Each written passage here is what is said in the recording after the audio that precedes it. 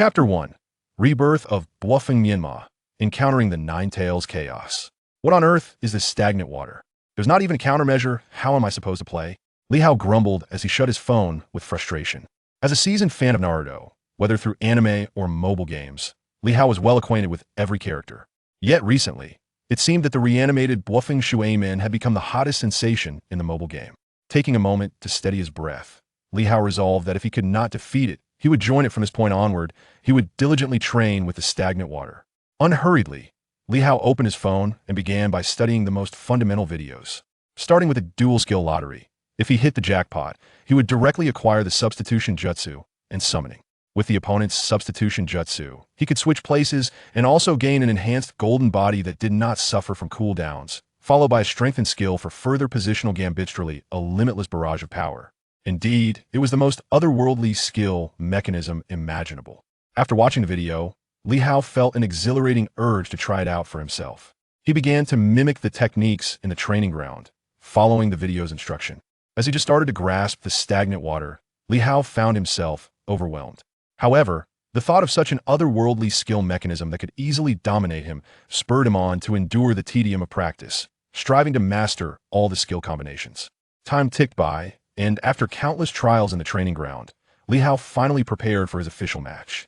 He selected Bluffing Shuaiman Reanimation, Bluffing Shuaiman 100 Battles, and Bluffing Shuaiman Youth, while his opponent chose Uchiha Itachi, Uzumaki Naruto Nine Tails Connection, and Uchiha Sasuke Mangeki Sharingan. Upon seeing the opponent's lineup, Li Hao scoffed. You have already chosen your path to demise. After a vigorous effort, Li Hao effortlessly triumphed over 3 opponents using stagnant water. Licking his parched lips, he was ready to start the next match when suddenly a system notification popped up. Player Konoha Feiyong requested to add as a friend. Should he accept? Li Hao glanced at the namite, was the player he had just easily defeated in the last match. Li Hao felt a twinge of confusion. Does he think stagnant water is particularly otherworldly? Is he seeking to learn from me? He resolved that if the other party wished to learn, he would share his experiences with this player, teaching him to join forces rather than succumb. He promptly clicked to accept the request. Damn, how can you play stagnant water so otherworldly? Can you even play it? Konoha Feiyong inquired. Where's the otherworldly aspect? The hero is right, they're what's so strange? It's been this way for years. If you can't win, perhaps you should reflect on your own efforts. Have you practiced enough? Li Hao retorted, displaying a double standard. Without waiting for a response, he dove straight into the next match. Just as he was about to unleash a dazzling spiral dance with stagnant water, a blinding flash erupted from his phone, followed by a deafening bang. Amidst the white light and ringing in his ears, he lost consciousness. Uncertain of how much time had passed, Li Hao groggily opened his eyes, surveying his surroundings. All he could perceive was an expanse of white, and he felt as though he was ensnared within it. Wede, am I dead? I remember my phone overheating and exploding, but where am I now? Is this heaven? Attempting to rise, Li Hao found himself utterly devoid of strength. He could only flail his arms aimlessly. Suddenly, he felt something soft and fleshy beside him, which sent a shiver of fear through him. He anxiously peered down, but aside from the pervasive white light, he saw nothing. Forget it. He'll just remain here.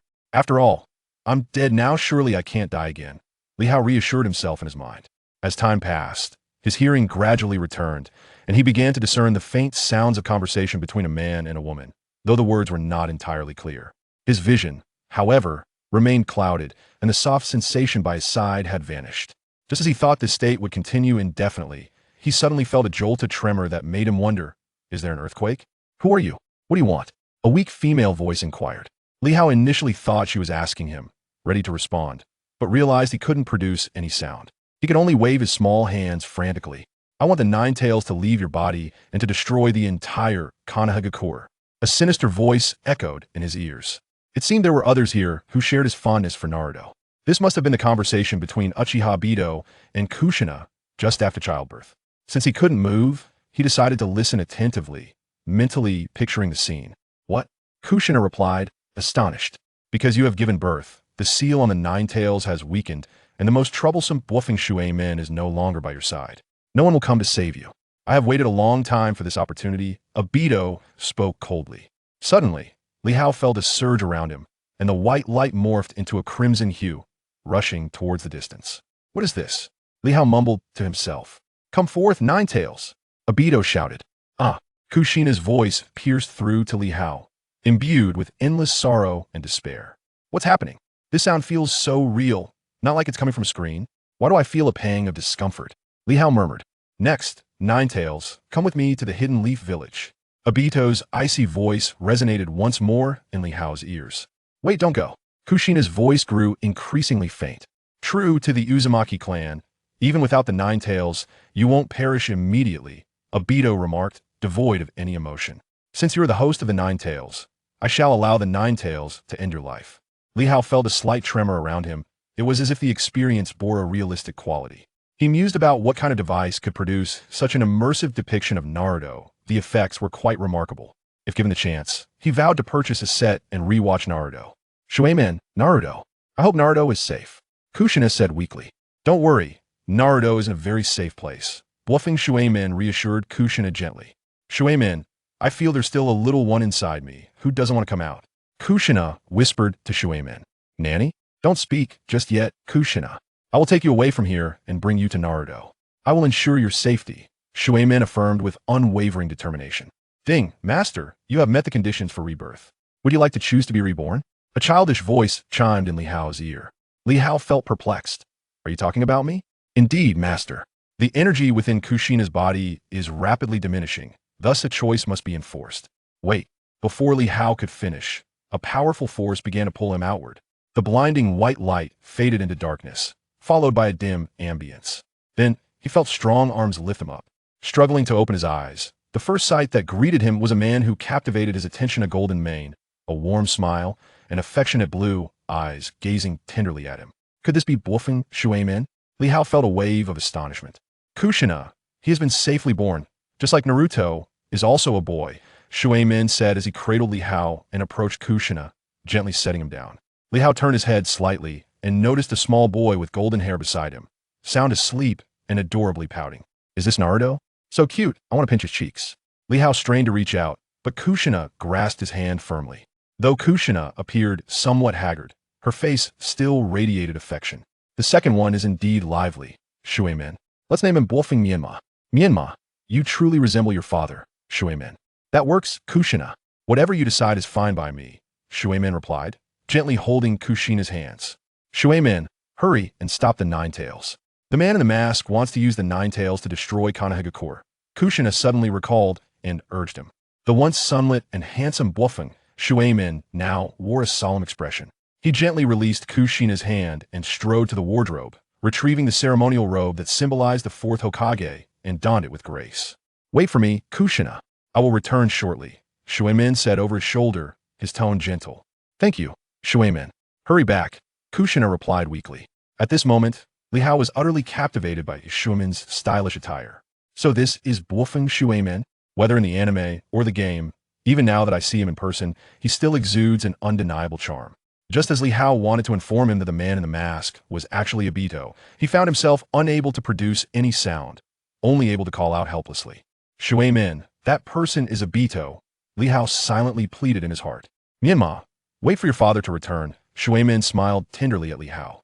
Then, with a swift motion, he vanished. Is this the flying thunder god? So cool, I must learn it. Li Hao was left in awe of Shueiman's incredible technique. Don't be afraid, Naruto Menma. Mommy is here, I will stay with you, Kushina said gently, gazing at Menma and the slumbering Naruto. At this moment, Li Hao was incessantly calling out in his mind, System, System, are you there? I'm not called System, I am Xiao Shui. Master, responded a doll with droplets atop its head and a body of deep sea blue, appearing within Li Hao's consciousness. All right, Xiao Shui, how can I save Watergate and Kushina? Li Hao inquired urgently. Master, once the Ninetales departs, it cannot be rescued. However, I can slightly extend Kushina's life, Xiao Shui answered in a sweet, childlike voice. Then please help. Quickly extend Kushina's life, even if just for a moment. Li Hao pleaded, uncertain of this entity claiming to be Xiao Shu's abilities, but willing to give it a try before exploring further. A gentle blue energy emanated from Li Hao's body, flowing towards the ailing Kushina. The pained expression on Kushina's face softened slightly. Mommy, are you healing? At some point, Kushina had opened her beautiful eyes and gazed at Li Hao. Thank you, my dear. Mommy feels a bit better now. Is this your chakra? It is indeed powerful. You must use this ability to protect your brother Naruto. Kushina looked tenderly at her children, Menma and Naruto. Hee hee, Li Hao chuckled bashfully, but the sound that emerged was akin to a baby's tinkling laughter, leaving him somewhat embarrassed as he momentarily forgot he was still an infant. Suddenly, a cool breeze swept through, and with a whoosh, Watergate appeared before them. I apologize, Kushina. The Ninetales has been transferred here. I need to establish a barrier to seal it. Watergate looked apologetically at Kushina. I can still fight, Watergate. Let us go together. Kushina strained to rise from the bed. Watergate's lips moved, but he said nothing, instead enveloping Kushina in his arms, while his other arm embraced both Li Hao and Naruto. With a swift motion, they were transported outside, just as a massive explosion erupted behind Watergate. In that moment, Li Hao remained silent, allowing Xiao Shui to continue emanating blue energy, nurturing both Watergate and Kushina. What an impressive talent. Watergate, sensing the energy from Menma, felt a shock within. Perhaps these two children truly can make a difference. Seemingly having made a decision, he tightened his grip on Menma and Naruto. Kushina, I have an idea. Menma and Naruto might indeed change the fate of the ninja world in Konoha, Watergate declared resolutely, gazing intently at Kushina. But they are merely infants, Watergate, Kushina replied, her heart heavy, fully aware of the implications of his words. Yet they are our children, and we must have faith in them. Watergate smiled his signature smile, radiating hope and warmth. Very well, I understand. I believe in them, Kushina said, breaking free from Watergate's embrace. With a shaky resolve, she stood up, suddenly unleashing a dozen chains that surged toward the Ninetales. Chapter 2. The Corpse Demon Seal and the 8 Trigram Seal. At this juncture, Kushina, struggling against her own frailty, directed her chakra chains towards the Ninetales. The rampaging beast seemed to sense a shift, attempting to evade the chain's grasp. With a resounding crash, several chains erupted from the ground, swiftly ensnaring the Ninetales' limbs. Taken by surprise, the Ninetales was abruptly yanked to the ground, while other chains coiled around it like serpents. Damned Kushina, do you wish to perish alongside me? The Ninetales roared in fury, desperately striving to break free from its restraints. Thank you, Watergate, for allowing me to be your wife. But I cannot let our children become the Ninetales Jinchuriki, suffering the world's fear and scorn.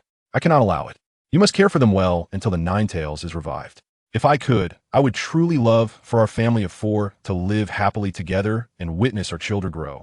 Kushina looked at Watergate with tearful eyes, fully aware of the strength required to endure as the Ninetales host. Wait, Kushina, listen to me. Your encouragement led me to become the 4th Hokage, and don't you wish to see our children grow up? Please, do not waste your chakra seal within them. Let them grow alongside it. I will handle the remaining sealing. I cannot accept a life without you, and if the village is devoid of tailed beasts, the balance among the ninja villages will shatter. As long as one of them can master this power, they will surely help suppress the other half of the Ninetales. Watergate gazed deeply into Kushina's eyes. Hey, can you two stop arguing about who should die at this moment? If both of you perish, who will protect us? The third is not a kind man. Menma interjected, rolling her eyes and flailing her arms, accidentally hitting Naruto beside her. With a wail, Naruto burst into tears. Did I disturb you? My apologies, Naruto, Menma, Watergate said, lowering his head and offering a gentle smile to the two. Watergate, what are you planning to do? Kushina asked, her brow furrowed with confusion. Seal the remaining chakra into Naruto, and Menma, I will perform the 8 Trigram Seal and handle the Ninetales. Corpse Demon Seal. Watergate began forming hand seals, as Menma spotted a colossal figure of the Shinigami behind Watergate. Watergate, you will die from this technique. Kushina attempted to intervene. There is no time, Kushina. It has already begun. We must believe in the 2 children. They can only bear half of the Ninetales each. Just like Jiri Sensei said, the world is undergoing change, along with the calamities it brings, including that masked man who will surely deliver a devastating blow to the entire ninja world. Naruto's name was given by Jiri Sensei, and Menma's name was yours. They will undoubtedly inherit our will. Watergate flashed Kushina his signature smile, hoping to leave her with a lasting memory of his warmth. At that moment, Sarutobi Hiruzen arrived, leaping from a distance and calling out, Watergate, 3rd Hokage, I entrust my children, Naruto and Menma, to your care. I will seal the Ninetales within them, making them the Jinchuriki. Watergate looked at Sarutobi with noticeable strain. Watergate, I understand, Sarutobi Hiruzen replied, deeply moved by Watergate's actions, feeling a pang of guilt in his heart. Kushina, I am about to begin. Once the sealing of the Reaper is complete, you shall commence sealing your chakra. With the hope that it may assist them when they wish to control their powers as the Jinchuriki of the Nine Tails, Minato said, directing his words towards Kushina. To allow me and our sons to meet briefly as they grow up, you must sacrifice your life, and for the village and the nation. Your sons must become the Jinchuriki? I had wished for you to be by their sides, watching them grow. Kushina exclaimed in despair. Abandoning the nation, forsaking the village, and relinquishing these two children are indistinguishable acts. Moreover, as their mother, your value far exceeds mine. Even a fleeting presence would provide them greater support. Something I cannot compare to, especially since we are both ninjas. After finishing his words, Minato summoned the altar for the 8 trigram seal, placing both Naruto and Menma upon it. Having completed this, a hand of chakra extended from within Minato, reaching for the Nine Tails. Seal, Minato shouted, as the hand that pulled the Nine-Tail spirit flew towards Menma on the altar. No, stay away. Menma desperately waved his hands, inwardly lamenting. I certainly do not wish to become the Jinchuriki of the Nine Tails. However, despite his vigorous resistance, it bore no fruit. As a heavy force surged within Menma's abdomen, it felt as if it were attempting to escape. Now it is time to seal it within Naruto. Minato panted lightly. Damn it, Minato. How could you treat me this way? To separate and seal me within these two brats is unforgivable. The Nine Tails glared fiercely, raising its claws, ready to pierce through Naruto and Menma while Minato was catching his breath. As someone reborn, Li Hao understood what was to transpire next. Yet when the blood of Minato and Kushina dripped from the Nine Tails' claws onto his face, ripples of emotion surged within him, a tingling warmth, a sense of intimacy. Shashui, can you collect their blood? Li Hao tentatively inquired. No problem, master, but I can only gather a small amount. Shashui responded, gesturing to gently collect the blood from Li Hao's face. Meanwhile, Sarutobi Hiruzen and the Umbu continued their relentless charge, attempting to breach the barrier. Lord Third. Has the ceiling failed? The Nine Tails appears smaller than before, an Umbu ninja pointed out. The children have been protected. Truly worthy of the 4th Hokage, Sarutobi Hiruzen observed. Gripping the Rui staff, transformed from the Monkey King, anxiously watching the events within the barrier. Die, Minato, Kushina. Soon I will kill these two children and let them accompany you. The Nine Tails roared in fury. Upon hearing the Nine Tails' words, Minato, enduring the pain, began to form seals and summoned Gamabunta.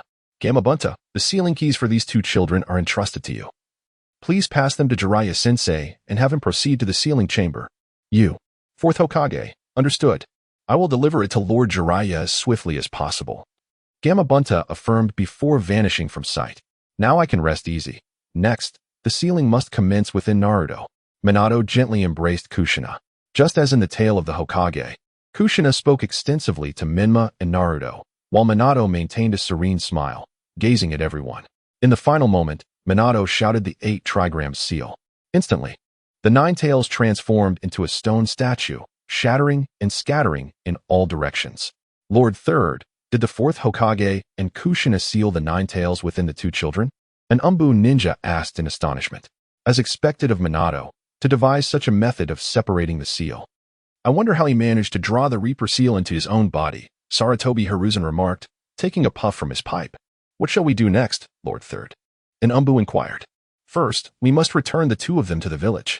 You will take turns caring for them until they can walk. Their identities must remain confidential. And we cannot allow any other village to discover them. The 3rd Hokage exhaled a plume of smoke. Yes, Lord Third. 2 Umbu ninjas lifted Menma and Naruto, disappearing before the 3rd Hokage. Meanwhile, the 3rd Hokage continued to puff on his pipe, lost in thought. As Menma entered the sealing space containing the Nine Tails, he crawled towards it and sat down, observing the creature before him.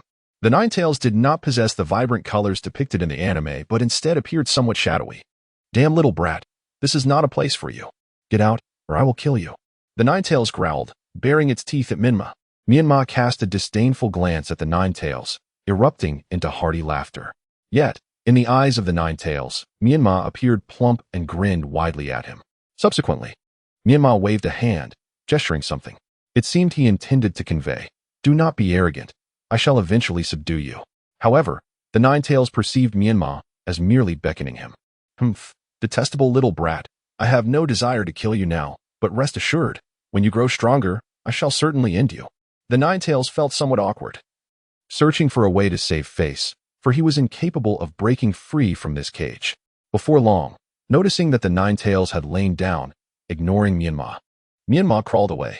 Upon opening his eyes, he found himself on a bed alongside Naruto, with two Umbu ninjas feeding them both milk powder. Shasue, what on earth is happening here? Did Naruto consume milk powder as a child? Menma inquired, puzzled. Indeed, master. As a Jinchuriki, Naruto was secretly raised in isolation when he lacked the ability to act. Now that you are also a Jinchuriki, your treatment is naturally the same.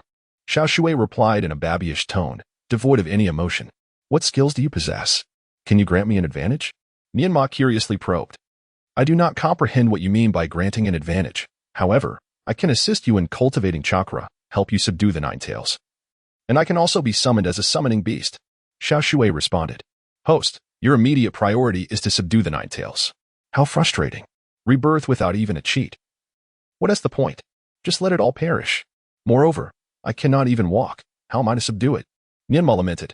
Do not be concerned, master.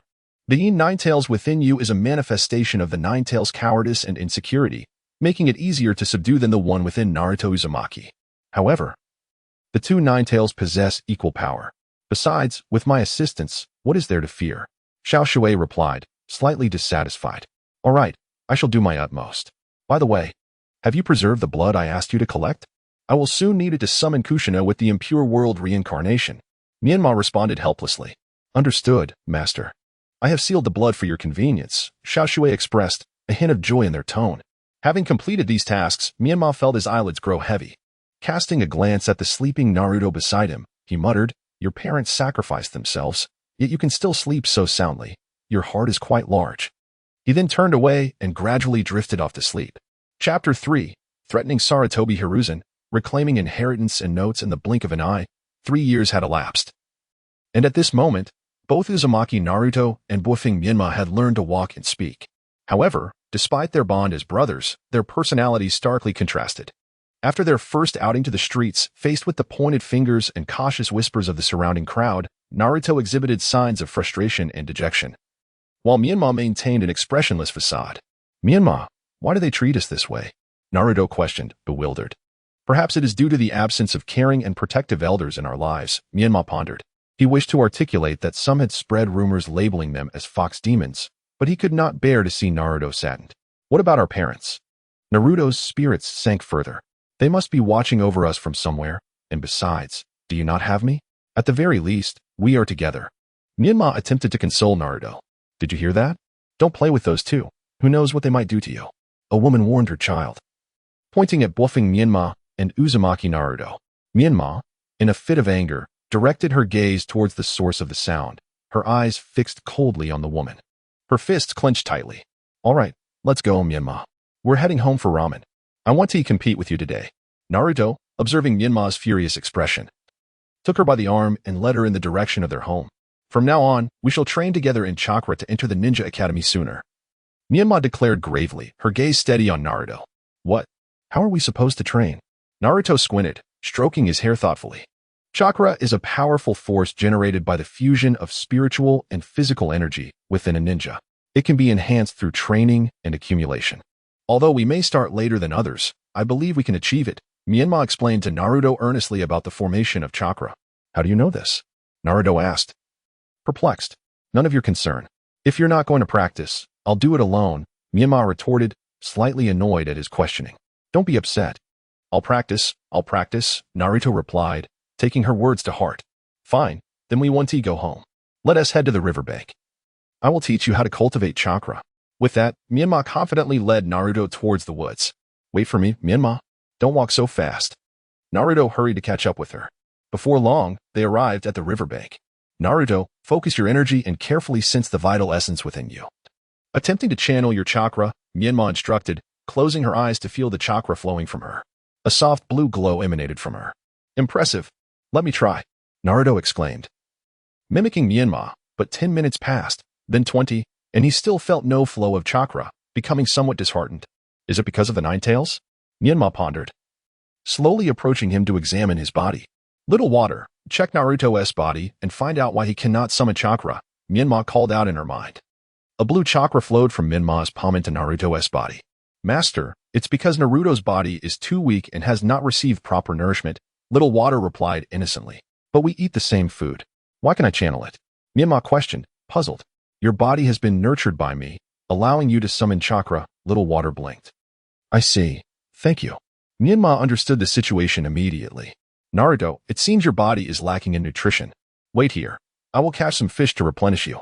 Menma found a suitable stick, sharpening one end, and walked toward the riverbank.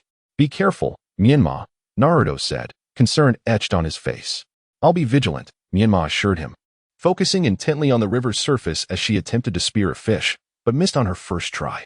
Undeterred, she began to search for her target more cautiously. Yet again, she skewed her aim. At that moment, Menma set the stick down, sitting quietly by the river, her mind racing with thoughts on why she couldn't catch a fish. Could it be due to refraction? Menma mused, glancing up at the blazing sun overhead. I remember the principles of refraction. I must have forgotten them upon arriving in this world, she self-deprecated. Picking up a nearby stick, she tentatively extended it into the water, examining the angles of refraction. Menma, if you can't catch anything, let us just head back for ramen, Naruto offered, attempting to comfort her as he noted her struggle. Just a moment longer. I'm almost there, Menma replied, continuing her exploration. Master, someone is observing you from the upper right. Little Water's sweet voice echoed in Menma's mind. Menma lifted his head and gazed towards the upper right, pondering whether that scoundrel Sarutobi Hiruzen was watching him. At that moment, seated in the Hokage's office, Sarutobi Hiruzen was indeed locked in a one-sided gaze through the crystal ball, remarking to himself how terrifying this little brat was to sense his observation. He then redirected his chakra to look at Naruto. Inside the crystal ball, Naruto appeared somewhat adorably bewildered, scratching his head and quietly watching Menma. Ah. These two brothers truly perplex me. Menma is rather astute while Naruto is undeniably foolish. I wonder if he can truly become the perfect Jinchuriki. Sarutobi mused as he closed the crystal ball. Is he still watching? Menma inquired in his mind to his companion, Little Shuei. Not anymore, master. Little Shuei replied in a childish tone. Damn, that old fox just spends his days spying. I'll definitely smash his crystal ball later, Menma thought bitterly. Returning to his study of the principles of refraction. At long last, after numerous attempts, Menma returned triumphantly with 4 fish caught in a single afternoon. How about that, Naruto? Am I impressive, or what? He boasted, waving the fish in his hand. Impressive indeed, Menma. You truly are my brother, Naruto exclaimed, dancing with excitement. Quit being a fool. If you don't hurry up and train, you might as well accept being the younger brother, Menma teased, yet continued to clean and prepare the fish. Watch closely. I will undoubtedly become Hokage, Naruto declared, energetically throwing a series of punches and kicks. Don't be ridiculous. What is so great about that title? Hurry over and help clean the fish, or you'll just have to watch me eat, Menma retorted, somewhat impressed by this delusional youth. With no one instilling the will of fire in him, how could he so foolishly aspire to become Hokage? Ah, little one, do you wish to become Hokage? It is not merely a matter of shouting slogans. One must possess a resolute spirit of fire. An elderly voice resonated in their ears. Naruto recognized the voice without needing to guess who it belonged to, and he turned towards its source. Grandpa, what is the will of fire? Naruto's eyes reflected a mix of confusion as he gazed blankly at Hiruzen Sarutobi. My young friend, the will of fire signifies a willingness to dedicate oneself to the village, earning the recognition and attention of its people. Only those who embody this spirit can aspire to become Hokage. Hiruzen observed the clear yet naive expression in Naruto's eyes, subtly glancing at Konohamaru. That child over there, are you not interested in the will of fire and the Hokage? Hiruzen called out to Konohamaru with a smile. Not interested. Konohamaru replied coldly, tightly gripping the small knife in his hand. What a pity, Hiruzen sighed softly, turning back to Naruto. What is your name, young one? I am Naruto Uzumaki, and this is my brother, Konohamaru. Naruto enthusiastically introduced himself and his sibling. A splendid name. Are you grilling fish? Might I have a taste? I find myself a bit hungry, Hiruzen said, patting his stomach. He had come primarily to connect with the two boys and convey the will of fire, fostering a bond between them. Yes, Grandpa, are you out of money for food too? How unfortunate. Don't worry, we have plenty of fish. Please, have some. Naruto continued his warm invitation to Hiruzen, oblivious to the underlying implications. Then I shall not be polite, Hiruzen replied, sitting down with a thud. Naruto, go gather some more branches. We have too many fish to cook otherwise, Konohamaru instructed coldly. Understood, Konohamaru. Grandpa, please wait a moment. Naruto exclaimed cheerfully as he dashed into the woods. Hiruzen Sarutobi, the third Hokage. It is you, isn't it? Konohamaru turned and glared at Hiruzen coldly. Such a rude child. You ought to address me as Lord Third, Hiruzen replied, maintaining his smile. Return my father's ninja notes and our parents' possessions. Konohamaru fixed his gaze fiercely on Hiruzen. A shock ran through Hiruzen. What are you talking about? I said, return the possessions and ninja notes of the fourth Hokage. Minato Namikaze and Kushina. Konohamaru stepped closer, holding the fish. How do you know this? And what about Naruto? Hiruzen's forehead began to bead with cold sweat. We both carry our mother's chakra, she has informed me. Naruto likely remains unaware.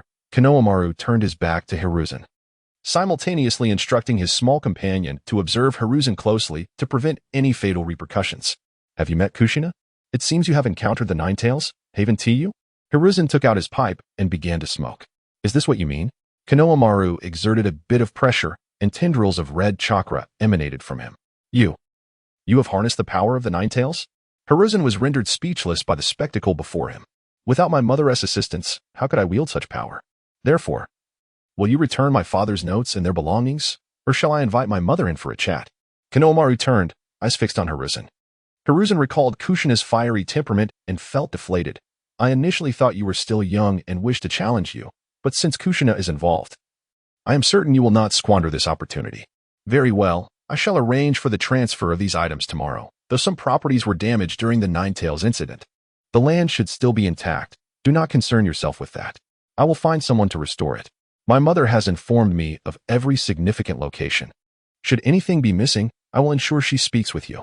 Konohamaru felt a surge of confidence, knowing the truth about the chakra was a fabrication, as he lacked the key to the seal, having instead communicated with the Ninetales to procure it over the past 3 years. Rest assured, the properties will be reserved for you. As for your parents' information, do not disclose it to Naruto or the villagers, after all. You are the sons of the fourth Hokage, and other villages may pose a threat to you. Hiruzen regained his composure, continuing to puff on his pipe. That is acceptable. But one last thing. Ensure no one in the village spreads rumors that we are fox demons. We must clear our names. We are not demons. I will share a secret. Naruto carries both my father's and mother's chakra. I trust you would not want my father to come seeking you for a discussion, would you? Konohamaru expressionlessly placed the fish on the fire to roast. Did the Ninetales inform you of this? It is truly unbelievable that you have reached such an understanding with the Ninetales. Hiruzen expressed disbelief. Not only me, but Naruto as well shall become perfect Jinchuriki. Thus, do not attempt to forge any bonds through deceit. As long as we feel warmth in Konoha, we shall protect it. After all, we are the sons of the fourth Hokage. Wouldn't you agree, Lord Third?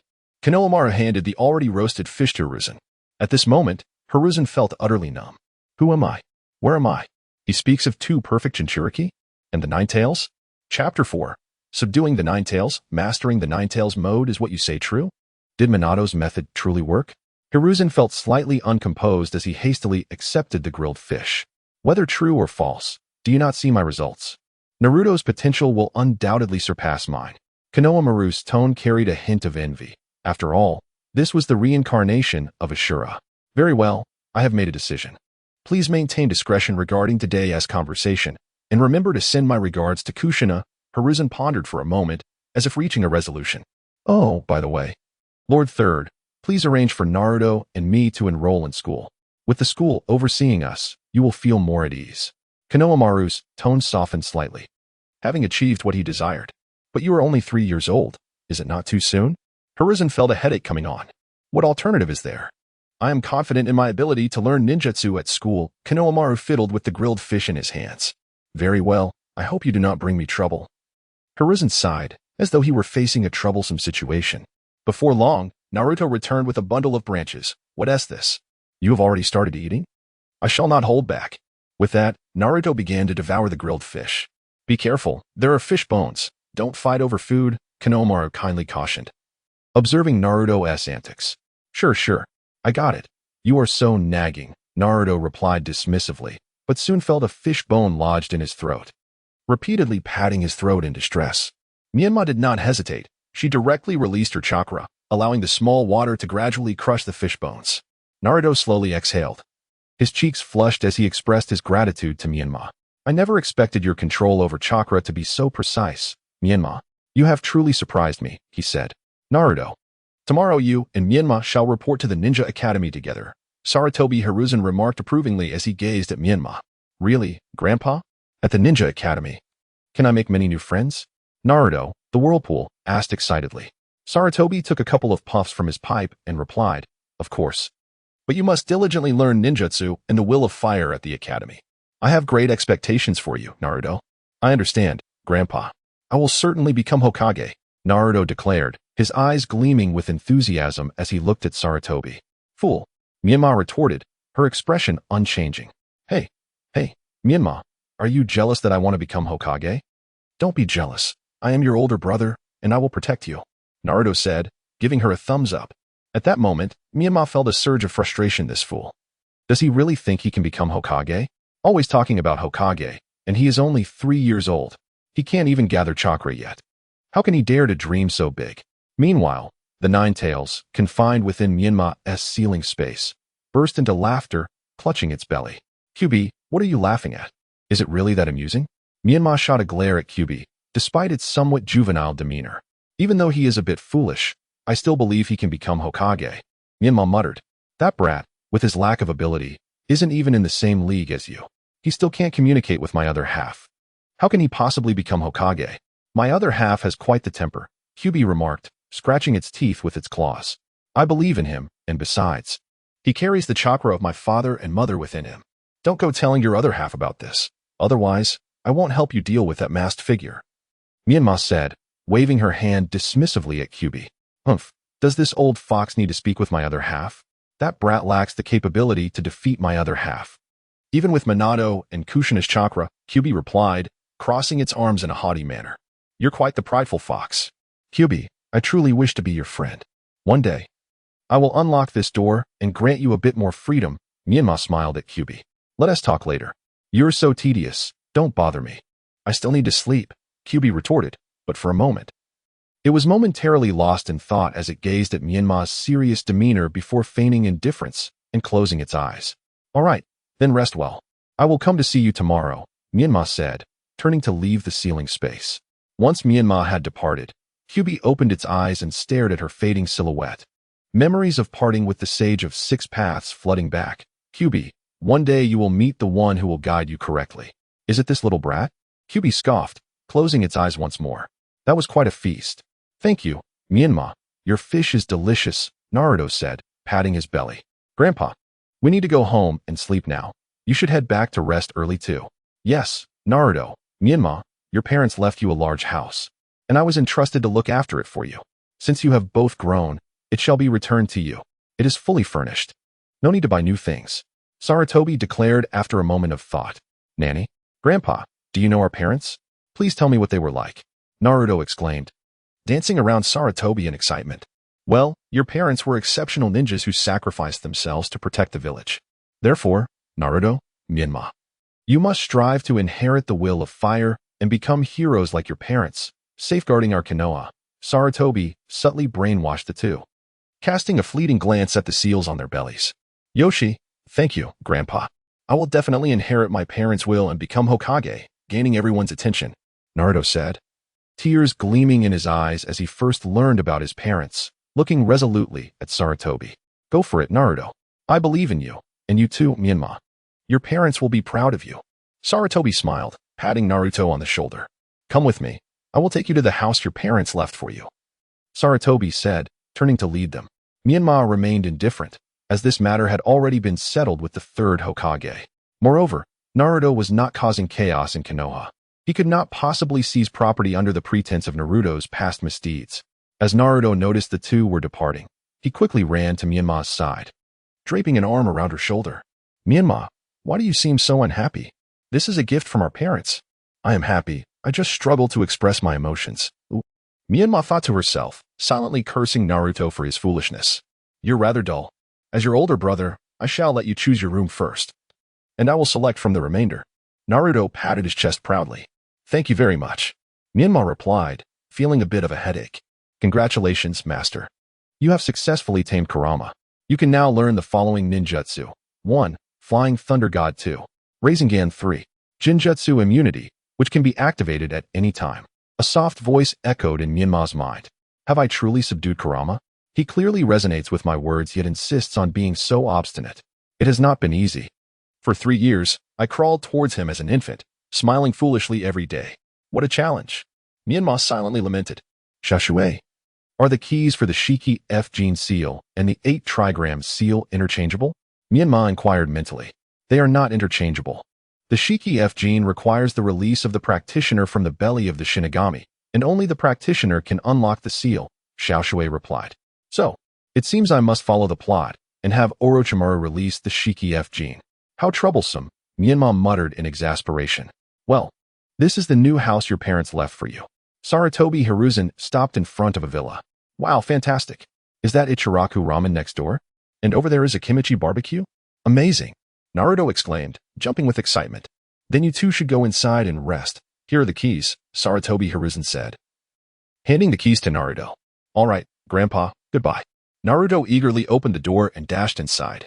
Third Hokage, I have a question, Myanmar stated, already knowing the answer but speaking for Kurama's benefit. What is your question, Myanmar? Sarutobi Hiruzen turned, smiling kindly at her. The Shiki F gene technique seals the 9 tails within me, as my father used it. My mother said only my father can release it. Is there truly no other way? Myanmar feigned sincerity. Sarutobi Hiruzen took a puff of his pipe, staring blankly at Myanmar. Since you are aware of this technique, it seems Kushina has informed you well. The Shiki F gene seals both the practitioner and the seal, forcing them to fight endlessly within the Shinigami's belly. While I am uncertain how your father managed to seal it within you, this technique indeed has only one key, your father. He was not concerned about Myanmar attempting to break the seal, as it would be foolish to surrender one's soul to the Shinigami merely to release Minato's spirit. Thank you. Third Hokage, I will return to rest now. Without waiting for a response, Myanmar closed the door behind her. This child certainly shares Kushina's temperament, Sarutobi Hiruzen murmured to himself. Inform Mito Minin, Narashikaku, and Shimura Danzo to convene at the Hokage's office. He instructed the Umbu ninjas who knelt before him. Yes, Hokage-sama. The Umbu responded. Sarutobi Hiruzen glanced back at the villa before turning towards the Hokage office. Kurama, it's not that I do not wish to release you. This is rather complicated. I must find an opportunity to free my father's spirit to unlock your cage, Myanmar stated, sitting before Kurama. It's not like you can release me. I will eventually find a way out, Kurama retorted, casting a disdainful glance at Myanmar. Indeed, Kurama is the strongest. Rest assured, I will find a way to open this cage and free you. I cannot let my good friend remain trapped here forever, Myanmar declared earnestly. Do as you wish. Just hurry up and leave. Didn't I mention that I want to sleep? You're disturbing my rest, Kurama replied, snapping his claws. A surge of red chakra shot towards Myanmar. What is this? Kurama? Hey, you can't just take advantage of your good friend. Myanmar exclaimed, recognizing the chakra flying towards him, though he already had an inkling of its purpose. Stop whining. Do you want it or not? If you don't, I want to give it to you. I'm merely granting you a measure of self-defense so you don't end up too weak and perish later. Kurama glared at Myanmar. All right, I was wrong. I'm sorry, Kurama, I was just joking. Okay, I accept it. You should rest well. Myanmar received the energy Kurama offered and left the ceiling space. Meanwhile, sitting on his bed, Myanmar felt a surge of energy envelop him in a golden chakra, forming a chakra cloak around him. Wow, is this the Nine Tails mode? So powerful. Even the hidden Umbu outside can sense it. This sense of hatred. Is it young Kurama? Myanmar observed in delight the transformation occurring within him. That kid is indeed stronger than Naruto. I wonder what method he used to persuade my other half. However, I will not yield so easily. The hatred within me surpasses that of my other half. Naruto, as long as you wield my power, I will surely break the seal and escape. The 9 tails within Naruto glared menacingly in Myanmar's direction. Truly, young Kurama possesses immense hatred. Yet, he is just a proud fox. I suppose I should refrain from overly involving myself in the plot, as I have already improved Naruto's life. The rest is left to fate. And as for Edo Tensei, must I really wait 7 years for Naruto to steal the scroll? Myanmar mused while gazing at the moon. Chapter 5, The First Encounter with Uchiha Izumi High. I oppose the idea of letting the 2 Jinchuriki attend the ninja academy at such a young age. Danzo slammed his hand on Sarutobi Hiruzen's Hokage desk in anger. Sarutobi Hiruzen took a puff of his pipe. I have made my decision. This is not a discussion, it is a notification. Is that so, Hiruzen? One of the Jinchuriki must be trained by us at root. Danzo shouted furiously. Indeed, Hiruzen, Danzo is correct. The 2 Jinchuriki have enormous potential, Kohara chimed in. Neither of you will take them. They will be under the protection of the Hokage's direct umbu. This matter is settled, Sarutobi Hiruzen declared, standing and walking towards the window. Hiruzen, why is this? Do you intend to claim the 2 Jinchuriki for yourself? Do you still see me as your Hokage advisor? Danzo clenched his fists, his eyes blazing with fury. Danzo, I am acting in your best interest. Allow me to say this. The 2 Jinchuriki carry the chakra of Kushina and Minato, and one of them has already met her. If Kushina discovers your ulterior motives, the Nine Tails may indeed be released. You are well aware of her temperament. Sarutobi Hiruzen turned to face the 3. Is this true? I never imagined Minato and Kushina had such a hand in this. Suddenly, the usually silent Mito Minin broke his silence. Indeed, that wind wave Menma had already met Kushina, and she had disclosed everything to him. Furthermore, I shall announce tomorrow that the assets of the 4th Hokage and his spouse will be returned to Menma and Naruto, including those that you possess. Remember, do not allow the Jinchuriki to lose the will of fire for the village. That will be all. You may disperse. Sarutobi Hiruzen paid no further attention to the trio and left the Hokage's office. Towanzo slammed his hand on the Hokage's desk, instantly shattering it into splinters. Koharu Minin, you both must assist me. We cannot allow Hiruzen to continue down this reckless path, or else it will spell disaster for Konoha. Towanzo's words were met with hesitation from Koharu, who looked at him with concern. Towanzo, Hiruzen has made his position abundantly clear, and should we provoke Kushina as he warned, it could indeed lead to the ruin of Konoha. It would be wise not to oppose Hiruzen on this matter. Well, I shall retire for the night. It is rather late for a meeting. Koharu turned to leave. I too shall take my leave, Towanzo. You ought to lighten up and not overthink things. Mito Minin intended to add something, but halted upon seeing Towanzo's resentful expression, ultimately deciding against further persuasion and exiting the Hokage's office. Sarutobi Hiruzen, I shall become the 5th Hokage. You have forced my hand. Towanzo lamented in frustration. The next day, the first rays of morning sunlight streamed into Menma's face. He found the brightness somewhat blinding and pulled the covers up. What a delightful sleep. Good morning, Kurama. Menma promptly entered the ceiling space. Humph, Menma. Is my power not formidable? The Nine Tails regarded Menma with a proud demeanor. Indeed, it is impressive. Even the Umbu lurking in the shadows could detect it. And I could sense the intense hatred from your other half. Menma recounted his discoveries from the previous night while seated before the Nine Tails. I must possess a commendable temperament. My other half is quite volatile, and Naruto is bound to face some challenges. Ha ha ha. Kurama chuckled heartily, arms crossed. So Kurama, who among you and your other half is stronger? Menma raised an eyebrow at Kurama. You little rascal, do you think you could defeat yourself in a fight? We are equally powerful. Kurama glared. Ha ha ha. I was merely jesting, Kurama. I believe your other half could contend with the other 8-tailed beasts. Menma smirked at Kurama. I haven't tried. Who knows? You are a scheming little brat. It's all in good fun. Don't take it so seriously. Anyway, Kurama, I have my first day of school today, and I mustn't be late. I shall take my leave now, Kurama. Menma waved at Kurama as he moved toward the exit. Humph, that insufferable brat. 1 against 8? I recall during the chakra allocation it was divided as 1-tail proportion. 1 for me, 1-tail proportion. 1 for me. I should be able to tackle all 8. A glimmer of determination flashed in Kurama's eyes. Hey, Naruto, wake up. It's time for school. You'll be late if you don't hurry. Menma knocked impatiently on Naruto's door. Oh, all right. I'm getting up. Good morning, Menma. Naruto opened the door. Clad in his pajamas. Quickly change. We need to go to school. Menma shot Naruto an exasperated glance. Don't be so harsh. I'll be ready in a moment. What are we having for breakfast? Naruto asked, dressing. You're putting your clothes on inside out. You can't even dress properly. We'll grab some breakfast on the way. I'm too lazy to cook. Menma drummed her fingers on the table. Is anyone going to sell us breakfast? Naruto's excitement dimmed. Don't worry. Someone will help us buy it. Plus, there are new clothes. Menma stood and walked toward the door. What are you doing, Menma? Wait for me. Naruto hurriedly grabbed his outer clothing and shoes, racing to the door. Don't rush. I'm just calling a few people to help us buy some breakfast. Menma smiled at Naruto's eagerness. You should have said so earlier. Let me put on my shoes. Naruto grumbled, returning to his chair. Menma approached the doorway and called out towards the location she sensed the previous night. Hey, members of the Umbu, come down and fetch us some breakfast. Surely. You heard the old man's words yesterday. You can reimburse him for the expenses. Have I been discovered? How could this little brat possess such acute perception? murmured the hidden ninja within the umbu. With a swift motion, the ninja materialized before Menma. Little brat, how did you sense my presence? Was it truly difficult to detect you? Enough with the chatter, just procure us some breakfast. We need to report to school shortly. And you will have to escort us there afterward, Menma urged the umbu ninja. Humph. The umbu scoffed, vanishing from Menma's sight. Sighing, Menma mused. When will I be able to disappear with such finesse? She gazed enviously at the spot where the umbu ninja had just stood. I'm ready, Menma. What shall we have for breakfast? Naruto approached her side. Just wait a moment. He hasn't returned yet. By the way, Naruto, why are you dressed so unfashionably? Can you please discard that headband? It's truly unappealing. Menma lamented, exasperated by Naruto's appearance.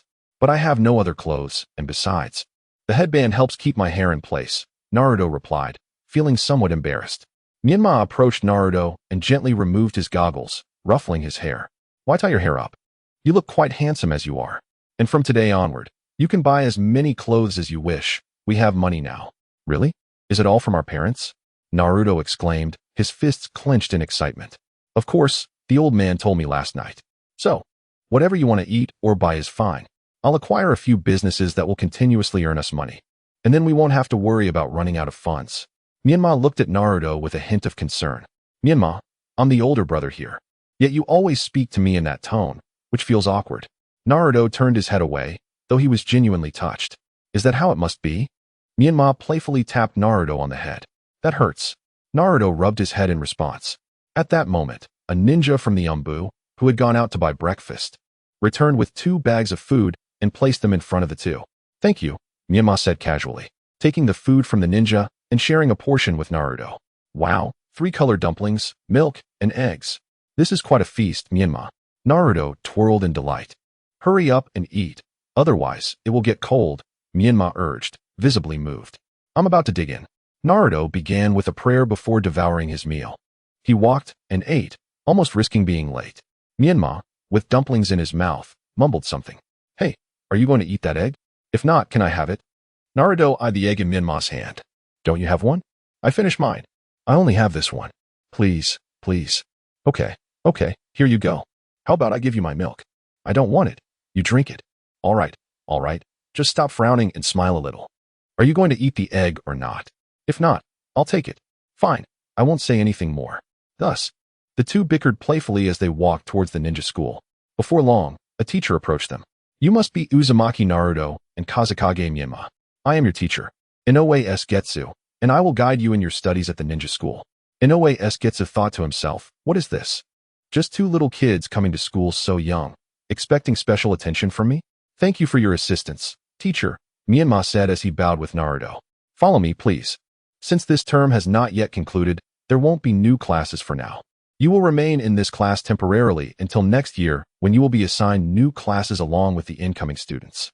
Let me tell you, this class previously had a remarkable student named Uchiha Itachi, who graduated early as a genin within less than a year.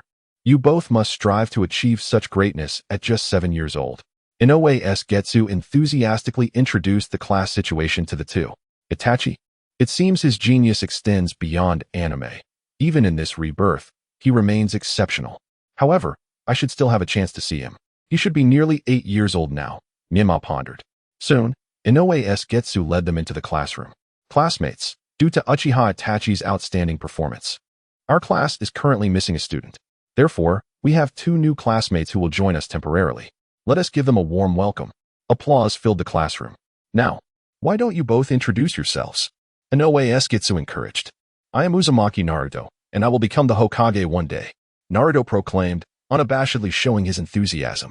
Kazekage Menma felt a bit embarrassed and stepped away slightly from Naruto. What? He's just a little brat. Why is he in school at such a young age? A boy with a wild hairstyle scoffed at Naruto. Can you, if you don't speak? No one will think you're mute. Inoue S. Getsu reprimanded. TCH. Can you turned his head away? I am Kazekage Menma. I look forward to your guidance, Menma said humbly as he bowed to the others. What a cute little fellow. I just want to pinch his cheeks. Ahem, you two can sit next to Uchiha Izumi. Inoue S. Getsu pointed in that direction. The two walked over to Uchiha Izumi. As Naruto attempted to sit next to her, Menma pulled him by the collar, making him sit beside himself while he took the seat next to Izumi.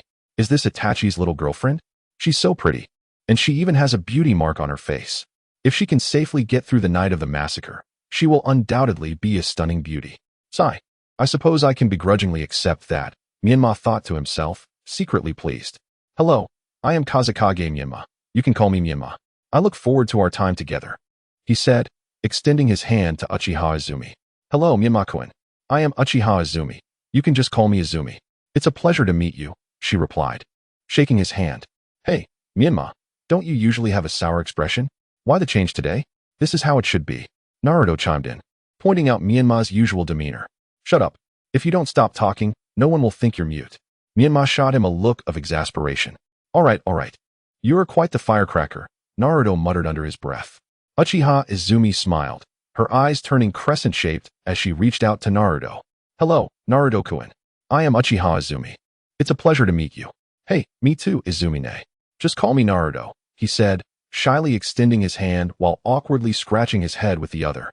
Shall we begin our lessons? Feel free to ask me if you have any questions.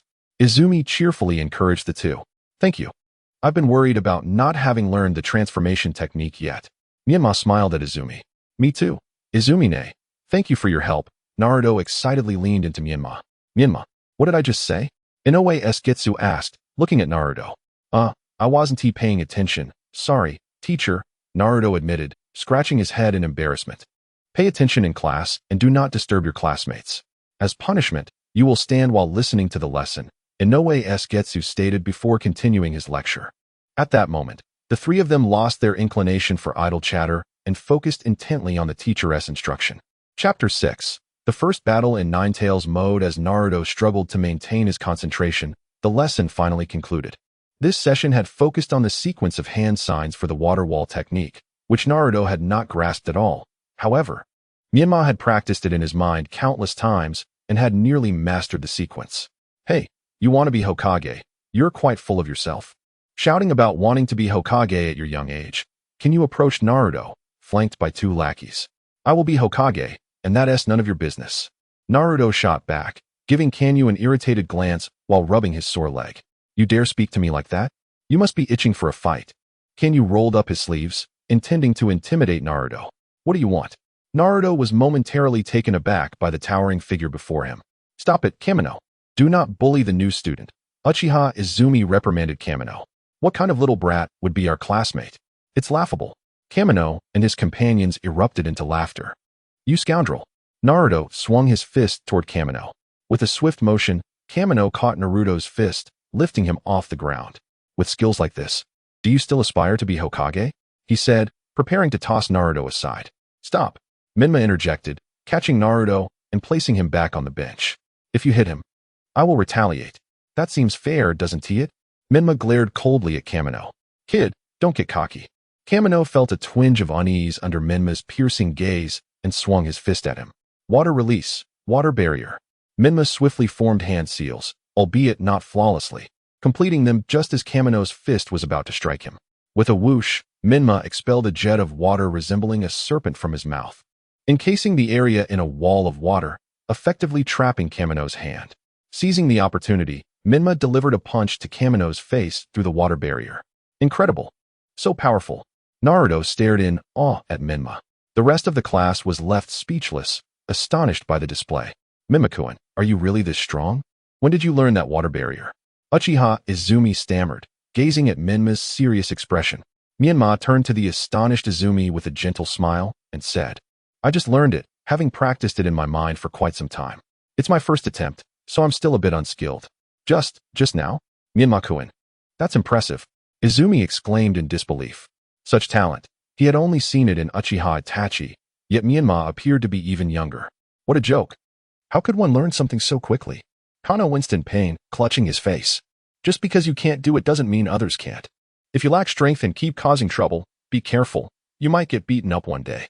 Menma coldly retorted, then released his chakra, causing the water barrier to dissolve into a puddle, drenching Naruto. Menma, my clothes are soaked. Naruto grumbled as he twisted his shirt. Sorry, I couldn't control it. It was my first time, and I'm still not proficient, Menma quickly replied, helping Naruto wring out his shirt.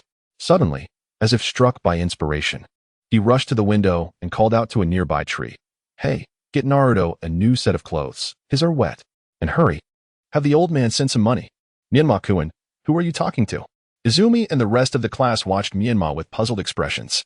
Nothing. Just someone who protects us. A trivial matter, Myanmar said nonchalantly. Myanmar, how come I didn't know anyone was protecting us?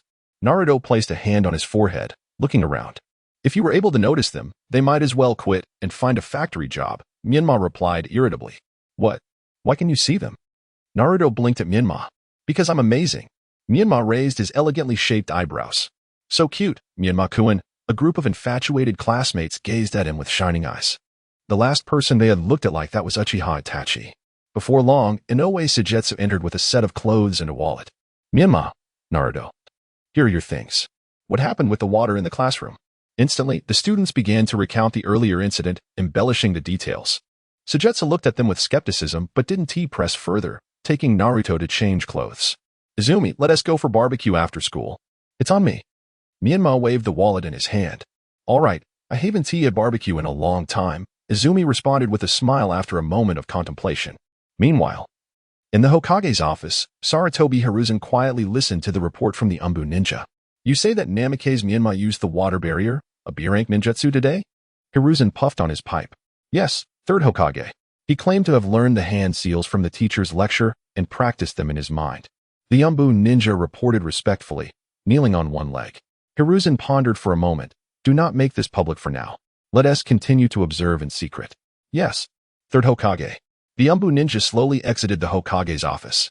Namikaze Myanmar had indeed mastered the power of the Nine Tails. It seemed Kushina had taught him well. I must find a way to establish a bond between him and the village to better convey the will of fire, Hiruzen thought, gazing out the window, lost in contemplation. At this moment in the route, a group knelt on one leg, patiently awaiting Danzo's orders. Ei, are you certain this person named Myanmar used the B-rank ninjutsu, water barrier? Today? Danzo leaned against the seat of the route leader. Yes, Danzo-sama. I have been monitoring the Jinchuriki. He has never been exposed to ninjutsu before, Ei replied, lowering his head. Ei, go bring this Jinchuriki to me. A mere boy, capable of only one water barrier. What strength could he possibly possess? Danzo tapped the stone armrest beside him. Yes, Danzo-sama. With that, Ei vanished in an instant. Such a powerful Jinchuriki, if I cannot control him, how can I hope to become Hokage? Danzo mused, stroking his left eye. Meanwhile, after school, Myanmar and his companions were heading to the Akimichi barbecue restaurant.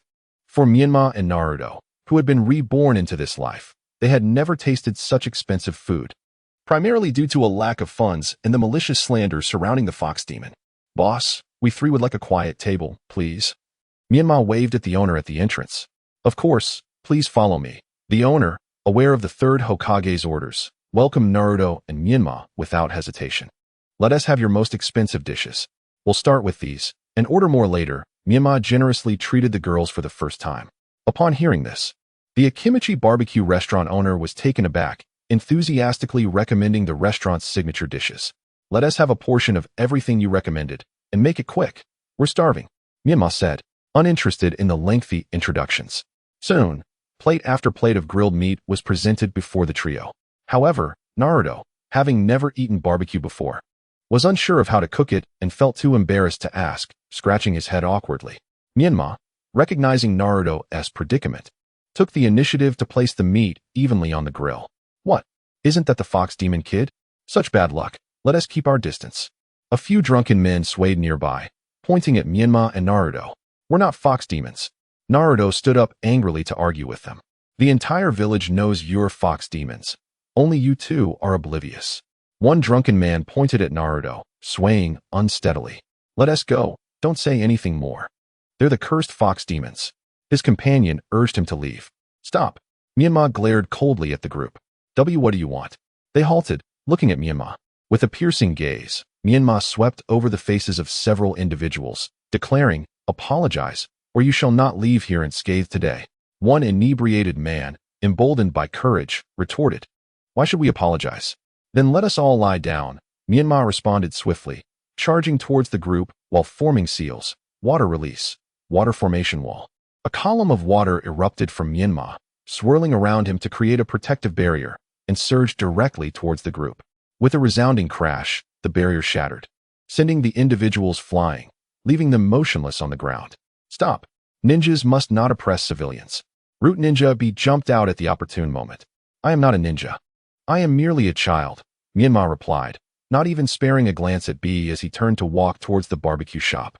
In an instant, Root Ninja B appeared before Menma, blocking his path. You will accompany me back to the root. We shall reach a conclusion there. Please do not resist unnecessarily. Step aside. Menma shot B a blank stare. Kid, come with me quietly, or suffer the consequences, be warned, preparing to strike. At that moment, Naruto and Izumi rushed to Menma's side. Ready to fight. You two should return to the barbecue. He is from the root, and you are no match for him. Wait for me. I will resolve this shortly. Menma reassured them with a confident smile, prompting the duo to reluctantly retreat back into the shop, anxiously watching Menma. Last chance, you truly won't let this go, will you? Menma's expression darkened. Knowing he had brought a girl today, they persistently provoked him. Zong, you have chosen your own path to demise, Menma silently cursed. At that moment, Menma closed his eyes, and upon reopening them, he was enveloped in the golden aura of the Nine Tails chakra. With a swift motion, he dashed towards B, delivering a punch directly to his abdomen. Initially, he intended to hold back, wanting to learn all three jutsu from Little Water. However, Zhang's provocations forced him to reveal his beast transformation. You seem intent on causing trouble. Very well, I shall no longer restrain myself. If you continue to provoke me, I shall leave Konoha for good. How fast? What is happening? B struggled to rise from the ground, wiping blood from the corner of his mouth. How dare you underestimate me, you little brat. Ninjutsu, secret technique, infestation worms. B unleashed a swarm of insects towards Menma. Water release, water formation wall. In an instant, Menma formed the seals and charged at B, confident that these oil-clan insects could not breach his defenses. Just before reaching B, a robust column of water erupted from Menma's mouth, forming a formidable water wall akin to that of Senju Tobarama, enveloping him completely. With a violent crash, Root Ninja B was sent flying, crashing into the buildings behind him, creating two large holes. Menma took measured steps towards the cavern, while the owner of the house lay prostrate on the ground, paralyzed by fear and unable to utter a word. You should commence drafting the compensation report, clearly noting that it was an act of malicious destruction by root personnel. You write the report, I will sign it, and we shall approach the third Hokage for compensation. Is there any issue? Menma regarded the house owner with a calm demeanor. And no problem, I will start writing it now. The house owner, too weak to rise, could only crawl slowly to retrieve paper and pen. Take your time writing. I shall be at the Akimichi barbecue restaurant nearby. Once you finish, bring it over, and I will sign it. Menma surmised that if he lingered any longer, the individual would likely be incapable of even writing his name. After leaving those words, he turned and made his way towards the Akimichi barbecue restaurant. Chapter 7. Danzo's retirement. Menma-kun, are you all right? Uchiha Izumi placed a hand upon her chest, her expression laced with concern as she gazed at Menma, fully aware that their opponent was a jonin from Root, while Menma was merely on his first day of school, not yet even a formal genin. Menma gazed at Izumi before her, her heart stirred involuntarily. Truly, she possessed a charm capable of captivating even the aloof Itachi Uchiha. Her expression was one that few could resist. Menma steadied her thoughts and offered a radiant smile, akin to a gentle spring breeze, seeking to warm the hearts of those around her. Do not worry, it has been resolved. There should be no further troubles.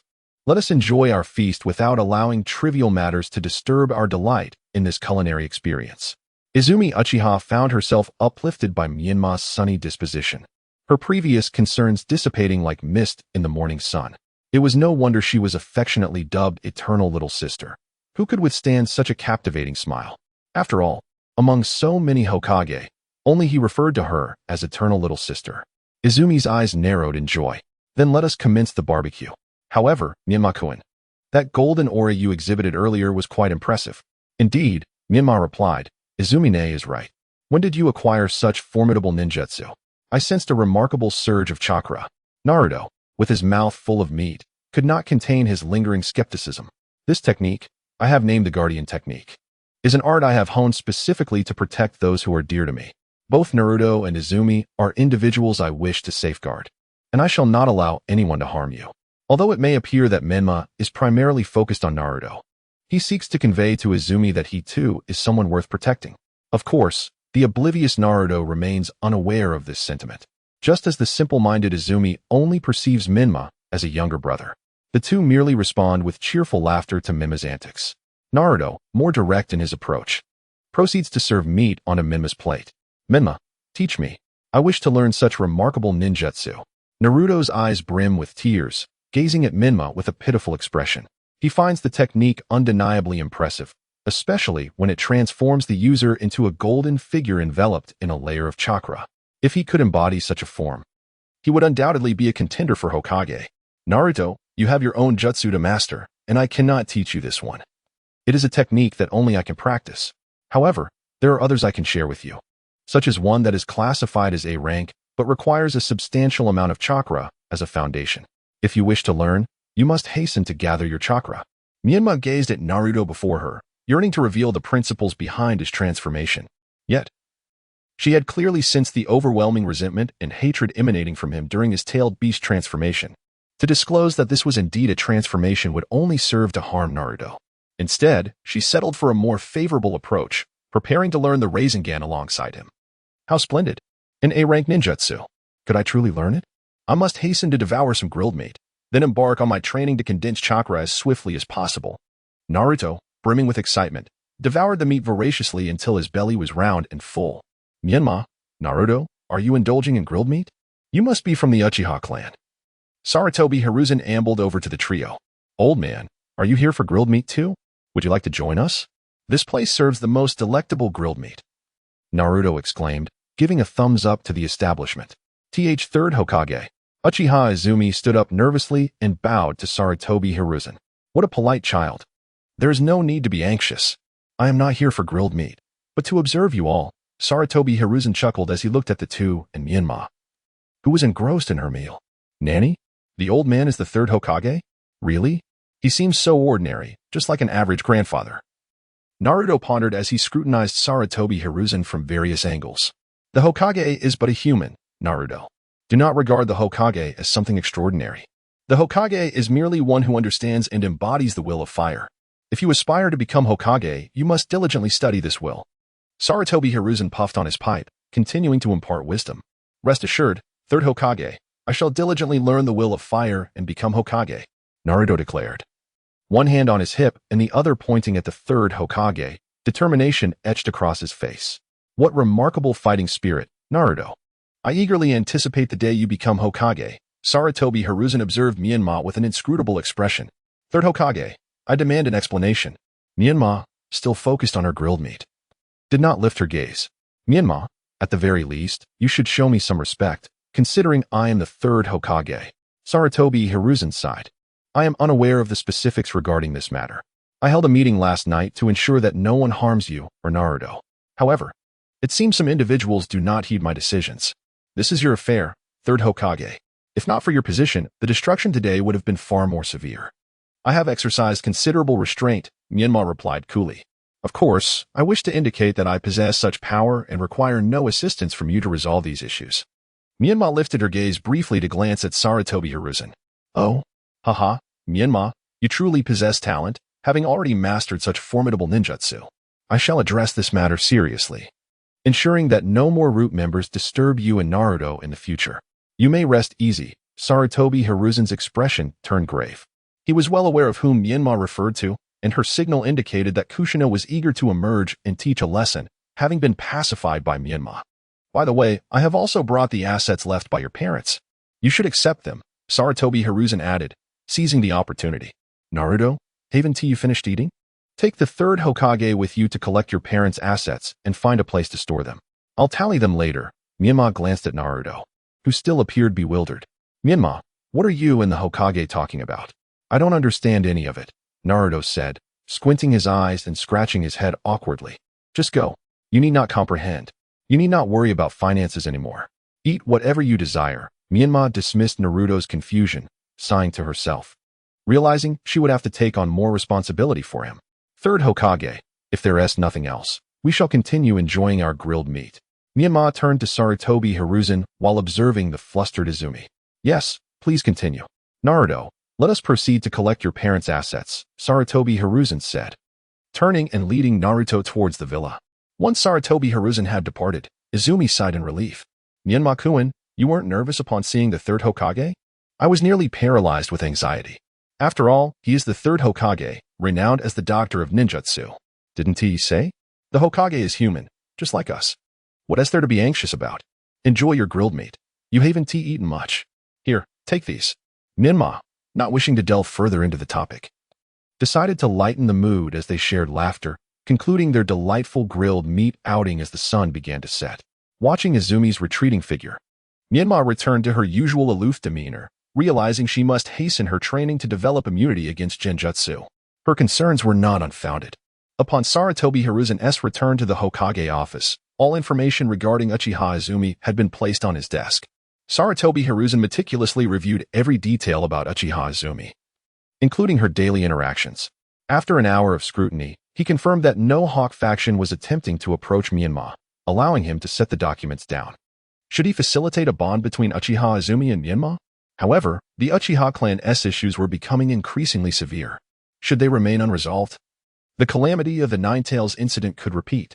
Sarutobi Hiruzen gazed out the window, deep in thought. Before long, he instructed the Umbu ninjas behind him. Relay my commands. Revoke Shimura Danzo's position as Hokage's advisor and strip him of his role as the leader of the route. Understood. Third Hokage, several Umbu members replied before exiting the Hokage office. Danzo, you have been afforded too much leniency. Your recent negligence nearly resulted in disaster. For the sake of the village's safety, it is best you retire and enjoy your twilight years, Sarutobi Hiruzen murmured. He had been quite forgiving towards his old friend. Even 2 years prior, when Danzo had instigated Yamato to assassinate him, Sarutobi Hiruzen had refrained from imposing severe punishment, despite Danzo's continued human experimentation alongside his disciple, Orochimaru. However, should Kushina be provoked, and the Ninetales erupt once more, the repercussions would be dire. Moreover, Menma remained a perfect Jinchuriki of the Ninetales. Though she lacked the will of fire, Naruto had fully embraced it. Menma could control it, and he believed Naruto could as well. In no time, the village would possess 2 perfect Ninetales Jinchuriki who would dare to infringe upon them. At present, the gravest concern lay with the Uchiha clan. Menma had demonstrated such formidable jutsu today. Any discerning observer would recognize it was not her own chakra. One could only speculate on the Uchiha's thoughts. It appeared he would need someone to gather intelligence within the Uchiha. Summon Uchiha Shursui to the Hokage office. Sarutobi Hiruzen commanded the Umbu behind him. Yes, Hokage-sama. One Umbu ninja departed. Uchiha Shursui, as the grandson of Sarutobi Hiruzen's friend Uchiha Kagami, had thoroughly inherited the will of fire. Perhaps he could assist in uncovering some internal matters concerning the Uchiha clan. Chapter 8.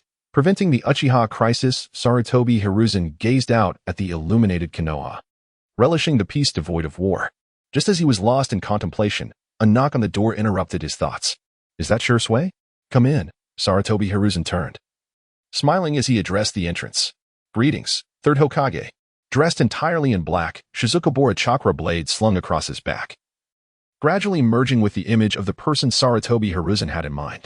Shizuku, rise. There is no need for such formality, Sarutobi Hiruzen said, exhaling a puff from his pipe, the acrid smoke enveloping the entire Hokage office.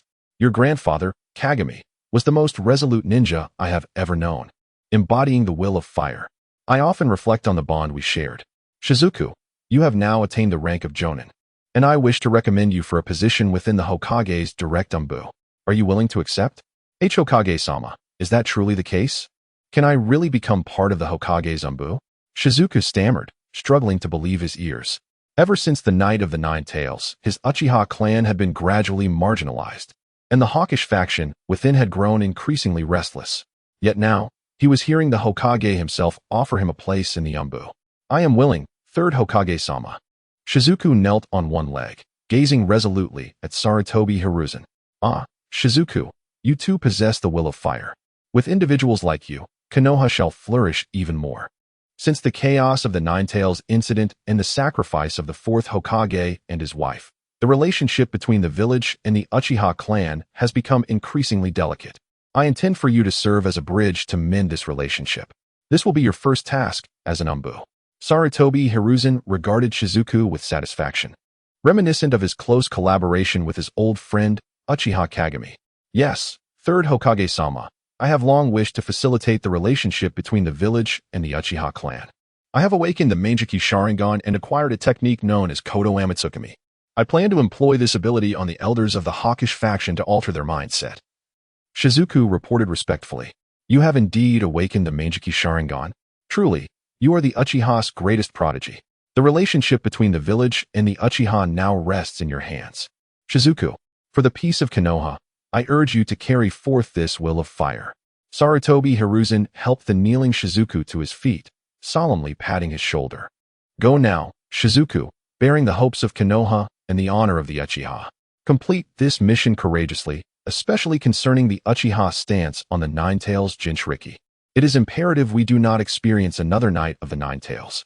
With a wave of his hand, Sarutobi Hiruzen signaled for an Umbu to escort Shizuku to retrieve his Umbu attire. Meanwhile, at home, Menma found it amusing to see Naruto scanning the surroundings with a vigilant expression. Naruto, what are you doing? Are you guarding against thieves? Look, Menma, so much money. And these 2 crates are filled with properties. Of course, I must be cautious, Naruto exclaimed, rushing to drag Menma toward the numerous boxes. Let me manage this money for you. If you need any, just ask me. I plan to use it for something important, and you can join me. Together we can make our money grow. Menma raised an eyebrow at Naruto. Make money grow? Is that really possible? But you're only 3 years old.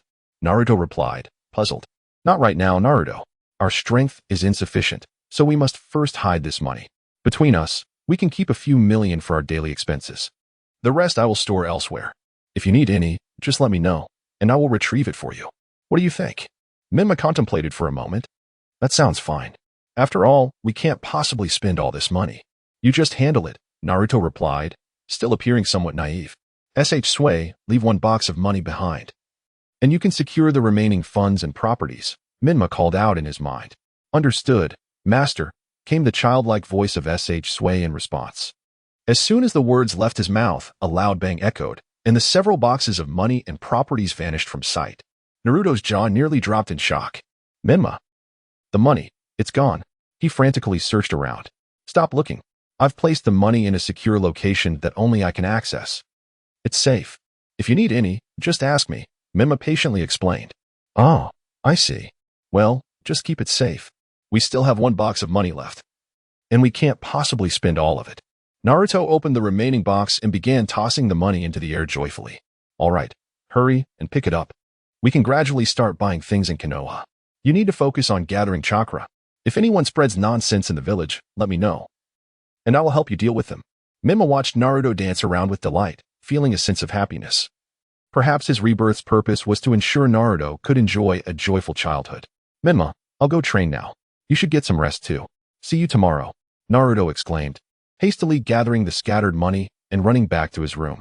Menma shook her head in resignation, picked up the box, and returned to her room. After a thorough wash-up, she entered the sealed space. Kurama, do I look handsome today? After transforming into the tailed beast, a water barrier sent a person flying. Menma excitedly shared her thoughts with Kurama. Ha ha ha, Menma, you are the first person I have ever seen use a water barrier to strike someone. Your idea is truly unique. Who would have thought that a defensive technique could also serve as an offensive one? Kurama reclined on the ground, observing Menma. But I can't just rely on this technique, can I? I am currently trying to learn a powerful jutsu, Kurama. Once mastered, it will grant immunity to illusions, specifically targeting those who control you with the Sharingan. Absolute immunity. Menma eagerly introduced her new endeavor to Kurama. Oh, is it that impressive? Show me. The Nine-Tails, intrigued, recalled how it had fallen victim to such illusions and been controlled. Not yet. I haven't fully mastered it. However, you can watch me train. And once I perfect it, I will demonstrate it for you. Menma raised an eyebrow at Kurama. Then hurry up and train. The next time we encounter that Uchiha Bido, let us defeat him together, Kurama declared angrily, clenching his fists and throwing a series of mock punches. Menma, without any unnecessary chatter, seated himself directly on the ground. A radiant chakra emanated from his entire being, gradually converging towards his eyes, continuously cleansing them. Subsequently, the chakra flowed from his eyes into his brain. And thus this cycle repeated, tirelessly honing Menma's mind and vision. Time slipped away unnoticed until Menma finally opened his eyes, a glimmer of deep blue brilliance flashing within them. Kurama observed Menma's light blue eyes without perceiving any anomaly, feeling a twinge of disappointment in his heart. Hey, brat, you've got me excited. but there is no change at all. Patience, Kurama. Such techniques cannot be mastered in a day or two. I believe I can now resist basic illusions. But for more advanced levels, I will need additional training. Do not worry. I promise to perfect this technique before our next encounter with Uchiha Bido. As the day waned, Menma yawned, waved farewell to Kurama, and departed from the ceiling space. Kurama cast a glance at Menma's retreating figure, but said nothing further, closing his eyes to continue resting. Following the news of the third Hokage relieving Danzo of his position, Menma and Naruto enjoyed a few leisurely days, engaging in their scheduled training sessions, learning ninjutsu alongside Izumi, and indulging in delectable meals, which became their most cherished moments. However, Naruto often felt troubled. He had successfully gathered chakra but struggled with the shadow clone technique, finding the clones he summoned to be feeble and ineffective. Whenever he inquired Menma, he would merely respond with vague excuses about being too young. This could not entirely be blamed on Menma if he became overly involved. It would hinder Naruto from being subtly encouraged by Mizuki to steal the Forbidden Scroll, which in turn would prevent him from learning the Edo Tensei ninjutsu. Unbeknownst to them, the time for the first-year to second-year advancement test had arrived. As a first-year student, the examination did not entail an extensive syllabus, primarily comprising 3 components. The first part was a written test based on theoretical knowledge learned in class. The second was a practical ninjutsu assessment requiring proficiency in the substitution technique, and the third was a combat evaluation, where students would face off against each other, with their performance assessed by the instructor. The examination was scheduled for 3 days hence. At this moment, Naruto was anxiously scratching his head at his desk. Being at the bottom of his class, he sought to improve his standing, yet he continually felt that his chakra was not as solidified as it should be. And he could not fathom why. How could there be such a disparity between siblings? Naruto squinted at his notes, feeling disheartened. Naruto, are you studying diligently again? Izumi Uchiha approached his desk, smiling at him. Izumi, why do I always feel like there is something wrong with my chakra, yet I cannot pinpoint it? Menma is my younger brother, but he wields it with such proficiency, Naruto lamented, filled with frustration. Menma is indeed impressive. Despite his youth, he surpasses me. But, Naruto, you are still a child. Achieving what you have is already greater than many of your peers. Not everyone can be compared to Menma. After all, he is a genius. Izumi replied, stroking her chin thoughtfully while comforting him. True. Thank you, Izumi. I'm not yet 4 years old, so why should I constantly compare myself to my brother? I will keep striving. Naruto clenched his fists, regaining his former confidence. What are you two discussing so merrily? Menma strolled lazily to Izumi's side, surveying the pair. Nothing much. Naruto is troubled about his chakra, and I was just encouraging him. Izumi smiled lightly. Exactly. Not everyone can be as abnormal as you. Mastering ninjutsu with just one glance. We are also working hard to train. Naruto quickly chimed in. I'm putting in effort too. Each ninjutsu I practice is simulated thousands of times in my mind. I don't merely learn them in one go. What do you consider a genius? I've never perceived myself as one. Menma shrugged. A genius? I know a few, 2 of whom are from our Uchiha clan, Shursui and Itachi. The third is you, Menma. To be precise, your talent surpasses even that of Shursui and Itachi, Izumi replied thoughtfully, offering her perspective. And what about you, Naruto? What do you define as a genius? Menma turned to him. I don't know many people, just those in this class, so I think you're the genius. Naruto blurted out without hesitation. I'm not a genius. I'm just diligent. The distinction between genius and not is of little consequence. What matters is who can survive the longest. Let me share a principle of Konoha. J-nin and Ch-nin can contend with each other. But when faced with a genin, especially those who have remained genin for a long time, one must turn and flee without underestimating them. Menma gazed seriously at the duo, preparing to impart a lesson. Oh, why is that, Menma? Please, enlighten us. Izumi leaned in, as if discovering a monumental secret. Yes. Don't keep us in suspense. Tell us. Naruto urged, his face brimming with curiosity. Ahem, I shall elaborate, but do not spread rumors. As far as I know, Konoha has 2 notable genin. The first is Might Guy, and the second is Maru Hoshikage. I'm uncertain about the latter's name, but it's close enough. That is not crucial. What matters is their strength. Each possesses power comparable to that of a Hokage. However, due to certain circumstances, they cannot advance to Ch-nin or J-nin and remain as genin. Might Guy, as you may not believe, single-handedly halted the Mist Village's 7 ninja swordsmen during the Third Shinobi World War, with 3 of them ultimately fleeing, reducing the group from 7 to 3. The second, Maru Hokage, is rumored to have borne the brunt of the blame for many incidents and is proficient in 5 chakra natures. He can perform the water dragon jutsu with just 4 hand seals and can contend against at least 5 Genin simultaneously. Menma licked his parched lips. Well, that is incredible, Menma. How did you learn all this? Izumi's eyes sparkled with excitement. Well, these matters are rather clandestine. Many in the village do not acknowledge Might Guy, but one day, Might Guy's son, Might Guy, will vindicate him. As for Maru Hokage, we will encounter him eventually. And then you will discern whether I speak the truth. Therefore, Naruto, there are no absolute bottom dwellers. It's just that you have yet to discover your strengths. If possible, I genuinely hope that Genin Guy can train you. You might consider approaching him to see if he would be interested in mentoring you. After a period of study with him, you will understand his prowess. Menma felt a sense of helplessness as he watched the Hokage. He was acutely aware of Might Guy's formidable strength. Had he unleashed the 8 gates from the very beginning, even the 3rd Hokage would likely have struggled to withstand his onslaught. Really? What should I do? Naruto expressed a flicker of interest. You might consider issuing a mission directed towards Might Guy and see if he accepts. As for remuneration, you could state it as negotiable. It shall certainly not be meager. We shall see whether Might Guy is willing to take on the task. Should he agree to mentor you? You could opt to skip classes or take a leave of absence to train under his guidance, thereby laying a solid foundation for your future mastery of ninjutsu. Menma suggested thoughtfully, proposing a compromise. Menma, if that is the case, Naruto will be unable to pass the entrance examination. Izumi Uchiha expressed her concerns. We are merely approaching 4 years of age. Thus, we should not be overly fixated on the issue of advancement, Izumi.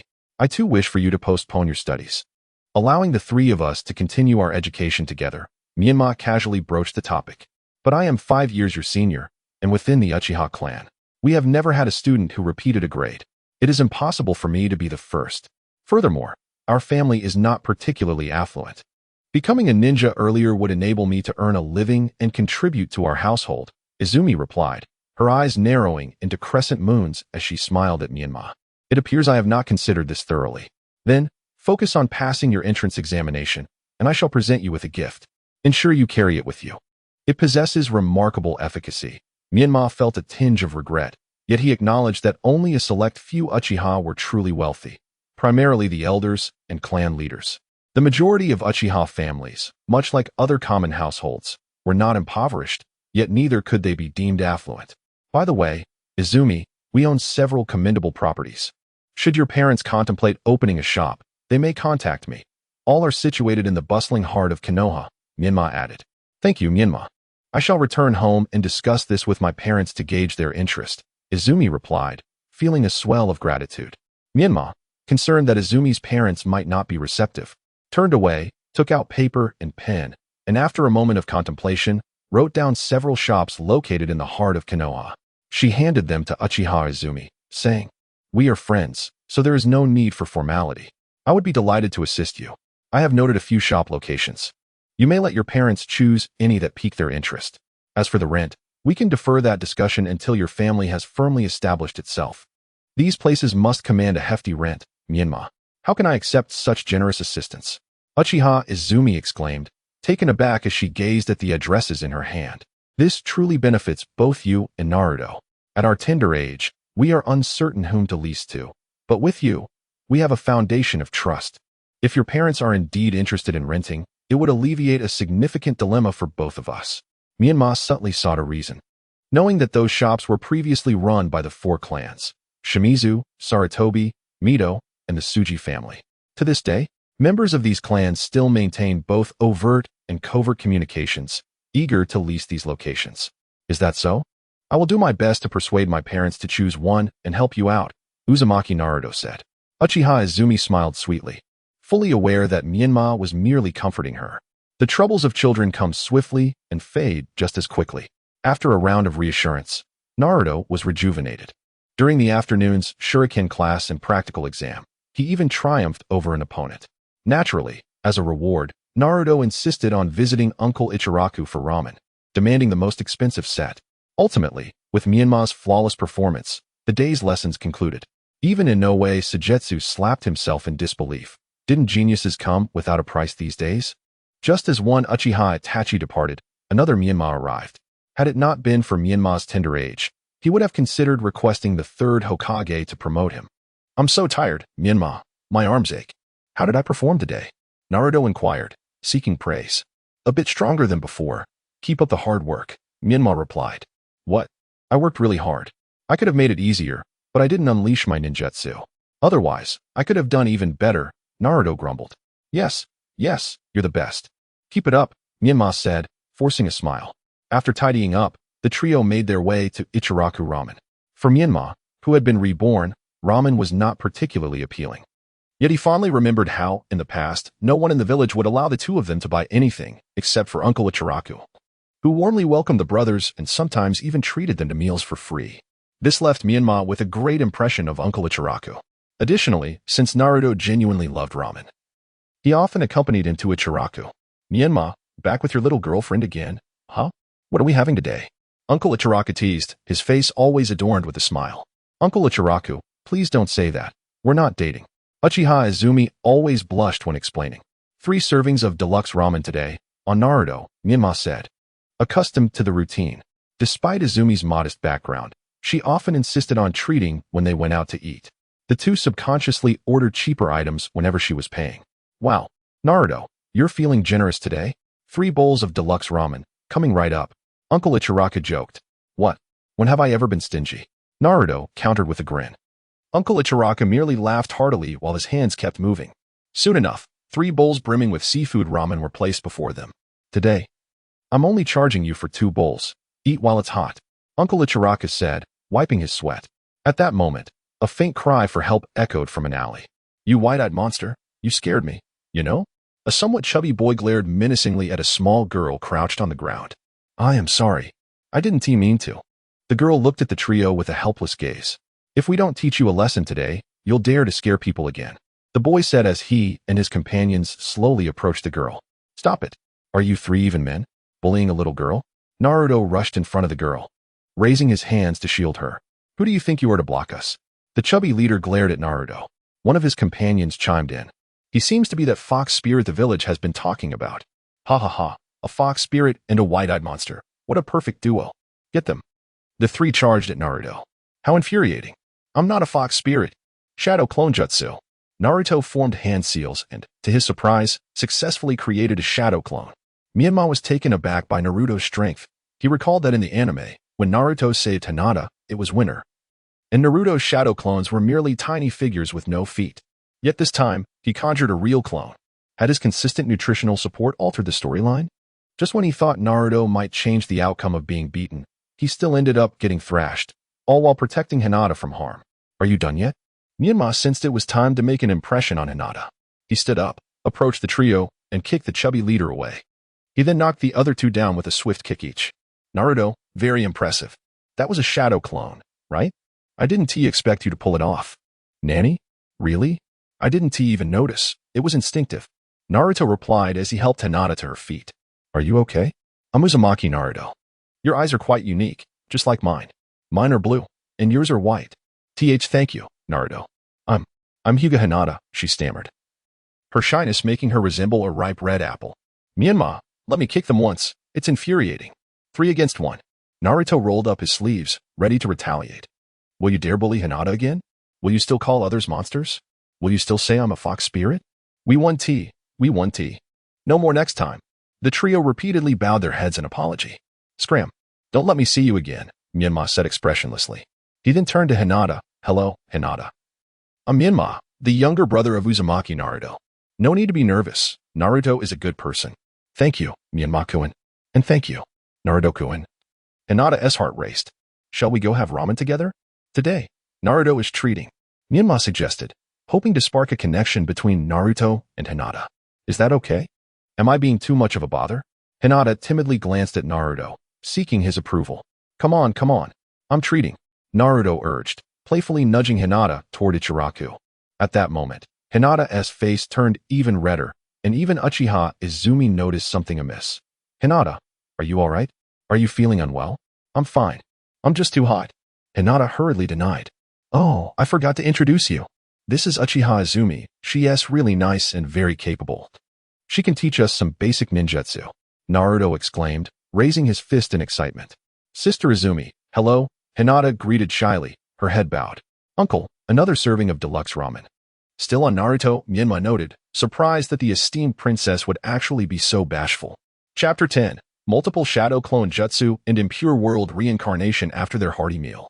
The four parted ways, with Naruto heading to the mission office, while Menma turned toward the Hokage's office. Meanwhile, the atmosphere in the Hokage's office was already tumultuous. Nijan, let Danzo resume his position as the root leader and as your advisor. After being persistently nagged by Danzo, Koharu ultimately decided to plead for her old friend. I believe it is indeed necessary to reconsider. The situation with the Uchiha's war faction has become quite dire. Mito-Kazan gazed seriously at Hiruzen Sarutobi. Enough. It has only been a few days, and you are already here to advocate for Danzo. If further issues arise, who will take responsibility? Hiruzen's expression betrayed a hint of anger. Surely it cannot be the case. After all, everything Danzo has done is for the village. Koharu seemed uncertain. Knock, knock, knock. The door of the Hokage's office was rapped upon. Hiruzen took a moment to collect himself before saying, "Come in." Hokage-sama.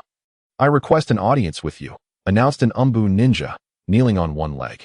Allow him to enter, Hiruzen replied, puffing thoughtfully on his pipe. Yes, Hokage-sama. Once the Umbu ninja had departed, Hiruzen turned his stern gaze toward his two old friends. When Minato arrives, do not mention Danzo. Tap, tap, tap. As the sound of footsteps drew nearer, the three of them instinctively turned toward the door. Suddenly, a figure appeared, a young man with golden hair, blue eyes, and a fair complexion, resembling a youthful Minato Namikaze. Minato, you're here. Hiruzen greeted him with a warm smile. Third Hokage, Koharu-san, and Mito-san are also present? Have you come to plead for Danzo? Minato quickly pieced together the situation upon seeing the trio in the office. Of course not, Minato. The order for his dismissal was my decision. Why would they come to plead? Hiruzen awkwardly puffed on his pipe. Hokage-sama, I wish to learn the jutsu from the sealing scroll. Minato did not linger on the topic of Danzo, instead getting straight to the point. Those are forbidden techniques. Without adequate strength, they might backfire. You are still young. It would be best to refrain from studying such jutsu for now. I can arrange for a Jonin instructor to guide you. The third Hokage expressed his surprise. No, I have my mother's teachings. I want to learn the forbidden techniques, Minato countered with a premeditated response. What jutsu do you wish to learn? Hiruzen squinted at Minato, his pipe continuously clacking. Multiple shadow clone technique. I will decide on another once I see more. Minato feigned indifference. Minato, that is a forbidden scroll. Do you think it is as common as cabbage that you can haggle over it? Koharu interjected, displeased. Elder Koharu, can my parents' contributions be exchanged for the sealing scroll? Minato showed no signs of yielding to Koharu. You misunderstand Koharu's intent. You are still young, and we fear you may be exploited by malevolent individuals. Hiruzen attempted to mediate, worried that digging deeper could lead to the unfortunate legacy of the fourth Hokage and his wife being ridiculed for their sacrifices for the village. No one can exploit me. The multiple shadow clone technique is something Naruto and I are learning together.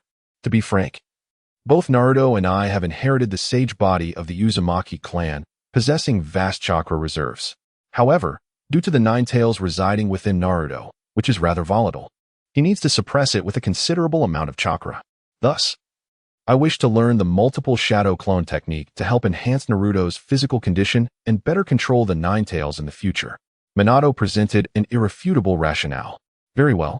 If that is the case, you may learn the multiple shadow clone technique. But what other jutsu do you wish to study?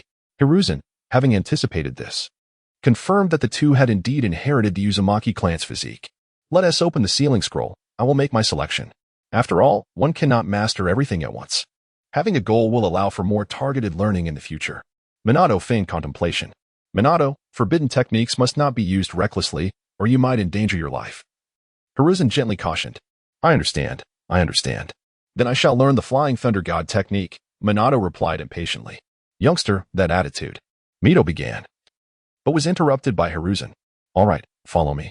Hiruzen placed the sealing scroll on the table. Menma cautiously opened the Book of Seals, and the first page revealed a scene reminiscent of an anime plot, multiple shadow clone techniques. He read every word of the technique's description, noting it was similar to the principle of the shadow clone technique, but with the ability to utilize clones to perform further shadow clones. Once he grasped the principle, Myanmar extended his hand, casting the multiple shadow clone technique. In an instant, dozens of Myanmas appeared in the room, surrounding the third Hokage, Tsunade, and Mito Minyin, leaving no room for escape. Myanmar, quickly retract them. Hiruzen Sarutobi urged. Hurry, Myanmar, bring them back. Tsunade shouted, squeezed amidst the crowd. What? I can't hear you.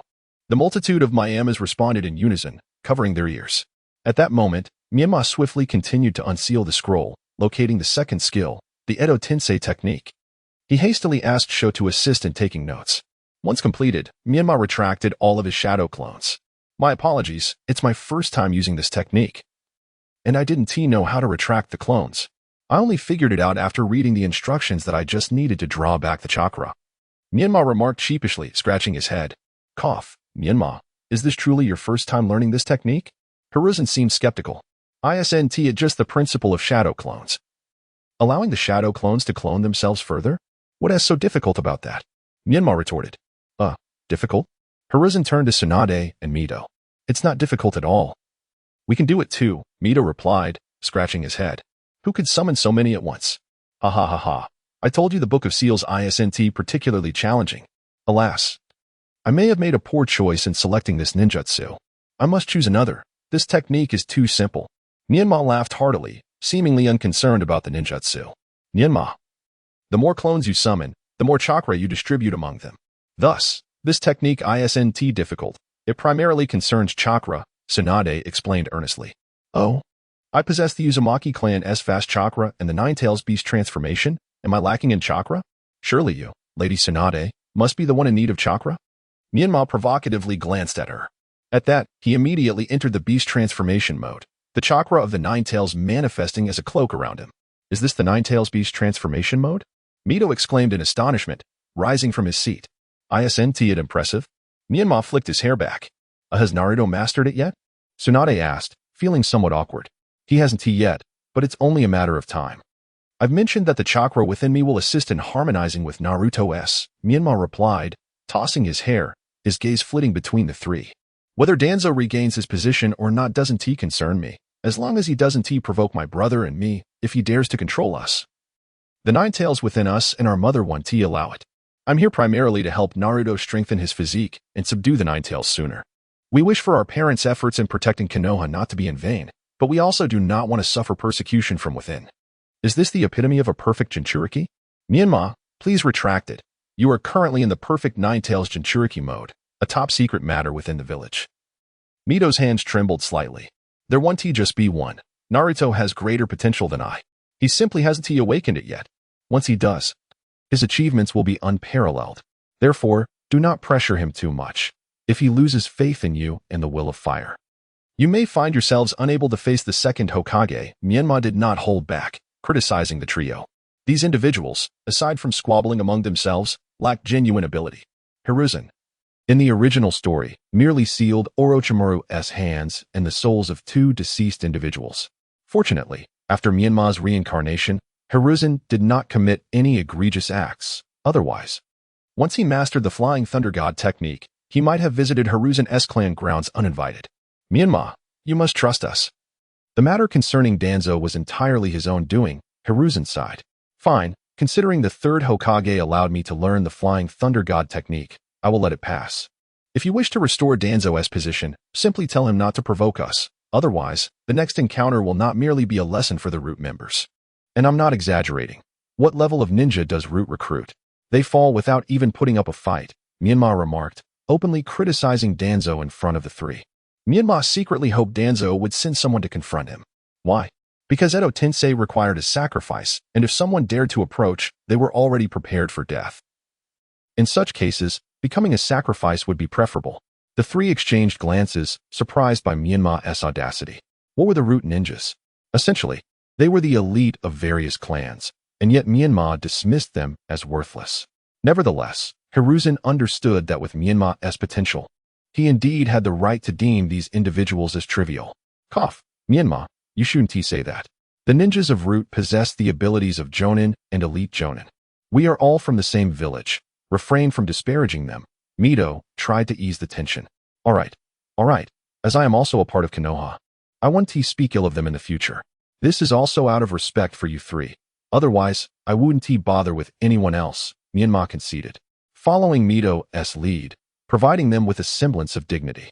Indeed, upon hearing Menma's words, the expressions of the three softened.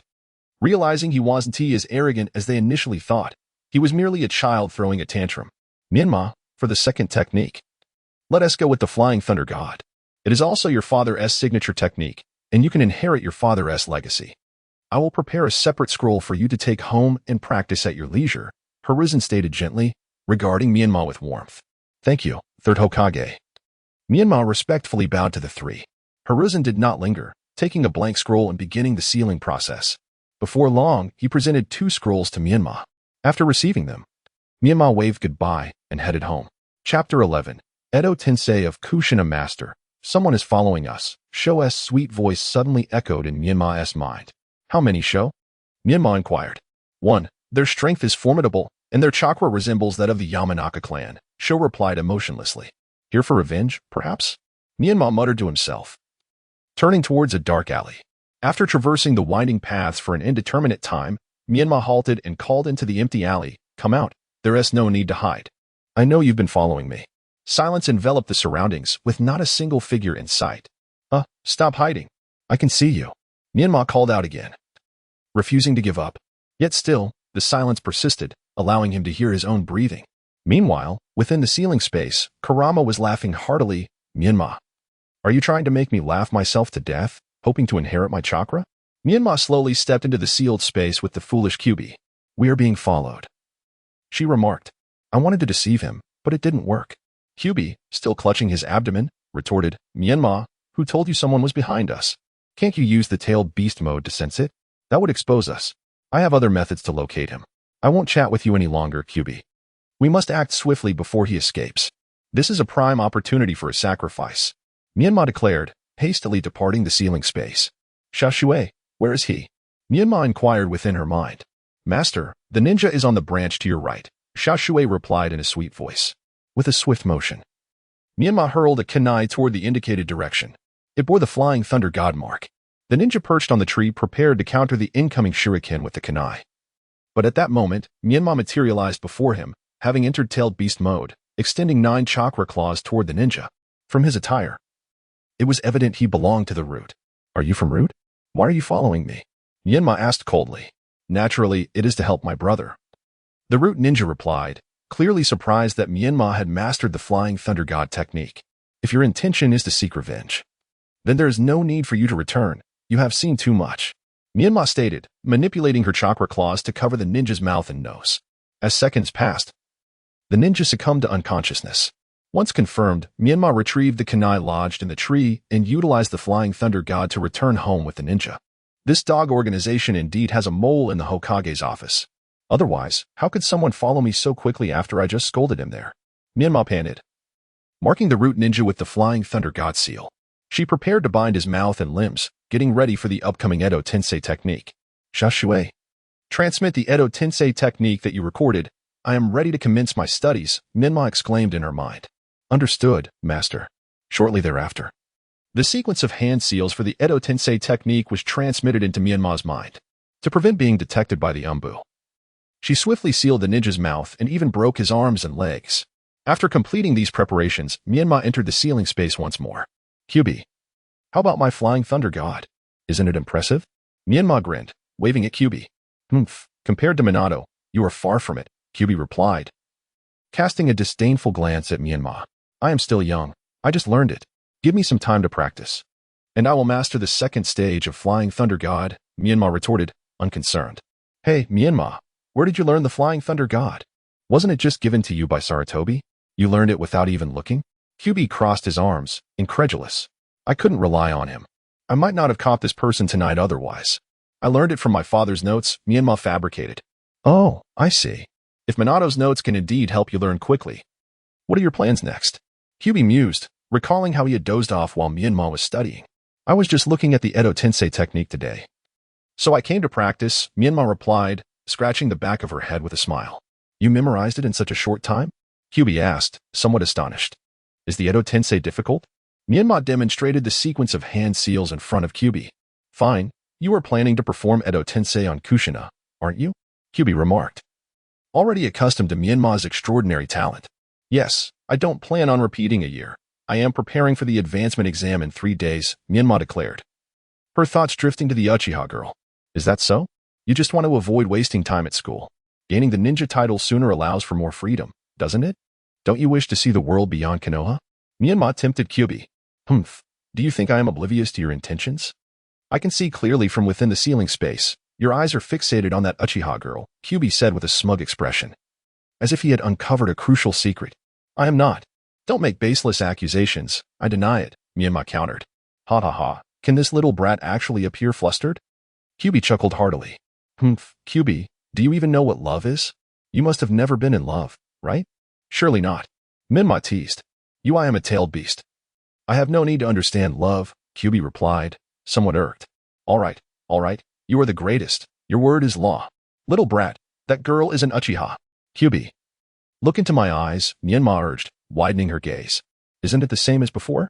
No difference, Kyubi scoffed. Have you not noticed they are a bit bluer? This signifies immunity to Genjutsu. Now, unless it is a master of Genjutsu like Uchiha Madara, no one can control me, Myanmar proclaimed confidently, clenching her fist. Stop boasting. It has only been a few days since your last attempt. How could you improve so quickly?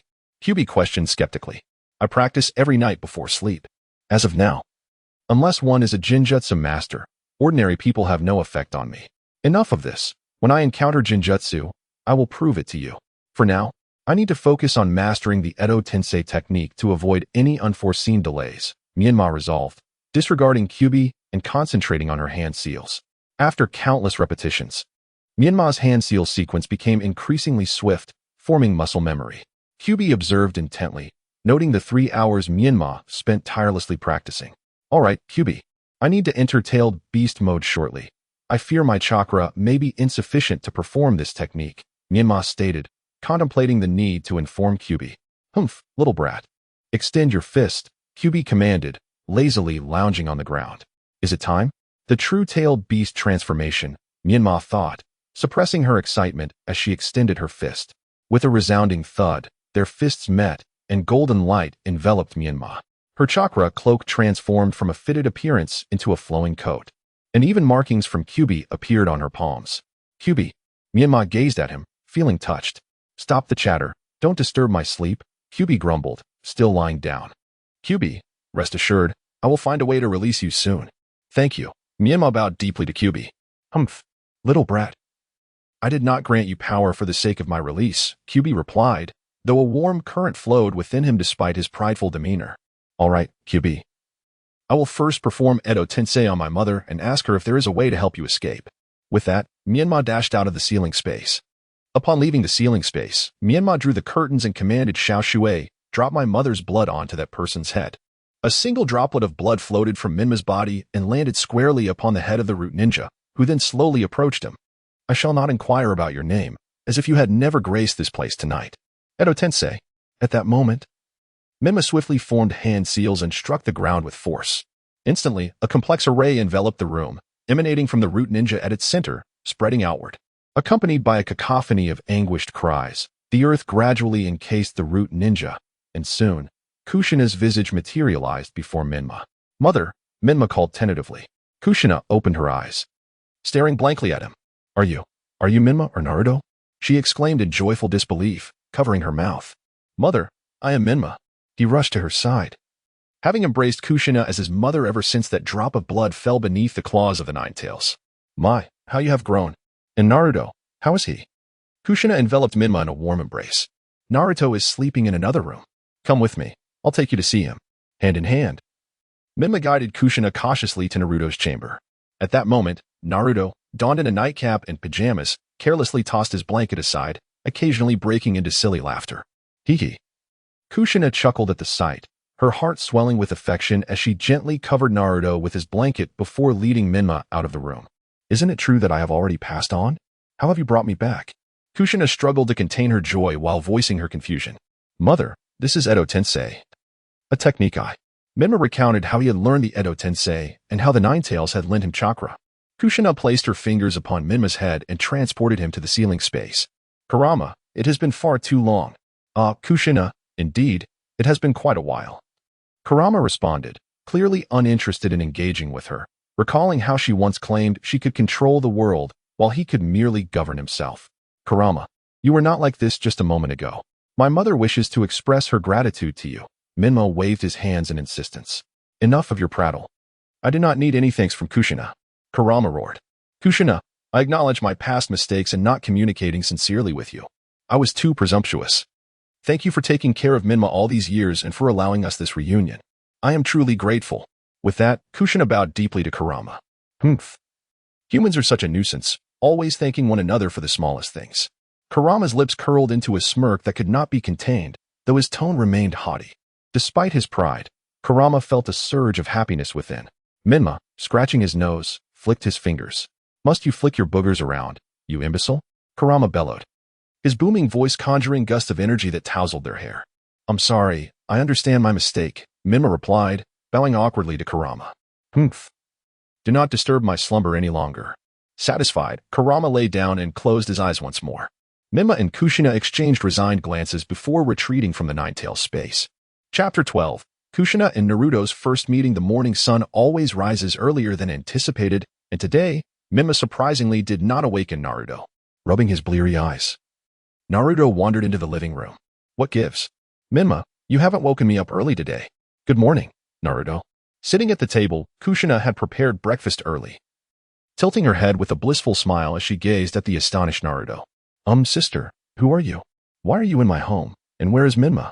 Naruto, shaken from his stupor, curiously scrutinized Kushina, sensing a flicker of familiarity. Well, how should I put it? You should call me mother. Kushina pondered for a moment, a smile gracing her lips as she addressed Naruto. Mother? You are my mother? I have never seen you before. Naruto's eyes initially sparkled with excitement before dimming with uncertainty.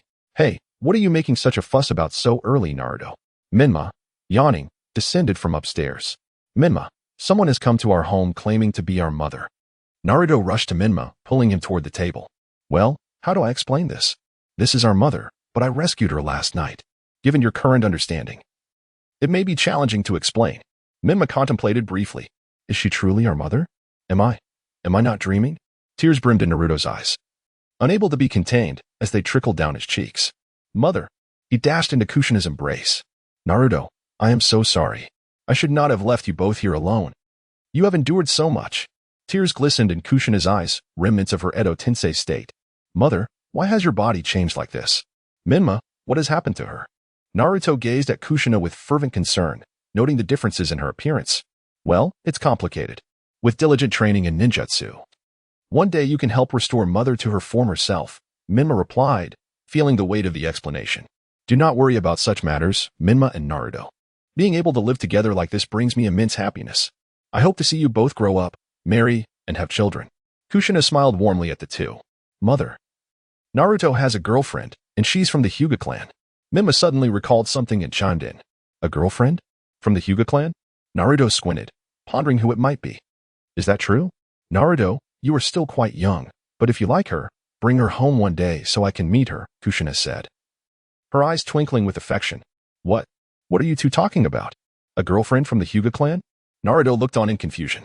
Kushina couldn't help but chuckle at Naruto's adorably naive expression, reminiscing about the time she had spoken to Minato during her pregnancy. What if our son is always mischievous, clamoring to be Hokage while being oblivious to girls? Mother, what are you laughing about? Naruto asked, curiosity piqued as he observed Kushina's joy. Do you two not shout daily about wanting to become Hokage? Kushina inquired, looking at them both. Menma pointed at Naruto, who appeared to be inspired by her gesture. Mother, I am destined to become the Hokage. Kushina, at a loss for words, playfully delivered a light punch to Naruto's head. I understand. Come, let us eat. From now on, we shall dine at home, and I shall prepare your favorite dishes. Menma seemed to have recalled something, her expression tinged with a hint of fear. Meanwhile, Naruto, filled with delight, eagerly nodded his head and rushed to the dining table, devouring his meal with gusto. However, as soon as he took a bite, he promptly expelled the food from his mouth. What on earth? Is it really that unpalatable? Kushina, oblivious to his plight, sampled a bite herself, but alas, her body, having undergone Edo Tensei, could not perceive flavor. Mother, there's no need to prepare this meal anymore. We have more than enough funds at home.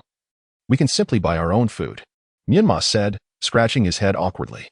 All right. It's all Minato's fault. He used to do all the cooking. Kushina lamented with a hint of exasperation. Who is Minato? Naruto inquired, curiosity piqued, as this was the first time he had heard that name. Minato is your father. The fourth Hokage, Kushina reminisced about the days spent with Minato, a joyful smile gracing her face. Nanny? Our father is the fourth Hokage, Namikaze Minato? Naruto found it hard to believe. It seems you are still unaware. That old man, the third Hokage, has told you nothing. How infuriating. Kushina's hair practically stood on end in frustration. Mother, please don't be angry. We can't blame the third Hokage either. After all, you and father are so exceptional. It's only natural that you have many enemies, and it's all to protect us, Menma interjected, wary of Kushina's potential wrath leading her to confront the third Hokage, causing chaos in the ninja village. As Kushina contemplated Menma's empathetic understanding, she saw a reflection of young Minato in him, and her rising anger began to dissipate. Since my son is so sensible, I shall let this slide for now. Mother, I am preparing to advance to the Ninja Academy. I don't intend to linger there for long. As for Naruto, he can wait a bit longer. Menma expressed his thoughts after some deliberation. Why are you so eager to advance, Menma? You are only 3 years old. Kushina questioned, perplexed. Mother, I know, Menma wants to advance with Izumine. Naruto proudly interjected. Naruto. If you don't speak, no one will think you're mute. You must finish every last morsel of the meal your mother worked so hard to prepare. Menma felt a twinge of embarrassment as Naruto had hit the nail on the head. It seems Naruto had uncovered something significant. Who is this Izumi? Kushina inquired with a hint of curiosity. She is Uchiha Izumi. We three sit together at school, Naruto declared, gazing proudly at Menma. She must be a very kind girl. To bring her home one day for a visit, Menma, Kushina said, her eyes sparkling with joy as she looked at him. All right, I will, Menma replied. Naruto. You should finish quickly. Today, you will stay home with mother and skip school. Menma acknowledged this and prepared to head outside. Are you going to school, Menma? Kushina asked with concern. Yes, it's getting late. Otherwise, I'll be tardy. I'm off now, Naruto, mother. Menma turned back and offered Kushina a gentle smile. Be careful on the way, and return home early, Kushina called out to Menma's retreating figure. Menma ambled down the street, seemingly listless. Logically, his companionship with Naruto should have filled the void of his childhood, yet he found himself enveloped in a cloud of melancholy. Perhaps it was due to the fact that he had never truly experienced the warmth of a family in his previous world, leaving him feeling somewhat out of place. As he walked, he kicked at the stones lining the roadside, his heart heavy with discouragement. He had invited Naruto to stay home in hopes that he could experience the maternal love often portrayed in anime, but now that he had facilitated this, he felt like an extraneous presence. Shuei, why have I come to this world? Menma pondered internally. Master, you were born in this world, but for certain reasons. You carry your past memories, Shuei responded in a childlike voice. And what are you? Menma pressed, his curiosity piqued.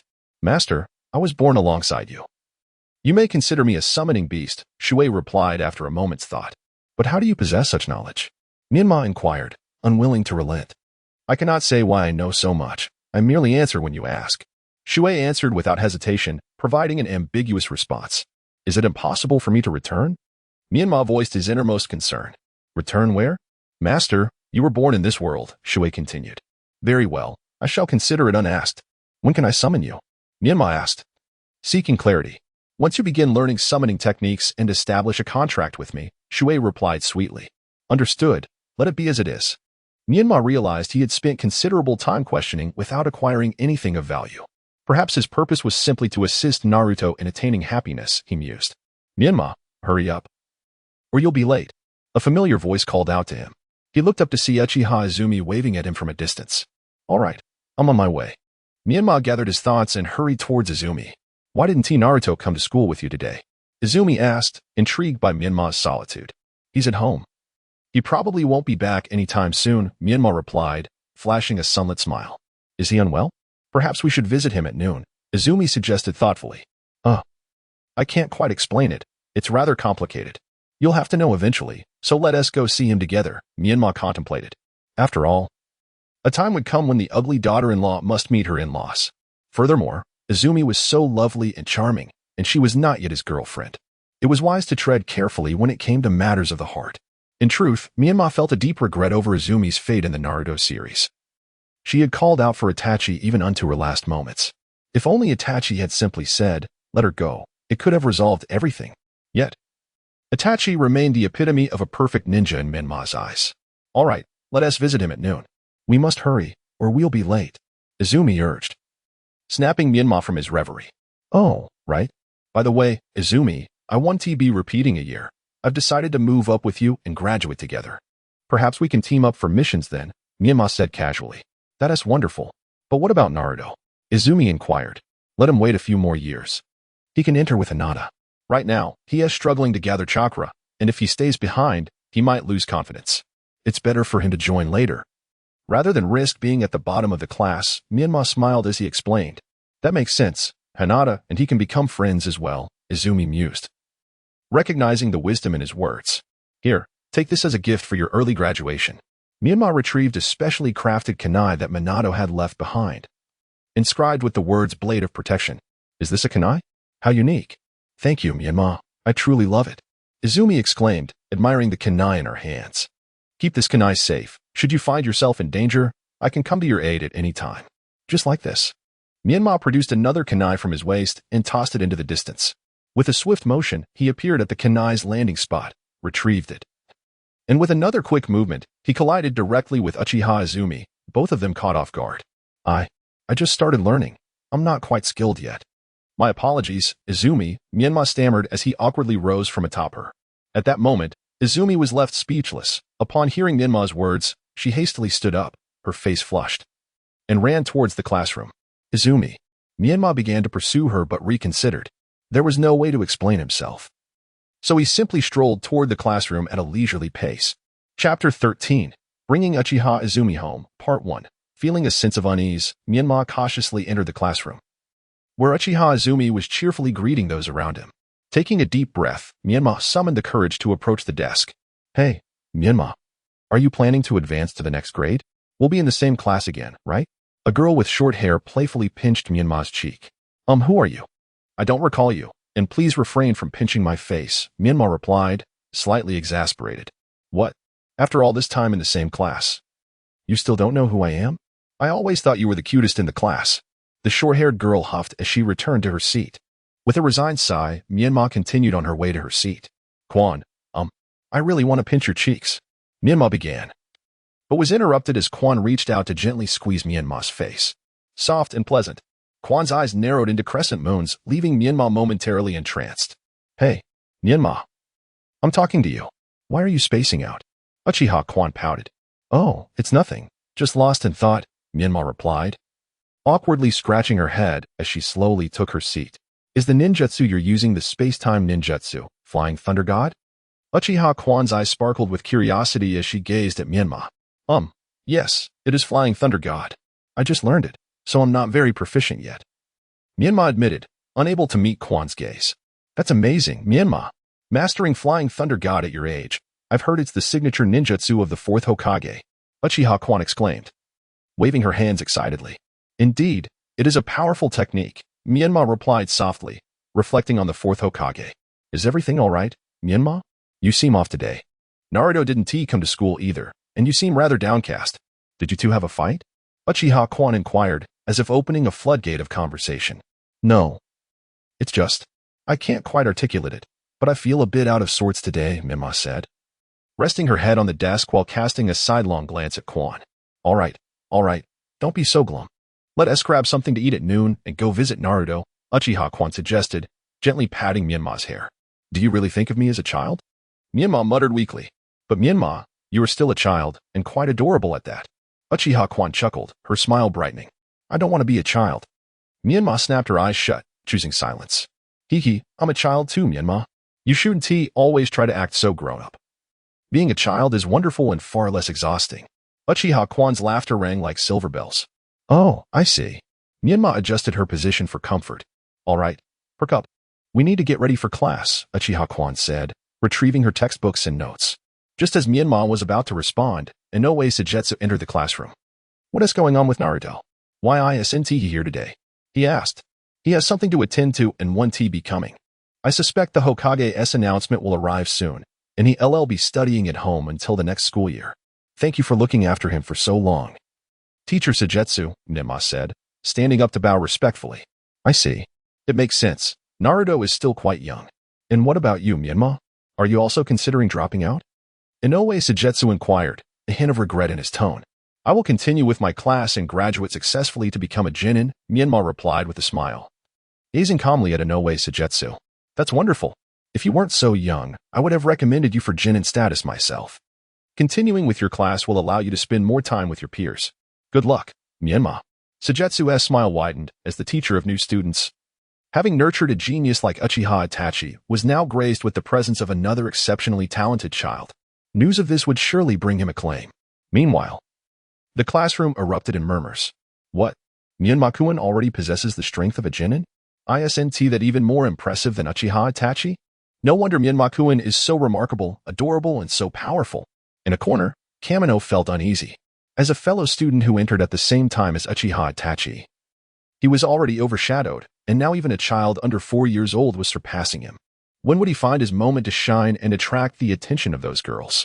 Overwhelmed by his thoughts, he suddenly collapsed, fainting. Hey, Kamino, are you all right? Sujetsu rushed to Kamino's side, lifting the fallen student. Quick, call for the medical team.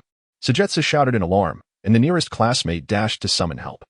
Menma did not hesitate and promptly approached Xiaoshui beside Kamino, urging, use your chakra to awaken him. Understood, master. As the words fell, a surge of blue chakra enveloped Kamino, its energy flowing rhythmically around him. What is happening to him, Xiaoshui? Menma inquired, puzzled. His vital energy is obstructed, causing a blockage that has led to his unconsciousness, Xiaoshui replied, blinking. Menma found herself at a loss for words. To put it simply, I can understand. Frustrated and momentarily clouded by emotion, she felt a mixture of anger and amusement in Xiaoshui's tone. All right then. Menma, somewhat helplessly amused by the situation, reassured Teacher Songyue. Kenin is fine. He will awaken shortly. He merely experienced a blockage due to poor circulation, leading to a temporary fainting spell. After a brief moment of hesitation, Menma chose to give Kenin a little credit. Truly, you are my most esteemed disciple. Menma, you even possess the gift of healing. However, while healing ninjutsu holds significance, with your extraordinary talent, it would be wiser not to focus solely on this path. Songyue let out a hearty laugh, increasingly pleased with the way he regarded Menma. It's not me, it's the ninjutsu of my summon beast.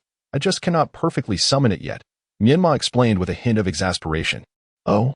That makes it even more impressive. At not even 4 years old, you've already contracted a summon beast. Menma, with such prowess, it wouldn't be an exaggeration to recommend you for the Chunin exams, ha ha ha ha. Truly, you are my pride and joy.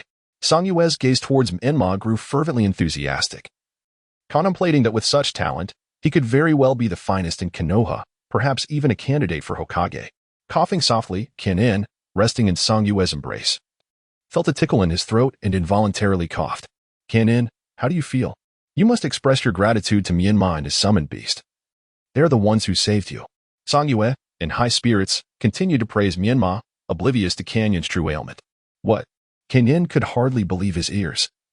A child of under 4 had indeed contracted a summoned beast? Unable to restrain himself, he coughed up another mouthful of blood, but this time, thanks to Menma's healing, he did not faint. Kenin, do you still feel unwell? Where are the medical ninjas? Songyue called out. They're here. No need to rush. He is awake. A medical ninja replied, looking puzzled.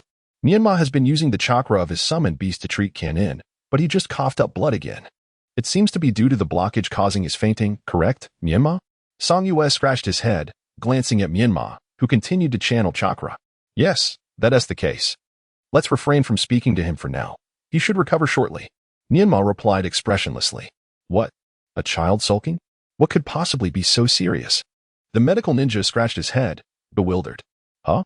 The onlookers shifted their gazes towards the medical ninja, who, sensing the curiosity surrounding him, clasped his hands together in apology, saying, I'm sorry, I was pondering what could be troubling this little one, leading him to sulk.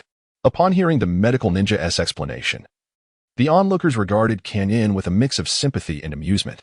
Realizing this, Kenin felt embarrassed to continue receiving treatment from Menma. He laboriously rose from the ground and returned to his seat. Once assured that Kenin was all right, Songyue instructed everyone to settle back into their seats in preparation for class. This incident would become a lingering source of amusement for Kenin in the future. For Menma, today's lesson was as simple and tedious as ever. After effortlessly absorbing the sequence of hand signs for a grand fireball technique, he concluded the class flawlessly. Menma, what should we buy? Izumi asked as she meandered alongside Menma down the street, contemplating what to purchase. Let us buy 2 cakes and some grilled meat to take home. Menma had an idea in mind, wishing to celebrate Kushina's return with a cake to mark her rebirth. Is today your and Naruto's birthday? I haven't prepared any gifts. Izumi felt a little embarrassed, having never inquired about Naruto and Menma's birthdays. Not quite. There are some special reasons I can't quite articulate. Nonetheless, buying 2 cakes is certainly a good idea. As for the grilled meat, it's because the food at home might not be very appealing. And I worry you may not enjoy it, Menma admitted, scratching the back of his head awkwardly. I see. Well then, when your birthdays come around, I'll gift you both something special, Izumi cheerfully exclaimed as she skipped ahead, joyfully gazing back at Menma. The two happily purchased 2 cakes, adorned with welcoming messages, and procured a generous amount of grilled meat from the Akimichi clan's barbecue shop. Menma gazed at the numerous bundles with a sense of resignation and resorted to the shadow clone technique, summoning 4 duplicates of himself. In the midst of Izumi's astonished expression, he accepted the items from her hands and began his journey homeward. Chapter 14. Naruto's first encounter with Kurama. Menma, what is your current level of strength? Izumi inquired. Her curiosity piqued as she observed Menma before her. Are you a jonin? Or perhaps an elite jonin? I cannot say for certain. As I have not made any concrete comparisons, Menma replied nonchalantly, stroking his chin. That's quite impressive. How did you become so formidable, Menma? Izumi's eyes sparkled with admiration. Well, I cannot quite explain it, but I have been diligently training. I practice the hand signs for techniques thousands, if not tens of thousands, of times. Furthermore, I utilize my shadow clones for physical training, which accelerates the process. You might consider trying it as well, Izumi, however. I am unsure of your current chakra levels and whether you can withstand the side effects of the clones. Menma elaborated on his training methods with care. I see. My chakra is indeed somewhat limited at the moment, but I will strive to catch up to you, Izumi declared earnestly, fixing her gaze upon Menma. There is no need to rush. Naruto and I possess a different constitution than yours, inherently having more chakra, which allows us to train in this manner. The Uchiha clan also has its unique traits. Perhaps once you awaken your Sharingan, your strength will experience a qualitative leap. Menma gently reassured the Uchiha. Awakening. I wonder how long that will take. Nevertheless, I shall exert myself, Izumi remarked, a hint of longing in her voice. As Menma observed the innocent and carefree Izumi, he felt a subtle stirring within. If given the choice, he truly wished that the Uchiha would not awaken her Sharingan. Menma-kun, Izumi-ne. Hinata cheerfully greeted the two. Hinata, what are you planning to do? Izumi asked, her expression brightening as she grasped Hinata's hand. I just came out to take a stroll, Hinata stammered. Her cheeks tinged with a faint blush. Her gaze kept darting towards the back of Menma, as though searching for something.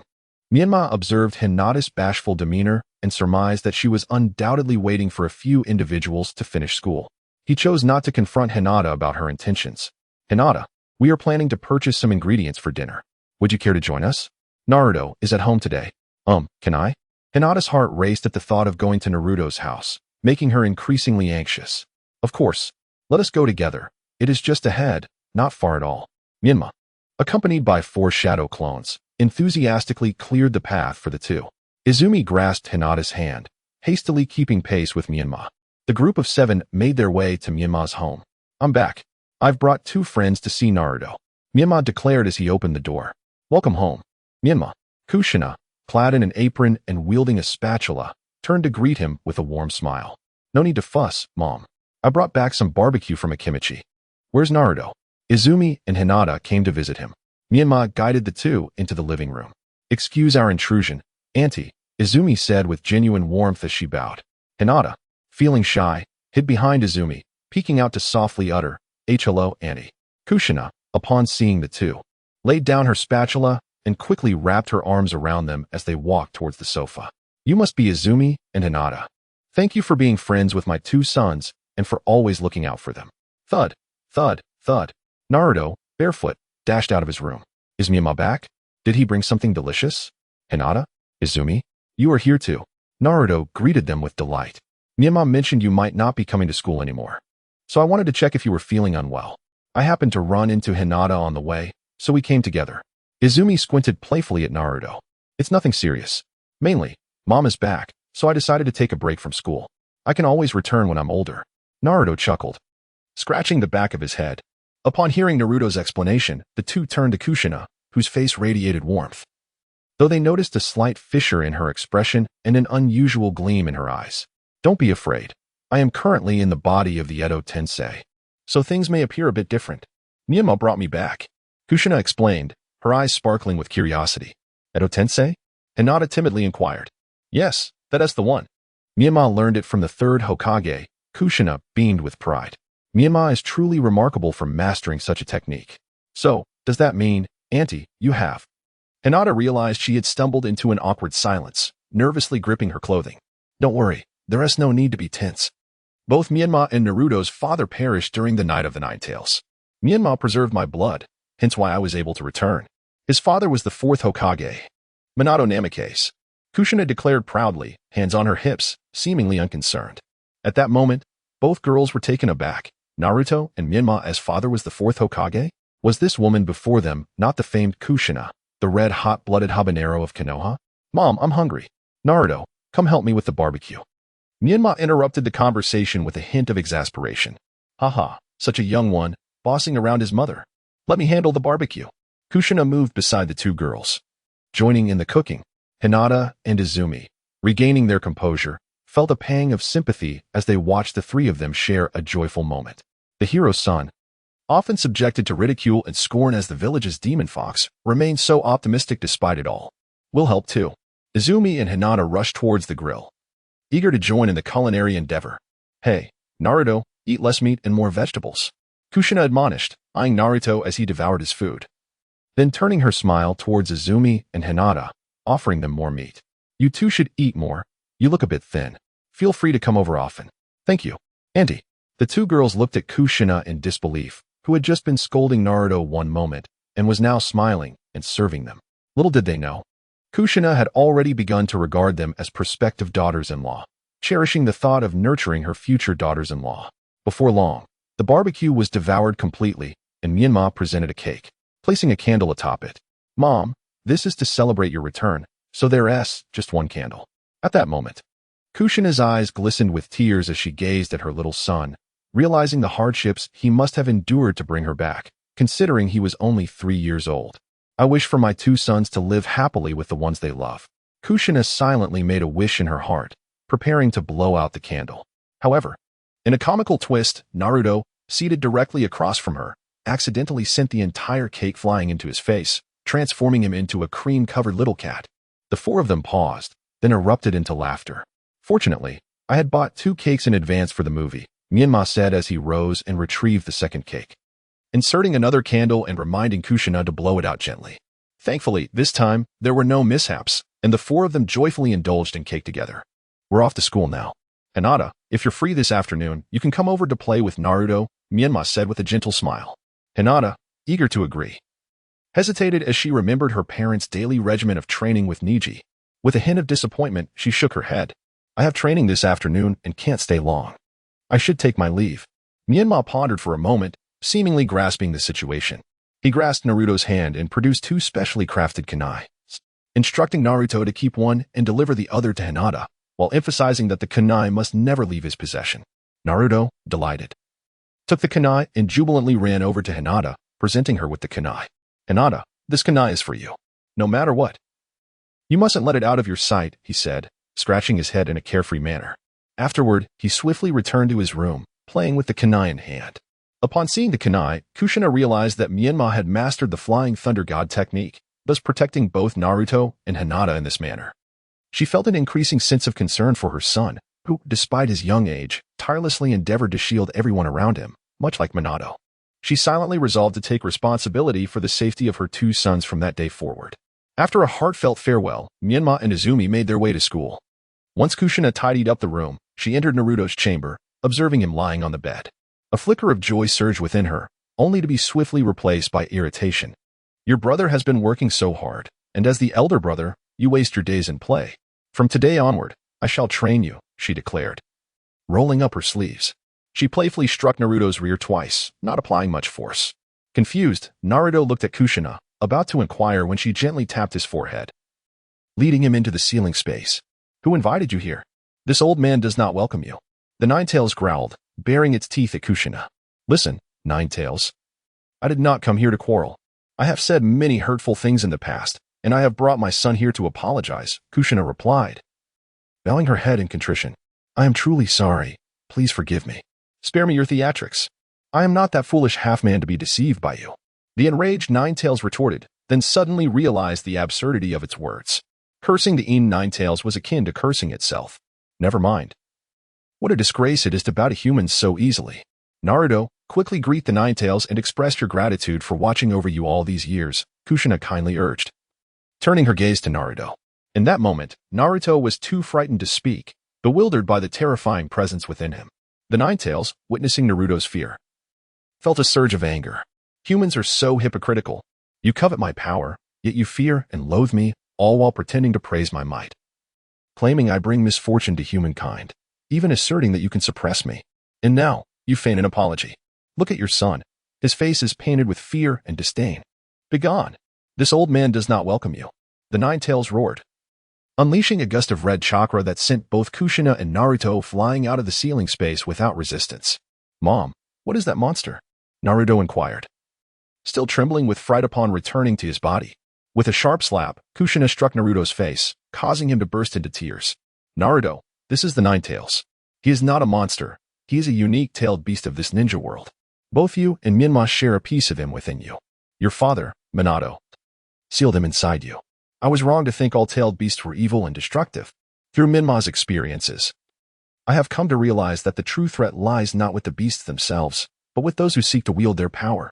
Menma has managed to diminish the Ninetales' hatred, and as an elder brother, I believe you can do the same. The journey will be arduous, but I shall stand by your side to help the Ninetales overcome his resentment. Chapter 15. The indulgent Uzumaki Kushina wiping his tears with one hand while clutching his aching cheek with the other, Naruto exclaimed, Mom, does Menma have one inside him too? Indeed, Naruto. You and Menma each carry a half of the Ninetales. Menma has already reconciled with his share. You must have seen Menma in his Ninetales mode. As the elder brother, you must strive to improve and not rely solely on your younger brother for protection. Menma has endured much, including bringing me back, Kushina lamented, tears streaming down her face. Mom, please don't cry. I will get along with the Ninetales, just like Menma did. I will eradicate the Ninetales' hatred for humanity, Naruto vowed, embracing Kushina while clenching his fist with determination. Very well, I shall accompany you. Your father and I have always believed in your ability to achieve this, Kushina replied, tenderly cradling Naruto's swollen face, feeling guilt for her earlier harshness. As Naruto nestled into his mother's embrace, a warmth and happiness he had never experienced before enveloped him, lulling him into a gentle slumber. Kushina gazed at her sleeping son, a smile of contentment gracing her lips. Minato, our children are so understanding. I hope you are well over there. Meanwhile, within the belly of the death god, Minato was still bound to a cross, subjected to the torment of a whip each day. Ever since the establishment of the sealing technique, the death god had never regarded it as a losing proposition. A saying circulated, you might gain a little, but I, the death god, will never incur a loss. Yet this man before him had discovered a loophole, stuffing a captured soul into the belly of a child. They should have been locked in a perpetual struggle within the death god's belly, providing him with amusement. The more the death god thought about it, the angrier he became, intensifying the blows directed at Minato. As time passed in the new root base, Danzo rested his chin on one hand, tapping the armrest with his fingers in a rhythmic manner. The initial confidence he had felt had morphed into dissatisfaction, and now his expression bore a heavy countenance, all within the span of a day and a night. What on earth is Oil Girl Takon up to? It has been so long, and yet she has not returned. Is a Janine incapable of handling a mere child? Useless. All of them are useless. Danzo cursed under his breath, angrily tossing his cane to the ground. Taking a deep breath, he commanded, Bing, ding, you two are the elite of your clan, with strength rivaling that of elite Janine. Go find Oil Girl Takon and that child. Bring them back at all costs. Remember, do not alert the enemy. Yes, Lord Danzo, the two ninjas replied in unison, swiftly departing the latest root base and racing toward the home of the Uzumaki family. To avoid alarming the enemy, they dared not approach the villa, planning to strike under the cover of night. Meanwhile, on the training ground of the Ninja Academy, a practical training session was underway. This time, perhaps due to bad luck, Uchiha Izumi was matched against Buffing Menma. Menma, please don't hold back. I wish to test my true abilities, Izumi declared, charging toward bluffing Menma. At that moment, Menma was contemplating how to gauge the intensity of the match. However, upon hearing Izumi's voice, he adopted a serious demeanor. The two engaged in a spirited exchange of taijutsu, with Menma intentionally holding back some strength. Nonetheless, Izumi's taijutsu proved to be quite impressive. And she finally landed a kick on Menma, who crossed his arms to block, allowing them both to separate. Water style, water formation wall. With nimble fingers, Menma swiftly formed hand seals and exhaled a jet of water, conjuring a watery prison that ensnared Uchiha Izumi tightly within. Fire release. Great fireball, Izumi shouted. Struggling to execute the hand seals for the technique, and a vibrant crimson fireball surged toward the water prison. Menma, feeling a rush of urgency, promptly opened a gap in the watery enclosure, allowing the fireball to hurtle toward him. Water release. Water dragon bullet. Menma rapidly formed the seals, and the water prison that had confined Izumi transformed into a magnificent water dragon, which opened its jaws wide to engulf the fireball, accompanied by a hissing sound. Puffs of steam erupted before the two, rising into the air. Izumi, you were reckless. With the water barrier in front of you, how could you use the great fireball technique without fearing injury? Menma admonished, his expression serious as he fixed his gaze on Uchiha Izumi. I merely wished to showcase my newly learned ninjutsu. I didn't consider the consequences, Izumi replied playfully, sticking out her tongue at Menma. You must not act so carelessly next time, Menma sighed, exasperated. Water and fire are incompatible. It's quite simple to get burned. Don't you understand? I understand. I understand. You are indeed impressive. All right, I concede, Izumi exclaimed, bouncing away from the arena. The victor is Menma of the Wave Wind, Sanyue Inoue shouted, seemingly having anticipated this outcome. Remarkable. One who can cast two techniques so swiftly, and another who can unleash such a grand fireball. The rest of the class gazed in astonishment at Menma on the stage, while Izumi below wore a bright smile. Menma is well aware of the prowess of Uchiha Izumi. As a member of the Uchiha clan who awakened their Sharingan at the tender age of 12, Izumi's innate strength is formidable, and by the time of their demise, they would likely have attained the rank of a Chunin. However, there are whispers suggesting that Izumi's first awakening was of the three-tomo Sharingan. The veracity of such claims remains uncertain. Perhaps this occasion will unveil the truth behind these clandestine tales. After the results were announced, the two settled down for a leisurely conversation. Menma quietly observed the competition on stage, stealing a glance at Izumi from the corner of her eye. Izumi, when did you master the great fireball technique? It seems even grander than the one I learned today. Izumi turned to Menma, revealing a charming crescent smile. This is a signature technique of our Uchiha clan. Every household possesses a scroll for its use. I've practiced for quite some time, and it was only after witnessing your impressive skills that I finally grasped it. Alas, I still feel it pales in comparison to yours. Her previously joyful expression suddenly transformed into one of dismay. Not at all. Your great fireball is significantly larger than mine. It appears I am not suited for fire release techniques, Menma reassured Izumi. With your prowess in water release, if you were also proficient in fire release, you would be an unparalleled genius. Yet, why is it that, upon hearing your words, I feel no joy whatsoever? How can you compare your unsuitable techniques with mine, which I excel at? Silly Menma, Izumi pouted. Menma found the sight of Uchiha Izumi incredibly adorable, causing her to swallow hard. Just as she opened her mouth to speak, a fit of coughing overtook her. Cough, cough. Cough, cough, cough. What's wrong, Menma? Izumi asked, concerned, as she supported her. I. Cough, cough, cough. Cough, cough, cough.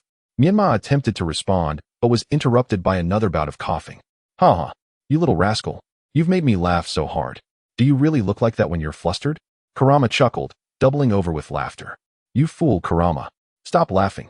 It was an accident, Menma exclaimed, her face flushed with embarrassment and anger. Ha ha ha, I can't help it. Let me laugh a little more. Ha ha ha. Kurama was now in tears from laughter. Humph. Baka, Kurama. I'm ignoring you. With that, Menma bolted out of the ceiling space. Menma? Are you okay? Is everything all right? Izumi's urgent voice reached her ears. I'm fine. I just choked a bit, but I'm okay now. Menma felt a bit embarrassed and dared not look at Izumi again. Well, that's good. By the way, I spoke with my parents yesterday. They really want to open a shop in Konoha, but they're worried the village might not approve, especially given the tense relations. Izumi expressed her concerns. It's all right. As long as your parents want to open a shop in the village, they should go ahead. I'll communicate with the third Hokage. It won't be a hassle for you. Menma felt a surge of joy. Perhaps this could prevent Izumi from getting embroiled in the night of the massacre. Really? How about I let my parents meet with you, so they can discuss the specifics? Once it's confirmed, we can approach the third Hokage. Izumi felt delighted as well. This meant she could spend more time playing with Menma and Naruto. That works. Any time is fine. Naruto and my mom will mostly be at home. Tomorrow and the day after are holidays, so if it's confirmed, those 2 days are perfect. Menma thought for a moment. She could let her shadow clones train while she accompanied Kushina and Naruto for some leisure time. There was no way to hide this. Sooner or later, everyone in the village would find out. It would be better to reveal it sooner rather than later. Now that she had become a perfect Jinchuriki and learned the Flying Thunder God technique, and with Kushina still in her Edo Tensei body, she felt almost invincible against anyone who wasn't particularly strong. After they agreed, they quietly watched the matches on stage. Menma noticed that some techniques lacked potency due to the limited chakra of their classmates. If she were to use them, her power would surely exceed theirs, especially since everyone was still slow in forming hand seals. Menma even secretly learned a couple of techniques, though they were still rather basic. Without Izumi's company, Menma might have just left a shadow clone behind to train elsewhere. Finally, as her eyelids grew heavy, she heard the teacher announce the end of class. Goodbye, Menma. I'll discuss this matter with my parents as soon as possible. Izumi waved goodbye with a smile. After parting ways, Menma walked home, thoughtfully purchasing some dinner for Naruto. The thought that Izumi would soon be close to her lifted her spirits, causing her to quicken her pace. She also needed to inform Kushina about this news. Furthermore, she intended to entrust her properties and assets to Kushina for safekeeping, believing her mother had her own summoning space to manage them. Most importantly, in case she ever returned to her original world, she would leave some assets for Naruto. Before long, Menma arrived home. I'm back, she announced. Welcome back, Menma. Come here for a hug. Kushina rushed over and enveloped her in an embrace. Menma felt somewhat stiff, unsure where to place her hands, and could only gently rest them on her mother's waist. Dinner is ready, Naruto. Menma is back. Kushina called out to Naruto's room. Thud, thud, thud. Naruto dashed out barefoot. Menma, what delicious food did you bring? Hurry, I'm starving. I brought Ichiraku ramen. I know it's your favorite. Menma handed the ramen to Naruto and slowly removed her shoes. After washing her hands, she joined them at the dining table. Mom, I'd like you to keep the assets and property deeds left by you and Dad. I'm afraid I might lose them, Menma said, taking a bite of ramen. No, you should keep them. You manage these things better than Naruto. Kushina leaned on the table, observing the two. All right, there's one more thing I need to tell you, Mom. I plan to rent a prime location for Izumi's parents to open a shop, and I want to charge them rent for now. Let them get established first. They might come to discuss details with you tomorrow or the day after. Menma slurped her ramen. What? How can you charge rent? I really like that girl Izumi. Let them use it for free. Consider it an advance dowry. Kushina crossed her arms, nodding to herself as if making a wise decision. Mom, what are you saying? Menma's face turned crimson. I understand. Menma, don't be shy. Kushina giggled, covering her mouth. We're still young. Let us not talk about this. Mom, please don't mention it to their parents. It would make things awkward, Menma said, feeling embarrassed. Don't worry. Mom genuinely likes Uchiha Izumi. Just consider it a welcome gift. We have so many properties. We won't miss this one. Kushina rambled on, carefree. At this moment, Menma couldn't help but scoff inwardly. Is it truly so whimsical to possess wealth? To give away real estate as one pleases. Chapter 16. Kushina's first battle. Naruto. Tonight you will sleep with Menma. Brothers should occasionally share a bed.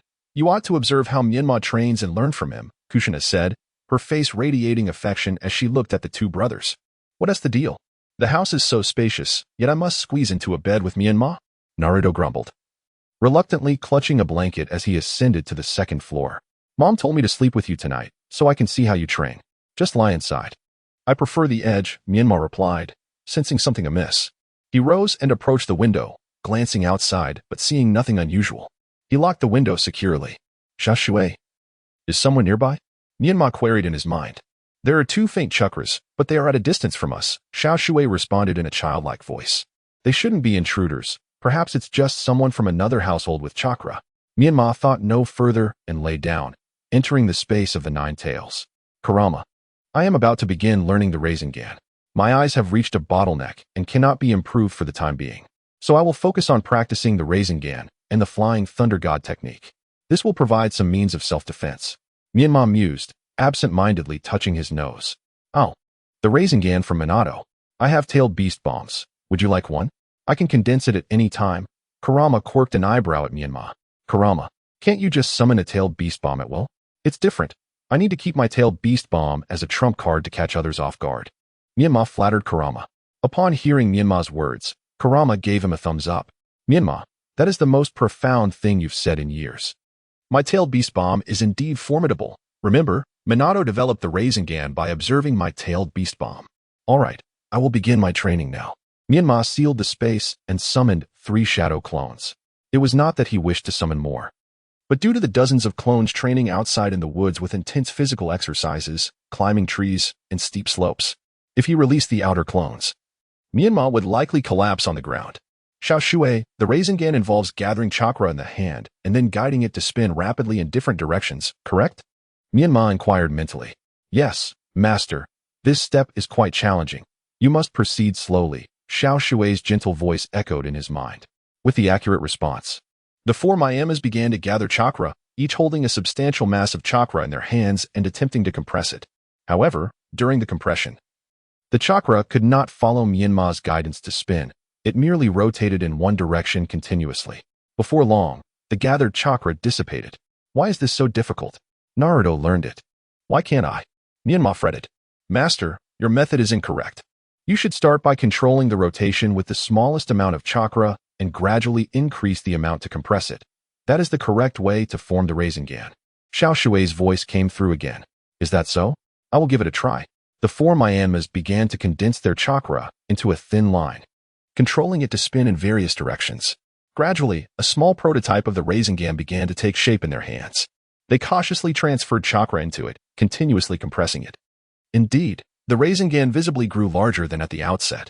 In a moment of excitement, Menma lost focus and, with 4 swift sounds, the Rasengan vanished into thin air. Frustration welled within Menma, however, he was relieved to have made initial progress with the Rasengan. After countless attempts, he could now condense a Rasengan the size of an egg in his hands. With 3 loud thuds, Menma nearly collapsed from exhaustion. Kurama, I must leave, otherwise trouble will ensue. Without waiting for Kurama's response, Menma hurriedly exited the sealed space. As he regained his senses, an overwhelming ache coursed through his body. Hiss. Menma couldn't help but draw in a sharp breath. Is this the side effect of the multi-shadow clone technique? Thank goodness for the Uzumaki clan's bloodline. Otherwise, I might have perished here. Menma? What's wrong? Naruto asked, concern lacing his voice as he nudged Menma. Do not touch me. This is a side effect of training. Menma gritted his teeth and managed to say to Naruto, Oh, then rest well. I won't touch you, Naruto replied, feeling a twinge of discomfort at Menma's soft groans. Menma has always trained like this? No wonder he is so formidable. It seems I have been far too complacent, Naruto thought, resolutely deciding to adopt this training method as well. Xiaoshui quickly used chakra to heal me. I can't bear the pain, Menma said with difficulty in his mind. Understood, master. Xiaoshui gently tapped with her chubby finger. A wave of soothing chakra flowed into Menma's body, continuously mending the aches. Menma felt a surge of comfort and soon fell into a deep slumber, the sound of gentle snoring following not long after. What the? He fell asleep so quickly, Naruto muttered as he turned to sleep as well. In the dead of night, 2 figures raced toward the villa, signaling each other as they prepared to breach the premises from both the 1st and 2nd floors. Finally arrived. I've been waiting for you all day, Kushina. Seated at the entrance, quietly opened the door and glanced at the 2 sleeping boys, her face glowing with affection. However, as she turned her head, her expression darkened. Upon sensing the intruders entering the villa, Kushina gently slapped the wall, and instantly, a chakra-formed barrier enveloped the sleeping boys. Kushina's face twisted with fury as she placed her hands on her hips. Massive chakra chains extended from her body, silently attacking the intruders on the 2nd floor. Before long, the intruder named Bing, wrapped tightly in chains, was dragged out, struggling desperately. What sound was that? Ding wondered, feeling suspicious. The intel only mentioned 2 boys, mere children. So he paid little heed. Light-footed, he proceeded to the 2nd floor.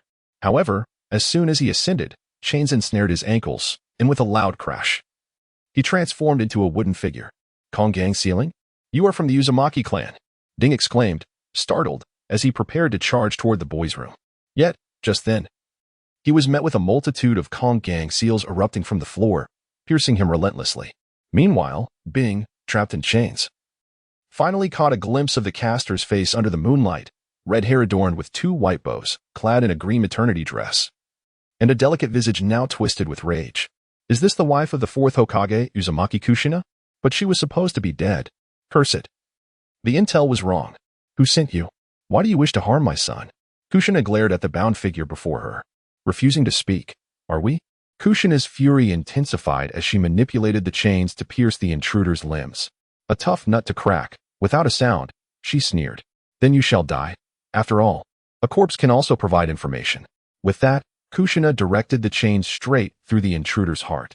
In his final moments, Bing's inner monologue protested, Are you insane? You should let me speak. Why seal my mouth with chains? It's not that I don't want to shout. This is too much. Kushina performed a reverse summoning, temporarily sealing the 2 corpses. She was determined to uncover who possessed the audacity to lay a hand on her son. After completing her tasks, Kushina clapped her hands together, exclaiming, Mission accomplished. However, upon turning to survey the room where Menma resided, she was taken aback to find the floor and ceiling riddled with holes and smeared with blood. Panic set in as she thought, oh no. When Menma and Naruto awaken tomorrow, they will surely think a thief has broken in. Realizing the urgency of the situation, she knew she had to clean up the bloodstains immediately. Typically inept at household chores, Kushina summoned 3 shadow clones to assist her in the clumsy endeavor of tidying up the mess. Despite their efforts, the numerous holes left her unsatisfied, as she realized she lacked the skills to repair them. Thus, she resolved to hire a craftsman the following day. Quietly, Kushina opened the door, dispelling the chakra barrier, and gazed lovingly upon her 2 sleeping sons. A smile spread across her face as she reveled in the joy of being able to grow alongside them. The next morning, Naruto, noticing that Menma was still fast asleep, chose not to disturb him, aware of the exhaustion from Menma's training the previous night. He tiptoed to the doorway but was startled by the scene before him, shouting, Menma, wake up. A thief has entered our home. Where's Mom? After rousing Menma, he rushed barefoot downstairs in search of Kushina, fearing that she might have left them once more. Naruto, please keep it down. Menma groaned, rubbing his sleepy eyes. Yet, as he reached the threshold, he too froze at the sight before him. Having watched so many episodes of Naruto, he recognized the signature sealing technique of the Uzumaki clan. Could it be? Without a moment to ponder further, he dashed barefoot downstairs. Upon seeing Naruto nestled against Kushina, a wave of relief washed over him. Mom, did someone come last night? Menma inquired, his expression tinged with anger, clearly on the verge of an outburst. 2 little thieves came, but I sent them away. Kushina replied gently, looking at her son with concern. Again with this nonsense. I was utterly exhausted from my training last night, and had it not been for you, Mom, Naruto and I might have been captured. Menma shouted, striking the wall with his fist, leaving a small dent in the surface. Do not worry, Menma. Your mother is quite strong and can protect both of you. Kushina said, narrowing her eyes and smiling sweetly. I know you're strong, Mom, but we shouldn't have to live in constant fear of intruders. Today, we must speak with the 3rd Hokage to clarify this matter. If he refuses to take action, I will handle Danzo myself. Menma declared resolutely, entering his 9 tails mode. Do not act impulsively, Menma. Your mother is not in a state to go out. It would cause panic, Kushina sighed softly. Mom, it's only a matter of time before others find out. We have done nothing wrong and have no reason to hide. We are the family of the 4th Hokage. Who would dare speak against us? I will deal with them myself. Menma's resolve hardened as he prepared to confront the issue. Kushina gazed at Naruto and Menma, seemingly making a decision. She released Naruto and turned back to her room, retrieving the hat she wore during Minato's inauguration ceremony. Placing it upon her head. Let us go. Mom will conceal her face, and everything will be fine. With one hand holding Menma's and the other grasping Naruto's, she looked at the familiar streets of Konoha, her heart swelling with emotion. She and Minato had sacrificed themselves for the village once. Now, she only wished to live for her 2 sons. Gripping their hands tightly, she resolutely made her way toward the Hokage building. At the Hokage office, Sarutobi Hiruzen puffed on his pipe as he ascended the stairs. The people around him greeted him warmly, and he politely acknowledged them, feeling quite cheerful. 3rd Hokage, Menma, Naruto, and a woman wearing the Hokage hat request an audience, and Umbu Ninja announced, kneeling. Ah, that troublesome bunch again. Let them in. And take them to the Hokage's office, Sarutobi thought, his earlier good mood dissipating. Each time Menma visited, it was seldom for a good reason. And now he brought Naruto along with a woman donning the Hokage hat. Who could she be? Sarutobi felt a headache approaching as he hurried to the office. Just as he prepared to sit down, there came a loud knock on the door. Sarutobi, slightly annoyed, called out, "Come in," led by an Umbu ninja. Menma and Naruto entered first, followed closely by a woman slowly approaching, adorned in the Hokage hat. "Please, you may leave," Sarutobi managed a smile as he addressed them. "Menma." "Naruto, what brings you here? And may I ask who this is?" He felt a sense of familiarity with the woman, yet could not place her. "It has been a long time, third Hokage." A familiar voice echoed in Sarutobi's ears as the woman removed her hat, revealing a face he recognized from memory. "Kushina? How did you arrive here?" "No, wait, this is the Edo Tensei technique." Sarutobi's expression shifted to shock, realizing the woman before him was the red hot-blooded habanero of Konoha. Summoned through a forbidden technique. Anger flared within him as he turned to Menma. "Did you use the Edo Tensei to bring Kushina back?" Hey, third Hokage. You frightened my children. I was the one speaking to you. That was quite rude." Kushina stomped her foot in frustration. Kushina, I was merely surprised. I want to know where Menma learned such a forbidden technique and how he managed to cast it. Disturbing the dead is not acceptable, Sarutobi stammered. A cold sweat forming on his brow as he attempted to regain some authority. "Stop with the useless chatter, third Hokage. Is this how you take care of my children? Minato and I died protecting Konoha. How have you safeguarded my two sons?" Kushina's anger escalated as she recalled the potential consequences of her absence the previous night. Her hair bristling with fury. "Kushina, please calm down. This is a misunderstanding." Sarutobi began, but was swiftly interrupted. "A misunderstanding?" Kushina rose. Her agitation palpable as she clapped her hands, summoning a massive ceiling array that enveloped the Hokage office.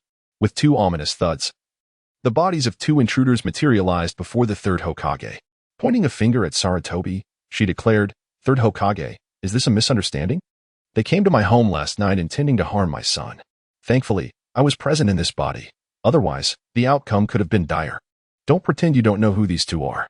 Her chakra surged, threatening to engulf the entire Hokage building. "Mom." Menma and Naruto stepped closer to Kushina, each grasping one of her arms. Instantly, the overwhelming chakra began to dissipate. Sarutobi observed the two lifeless bodies, his expression grave. Initially, he had believed Kushina's visit was due to prior issues involving Naruto and Menma. He had felt relieved that she had interrupted him. Yet now the situation seemed even more dire. "Kushina, I was unaware of this matter. It is my oversight as Hokage. Given Menma's evident strength, we have gradually reduced our protection for him," Sarutobi admitted, puffing on his pipe. "I will provide you with a satisfactory response regarding this incident. Third Hokage, do not think of shielding anyone. I demand an explanation today. I have already sacrificed myself for Konoha once. Now, I simply wish to support and protect my two sons as they grow and eventually marry. Do not compel me to unleash my powers as a mother." Kushina threatened Sarutobi openly. "Bring in Tsunade, Mito, and Danzo immediately. I want to see them right away." Sarutobi Hiruzen urgently called out towards the door. Raising his voice a notch. "Yes, Hokage-sama," came a voice from outside, followed by an unsettling silence. "Kushina, please take a seat and calm down. I promise to provide you with a satisfactory answer today." Hiruzen's expression was grave as he pondered how to quell Kushina's ire. A misstep could potentially reignite the crisis in Konoha. Humph. Kushina showed no signs of relenting. "Menma, your excuse for studying the Shadow Clone technique and the Flying Thunder God technique was merely a ruse. Your true intention was to learn the Edo Tensei, wasn't it?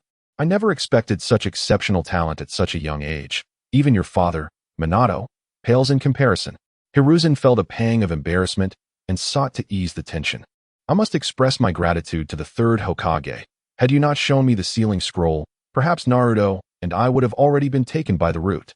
Menma, however, did not allow Hiruzen the opportunity to divert the conversation, steering it back to the events of the previous night. Ha. Rest assured, Menma, I will certainly avenge you." Hiruzen replied awkwardly, attempting to lighten the mood. Just as the atmosphere grew increasingly uncomfortable, the door to the Hokage's office swung open. "Hiruzen, what is the urgency? Do you not realize we are all old bones? Is this back and forth amusing?" Tsunade, with a frown, reproached Hiruzen. Behind her, Mito also wore a displeased expression. Upon hearing their complaints, Hiruzen covered his forehead with his hand, internally lamenting the lack of awareness from his old friends. "Hiruzen, is there something wrong with your eyes? Have you been blinking incessantly?" Mito snapped, irritated by the situation. Oh, are the elders quite busy? You seem to be blaming the Hokage. One might think that in Konoha, it is the elders who call the shots, Kushina retorted sharply. Who dares to be so audacious? The Hokage's office does not belong to. Tsunade and Mito turned towards the source of the voice, their expressions frozen in surprise. Normally, their long-standing relationship with the third Hokage afforded them a sense of security, leading them to overlook the presence of others in the office. Who does it belong to? Am I not worthy? It seems the fourth Hokage, Namikaze Minato, has little presence in Konoha. Kushina's displeasure was evident. Kushina, the elders did not mean it that way. They simply did not see you upon entering, Hiruzen sighed, hastily defending his friends. Yes, Kushina, how could you?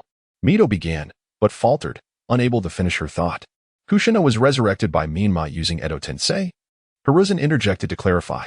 Menma, you? When did you secretly learn the forbidden tome? Tsunade immediately questioned him. Tsunade, do you disregard my presence? Are you blaming my son for your own misdeeds? Kushina's fiery anger flared as she chastised Tsunade. The will of fire is something you seem to forget as you age. Kushina, that was not my intention. Edo Tensei is a forbidden technique. It is not something we taught. Wasn't it Menma who learned it illicitly? Tsunade attempted to defend herself, but upon seeing Kushina's barely contained fury, she reluctantly softened her stance. Old man Sarutobi, please explain the situation to them. I do not wish to repeat it. These two elders have lost the will of fire and are unfit to continue in their roles, Kushina declared, inhaling deeply as she prepared to confront them directly, sinking onto the sofa. Do we, as elders, possess less of the will of fire than you, Kushina? Tsunade countered, not allowing Hiruzen to speak. Then I must ask, where were you two when the masked man controlled the Nine Tails? The third Hokage was outside our barrier. Where were you? Kushina fired back. The will of fire must nurture and protect the young of Konoha. The second Hokage did it, Minato, and I did it. Did you two do the same? You were too busy protecting your own families. Or perhaps Minato's and my understanding of the will of fire has been misguided. Only your interpretation is correct? At this moment, Menma gained a newfound respect for Kushina, witnessing her unwavering stance for justice and strength, standing her ground against three. To imply that she had lost the will of fire was to deny the sacrifices made to protect their village. Tsunade stammered, unable to counter such a damning argument, while Mito sat in silence, fearful of becoming collateral damage. Allow me to explain why Kushina is so furious. Tsunade, hold your tongue. Last night, Menma and Naruto were attacked by two Jonin. Thankfully, Kushina was there to protect them. The bodies lie at your feet. Examine them. And you shall discern who sent them. Hiruzen expressed his frustration, feeling overwhelmed by the ignorance of his companions. These are Root's people? And the root of the calamity? Mito mused. Kushina, could this be a misunderstanding? Danzo would not act so recklessly, especially since he has been relieved of his position as head of the Umbu.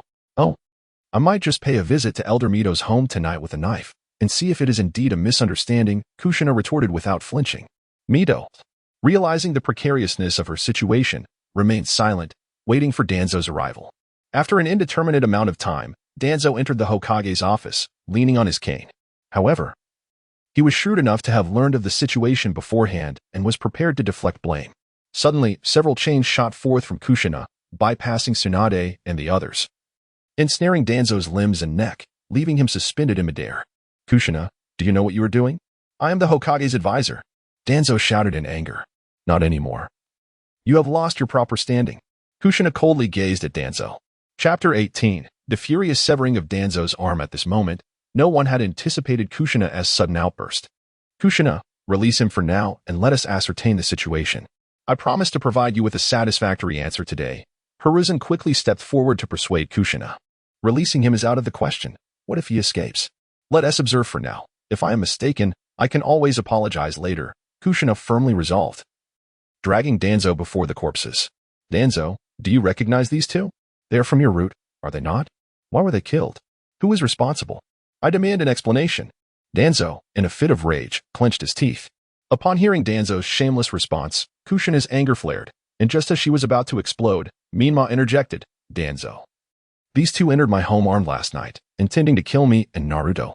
So, it was not you who issued the order? It is indeed not the command of this old man. I have been relieved of my duties and thus lack the authority to mobilize the root. Danzo's words were grandiloquent. Yet none present believed his claims. It appears that Lord Danzo has been wronged, however, since the root does not heed the orders of the Hokage. nor those of Lord Danzo. I implore the third Hokage to take a stand for Naruto and me, disband all members of the Root, and abolish the organization entirely. Should there be any dissenters or those who attempt to regroup, they shall be deemed traitors to Konoha. Menma's words were icy, her gaze fixed coldly on the ashen-faced Danzo. I concur, third Hokage. Given that the Root ninjas have ignored the Hokage's commands and covertly murdered the son of the fourth Hokage while plotting against the Jinchuriki of the Nine Tails, such an organization poses a threat to Konoha and should be eradicated. Kushina fanned the flames of dissent. How dare you? Danzo glared menacingly at the group. Lord Danzo, the Root no longer obeys your commands. Do you intend to keep them around for the new year? Menma regarded Danzo with disdain. What organization is devoid of a few rotten apples? If I were to regain the position of Root leader, I would thoroughly investigate the corrupt elements within. Danzo gritted his teeth, striving to reclaim his authority over the Root. Oh, Lord Danzo, after such a lengthy tenure, you have failed to manage those corrupt individuals. Do you truly believe you can resume control? You should retire and dissolve the Root. Frankly, I believe you are unworthy of the leadership position. Menma provocatively approached Danzo. Furthermore, there is another matter. Just moments ago, the Nine Tails expressed to me its disdain for an unsettling presence emanating from Danzo, suspecting it to be a dangerous artifact. I request the removal of the bandages covering Lord Danzo's eyes to verify the truth. Although Menma framed it as a request, she did not await the third Hokage's response and proceeded to tear off the bandages from Danzo's head. You little brat, how dare you? Danzo's cheeks puffed as he prepared to unleash a wind release technique but was swiftly silenced by Kushina, who covered his mouth with iron chains. See? You are growing impatient. Menma yanked away the bandages, revealing a Sharingan I laid bare before all. A collective gasp echoed through the assembly. Danzo, do you intend to incite conflict between Konoha and the Uchiha clan? Sarutobi Hiruzen gazed at Danzo in astonishment. MMM. Danzo attempted to articulate something, but his mouth was sealed, rendering him unable to speak, only able to utter muffled sounds. Kushina, allow him to speak. Remove the chains from his mouth. Koyuki, still shaken, turned to Kushina. You little brat, I will kill you. In a fit of rage, Danzo's Sharingan whirled violently, attempting to exert control over Menma. Ha ha ha, old dog Danzo. I forgot to mention that I am immune to Jinjutsu. This is a technique my mother taught me specifically to counter the Uchiha's illusions. Isn't that right, Mom? Menma turned to Kushina and winked. Yes, I spent quite some time developing it. Kushina, understanding Menma's cue, immediately supported her. With a swift motion, Menma brandished a specially crafted kunai and plunged it directly into Danzo's Sharingan. You little brat, how dare you treat me this way? Blood gushed from Danzo's right eye, and he howled in agony. Danzo, I have never believed a word you uttered, especially now that I see the Sharingan concealed within your eye. I am even more certain that the two individuals from last night were sent by you, attempting to abduct me while trying to control either me or Naruto through the Sharingan. For the peace of the village and the Uchiha clan, I shall destroy this eye, sparing the third Hokage from further complications. Menma's expression darkened, her tone chilling. Hiruzen, dispose of this brat. He possesses no will of fire. He will inevitably endanger the village. Danzo's furious bellow echoed, revealing his desperation. Menma, while it is true that Danzo's acquisition of the Sharingan is indeed wrong, we have yet to ascertain the full truth. Your actions are rather extreme. Monzin, feeling a pang of sympathy, attempted to defend Danzo, having known him for decades. Mito, you old fool. Don't pretend to be oblivious. You know whose Sharingan this is. A person capable of gouging out their own friends' eyes is unworthy of trust. I berate you, old dog, as a courtesy. Menma pointed an accusatory finger at Mito. It was truly a disservice to Uchiha Kagami. What? Koyuki gasped in disbelief, covering her mouth. It is Kagami's eye. I recognized it the moment Menma removed the bandages. Danzo, this is the end. Disband the Root. Return all Root ninjas. And any attempts to reassemble will be treated as treason against the village of Konoha. Sarutobi Hiruzen could hardly fathom that Danzo would dare to harm Kagami's eye, wondering what other secrets his old friend had concealed from him. Did you hear that, Mito? My mother was right. You have grown too old and lack the will of fire. It is time for you to retire. Oh, Lord Danzo, why is that arm also wrapped in bandages? Is there another secret? Menma reached out to investigate, drawing the attention of all present to Danzo's arm.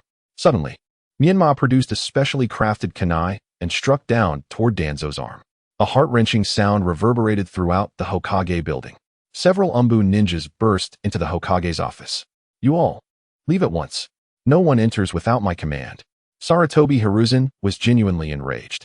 Not merely at the unexpected intrusion of the Umbu ninjas, but also at Myanmar's silent but decisive action against Danzo. Why did you sever Danzo's arm? Sarutobi Hiruzen's voice was laced with ice. As Myanmar lowered his head and deftly sliced through the bandage with a kunai, a limb resembling plaster emerged before the astonished onlookers. Indeed, this was the very thing. The Ninetales had expressed that it evoked an unsettling sense of menace. Behold for yourselves. If the transplantation of the Sharingan left everyone in a state of shock, then this arm made it apparent that Danzo had crossed the bounds of sanity. Danzo, how could you conduct research using the cells of the first Hokage and even proceed with transplantation? What other secrets have you concealed from me? Sarutobi Hiruzen roared in fury. Myanmar observed with a touch of amusement as they engaged in their petty squabbles, having already completed his own obligations. With the demise of the old dog Danzo, surely the Uchiha clan could not face annihilation once more. Should such a fate befall them again, it could only indicate that the Sage of Six Paths had decreed it. I have diligently served Konoha, remaining steadfast as its roots. Yet what of the wounds I have endured? Is it not permissible to transplant an arm? In this moment, Danzo resembled a defeated rooster, stripped of his former arrogance, fixated solely on Menma. What of my parents who sacrificed themselves to protect the villagers of Konoha? Willing to see their sons become Jinchuriki and suffer unjust treatment? How shall their contributions be accounted for? Was it merely to allow a wretched old dog like you to send others to torment us in the dead of night? I previously granted you leniency. I had just spoken with the third Hokage and 2 elders in the Hokage office, warning that if Root dared to provoke me again, I would show no mercy. Yet, you chose to send a Jonin to ambush me on my way home. This marks the 3rd occurrence. Do you comprehend why I have not sought retribution against you before? It is because that individual was subjected to the reanimation jutsu by me. 3rd Hokage, during our last lesson on forbidden techniques. I recall it was only the 4 of us present. Yet on the way back, someone lay in wait for me. It appears your direct ANBU has been infiltrated by Root as well. Moreover, when Danzo entered, he displayed no astonishment regarding my mother's resurrection. It is evident that someone must have informed him. No need to thank me. Myanmar, undeterred by the escalation of events, remained resolute. For every assertion he made was backed by irrefutable evidence. Moreover, the myriad underhanded tactics employed by Danzo could easily ensnare either himself or Naruto in perilous situations. Thus, it was prudent to amplify the matter, leaving no room for threats to linger. Danzo, how dare you place spies around me? Do you not regard me, the Hokage, with any respect? Sarutobi was thoroughly incensed. The previous attempts on his life and the manipulation of Kakashi were one thing, but now, the audacity to openly dispatch individuals to surveil him was intolerable. Do you not see me as worthy of your consideration, Danzo? I am the Hokage's advisor. Why do you persist in operating in the shadows, compelling me to undertake actions that are beneath the light? Your hesitance regarding the Uchiha clan is baffling. Why must I take the initiative to control Myanmar before the Achiha? Everything I do is for the sake of Konoha. Danzo raised his head and roared at Sarutobi. Myanmar felt that the matter was not significant enough and needed to be further inflamed. Toanzo, regarding this issue, I have a question. As the Dark Protector of Konoha, you repeatedly claim it is for the village. On the night my parents sacrificed themselves, where were you and your Root? Given Konoha's combat strength, a masked man should not have been able to escape so easily. Surely, you did not take your Root to safeguard your own clan like Elder Koharu and the others, did you? Does the will of fire merely exist to compel my parents and ordinary shinobi to fight desperately? Alas, I am beginning to waver. Is my parents' sacrifice truly worthwhile for such a Konoha? Myanmar, please do not harbor such thoughts. This matter is a disservice to you and Naruto from the village. Therefore, let Toanzo retire peacefully and never partake in any future affairs. Additionally, if you have any thoughts or requests, feel free to express them. Sarutobi Hiruzen softened his tone. Indeed, the will of fire of the 3rd Hokage remains steadfast. I have a few modest requests for you to assist with, 3rd Hokage. First, regarding Naruto's withdrawal from school, I propose that we delay his enrollment until he is older, allowing him to train and play with his mother in the meantime, ensuring he enjoys a joyful childhood. Second, I have a friend from the Uchiha clan who wishes to rent a storefront from me. I am concerned that the village may obstruct this. Thus, I would appreciate your assistance in permitting my friend to open a shop in the heart of Konoha. This could serve as an experiment to ease the tensions between the Uchiha and the village. Third, concerning my mother's revival, it is imperative that the village is informed. She should be allowed to accompany Naruto throughout Konoha at any time. Those are all my requests. Menma pondered seriously and realized these were the three pressing matters that needed resolution. Is the second request for that girl named Uchiha Izumi? It seems you have already forged a bond. I can agree to this, but there must be Umbu monitoring the situation, Sarutobi Hiruzen stated, outlining his conditions. After a moment of contemplation, Menma concluded that it was not a significant matter. Very well, but it must not interfere with their normal operations. The dark faction must remain concealed. If their business is affected, the village will bear the burden of our rental issues. All right, we shall proceed as you say. Sarutobi Hiruzen puffed thoughtfully on his pipe. Chapter 19. Naruto's new friend. Akimichi Choji as the mother and her two sons exited the Hokage building. They felt as if they had shed some heavy shackles, chatting and laughing as they made their way home. Even Kushina greeted some familiar faces with warmth. Long time no see, Choza. You're still as plump as ever. Is this your son? He resembles you quite a bit. Kushina cheerfully addressed Akimichi Choza, who was enjoying snacks with his son. Ah, Lady Kushina. It's been ages. What? Lady Kushina? How are you alive? Choza initially responded with enthusiasm, but upon realizing it was Kushina, he was left utterly speechless. What is there to be shocked about? This is your son, Choza. He is adorable. Hello there. I'm Kushina. Please befriend my son, all right? Kushina beamed at the chubby-faced Choji, wanting to pinch his cheeks, but noticing the shy demeanor of Choji hiding behind Choza, she refrained and instead offered a sweet smile. Isn't this a technique of Edo Tensei? Did the third Hokage resurrect you? Haha. It seems the third Hokage is quite something. Choza boisterously laughed, drawing the attention of those around them. Hey, Choza. How could the old man possibly use that technique to save me? Kushina pouted, turning to embrace Menma and Naruto, her eyes filled with affection. It was my son who performed the reincarnation technique. Impressive, isn't it? You mean this S-rank ninjutsu was executed by your two sons? Choza was taken aback, scrutinizing Naruto and Menma. As the young head of the Akimichi clan, he was aware of their identities as the fourth Hokage's sons. But the third Hokage had strictly instructed to keep Naruto and Menma's identities a secret to avoid retaliation, so he had never given them special attention. Their talents are truly comparable to that of the fourth Hokage. Oh, don't flatter the children. It might make them arrogant. Kushina waved her hand dismissively, though her other hand covered her mouth, unable to conceal the pride and joy that radiated from her. Being publicly praised for her sons felt quite wonderful. Actually, it's my younger son, Menma, who is yet to fully reconcile with the Nine Tails, so he cannot unleash his full power just yet. Menma? He completed this technique all by himself? Truly impressive. Choji, come greet your new friends. This is Naruto Uzumaki and Menma Namikaze. You two should get along well. Choza's heart swelled with excitement as he eagerly introduced the sons of heroes, pulling Choji who had been hiding behind him into the spotlight. Seeing Choji, Naruto dashed forward and extended his hand. Hello, Choji. I'm Naruto Uzumaki, and I aim to be Hokage one day. Let us be friends. Choji shyly reached out his trembling hand. Having been teased about his size since childhood, he loathed those who called him names, but in Naruto's eyes, he saw no disdain or disgust, only determination and joy. Hello Naruto, I'm Choji. It's nice to meet you. Please take care of me. Hello Choji. I'm Menma Namikaze. Naruto will attend school with you when you're older, so please help each other. Menma stepped forward, a gentle smile gracing his lips. Menma, don't be so stoic. Shake hands properly with Choji. Kushina playfully tapped Menma on the head, then straightened up, squinting her eyes. I apologize.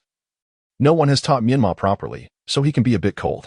I will ensure he learns better manners. Hello, Choji, pleased to meet you. Menma rubbed his head where Kushina had playfully hit him, forcing a stiff smile that resembled more of a grimace. Hello, Menma. It's a pleasure to meet you both. Shall we go for some barbecue? My treat. Choji, influenced by the cheerful atmosphere, confidently extended the invitation, not fully understanding what Edo Tensei was, but feeling that these three were genuinely kind. Is that all right? Naruto exclaimed with excitement, raising his fists and turning to Kushina. Mom, can I go eat barbecue with Choji? His eyes sparkled with anticipation. This was his third friend who accepted him without disdain, after Hinata and Izumi. Menma, do you want to go too? It seems Naruto really wants to. Kushina looked at her cheerful son and wished to avoid disappointing him, glancing inquiringly at Menma. Well, Mom, you and Naruto go ahead. Here is the money. You both don't like to carry cash when you go out. I'll wait at home for Izumi's parents. It wouldn't be appropriate if they arrived and there was no one home. Menma pulled out his wallet and handed it to Kushina. Ah, the shadow clone technique. Kushina formed hand seals and summoned a shadow clone. Menma, you can wait at home with my clone. With your abilities, I'm quite assured. She smiled gently at Menma. That works. We can settle everything directly. Now off you go. Enjoy yourselves. Menma waved goodbye to everyone, taking the hand of Kushina's clone as they headed home. This child always finds ways to protect both me and Naruto. Kushina looked at Chozo with a hint of regret. Ah, Lady Kushina, it's no trouble at all.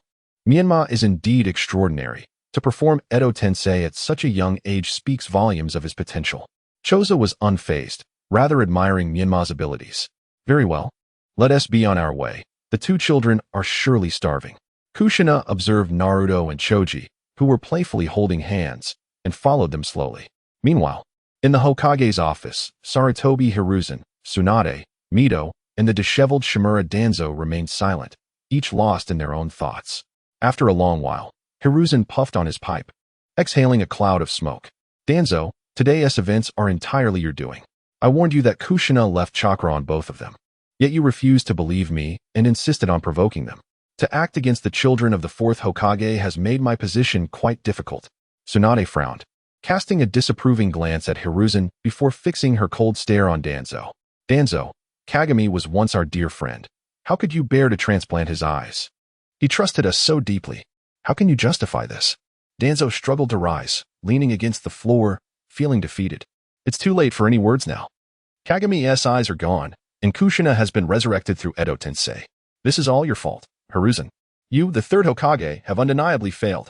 Even now, you fail to recognize your mistakes. You have disappointed me greatly, Danzo. Sarutobi Hiruzen's expression was grave as he slowly rose and approached the window. Regarding the Uchiha clan, I have arranged for a spy to report their movements to me at all times, so there is no need to worry about an uprising from the Uchiha. Will the Uchiha clan assist us in suppressing the rebellion? Is there a possibility that the intelligence sent back could be erroneous? Mito Gaiden's face was heavy as he voiced his concerns. Hiruzen cast a sidelong glance at Danzo, who was lounging on the sofa. This boy is exceptionally talented. Having fully inherited the will of fire. You have all met him. He is the grandson of Kagami, Uchiha Shursui. He has now joined the Umbu under the Hokage's direct command and has been assigned to the Uchiha as an insider to gather intelligence. Upon hearing that he was a descendant of Kagami, both Haru and Mito sighed. He was the only Uchiha willing to inherit the will of fire, and his grandfather's eyes had been transplanted by the Hokage of Konoha. If word got out, how heartbroken would the boy be? Hiruzen, you are a sinner of Konoha, entrusting the conflict between Konoha and the Uchiha clan to a mere child. What if he fails? Danzo's emotions flared, and he wished to say more, but a wave of nausea surged within him, and he coughed up a mouthful of blood. Danzo, you are merely a villager of Konoha and have no right to participate in this meeting. The only reason I have allowed you to stay is out of respect for your years of service to the village.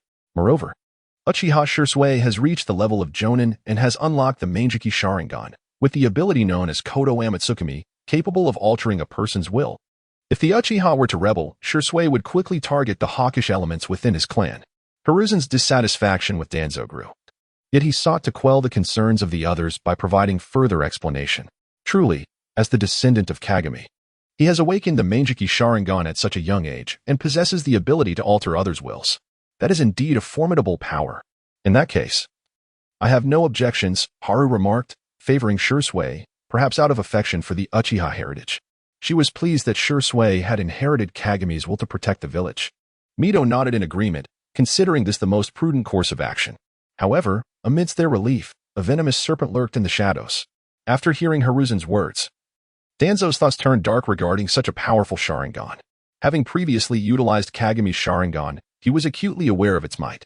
The exquisite sensation was something he, devoid of a bloodline limit, coveted and yearned for. If he could obtain such a Sharingan, he could silently control everyone, ultimately becoming Hokage. I shall take revenge for today. Danzo clenched his remaining hand tightly, his eyes filled with resentment. Chapter 20, Prologue ends. Official story begins following the diligent efforts of several craftsmen. The battered villa was finally restored to its former glory. After paying, Menma lazily reclined on the sofa, closing his eyes to recuperate. Hey, Menma, perk up. Don't look so listless, Kushina exclaimed, wielding a mop as she began to clean.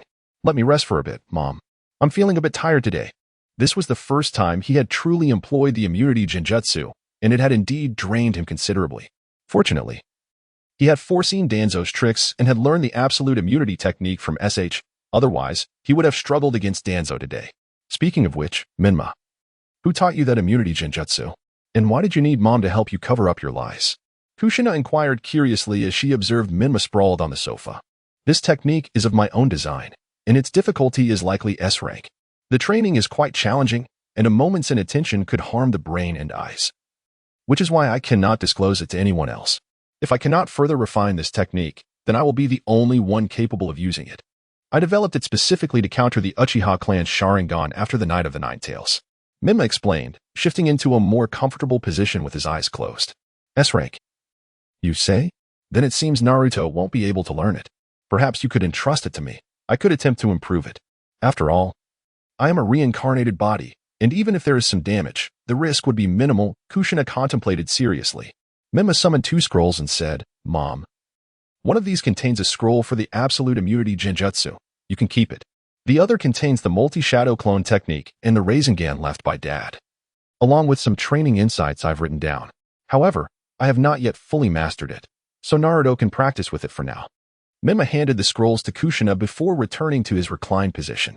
The multi-shadow clone technique, do you think Naruto can learn it? Kushina recalled the somewhat naive Naruto. He should be able to. When Naruto rescued Hinata, he successfully used the shadow clone technique, so I believe he can learn it. Moreover, the multi-shadow clone technique will allow him to learn ninjutsu more swiftly. Given his physique, I think he should have no trouble summoning hundreds of clones. Training with hundreds of clones simultaneously will expedite the learning of the Rasengan. Menma shared Naruto's training methodology with Kushina, enabling Naruto to get ahead. Truly, my son, to conceive of such a training method, have you been using this approach to learn ninjutsu and taijutsu all along? Kushina exclaimed, clasping her hands together in excitement. Jumping up with the scroll in hand. Why didn't I think of this method for training? Not exactly. Previously, I mostly used the shadow clone technique for training. It was only after learning the multi-shadow clone technique a few days ago that I adopted this method, and it has proven to be quite effective. After resting and receiving SH's treatment, Menma's fatigue began to fade. Ding dong, ding dong. The sound of the doorbell interrupted their conversation. Menma guessed it was Izumi and her parents, quickly jumping off the sofa and running to the door. Izumi, come in. My mom is home waiting for you. Menma opened the door to see Izumi with a man and a woman, both surveying their surroundings. This is my dad, and this is my mom. This is Buffing Menma. Izumi warmly introduced everyone. However, Izumi's father felt a strange discomfort upon seeing the blonde boy before him. Hello, Menma. I've heard Izumi mention you frequently.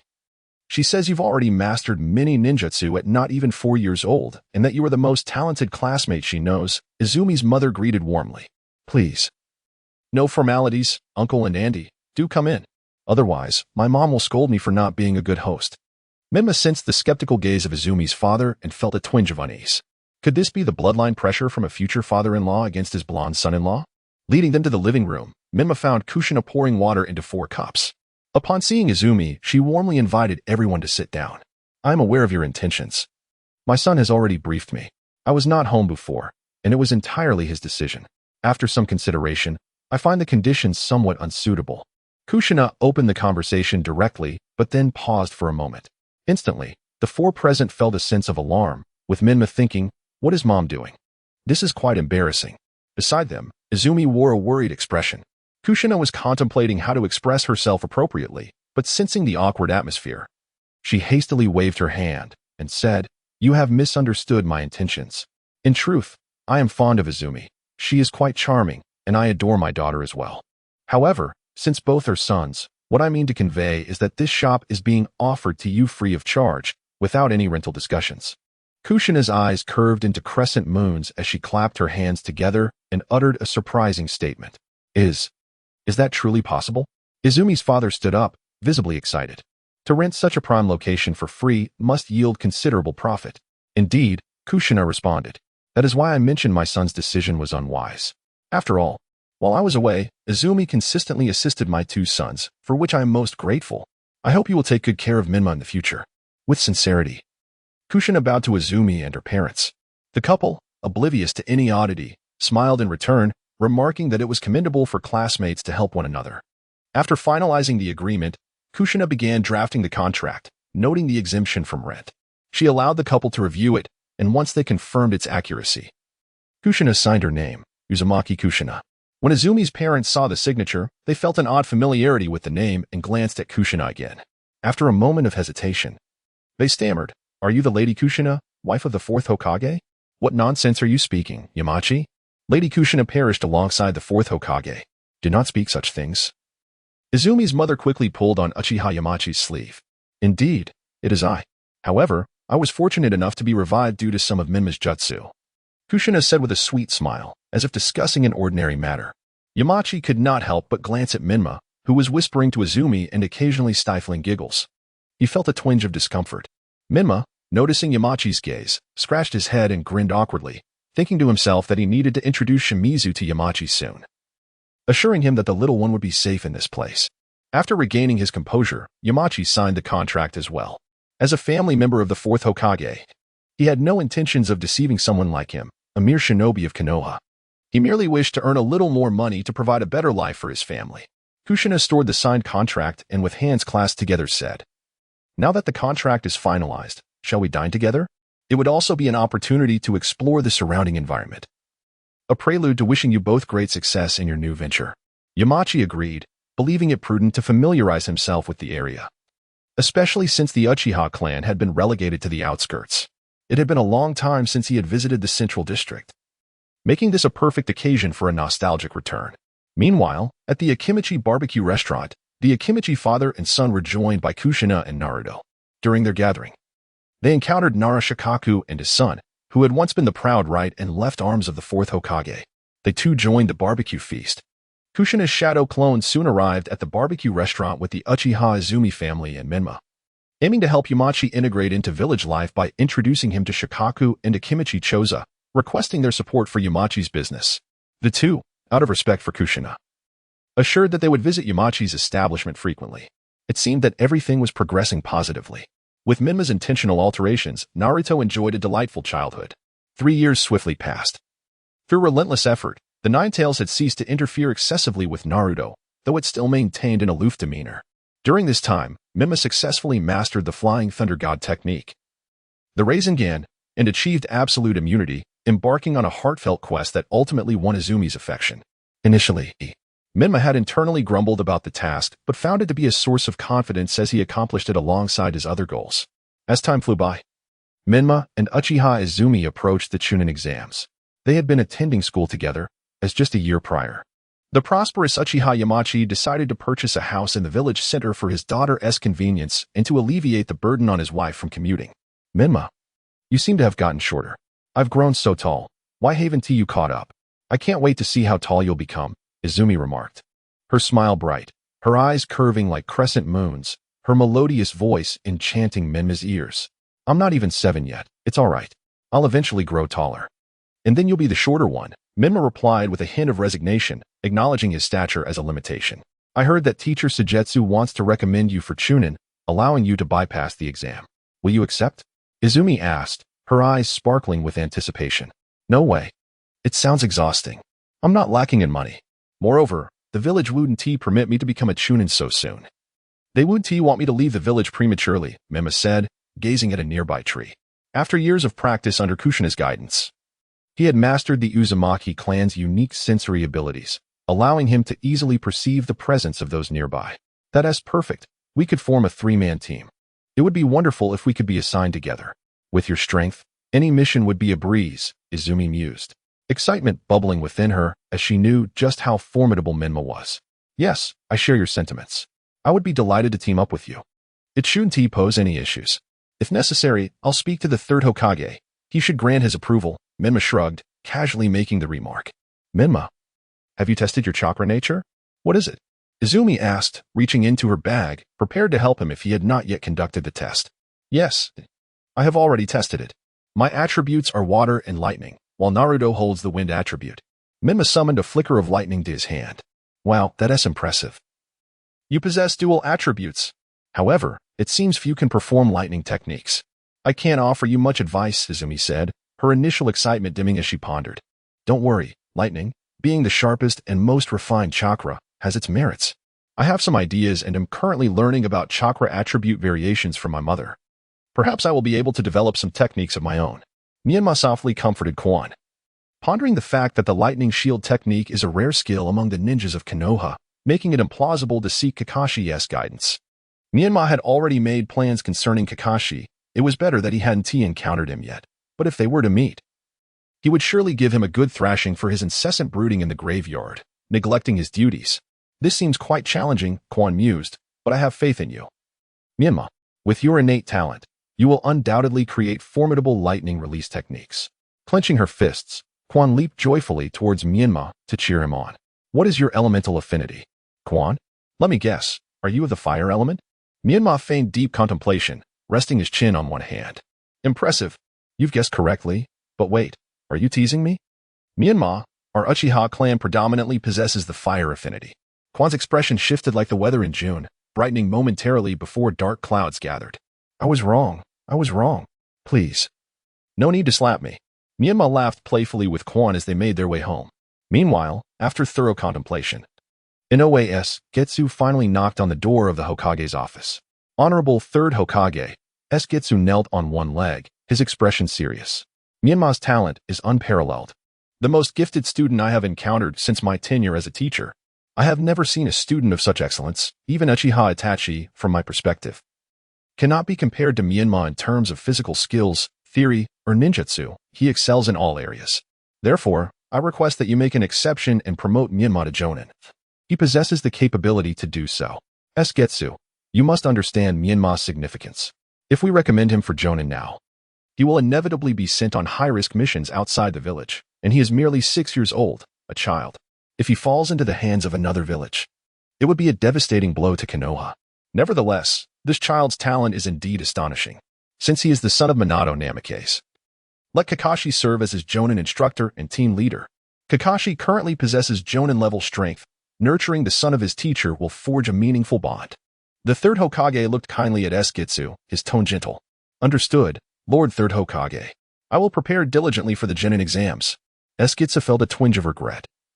If Menma were truly promoted to Jonin upon graduation, it would undoubtedly affirm both Menma's and his own capabilities. However, the third Hokage was correct. Menma was too important. The son of a hero, the Jinchuriki of the Nine Tails, a genius. Too many titles could not overshadow Menma's talent.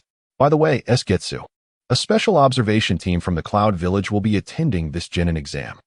The brief peace our village has enjoyed in recent years is largely due to Menma's successful mastery as a perfect Jinchuriki, which has deterred other neighboring villages from invading our borders. As the first village to master the perfect Jinchuriki method, Cloud Village's primary aim in attending may be to ascertain whether we have indeed perfected the Nine Tails Jinchuriki. Therefore, you must ensure that the arrangements for this Genin competition are impeccable. If possible, modify some of the previous exam content to showcase Menma's prowess to the Cloud Village. I understand, Lord Third Hokage. I will extend an invitation to Cloud Village under the pretext of a Genin exchange, selecting some capable students for a friendly competition. Getsu nodded solemnly, contemplating his thoughts. As a teacher, his strength may not be pivotal, but he was well aware of his students' capabilities. I will also respond to Cloud Village, indicating this point, encouraging them to bring their Genin for the exchange. A village with 2 Jinchuriki, such abundance was once unimaginable. Only a genius like the 4th Hokage could conceive it. I will inform Kakashi to conduct special training with Menma, allowing them to harmonize their personalities for better adaptation. By the way, Uchiha Itachi should also participate in the Genin exam, but due to his exceptional performance, he was recommended early as a Chunin and is now in a squad with Kakashi. Let him engage in the final competition under his Genin identity. Yamato Saratobi puffed on his pipe. Yes, Lord Third Hokage. Getsu bowed and exited. Bring Kakashi and Itachi to me. There are matters I wish to discuss. Saratobi called out to the door, and soon a silver-haired youth entered. Kakashi, rise. Has Itachi been notified? The third Hokage observed the youth before him, who donned an A&B mask with a warm smile. It has been conveyed. What instructions do you have, Lord Third Hokage? Kakashi's cold voice echoed, reminiscent of a detached specter. Kakashi, do not be so aloof. I believe your demeanor could benefit from a touch more cheerfulness. Menma, the son of the 4th Hokage, is on the verge of graduating as a Genin, and I intend for you to act as his Jonin instructor, rekindling the bond between you. Are you willing? Sarutobi took a couple of draws from his pipe, gazing amiably at the subtly shifting expression of Kakashi. The teacher's son? I have never taken on the role of a team leader before.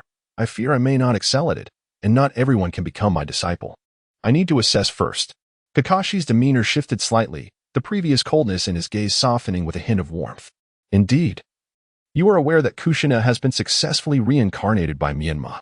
I believe you have yet to visit her. Perhaps you could go together. Yes, Lord Third Hokage.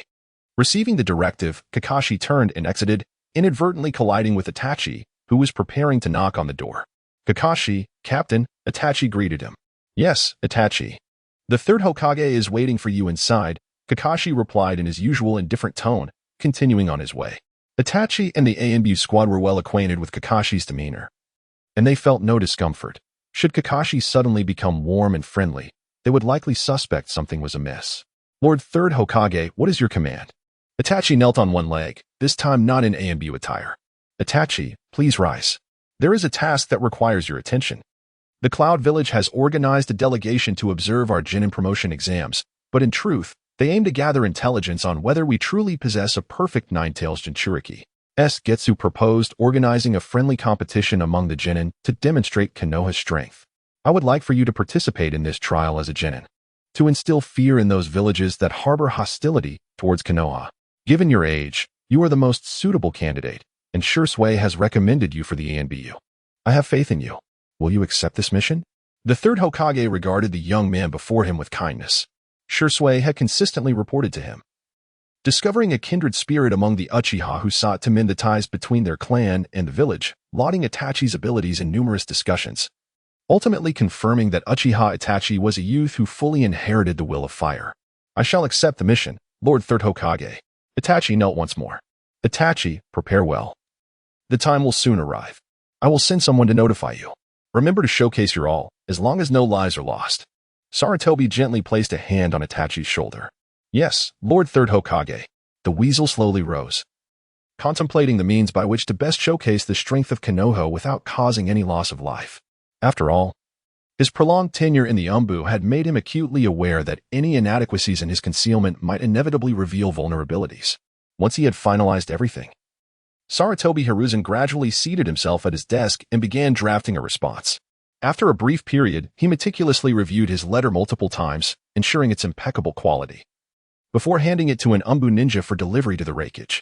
With this task complete, Hiruzen felt a slight sense of relief. The persistent frictions among the villages had been unceasing, and had it not been for the Third Shinobi World War, where Minato single-handedly turned the tide, they might have been deprived of even a fleeting semblance of peace. Certainly, a significant factor was the emergence of the perfect Jinchuriki, Minato, alongside the still-maturing Naruto, who was also a Jinchuriki of the Nine-Tails. According to intelligence reports, various villages were attempting to separate and seal the tailed beasts, yet none had succeeded thus far. Minato, you truly are a genius. How did you accomplish this? Hiruzen's thoughts gradually drifted to the image of that dashing figure adorned with a radiant smile, whose very grin seemed capable of healing all the world's ills. Chapter 22, Namikaze Minato vs. Hatake Kakashi. At this moment, Minato had returned home, continuing his studies on the variations of chakra forms within the ceiling space. He had previously inquired multiple times with Sho about how to develop these chakra transformations. However, Sho had merely provided a rather vague explanation, suggesting that by controlling chakra to assume different forms, one could produce varied effects. For instance, the Rasengan involved compressing chakra into a spiraling motion directed in multiple ways, while the Water Dragon Jutsu entailed infusing chakra into water and manipulating it to transform into a dragon form to assault the opponent. Could he, akin to Naruto, develop a lightning release Rasen Shuriken? Menma wielded chakra, forming a Rasengan in his hands, intricately infusing strands of lightning chakra upon its surface. In an instant, the lightning chakra began to spiral in tandem with the Rasengan, yet it stubbornly resisted Menma's intent to shape it.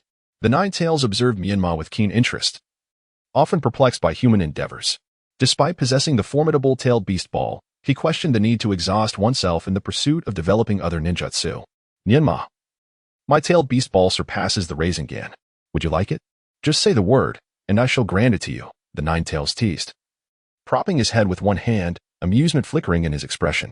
Might it be that if I developed the Rasengan further, I could also refine your tailed beast ball? If that were the case, which tailed beast could stand against me? Myanmar replied, his gaze unwaveringly fixed upon the swirling Rasengan in his hands. We tailed beasts utilize tailed beast balls, albeit with varying abilities. For instance, I, the illustrious Ninetails, possess the unique power to perceive human disdain.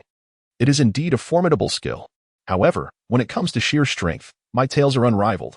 They are truly my greatest asset, the Ninetails boasted, erupting into hearty laughter.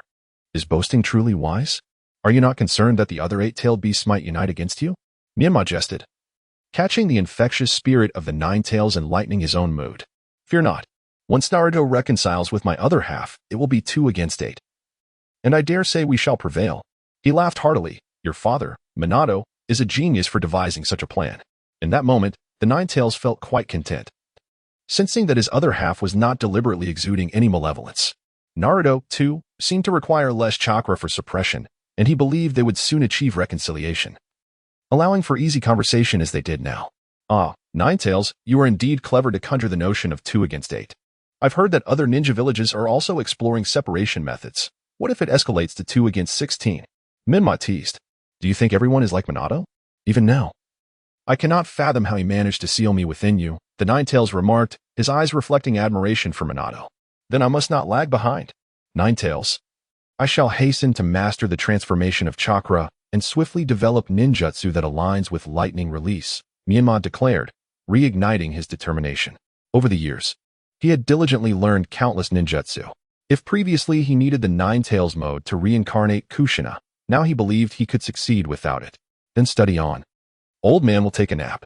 However, someone is likely seeking you outside. I do not sense any malevolence, the Ninetails yawned. All right, I'll go check. You rest.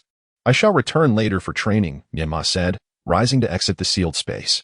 Upon returning to his body, Myanmar spotted a figure outside the window, a person with silver hair. Their face obscured, save for a mask that slanted over their forehead protector, concealing their left eye. It was none other than Kakashi. Kakashi, what brings you here? Myanmar called out, his expression impassive. In a flash, Kakashi stood before Myanmar, his tone laced with disdain. You're still just a kid, and you ought to address me as Kakashi-sensei. Show some respect. If you had any respect, you wouldn't have barged into my room without a word. I typically respond to people like you with such indifference, Myanmar retorted nonchalantly. Quite the sharp tongue you have. The third Hokage has ordered me to conduct special training with you in preparation for the Genin exam. He intends for me to be your lead instructor, but first, I must ascertain if you are worthy of my guidance, Kakashi observed lazily, regarding the 6-year-old before him. Kakashi, let us spar. I wish to see if you possess the strength to be my instructor, Myanmar replied earnestly, eager to gauge the prowess of the so-called genius ninja. I will not show mercy simply because you are the son of my teacher, Kakashi stated, turning his back on Myanmar and leaping away. Ah, the early Kakashi is quite the show-off, Myanmar thought to himself, following closely behind Kakashi. Meanwhile, in the living room, Kushina sensed Kakashi's chakra immediately, understanding his nature and thus refraining from intervening. In the woods of Konoha, Kakashi arrived first, choosing this secluded area for its complexity and the absence of interruptions. A favored training ground for many ninjas. He intended to test Myanmar, the one favored by the third Hokage, and to discern the potential of his teacher's son for cultivation. Before long, Myanmar appeared before Kakashi with a swift motion. Myanmar extended his hand to form the opposing symbol of competition, causing Kakashi to momentarily lose his focus. It had been quite some time since he had last made such a seal. The last time was during a sparring match with his dear friend, Uchiha Bido. Are we fighting or daydreaming? Myanmar observed Kakashi's distracted demeanor and surmised that he was likely lost in thoughts about that treacherous individual, igniting a surge of frustration within him. Kakashi was jolted back to reality by Myanmar's voice, offering a wry smile as he too formed the opposing seal. Moments later, the two surged toward each other, engaging in a test of physical prowess. Each exchanged blows, punches, and kicks, transitioning from the ground to the trees, and then leaping into the air. Ultimately, Kakashi aimed a kick at Myanmar, who, gathering chakra in both hands, managed to block the strike. However, the sheer force of the impact sent him reeling backward. Yet, Myanmar had achieved his goal. Unbeknownst to Kakashi, a line of words had appeared beneath him, blade of protection. Indeed, this was Myanmar's flying thunder god mark. The two continued their clash of ninjutsu. Kakashi swiftly formed hand seals, executing the fire release, great fireball technique. Myanmar, meanwhile, only formed 4 seals for the water release, Water Dragon Bullet Technique. A column of water erupted from his mouth, morphing into a water dragon that engulfed Kakashi's fireball. The immense steam obscured their vision, and Menma seized the opportunity to launch a specially crafted shuriken, following it with the Flying Thunder God technique. He swiftly appeared beside Kakashi and delivered a kick. Kakashi, preoccupied with knocking away the shuriken, was caught off guard by Menma's mastery of the Flying Thunder God and took the blow. This is the second stage of Flying Thunder God. Kakashi heard the chilling declaration as his body was propelled sideways, just as he prepared to regain his balance. A voice resonated from behind him. This is the third stage of Flying Thunder God. Rasengan. A thunderous explosion erupted, creating a large crater in the ground. At that moment, Kakashi lay motionless on the ground. Summoning technique. Menma struck the ground with one hand, producing a resounding noise. Before him appeared a small figure, adorned in a sea blue outfit, with a water droplet-shaped head and two sapphire-like eyes, a manifestation of the little water spirit that had resided in Menma's mind. The spirit floated before Menma, speaking in a youthful voice, "Master, what are your commands?" "Little water, heal him. Do not let him die. Just keep him bedridden for a month or two," Menma replied, his face slightly flushed and breathing heavily. Little water darted to Kakashi's side, gently tapping him with a finger. An enveloping aura of deep blue chakra surrounded Kakashi, continuously nurturing and repairing his body ravaged by the Rasengan. After a while, Little Water withdrew the chakra and returned to Menma, announcing, "Master, as per your instructions, Kakashi has been healed. He will be able to rise after a month of rest." Kakashi, still in a state of unconsciousness, weakly opened his eyes. Yet the pain coursing through his body rendered him unable to speak, leaving him to lie dazed on the ground. Menma slowly approached Kakashi and remarked, "With your current abilities, do you truly believe you are fit to be my leading instructor? It would be prudent for you to refrain from engaging in soliloquies at the cemetery and instead focus on enhancing your skills. The masked man who murdered my parents remains at large, and it is inevitable that we shall cross paths again. At that juncture, your assistance will be indispensable. You must cease to regard yourself as a prodigy. I dare assert that even against the full might of might guy, you would struggle to prevail. It is best for you to cultivate humility and dedicate yourself to serious training, rather than flaunting an air of superiority. Shortly, I shall have a shadow clone escort you to the hospital, for you have dutifully protected my mother for an extended period." Menma has long held a disdain for Kakashi, who, day after day, fails to enhance his strength, merely muttering to himself atop graves. Had it not been for him, the Night of the Nine Tails would never have transpired. Subsequently, during the battle against Pain and the Fourth Great Ninja War, Kakashi displayed a lack of prowess, garnering criticism. He struggled even against Zabuza, which only further emphasized his inability to protect anyone. After a moment of internal venting, Menma felt a sense of relief and performed the shadow clone technique. With a series of pops, two clones of Menma appeared, lifting Kakashi and heading towards the hospital. Once this was accomplished, Menma activated the Flying Thunder God technique and transported himself to where Naruto lay, engrossed in training. At that moment, Naruto was engaged in a lively conversation with Kurama, even sharing jokes which began to irritate the beast. With a flick of a claw, Kurama expelled Naruto from the ceiling space. Upon returning to his body, Naruto found Menma standing before him. "Menma, what brings you here? You have footprints all over." "It's nothing. I was just in a skirmish and used your kunai to teleport back," Menma replied, brushing off the dirt on his clothes. "A fight? With whom? You're so formidable. Who could leave footprints on you?" Naruto asked, puzzled. "Someone named Kakashi. I gave him a good beating today. Once you become a genin, I'll have him as your team leader." Menma smiled gently at Naruto. "I don't want him. He couldn't even defeat you.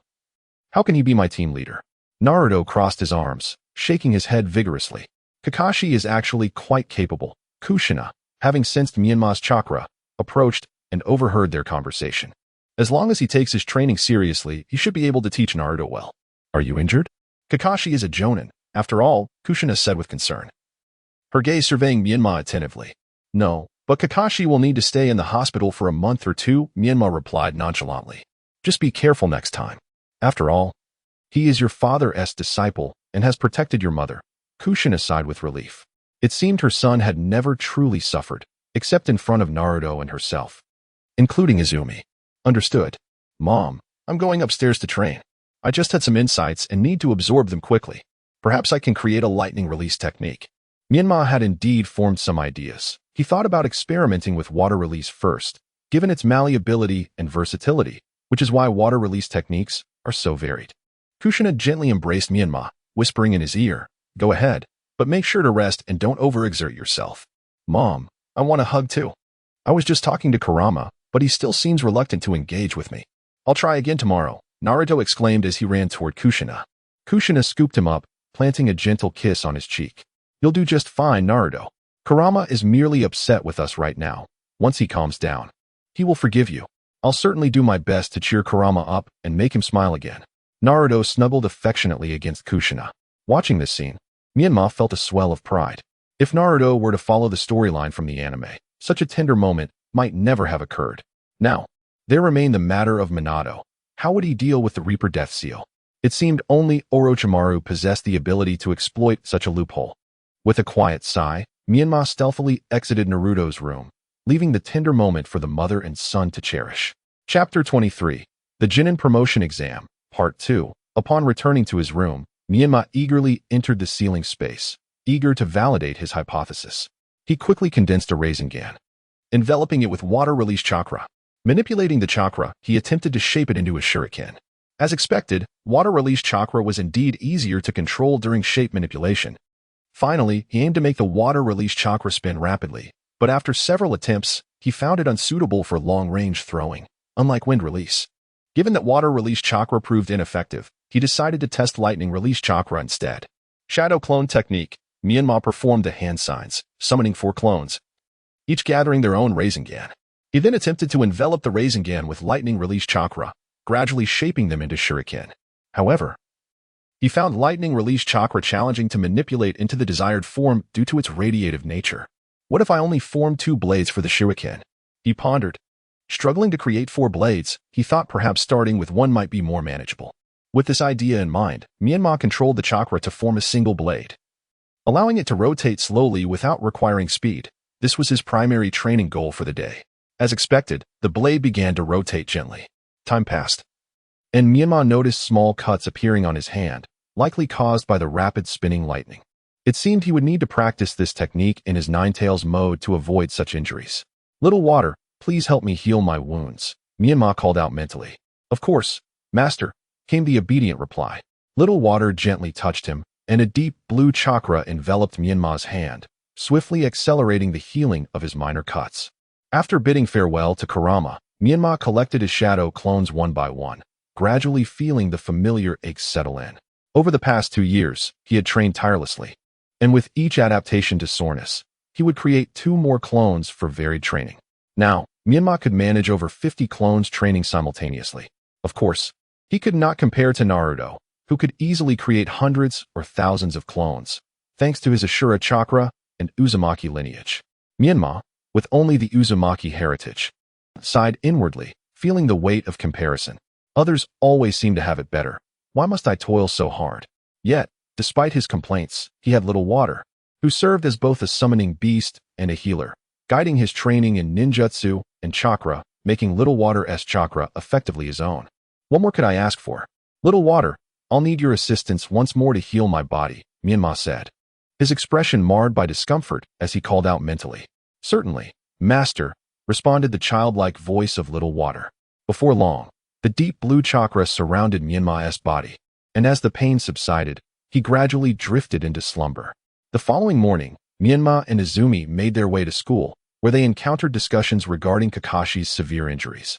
With the Hokage having dispatched someone to seek out Jiraiya, one of the legendary Sannin, Menma never anticipated that Kakashi's beating would incite such a tremendous uproar. However, upon reflection, it was only natural. After all, Kakashi is a ninja of prodigious talent, and with such grievous injuries, the public's curiosity would undoubtedly be piqued. Given Kakashi's notoriously rebellious demeanor, it was highly likely he would not disclose that his injuries were a result of his altercation with her. This thought made Menma chuckle, prompting a look of suspicion from the nearby Izumi. "Menma, did you have a hand in Kakashi's injury?" "Certainly not. Do not spread such rumors. I refuse to acknowledge it." Menma would never confess to such a matter, as it would tarnish Kakashi's reputation. "Really? Yet your laughter seemed rather suspicious just now. But upon further contemplation, it makes sense. After all, Kakashi-senpai is a Jonin of the Umbu. How could you possibly be his match?" Izumi's skepticism faded, giving way to admiration. Observing Izumi's admiration, Menma felt a twinge of jealousy. Is Kakashi truly that formidable? In comparison to Itachi, whom do you believe is superior? Izumi furrowed her brows, as though this question had never crossed her mind. I suppose Kakashi-senpai is more powerful. Yet Itachi is formidable as well, considering he has already awakened his Sharingan, seemingly possessing the double tomo. Perceptive Izumi noticed a hint of discomfort on Menma's face and continued, Menma, you are also quite impressive. Your age may be a limitation, but perhaps as you mature, you will surpass them. Your innate talent should indeed be greater. Enough of your comforting words. Let us be on our way. The CH-NIN exams are fast approaching, and you have no issues with your basic techniques. Just relax. You will surely pass. I am not worried. I can manage the CH-NIN level. However, I have heard that individuals from the Cloud Village will be present to observe, which could lead to complications. Izumi cheekily stuck out her tongue at Menma. The Cloud Village, you say? I recall that they planned to kidnap Hinata, seizing the opportunity to harm Hayashi Hyuga. This is something we must remain vigilant about. I need to find an opportunity to inform Naruto to ensure Hinata carries the special kunai I prepared for her. This way, I can promptly assist Hinata and protect Hayashi Hyuga, potentially altering Miji's fate. Menma, what are you pondering? Izumi inquired softly, noticing Menma lost in thought. Izumi, you must keep the kunai I gifted you close at hand, and if you encounter Hinata, remind her to do the same. I fear that some mischief may be afoot. Menma gazed at Izumi earnestly. Yes, the kunai you gifted me is always with me. It is lightweight and incredibly useful. Izumi retrieved the special kunai from her ninja tool pouch, demonstrating a few movements with it in hand. Good. As long as it serves you well, use it with confidence. If it happens to break, let me know, and I shall provide you with another. Menma stretched her arms and yawned. Izumi refrained from further conversation, securing the kunai back into her pouch before cheerfully sprinting ahead. Menma, hurry up. We shall be late otherwise. As Menma gazed at the lively Uchiha Izumi before him, he gently shook his head, a bittersweet smile gracing his lips as he pursued her. Kakashi, are you saying that Menma has already mastered the Flying Thunder God technique in the Rasengan? Furthermore, he has further developed these skills beyond the 4th Hokage's foundation, achieving the 3rd stage? Sarutobi Hiruzen's eyes widened in astonishment. Indeed, Lord 3rd Hokage, with my current abilities, I am unworthy to serve as Menma's Jonin instructor. I must decline this mission. Kakashi lay in bed, quietly staring at the ceiling. I understand. Focus on your recovery. This is not a reflection of your strength, but rather a misjudgment of intelligence. No one anticipated that he would wield the Flying Thunder God technique to such an extent. Hiruzen's eyes glimmered with appreciation. Very well. Lord 3rd Hokage, Kakashi continued to fixate on the ceiling. Hiruzen slowly exited the infirmary, addressing the umbu behind him. Send more operatives. Ensure that Jiraiya or Tsunade returns immediately. Inform them that the village is in peril. If they do not return, we may face unprecedented devastation. Meanwhile, Kakashi's mind lingered on Menma's words. With your abilities, how dare you come to be my instructor? Spend less time talking to yourself in the graveyard and work on enhancing your strength. The masked man who killed my parents remains at large, and you will undoubtedly encounter him again. We will need your strength to confront him. Do not always regard yourself as a genius. I dare say, even with Might Guy's full power unleashed, you might struggle to prevail. Henceforth, cultivate your skills in humility and refrain from your haughty demeanor. Had he truly grown too proud? His father had once told him that guy would become formidable. How did Menma know about his solitary musings in the graveyard? Was he present as well? The masked man, he still had not avenged his teacher. Why did his own strength feel so inadequate, having been bested by a child of no more than 7? Kakashi lay in bed, reflecting on many memories.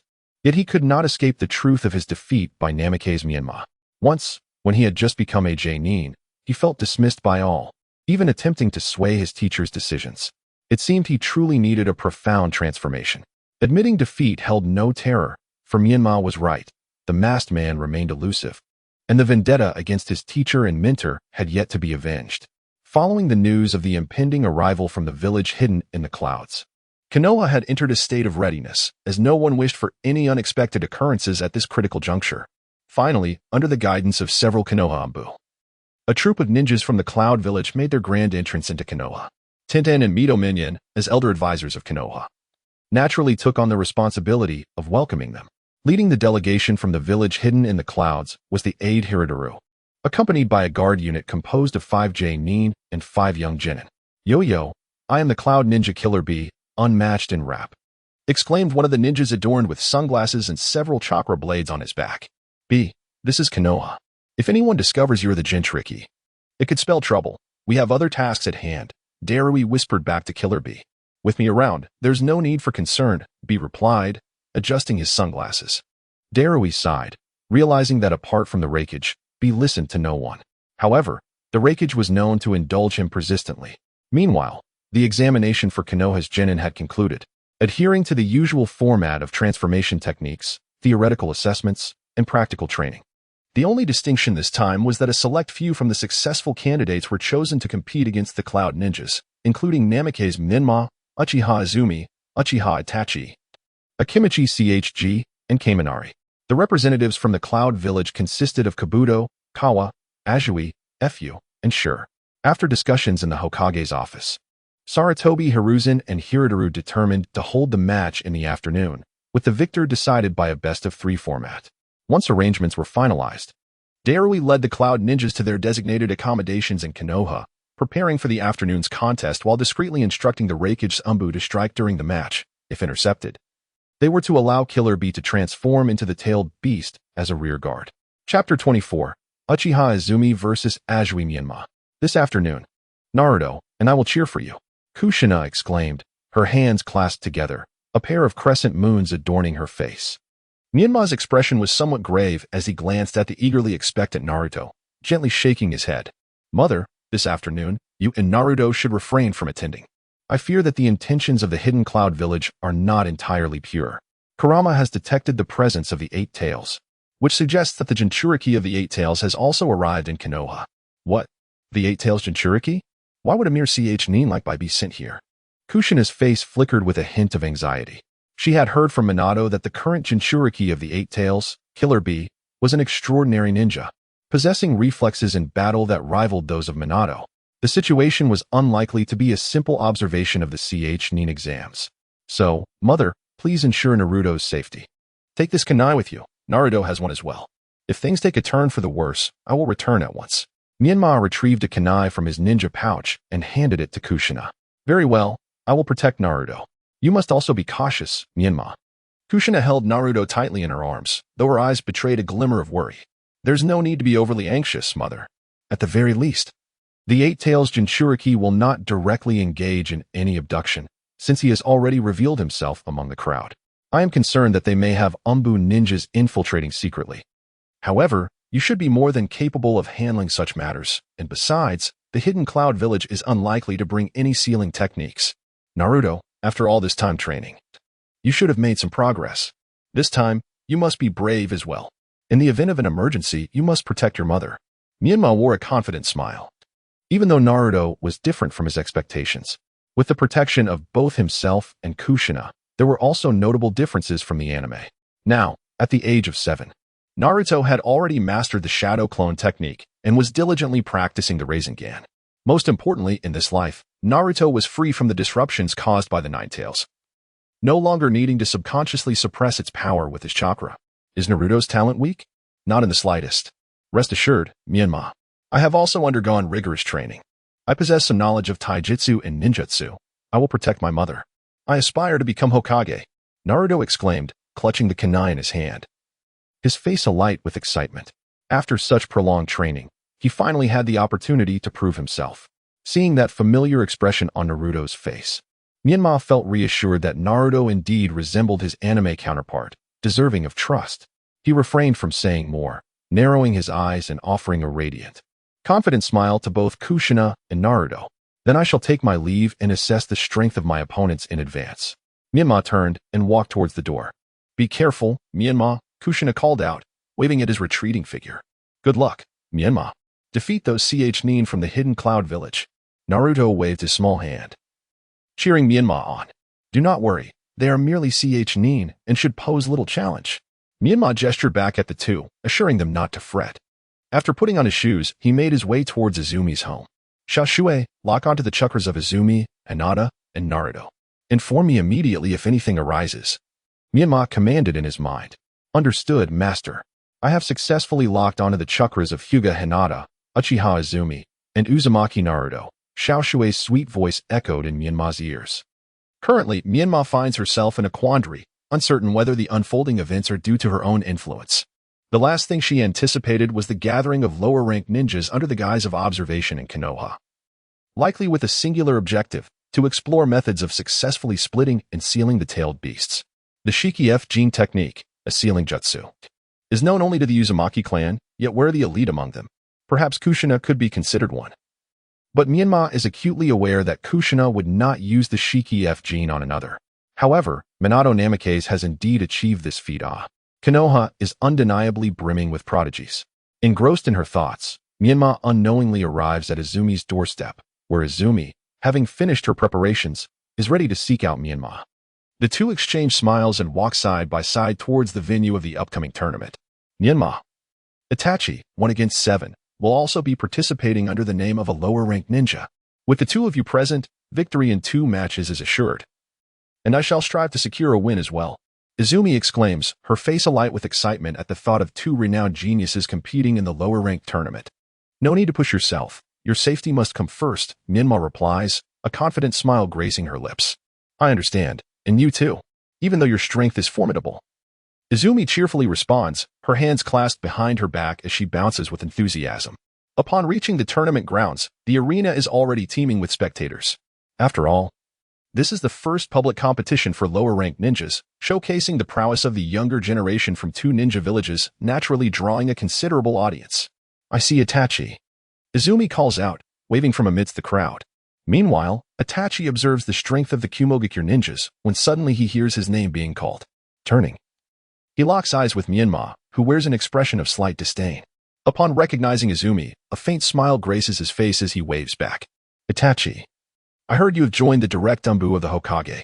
I haven't had the chance to congratulate you yet, Izumi says, narrowing her eyes into crescents.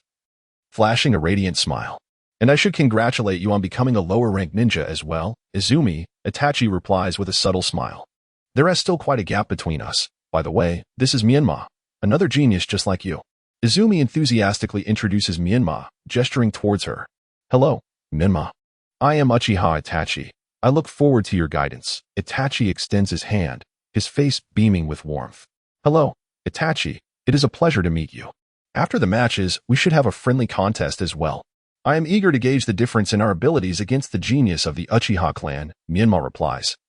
Shaking Itachi's hand, a gentle smile illuminating her face, though her azure eyes shimmer with fierce determination. That sounds splendid, Itachi. Please agree to Myanmar's proposal. A duel between 2 geniuses will undoubtedly be exhilarating. Izumi exclaims, her fists clenched in excitement. After the matches, we can exchange techniques. I am curious to see just how strong the one who injured Captain Kakashi truly is, Itachi muses, his eyes narrowed. His refined features accentuated by a slight upward curve of his lips. Wait, Myanmar, you claim Kakashi wasn't injured by you? Izumi interjects, hands on her hips, pouting. Well, Myanmar stammers, awkwardly scratching the back of her head. All participants, please prepare. The matches are about to commence. Yagami Shurden calls out, holding a toothpick in his mouth as he announces from the arena. First match, Uchiha Izumi vs. Mabu I, Yagami Shurden declares, holding the match list with a somewhat languid expression. I'll be going up first. Izumi beams at the two, preparing to dash towards the stage. Izumi, wait. Myanmar calls out, swiftly approaching her side. She gently taps Izumi's forehead with her finger. All right, go ahead. Izumi, slightly flustered by Myanmar's sudden gesture, suddenly feels enveloped in a layer of unfamiliar chakra, forming a red chakra cloak around her. Thank you, Myanmar. I'm off now. Izumi exclaims as she runs towards the arena.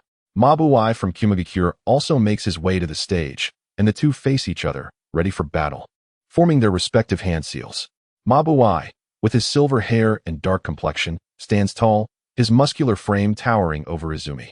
Look, that little girl on the stage possesses the chakra of the 9 tails. The 8 tails comments to Killer B, who is watching from the stands. Wait, is that little brat the 9 tails Jinchuriki from Konoha? She looks quite ordinary. Killer B remarks, rhythmically shaking his body while holding a tambourine in his hands. She is not. She merely possesses some chakra from the 9 tails. This is a unique ability of the 9 tails, allowing them to lend their chakra to others, forming a tailed beast cloak. Hey, don't be afraid, little Konoha ninja. The 8 tails Killer B is here. Killer B, inspired, begins to dance again. Idiot, listen. What I meant is that Konoha's Nine-Tails Jinchuriki has indeed mastered this power perfectly, and the little ninja on stage can freely lend the chakra of the Nine Tails to others. The Eight Tails yells angrily at Killer Bee. I'm sorry, Gyuki, I got it. I will inform Darui of this. Killer Bee replies awkwardly, casting a heavy gaze towards Gyuki as he exits the ceiling space. Darui. Gyuki just informed me that Konoha's Nine-Tails Jinchuriki has perfectly mastered the power of the Nine Tails, and the little ninja on stage possesses its chakra, Bee states seriously, pushing up his sunglasses. Is that true? That little girl on stage is the Nine-Tails Jinchuriki? Darui inquires, his expression grave as he focuses on Uchiha Izumi. No. The Nine-Tails Jinchuriki is someone else. This girl merely has a portion of its chakra, Killer Bee interjects, preparing to rap again. Let us hold off on that for now. Allow me to use my sensory abilities to investigate, Darui interrupts, closing his eyes to sense Izumi's chakra from below the stage. Meanwhile, Sarutobi Hiruzen, seated at the center of the viewing platform, notices Darui's actions. Darui, is there an issue? Konoha certainly produces exceptional talent. I never expected Konoha's Nine-Tails Jinchuriki to wield the Nine-Tails power to this extent. The girl before us possesses the chakra of the Nine-Tails. Darui remarks with a smile directed at the third Hokage. Our Nine-Tails Jinchuriki has indeed mastered this power, but your Kumogakure also has its strengths. The Eight-Tails Jinchuriki was the first to inherit this power perfectly. Hiruzen replies, subtly glancing at Killer Bee beside Darui. Darui remains silent, his gaze fixed on the arena. The match begins. Yagami Shuriken announces with a single hand motion, and Mabuai and Uchiha Izumi charge towards each other. With the enhancement of lightning chakra, Mabuai gains a speed advantage, launching a kick towards Uchiha Izumi. Izumi quickly crosses her arms to block, the immense force of the kick sending her staggering backwards. While she is incredibly strong, her power far exceeds mine.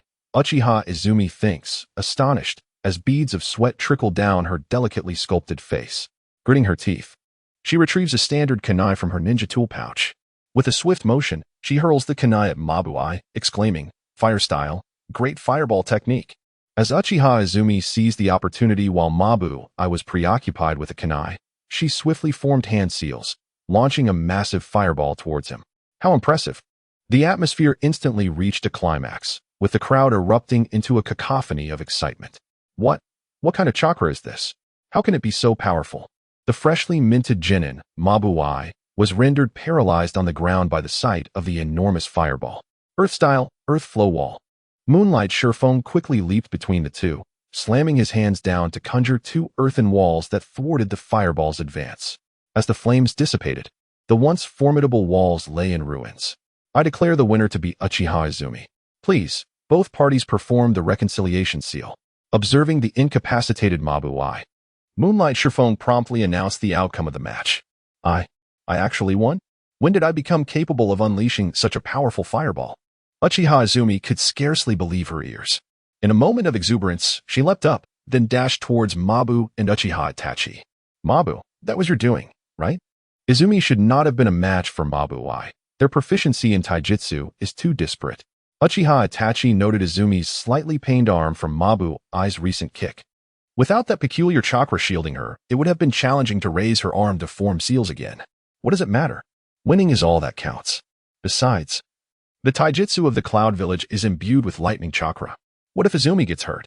Maba shrugged, indicating it was of no concern. Lord Third Hokage, it appears your village has produced a remarkable Jinchuriki capable of transferring chakra to others. Darui's demeanor betrayed a hint of discomfort, his tone tinged with dissatisfaction. Darui, this pertains to their bond. We cannot interfere too much. However, I did not anticipate the Cloud Village's lightning chakra to be so adept. Able to merge chakra with physical prowess. Sarutobi Hiruzen leisurely exhaled a puff of smoke, a glimmer of pride in his gaze. Mabu, Itachi, I have triumphed. Yet, the taijutsu from the Cloud Village is formidable. Izumi bounced over to the two, eager to share her insights. Well done, Izumi. Maba smiled slightly, refraining from elaborating further. Itachi, however, wore a smile, remaining silent. The next match, Kabuto versus Kenyano. Please prepare for battle. Moonlight Surefoam's voice echoed throughout the arena, though his languid expression remained unchanged. At this moment, both combatants formed their respective battle seals. As the match commenced, Kabuto opted for the Cloud Village's customary offensive tactic, charging directly at Kenyano. Meanwhile, Kenyano, having overheard Izumi's insights from the sidelines, chose not to engage in a taijutsu contest. Instead, he retrieved an array of kunai and shuriken from his toolkit, hurling them at Kabuta. Kabuta did not evade, amplifying his lightning chakra to withstand the incoming projectiles. A series of clangs echoed as kunai struck him, leaving a few wounds, with some even embedding into his flesh. "You bastard, take this," Kabuta yelled, swinging a fist imbued with lightning chakra just as he closed the distance to Kenyano. Water style.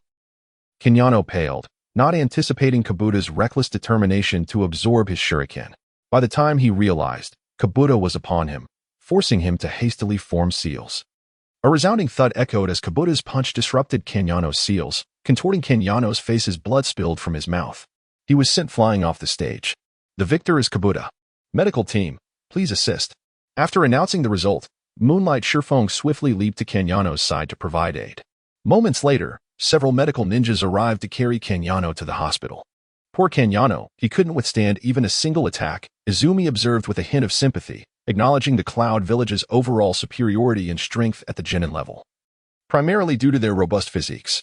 "We will reclaim victory shortly. It's nothing," Maba reassured Izumi. Next match, Shi vs Uchiha Itachi. "Please, both contestants take the stage." Moonlight Shifeng's demeanor shifted from nonchalance to seriousness as he focused on the competitors. This contest featured Uchiha Itachi, renowned as a prodigy of the Uchiha clan, who became a genin at 7 and joined the Umbu at 10. Should a lapse occur, it could result in a dire outcome. Shi, beaming with confidence, exhibited graceful movements, his charming demeanor eliciting enthusiastic waves from the audience. "Is this person also a ninja from the Cloud Village? How dashing," gushed an enamored spectator. Meanwhile, Uchiha Itachi, adorned in the Uchiha clan's garb, swiftly ascended the stage, igniting a fervor among the crowd. "Look, it's Itachi, taking on 7 opponents. So cool. He is looking at me. He is definitely looking at me. Hello, I am Shi from the Cloud Village. It's a pleasure to be your opponent," Shi greeted Itachi warmly. With a serious expression, Itachi formed his battle seal, stating, "I am Uchiha Itachi. I look forward to your guidance." This opponent was unlike the others. He lacked any detectable lightning chakra and bore a physique that signified strength. "Begin the match," Moonlight Shifeng signaled, lowering his arm and stepping back. "I'm not like the others. I dislike brutish training methods." "Itachi, be cautious. Lightning style, lightning illusion, lightning pillar." She swiftly formed seals. In that moment, Itachi perceived she transformed into a bolt of lightning. Is this a visual obstruction technique? Itachi activated his Sharingan, the tomo swirling in his gaze as he vigilantly monitored his opponent's attack trajectory. She lunged forward, hands aglow, yet Itachi nimbly leaped aside, evading Shi's offense. Closing his eyes momentarily, Itachi suddenly opened them wide. "Your illusion techniques are futile before my eyes." The arena returned to its normal state, devoid of any electric obstructions. "You've seen through my technique, Mr. Itachi. As expected of the Uchiha clan. Let us resolve this with taijutsu." A smile danced on Shi's lips. "As you wish." With that, Itachi charged at Shi, kunai in hand. She promptly drew his own kunai, engaging in a fierce exchange. The two weapons clashed repeatedly, sparks flying with each collision. Suddenly, seizing the opportunity, she thrust a kunai at Itachi, piercing his body. "It seems I have won, Mr. Itachi," she declared, a triumphant smile gracing his face. "You celebrate too soon." Itachi's voice resonated from behind him as he pressed a kunai against Shi's neck. The Itachi before she dissipated into a flock of crows. She closed his eyes, releasing a long breath. "I concede. I declare the winner of this match to be Uchiha Itachi. Both parties may perform the reconciliation seal." "Mr. Itachi, you are formidable. I hope to have another opportunity to spar with you," she expressed, his eyes gleaming with determination. Itachi remained silent, walking straight off the stage. The next match, Ifu vs Akimichi Chushing. "Contestants, please prepare." Moonlight Shifeng's voice echoed throughout the venue. As expected of Itachi, he truly is remarkable. Able to discern the illusion so swiftly, Izumi observed in admiration. Uchiha Itachi responded with a faint smile, the corners of his mouth curving upward. As long as one can adeptly wield the powers of the Sharingan, it becomes effortless to discern the illusions at play. The Sharingan, I have yet to awaken its eye. I shall strive earnestly to achieve that. Uchiha Izumi clenched his fists tightly, determination radiating from his countenance. The competition commenced. As the sound of the swift moonlit wind echoed, The two combatants engaged in battle upon the arena. At that moment, a faint, childish voice reached Menma's ears. Master, Hinata Hyuga's chakra is in disarray. With a swift motion, Menma did not linger to greet the two and vanished beside them with the Flying Thunder God technique. Uchiha Izumi called out to the empty space beside him. Flying Thunder God, is it? Uchiha Itachi mused curiously, gazing at the spot where Menma had disappeared, as if in quiet contemplation. Indeed, Itachi. Menma possesses remarkable talent. He has already mastered the Flying Thunder God technique. Surely, there must be a pressing matter at hand. Uchiha Izumi's tone was casual, yet a hint of concern lingered in his expression. Meanwhile, Menma summoned all of his chakra, swiftly appearing before the two hidden Cloud Village ninjas, cradling the unconscious Hinata in his arms. Release her, Menma demanded coldly, his breath coming in heavy gasps. Who is this brat to obstruct my path? You will pay dearly. One of the Cloud Ninja's Umbu members snarled, swinging his blade towards him. At this moment, Menma closed his eyes, and when he reopened them, his entire body radiated a golden hue, adorned with a golden cloak reminiscent of a tailed beast. The hem of his garment fluttered with the wind, and his azure eyes transformed into a resplendent gold. Behind him, 9 chakra tails effortlessly shielded him from the onslaught of a ninja. In Chapter 26, the summoning beast Sh Mizu made its debut. He then controlled one of his tails, reaching out towards the ninja clutching Hinata. The two Umbu ninjas from the hidden cloud, upon witnessing Menma's tailed beast transformation, trembled uncontrollably. What is this? How terrifying. At that moment, Hayashi Hyuga, having heard the sounds of battle, rushed to the scene, accompanied by Niji Hyuga. Who dares to disrupt our Hyuga clan? Hayashi exclaimed as he positioned himself protectively beside Hinata, his gaze fixed in shock upon Menma. I am a friend of Hinata. These two ninjas from the hidden cloud intended to abduct her, but I thwarted their plan.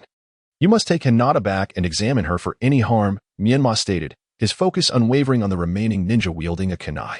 Mission failed. Retreat. The ensnared ninja shouted to his companion. Trying to escape? I won't allow it.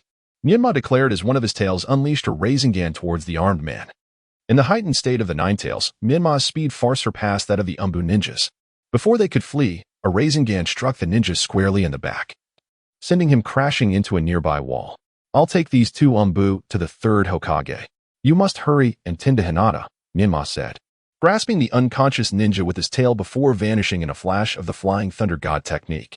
Flying Thunder God? I recognize that technique, Hayashi noted, recalling his past battles alongside the fourth Hokage. Dad, this person is amazing, Niji remarked, looking up at Hayashi, who wore a serious expression. Niji, you must train diligently. You two are a genius of our branch family, Hayashi said, affectionately ruffling Niji's hair before turning to carry Hinata back inside. In a swift motion, the tailed beast Menma appeared before Itachi and Izumi Uchiha, causing an immediate stir among the crowd. What is that? And Nine Tails? Is that a fox spirit? Has it gone berserk? Panic ensued among those on the arena as chaos erupted. Menma, are you alright? Izumi asked, her face etched with concern. I'm fine. These two infiltrated Hinata's home intending to kidnap her, but I intercepted them.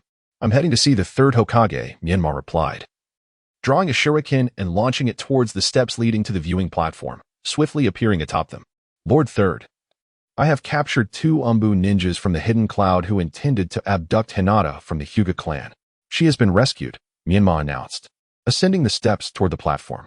At that moment, Darui's heart sank upon seeing the tailed beast Menma. Killer Bee, is this the perfect state of a Nine-Tails Jinchuriki? Indeed. The Eight Tails just informed me, Killer Bee replied. Flying Thunder God, I once battled the fourth Hokage's Flying Thunder God technique. I wonder how this kid's version measures up. Killer Bee took out his microphone, eager to rap. Yo, I'm the Eight Tails Killer Bee. You're the Nine Tails Jinchuriki. State your name, and let's have a duel. Darui. Feeling a headache coming on? Thought, can't you see he's holding our two Umbu ninjas? Darui, explain yourself, Saratobi Hiruzen said, puffing on his pipe, his eyes glinting with intensity. Lord Third Hokage, it is a misunderstanding. Let me confirm their identities first. Otherwise, a hasty decision could reignite conflict in the ninja world, Darui said, bowing respectfully as he approached Menma. Please lower the two ninjas so I can verify their identities. What qualifies you to demand that? Menma scoffed, disdain evident on his face. You, Lord Third Hokage, what do we do? Darui turned to Hiruzen. Menma, hold on. Allow Darui to verify first, Hiruzen said with a smile, a glint of appreciation in his eyes. Verification is unnecessary. Has Killer Bee mentioned the unique ability of the Nine Tails? I can sense the malice in one's heart. And you, Darui, harbor ill will towards me. Therefore, I have already confirmed your identities. You, from the hidden cloud, under the pretense of watching lower-ranked ninjas, sought to abduct the eldest daughter of the Hyuga clan, Hinata. That is the truth. Without an explanation, you shall not leave this place today, Menma stated, his remaining 7 tails coalescing into 7 Raisengans. Darui, caught off guard by the Nine Tails special ability, had not been informed by Killer Bee and turned to him for guidance. Kid, with me around, how do you plan to stop us? Killer Bee challenged, brandishing 7 blades. What audacity! The hidden cloud village comes to another's territory and attempts to kidnap its inhabitants, acting as if it is perfectly reasonable. Truly shameless, Menma retorted, full of contempt. Darui. This matter requires an explanation from the hidden cloud village to Konoha. Hiruzen's voice grew firm, a line of elite Umbu forming behind him. We, from the hidden cloud village, are willing to compensate Konoha for its losses. Please return these 2 Umbu ninjas, Darui replied, lowering his head. He could not afford to gamble. More importantly, the mission had failed. If Killer Bee were to be lost here, the hidden cloud would have no tailed beasts left to utilize. These 2 Umbu ninjas cannot be returned to you. When I arrived, they were in possession of numerous confidential documents from the Hyuga clan and were holding Lady Hinata hostage. Therefore, these 2 Umbu ninjas are now prisoners of Konoha, Menma stated, showing no regard for Darui's position. You scoundrel! Do you not respect Lord Killer Bee? Darui exclaimed, drawing his blade to strike at Menma. Menma observed the approaching Karabi with an air of calmness, tossing a pre-prepared shuriken upwards. In a swift motion, he activated the Flying Thunder God technique, reappearing on the steps. Timing the descent of the shuriken perfectly, he materialized behind Karabi, directing the Rasengan from his tail towards him. Karabi, seasoned from countless battles and equipped with a lightning-infused kunai, swiftly slashed at the Rasengan just as it was about to detonate. In response, Menma hastily conjured a water barrier to envelop the Rasengan, then utilized the Flying Thunder God to vanish into the woods, taking along the Rasengan ensconced within the water barrier. What an impressive display! The fluidity of the combination left all present in awe. Menma reappeared at the spot where the shuriken had landed. Shall we continue? This space is too confined, he coolly regarded Karabi. Enough, Menma, cease your attacks, Darui interjected. As Menma has stated, these 2 ninjas will not be returned to you, Kumogakure, due to the secrets concerning the Hyuga clan. Furthermore, you shall endure a few days here until compensation is arranged, at which point we will ensure your safe return.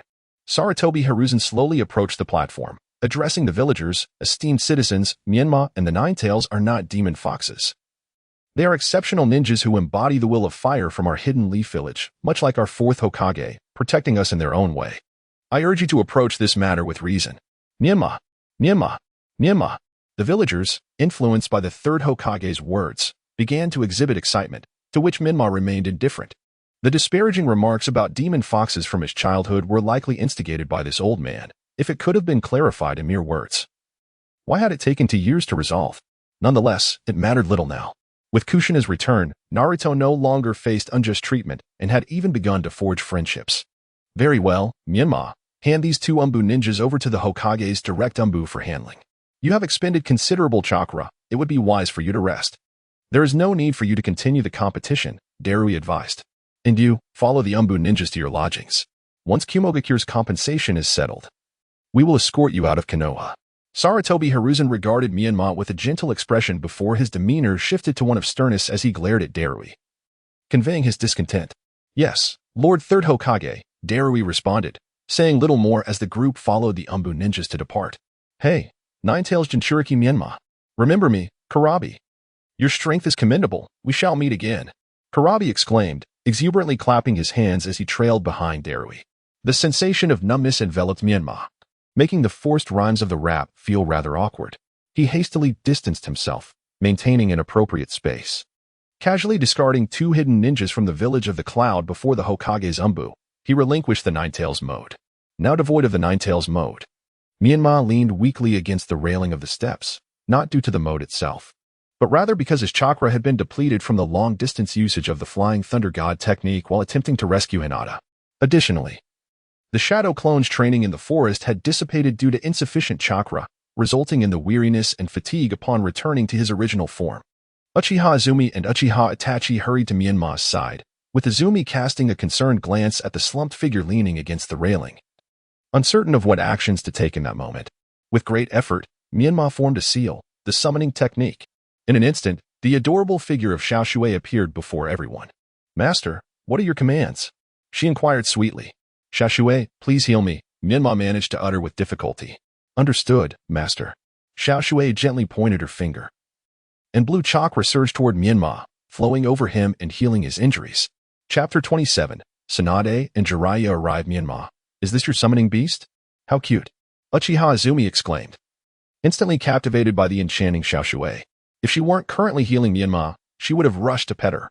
"Yes, she is the water spirit Xiaoshui, whom I happened to rescue," Menma replied, eyes closed, pretending to be indifferent. "Xiaoshui, are there more of your kind? I would love to contract one of your summoning beasts," Izumi said, her eyes sparkling with excitement.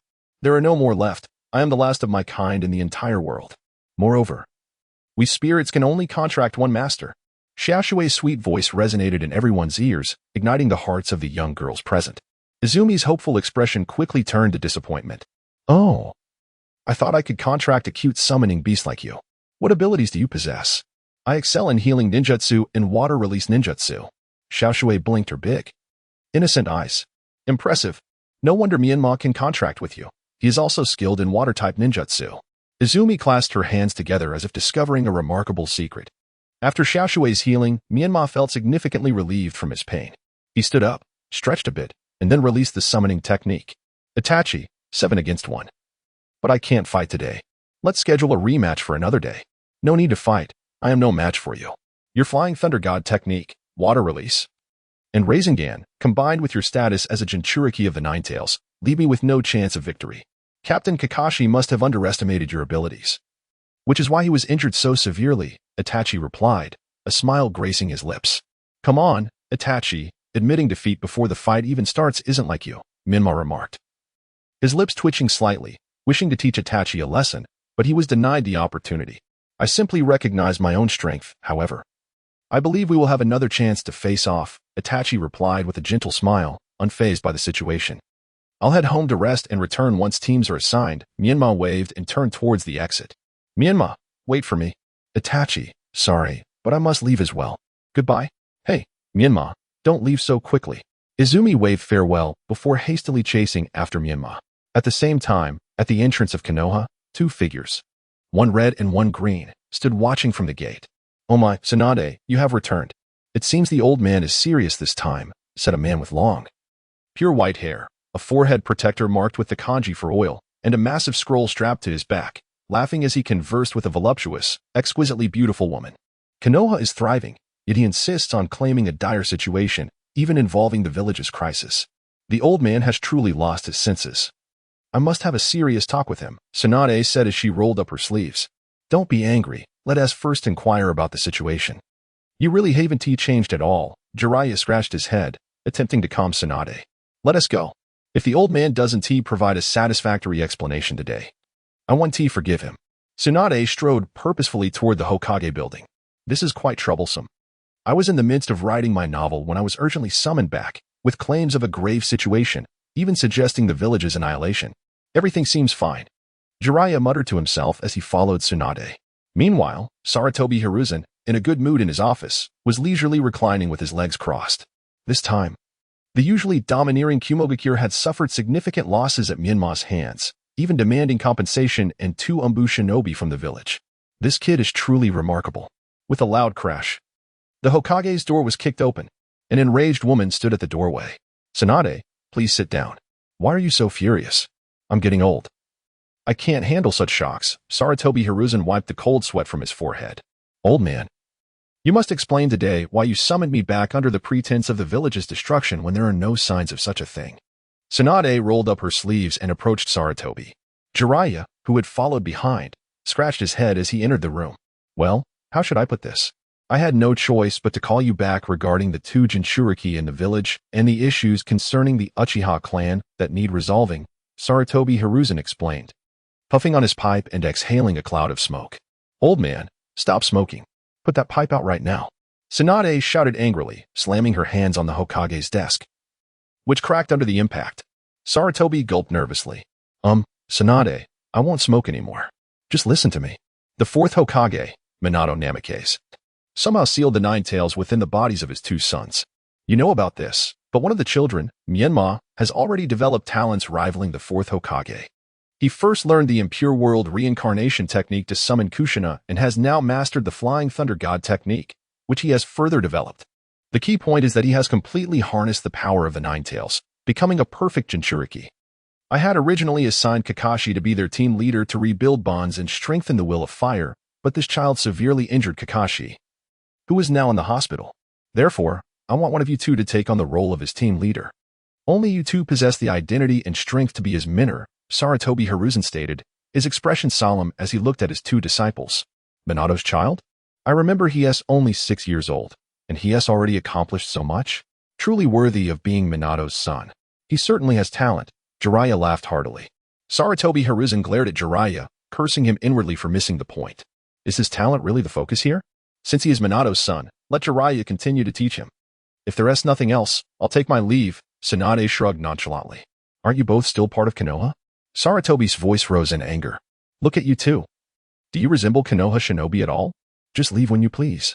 On the night of the Nine Tails, the fourth Hokage and his wife sacrificed themselves to protect this village. Will you both simply watch it perish? Am I discussing Menma's talent? He now possesses the power to destroy the village. If he is not properly guided, he could easily become a pawn in the hands of those with ulterior motives, potentially leading to Konoha's downfall, Sarutobi Hiruzen said. Disappointment evident in his gaze as he looked at the two. Old man, don't be angry. We're not saying we want to teach him. It's just that I'm currently traveling, searching for the child of prophecy, Jiraiya replied, feeling a bit guilty for witnessing Sarutobi's rare outburst. A single child cannot be taught by two people at once, Tsunade stated seriously, fixing her gaze on Sarutobi.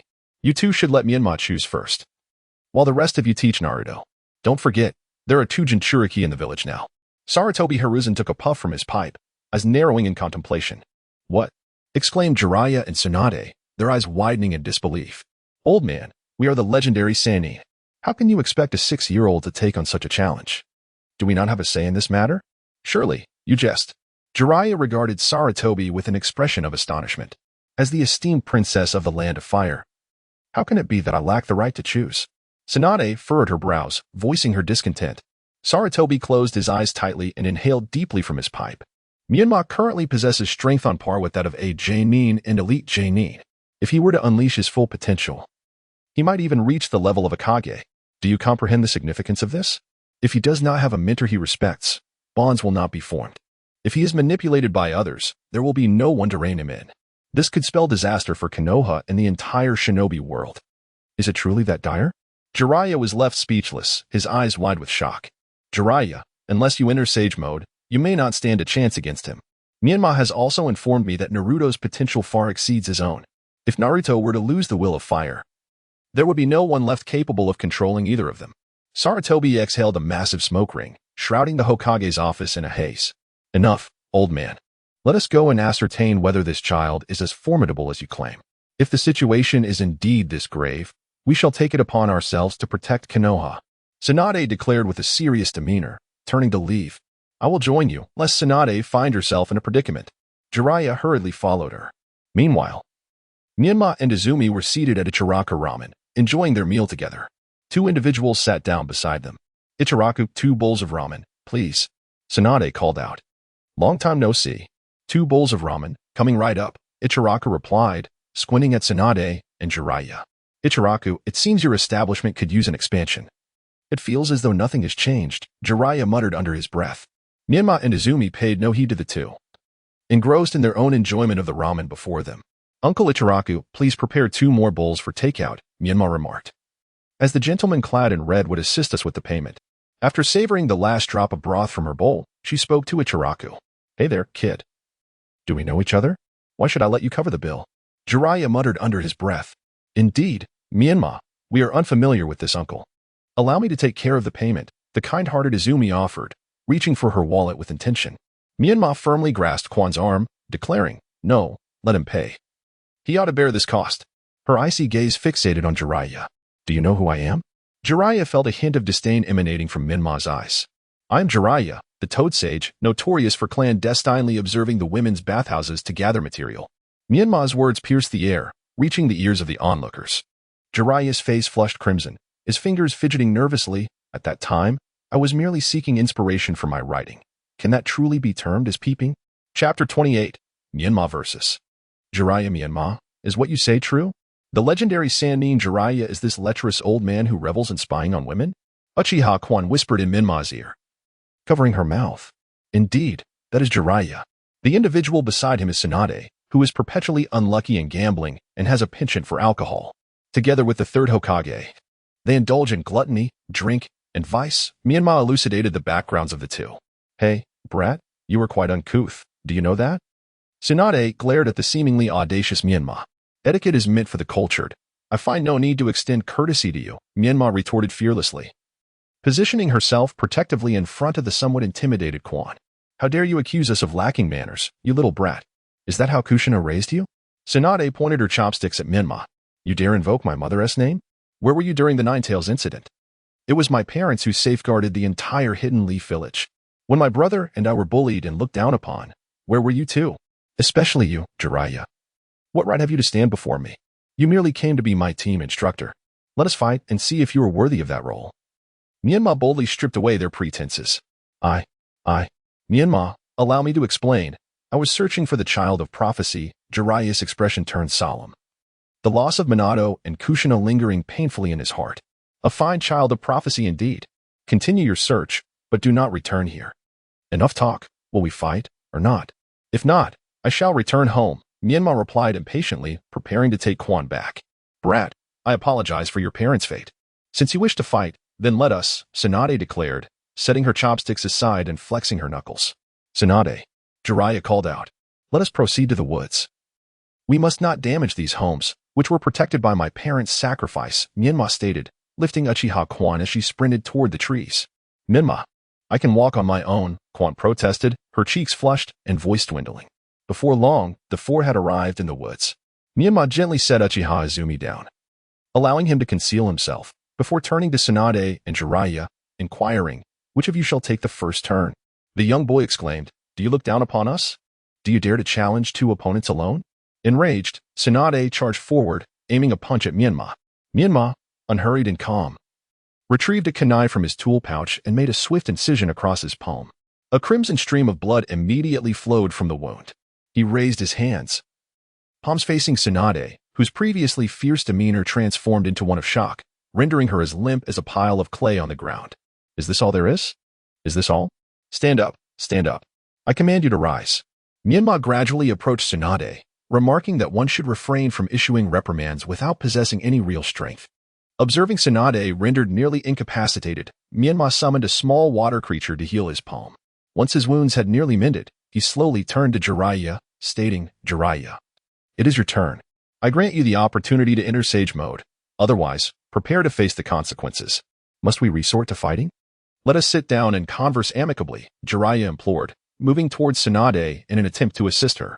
What is your standing? And what is mine? What compels me to sit and chat with you? I have come all this way, and you wish to negotiate a truce? Myanmar regarded Jiraiya with an impassive expression. Very well, I see how it is. Jiraiya gently lifted Tsunade and set her aside. You Sage Mode. Do not claim I am taking advantage of you, he added, with a hint of disdain in Myanmar's gaze. To chastise a junior in Sage Mode would only lead others to accuse me of bullying the weak. Jiraiya adopted a combat stance, believing that Myanmar's current state was intricately linked to his own actions, feeling a duty to rectify the situation. Then do not regret your decision. Myanmar closed his eyes, focusing his mind, and upon reopening them, his form transformed into a resplendent golden hue, enveloped in the distinctive chakra cloak of the Nine Tails. I am about to strike, Jiraiya. As soon as the words left his lips, Myanmar hurled several specialized shurikens towards Jiraiya. Immediately afterward, he formed hand seals and declared, Water release. Water barrier. With the enhancement of the Nine Tails chakra, Myanmar no longer needed to expel water from his mouth. A vast torrent of seawater swiftly encircled Jiraiya. Yet, Jiraiya remained unmoved. Observing this, Myanmar charged towards him, gathering energy for a Rasengan. Earth release. Yellow spring swamp. Jiraiya executed the hand seals, causing the ground beneath Myanmar to transform into a swamp-like mire, seeking to ensnare him. In a moment of impending crisis, Menma swiftly utilized the Flying Thunder God technique to reposition himself to the location of a previously thrown kunai. Without hesitation, he hurled another kunai towards Jiraiya, aiming to pierce through the water barrier and strike him. Jiraiya, reacting with remarkable speed, formed hand seals and invoked the Earth Release technique, summoning an earthen wall that rose from the ground. The kunai was instantly thwarted by the wall. However, an unexpected turn of events unfolded as the kunai erupted in a burst, revealing Menma, who was gathering energy for a Rasengan. Rasengan, he proclaimed, directing the attack towards the earthen wall. With a resounding crash, the wall crumbled, yet the Rasengan continued its relentless path towards Jiraiya. In an instant, Jiraiya transformed into a wooden replica. A substitution technique? Menma mused inwardly. Quickly, he harnessed the sensing abilities of the Nine Tails to locate Jiraiya's chakra. There, Menma launched another kunai, which collided with Jiraiya's own kunai, deflecting it away. What a formidable opponent, he thought. With a swift motion, Menma activated the Flying Thunder God again, catching the deflected kunai and tossing it back towards Jiraiya. Again, Jiraiya internally lamented. Employing the water release technique, he formed seals, summoning a massive water dragon that surged upward towards Jiraiya. At this moment, he found himself caught in a dual assault, with a kunai approaching from the front and the water dragon from below. With no other options, Jiraiya was compelled to leap upwards, unwittingly falling into Menma's trap. For in midair, one was rendered immobile.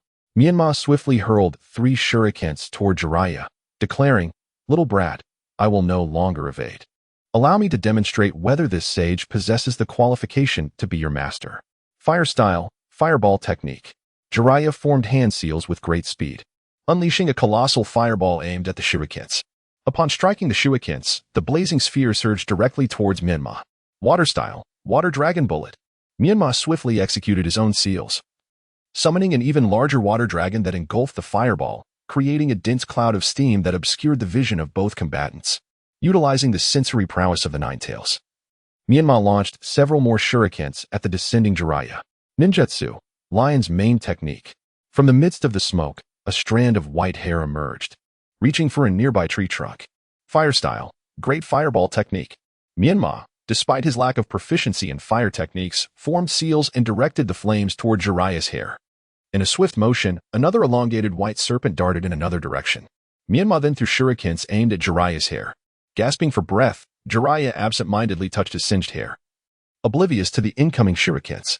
By the time he reacted, Menma had already teleported in front of him using the Flying Thunder God technique. A spiraling orb of chakra forming in his hand, aimed directly at Jiraiya's abdomen. In that moment, he marked Jiraiya with the Flying Thunder God seal. Another shuriken followed, propelled towards Jiraiya as he was sent reeling backward. Jiraiya, gritting his teeth despite the pain, formed the hand seals for the fire style, great fireball technique, directing his fireball at the shuriken. Just as Jiraiya believed he had found safety, Menma suddenly lunged, aiming for Jiraiya's chest. Jiraiya hastily raised a hand to defend himself, but the shuriken pierced through his arm, blood and flesh scattering in the air. "Little Shuei, collect Jiraiya's blood and flesh, preserve it," Menma called out in his mind. At that moment, little Shuei, who had been observing the battle beside Izumi, flew to Menma's side, gently tapping a finger to gather the scattered blood mingled with bits of tissue, before soaring back toward Izumi. "Jiraiya, I offer you a chance, yet you prove inadequate. You insist on remaining obstinate despite being in sage mode. What right do you have to be my teacher with such arrogance? Return and train for a few more years." With that, Menma executed the multiple shadow clone technique, beginning to collect the shurikens scattered on the ground. After all, these were crafted with his hard-earned resources. Every piece counted. Menma is acutely aware that he is no match for Jiraiya. Rather, he has adeptly grasped Jiraiya's psychological vulnerabilities. First, the guilt he harbors towards his parents renders him hesitant and tentative. Second, as a child, he feels disdain for the sage mode. Third, the Flying Thunder God technique is exceedingly formidable, and possessing the chakra of the Nine Tails effectively grants him an almost infinite supply of chakra. The peculiarity of the Flying Thunder God technique lies in its nature. Once marked, the only way to prevent further assaults is to sever one's own flesh. Otherwise, one remains a passive target. Thus, Jiraiya, with your capabilities, you are merely suited to mentor Naruto. Before you guide him, you ought to rectify your own numerous flaws. Should you lead Naruto astray, I shall certainly deliver another thrashing. Furthermore, if you wish to instruct me, you lack the requisite qualifications. Menma coldly uttered this statement, turning to depart. Wait, just a moment. Tsunade, trembling as she leaned against a nearby tree, managed to stand. She had observed the recent confrontation between Jiraiya and Menma and initially thought that Sarutobi Hiruzen had exaggerated, but now she felt an overwhelming sense of astonishment. How can you? Tsunade? You can hardly stand, yet you wish to impede my way? Menma glanced back with a slight turn of his head. Menma. In the name of the granddaughter of the first Hokage, I challenge you once more, Tsunade declared, unsteadily charging towards him. Menma turned to gaze at the trembling Tsunade. Pondering within, would the Rasengan prove fatal to her? Surely not, for she possesses the legendary 100 Healings technique. Perhaps I shall resort to the water barrier technique instead. Water release, water barrier. Menma swiftly formed hand seals, and in an instant, Tsunade was enveloped by rapidly swirling waters, creating a watery prison. As if invigorated by the aquatic embrace, Tsunade regained her composure, shedding her earlier disdain. She swung her fist with formidable force against the water barrier before her. And with a resounding crash, the barrier dissipated into a mere puddle. Come, Menma, unleash your true power and reveal your talents to me, Tsunade declared. Now fully restored to her usual self, advancing step by step towards Menma, her hands poised for action. As Menma observed the approaching Tsunade, he understood that a direct confrontation was unwise. Her immense strength could very well lead to his downfall.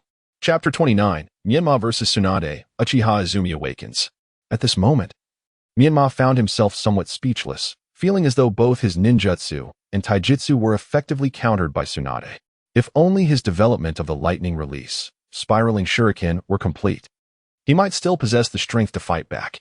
Yet, it seemed he lacked a broader repertoire of jutsu. However, there remained a glimmer of hope. Perhaps he could leverage the agility of the Flying Thunder God technique to engage Tsunade in a contest. With a swift hand sign, Menma executed the water release, water dragon bullet technique. A colossal water dragon surged towards Tsunade. Seizing the opportunity, Menma quickly retrieved several shurikens from his ninja tool pouch and hurled them in Tsunade's path. At that moment, Tsunade stood at the pinnacle of her strength, regarding the advancing water dragon with disdain.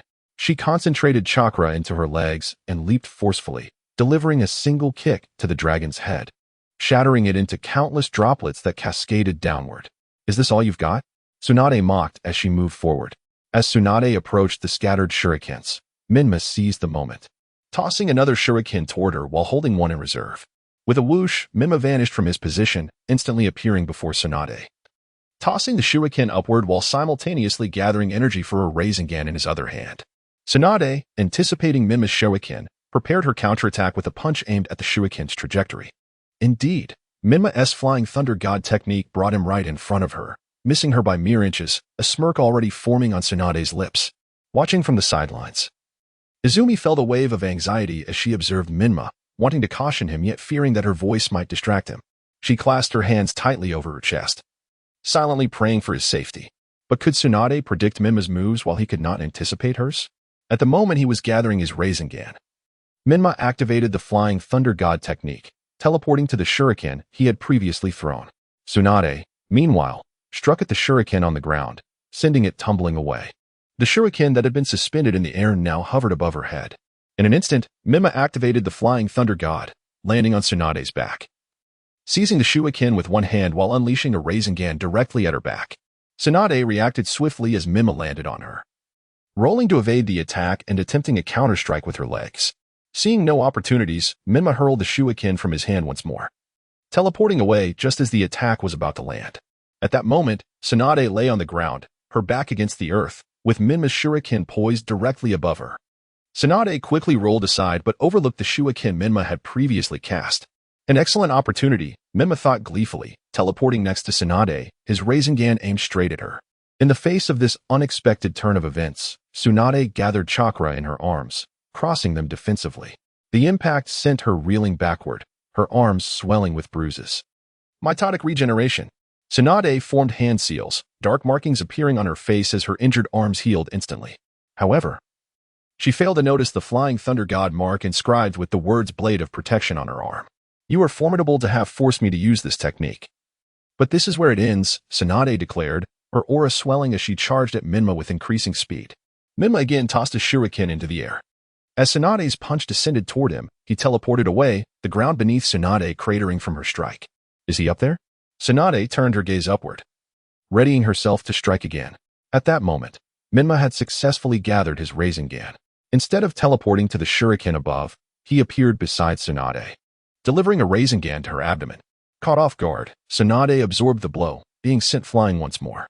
"While you are down, I shall take your life," Menma declared, gathering 2 Rasengans in his hands. He teleported to Tsunade's location, under the impression that she would be recovering and unable to react in time. He thrust both Rasengans towards her back, but Tsunade, leveraging the rotational force from the previous blow, spun around, causing Menma to find himself at her abdomen instead. Tsunade seized his leg, and before he could react, he was struck by a powerful punch, followed by a barrage of blows from her. The 2 Rasengans dissipated upon impact. Ultimately, Tsunade delivered a decisive strike, knocking Menma unconscious to the ground, bloodied and battered. Tsunade, panting heavily, stood over him. Izumi, in a panic, rushed to Menma's side, cradling him in her arms, her eyes transforming into the Sharingan's 2-tomo pattern. "Little water, quickly save Menma," Izumi cried, tears streaming down her face as Little Water continuously channeled chakra into him. After catching her breath, Tsunade deactivated her mitotic regeneration and strode towards Izumi. Immediately, Izumi grasped a shuriken, pointing it defiantly at Tsunade. "Ah, the Uchiha girl has awakened. It seems this boy means a great deal to you," Tsunade teased. "Even if you are one of the legendary Sannin, I will not allow you to harm Menma again," Izumi declared resolutely, her gaze fixed on Tsunade. "Step aside. I am the most powerful medical ninja in Konoha. I can provide him with the best care," Tsunade asserted, forcefully pushing past Izumi while gathering chakra in her hands, preparing to administer healing techniques to Menma. "Hey, this little one is quite the healing ability. Are you a summoning beast?" Tsunade remarked, observing Little Water floating nearby. Little Water pouted angrily at Tsunade, silent yet intently focused on channeling chakra to Menma. With the combined might of the Nine-Tails' remarkable regenerative abilities, the Uzumaki clan's healing prowess, Tsunade's medical ninjutsu, and Little Water's healing techniques, Menma gradually opened his eyes, his vision meeting that of Tsunade, Little Water, and a tearful Izumi. The corners of her lips moved gently, as if attempting to utter something, yet the pain rendered her speechless. "Youngster, you are still a bit too green. But your strength is passable. I shall reluctantly accept you as my disciple," Tsunade declared with a hint of pride, bursting into laughter. At this moment, Menma wore a disdainful expression, and with a flicker of thought, communicated in his mind to Xiaoshui. "Inform Tsunade that the prospect of me becoming his disciple is utterly impossible. He can either perish today or relinquish his gambling habit. Should she manage to overcome her addiction, I would consider becoming his disciple. It's preposterous. Tsunade is nothing but a plump sheep of Konoha. Asking him to quit gambling is akin to asking him to abandon his identity as a ninja." Xiaoshui puffed up with indignation.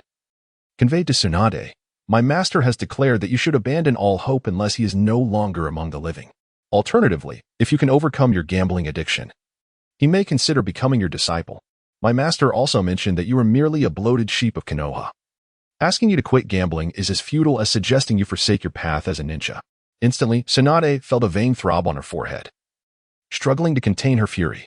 Yet, recalling that this was merely a 6-year-old child, she suppressed her anger.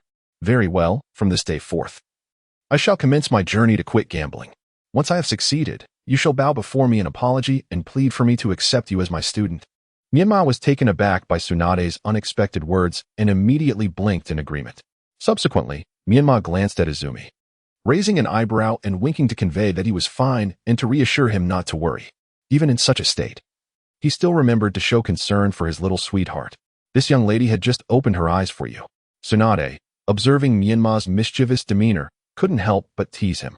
Menma fixed a furious gaze upon Tsunade, yet she remained oblivious, turning her attention to the blushing Uchiha Izumi. "You possess quite a talent, young lady. I would like to take you on as my disciple. Would you be willing?" Meanwhile, Menma on the ground incessantly blinked at the stunned Izumi, urging her to agree. At this moment, Izumi was taken aback by Tsunade's words, since the Uchiha clan had only one direct disciple of the Hokage, Uchiha Kagami, after the second Hokage. The prospect of becoming Tsunade's disciple was astonishing. However, she felt a twinge of resentment towards Tsunade for having just beaten Menma. Caught in a dilemma, she failed to notice Menma's desperate signals. At this juncture, Menma, lying on the ground, was in a state of panic, fearing that this opportunity might slip away. "Xiaoshui, you answer for me and say that I, representing Uchiha Izumi, accept. However, if you wish for me to be your disciple, you must first quit gambling." My master instructed me to tell you that she has accepted on behalf of Izumi, but if you wish to become my master's teacher, you must first abandon gambling. Xiaoshui remained indignant, yet her childish voice added a touch of adorability to her words. You little rascal, fine. Once you become my disciple, I shall show you what for. Tsunade huffed in annoyance. At that moment, Jiraiya, leaning against a tree, struggled to drag himself towards the group. Tsunade, please heal me as well. I've sustained severe injuries. You brought this upon yourself by peeping at the women's bathhouse every day. Remember Myanmar's words. Change your bad habits before teaching Naruto, or he will surely give you another beating. Tsunade admonished Jiraiya with a look of exasperation. Jiraiya attempted to scratch his head, but the overwhelming pain coursing through his body made him grimace. All right, I will treat you shortly, Tsunade said with irritation, casting a glance at Jiraiya. If you had entered Sage mode earlier, you wouldn't be in such a predicament. Must you wait until you get beaten to feel satisfied? Meanwhile, Sarutobi Hiruzen was observing the events unfolding in the woods through a telescope from the Hokage's office. It seemed that the dust had settled, and his assumptions were correct. Jiraiya, without entering Sage mode, was no match for Menma. Fortunately, Tsunade's quick thinking had seized the opportunity. Otherwise, it would have been challenging to find a suitable mentor for Menma. Another individual was needed to form a three-man team, and the only suitable candidate who had performed admirably that day was Uchiha Itachi. However, Itachi was already a Jonin, making it inappropriate for him to return to a Genin team. I shall inquire about Itachi's thoughts tomorrow, to see if he would be willing to form a team with Menma and Tsunade. Moreover, this Uchiha Izumi is familiar with both of them. Perhaps these three can forge a unique bond. After continuous treatment, Menma managed to stand unsteadily. Soon, the group bid farewell, and with the support of Uchiha Izumi, Menma made her way home. Naturally, given Kushina's temperament, she was initially inclined to confront Tsunade, but upon learning that Jiraiya had also been severely injured by Menma, she curbed her temper. Lying in bed, Menma reflected on the battle's details, pondering why she had lost to Tsunade. The primary reason was her own carelessness. Remembering scenes from the anime, where Minato and the fourth Hokage engaged in battle without daring to approach one another, she chastised herself for being so reckless as to stand behind Tsunade.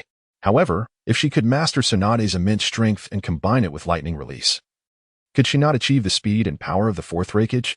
And if she incorporated Flying Thunder God, would she not be invincible? Yet, she would first need to persuade Tsunade to quit gambling. Otherwise, her modest savings would not suffice to cover Tsunade's extravagant habits. Once she became a genin, it would be time to devise ways to generate a steady income. As Xiaoshui's chakra nurtured her, a wave of drowsiness washed over Menma, and she gradually fell into a peaceful slumber. Chapter 30. Naruto's first encounter with Jiraiya. The most blissful moment of each day is perhaps dragging one's weary body into a warm shower, washing away the aches, and then sinking into a rejuvenating sleep. Thus, one discovers that the first rays of sunlight the following day can be rather irksome. Menma, ensnared in a deep slumber, found the first beam of sunlight intolerable, prompting her to burrow deeper into her blankets. Having passed the genin exam, she had yet to be assigned a team leader. Well, the first assignment was Kakashi, who was still in the hospital, likely contemplating whether his life was defined by the word failure. The second options were Jiraiya and Tsunade, whose prowess was unquestionable, but the legendary Sanin's reputation was rather tarnished by gambling and other vices. As a modern youth of the 21st century, Menma vowed to reject gambling and drugs unconditionally. However, Menma had a bad habit. Regardless of the reason, once awake, she could not return to sleep. With a flicker of her mind, she entered the ceiling space, where the Nine Tails lay prostrate. Kaibai. Menma greeted the beast. How is your condition? Watching you get pummeled by Tsunade yesterday was quite satisfying, the Nine Tails replied lazily, lifting its eyelids. Kaibai, you were rather unhelpful when I was being thrashed. You could have taken control of the body and taught her a lesson, Menma retorted weakly. You have shown me a lack of respect lately, Menma. Someone else beating you brings me delight. Why would I intervene? The Nine Tails shot back, glancing at her with a smirk. Fine, Kaibai, it seems our bond has weakened. You now conspire with outsiders to bully me, Menma rolled her eyes. Enough of that. Your little girlfriend has already opened her eyes. What reason do you have to feel wronged? If I had intervened, would she have had the chance to awaken? The Nine Tails grinned, its expression suggesting that it relished the situation. True, Menma admitted.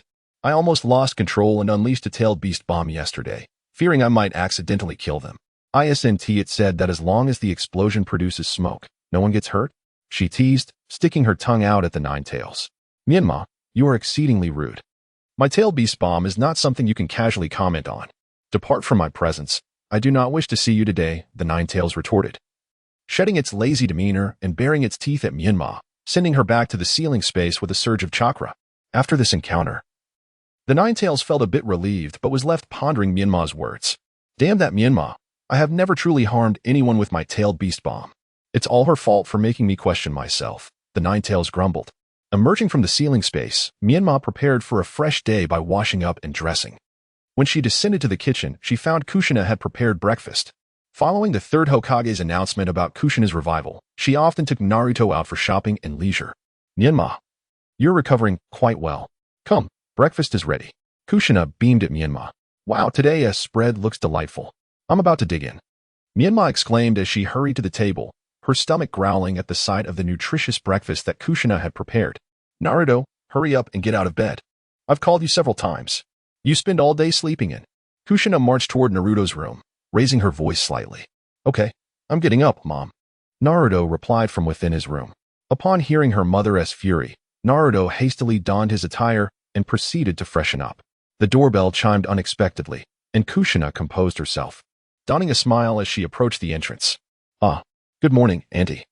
I have come with my father to express our gratitude for the assistance you provided in rescuing me yesterday, Hinata stammered shyly at the threshold, her gaze cast downwards. Hinata, do come in. What transpired yesterday when Naruto saved you? Kushina warmly invited them into the villa. WL.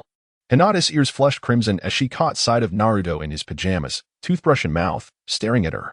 Hyuga Hayashi, observing his daughter's demeanor, felt a tinge of disappointment, his usually stern expression now marred by a visage more distressing than tears.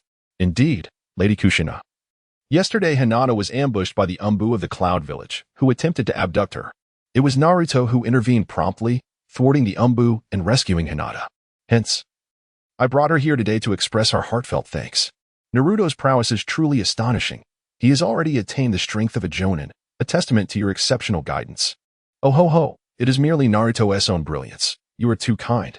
Please, do not stand on ceremony. Take a seat. Kushina exclaimed, unable to suppress her laughter at Hyuga's commendation. Thank you, Naruto-kun, for your timely rescue, Hinata said, feeling less pressure in Naruto's presence, her words flowing more freely. Well, it was Naruto who asked me to save you. He cares for you deeply, Naruto replied nonchalantly, sipping milk while observing Hinata's cheeks, which blushed like ripened apples. Ah, this lad is fortunate indeed. W8, is it Naruto who requested you save me? Hinata murmured, her head bowed in embarrassment. Yes, he entrusted me with your protection, Naruto replied, maintaining an air of nonchalance. Nanny? What are you two discussing? I'm here and yet completely in the dark, Naruto interjected, squinting as he hurried to the dining table. Adults are speaking. Children should remain silent, Kushina scolded Naruto, delivering a playful punch to his head, exasperated by her son's lack of awareness. Oh, isn't Naruto still a child too? He protested, rubbing his head. Quickly, eat up, and refrain from speaking. Kushina, visibly flustered by Naruto's antics, felt her hair stand on end, yet upon encountering Hayashi's astonished gaze, she swiftly assumed a more composed demeanor. I apologize for the commotion. My son can be rather endearing. And no worries, thank you both for your assistance, Hayashi replied awkwardly, bowing slightly to them. Not at all, Uncle Hayashi. Please do not be formal. Hinata and I are good friends, Naruto proclaimed proudly, despite his confusion regarding the current situation. Meanwhile, Hinata, witnessing Naruto's display, felt an overwhelming shyness, struggling to breathe as her heart raced. Hinata, are you all right? Naruto asked, concerned by her flushed face, placing his hand on her forehead, exclaiming, Mom. Hinata's forehead is burning. Is she unwell? Feeling Naruto's cool hand, Hinata blushed even deeper, shaking her head fervently before bashfully darting outside to gulp in fresh air. The expressions of those present shifted to one of peculiar intrigue. Menma, are you an idiot? Naruto, how can you speak so openly in public, Kushina? Kushina, Naruto. My dear child, how could you not notice such an obvious expression from Hinata? As I suspected, you are indeed rather oblivious when it comes to your affections for girls. Hinata Hyuga, it's a pity that a girl of her caliber is now lost, all that effort in raising her, and now she is just a child.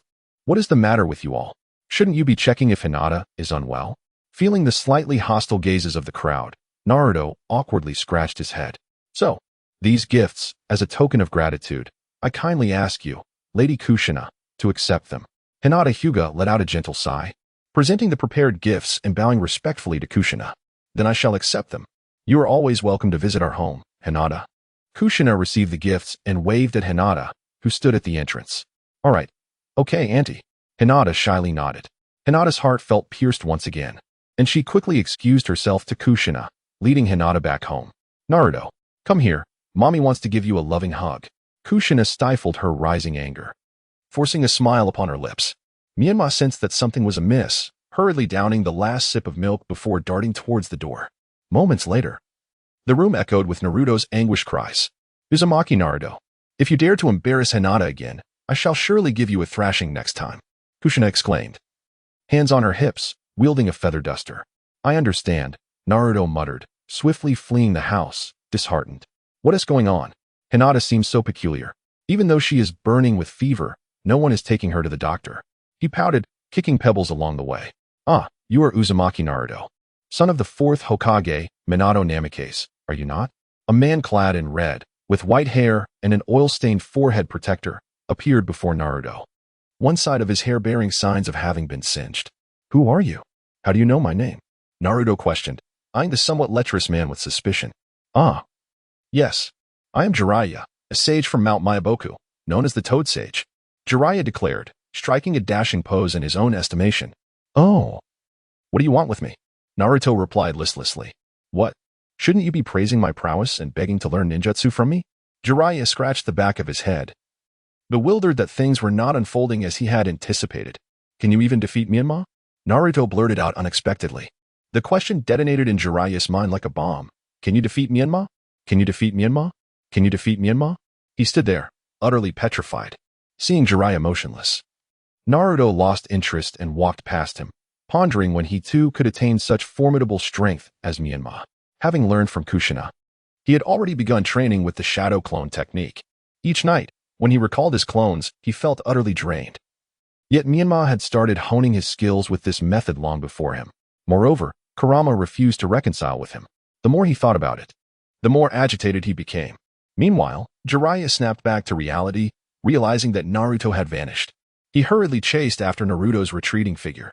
Naruto, wait. I must tell you. I am quite formidable. Your father was my pupil. How about it? Would you like to take me as your master? Then can you defeat Menma? Naruto glanced back at Jiraiya. Let us set that aside for now. I can teach you your father's famed jutsu, the Rasengan. It is an A-rank technique. Jiraiya continued, trailing behind Naruto. Oh, is that what you meant? Naruto slowly raised his right hand, gathering a Rasengan. Ah, you've already learned it. Truly impressive, Naruto. I can teach you other techniques too, like fire release and earth release, yellow spring marsh. These are my specialties, Jiraiya rambled on, introducing Naruto to his repertoire of jutsu. But can you defeat Menma? Naruto's eyes gleamed with a hint of hope. Well, he is just a child. How could I take him seriously? Jiraiya scratched his chin, concocting an excuse. Still can't win, huh? Naruto's gaze dimmed as he continued to walk forward. Jiraiya was increasingly frustrated. What is it? Are we going to dwell on this topic? Very well. I shall demonstrate a powerful technique. Naruto, wait. After you learn this, you'll surely be able to defeat Menma. And this technique is unique to me. Once you master it, we will both possess it. Really? Really? I could become stronger than Menma? Naruto's eyes sparkled with excitement. Of course. I'm the Toad Sage, Jiraiya declared as he formed hand seals and slammed his hands onto the ground, summoning two elderly toads. Little Jiraiya. Long time no see. What do you summon us for? Fukasaku Sage grumbled, looking at Jiraiya. Fukasaku Sage, Shima Sage, it's quite important. Look at this child. Who does he resemble? Jiraiya pushed Naruto forward. Considering his hair and features, he bears some resemblance to Minato Namikaze. Is he Minato's son? Shima observed keenly. Indeed. This is Uzumaki Naruto, son of Minato Namikaze. I shall teach him ninjutsu. Today, I need your cooperation to demonstrate a sage technique to broaden Naruto's horizons. Jiraiya implored with his hands clasped together, looking earnestly at the two sages. What? Little Jiraiya, can't you perform sage techniques by yourself yet? You need to buckle down. Minato was much more diligent than you. Fukasaku sighed, slightly exasperated. Please help me. Once I spark Naruto's curiosity, I'll find time to train in sage arts. Jiraiya awkwardly scratched his head. Very well, but you mustn't slack off. Shima Sage perched on Jiraiya's shoulder. I truly can't deal with you sometimes, Fukasaku followed suit, settling on the other shoulder. Naruto, Watch closely. This is Sage Art. I will gather energy now. Feel the Sage Chakra. Jiraiya clasped his hands, closing his eyes, as waves of chakra emanated from him. Wow, incredible! Naruto exclaimed, fist clenched, excitement palpable.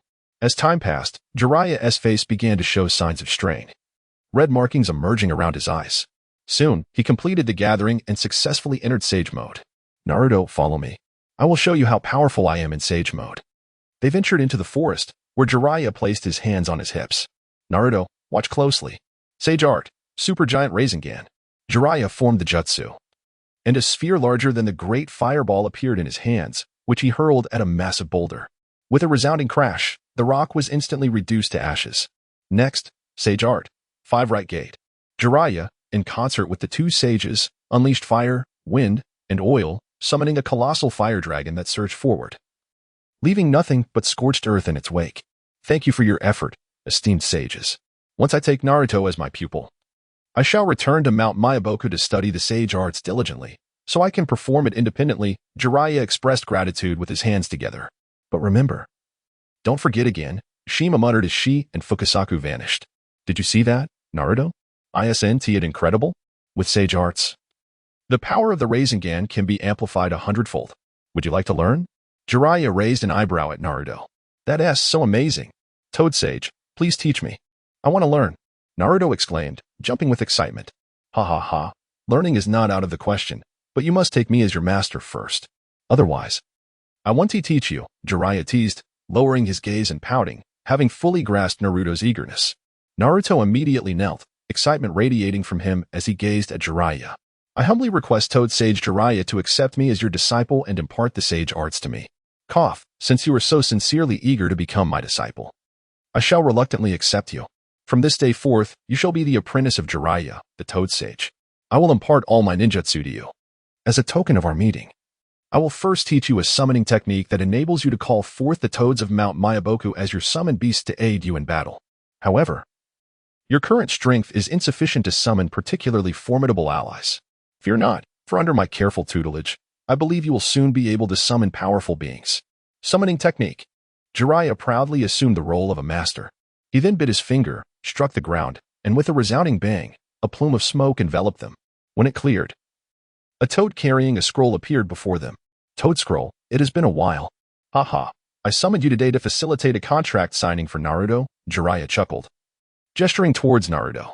Very well, Master Jiraiya, the summoning toad replied, leaping forward to retrieve the scroll from its back and unfurling it. At the end of the scroll, Naruto's father, Minato Namikaze, was inscribed in bold letters. Impressive, my father also signed a summoning contract. Master Jiraiya, what must I do?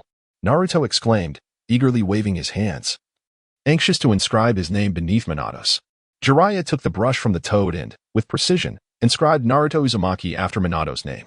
Then he produced a small blade, grasped Naruto's hand, and made a swift cut. Crimson blood flowed forth, and Jiraiya instructed Naruto to form a fist until his palm was stained with his own blood. He then guided Naruto to press his hand on the inscription of Naruto Uzumaki.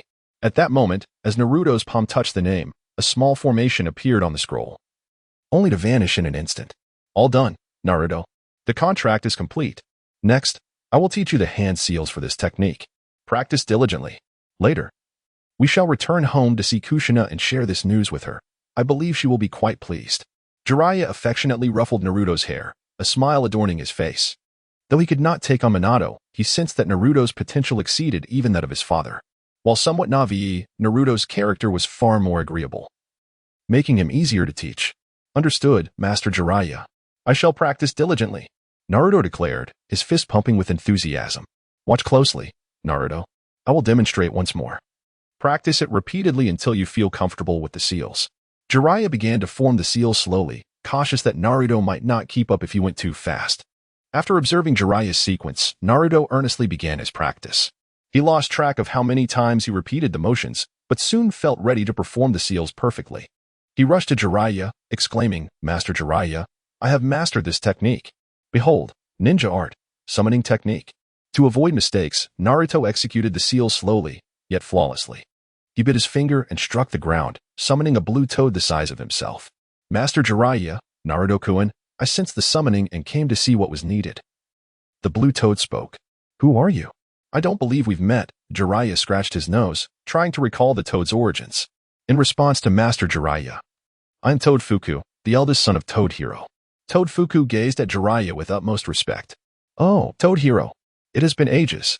How fares your father? My. How you've grown. Jiraiya laughed heartily upon hearing Toad Fuku's words. In reply to Master Jiraiya, my father has been enjoying leisurely days fishing with Uncle Winta and Uncle Kin. Life is quite pleasant, Toad Fuku remarked, his eyes shimmering with longing.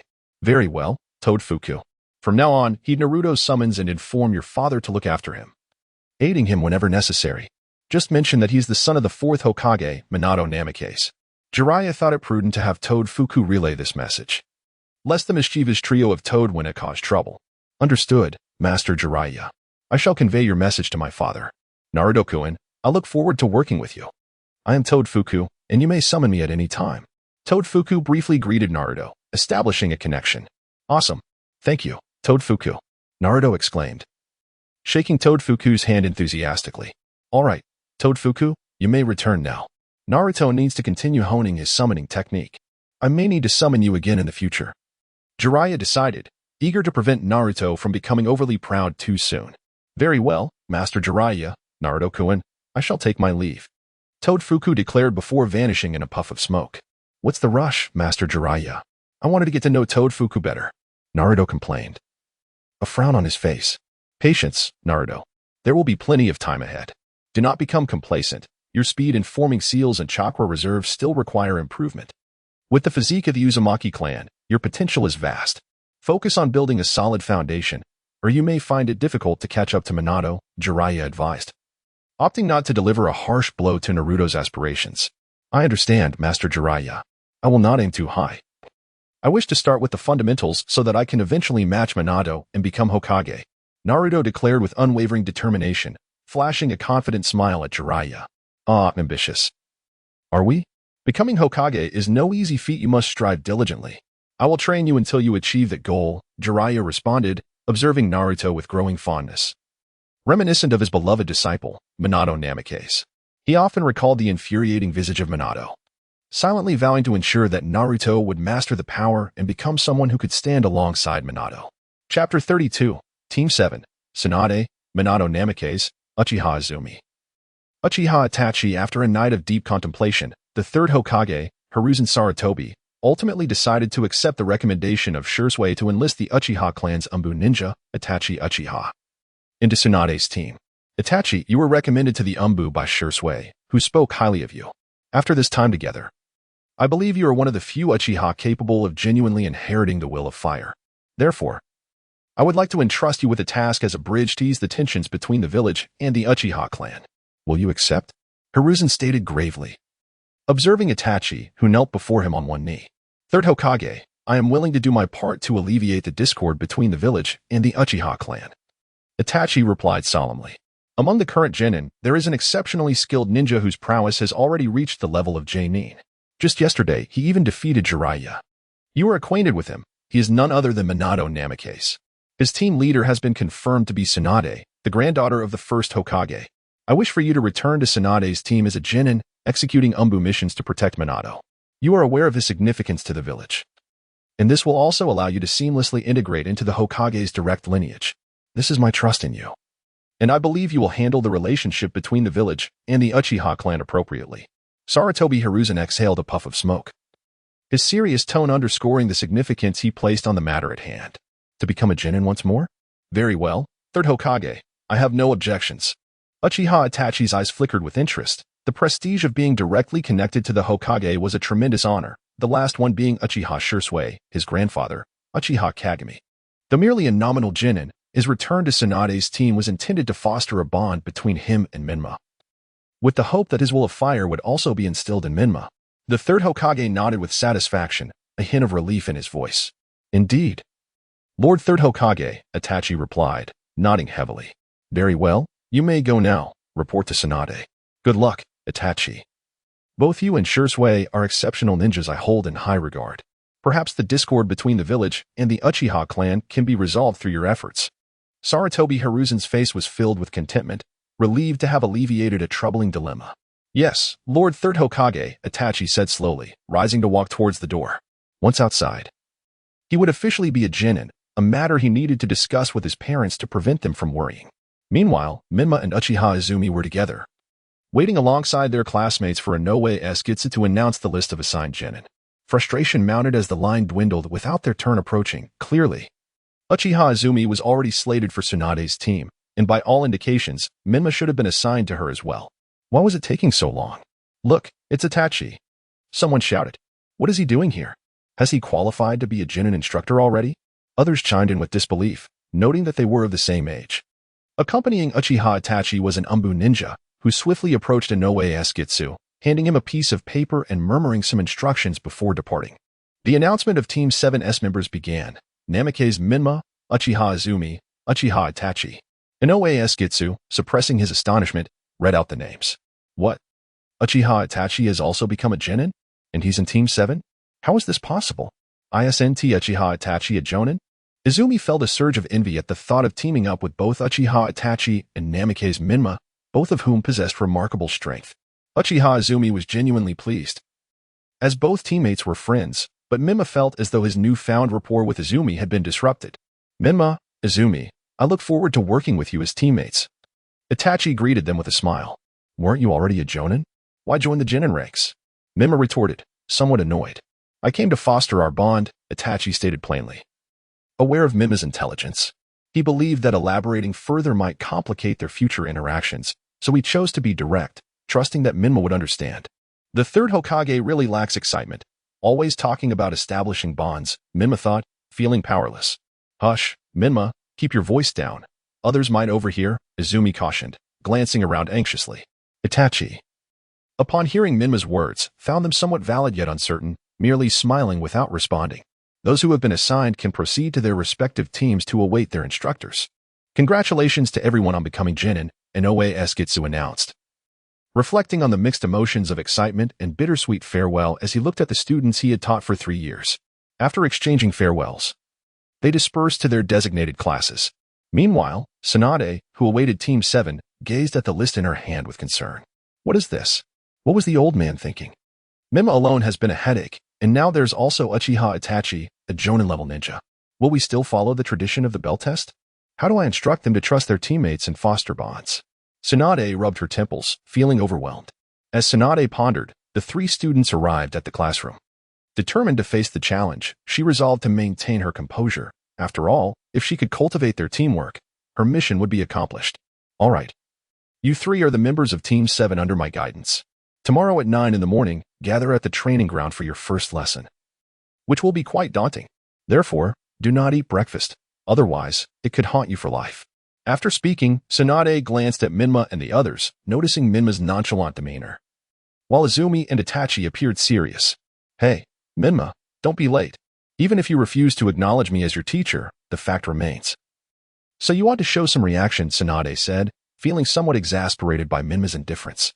Not at all. I'm listening intently, and I have never denied you as my teacher. Tsunade-sensei, Menma replied, somewhat bewildered. You've already taken Izumi as a disciple. How could I not come? Besides, with Itachi joining our class, I now have a competitor. Surprised by Menma's response, Tsunade felt a glimmer of hope. Since Menma was willing to regard her as a teacher, it marked the first step in establishing a bond.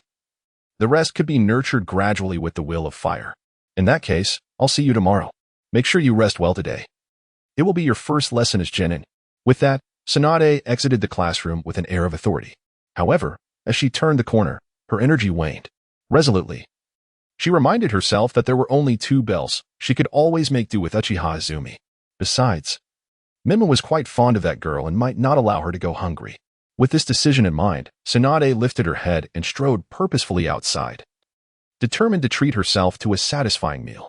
Meanwhile, after bidding farewell to Itachi, Menma and Izumi discussed the training content for the next day. Izumi, we should eat and drink well tomorrow. Don't let anything weigh on your mind. Tsunade-sensei wants to know whether you've eaten or not. If we don't say anything, who would know? Menma said casually, hands behind his head, strolling leisurely alongside Izumi. Isn't that a bit irresponsible? Tsunade-sensei mentioned that tomorrow's training would be quite frightening. Izumi replied nervously, placing a hand on her chest. Don't worry, while I've yet to witness Itachi's strength. He is a Jonin, and I'm also a qualified Jonin. No matter the training, we'll manage just fine. Just focus on enjoying your breakfast, Menma reassured her, wanting to convey that the training's intensity was merely a strategy to prepare 2 meals for the team, observing whether they would share food under the condition of hunger. With you two in the team, what task could we possibly fail? I must strive to keep pace with you. After all, I am also Tsunade's disciple, Izumi declared, inspired by Menma's words, clenching her fist with determination. At that moment, Menma was left with a few question marks hovering in his mind. What is going on? Why does Izumi's sentiment feel oddly familiar? Is it just my imagination? How could it be so similar? It seems I have caught up with the two of them. To prevent such illusions from arising, Menma quickly spoke to Quan. Ahem, Quan, mastery is achieved step by step through diligent training. Do not be impatient, nor allow any external influences to cloud your judgment. Furthermore, refrain from comparing yourself to others. You are uniquely you, the best version of yourself. At this moment, Quan wore a calm expression, his eyes filled with earnestness. I understand, Menma. I merely wish to enhance my strength and not hinder the two of you. Indeed. Let us strive together. If you ever feel overwhelmed, it is perfectly acceptable to take a moment to rest, Menma reassured, finally at ease after confirming that it was not due to Tsunade's formidable genjutsu. Meanwhile, Itachi conveyed the news of his reinstatement as a genin to Uchiha Fugaku, who wore a frost-laden expression upon hearing it. Itachi, what is the meaning of this? Is it because your role as a spy in the Umbu has been exposed? Fugaku crossed his arms, his demeanor serious. No, father. I am unsure how to explain this, but Lord Hokage's intent is that I am merely a nominal genin, still within the ranks of J-nin.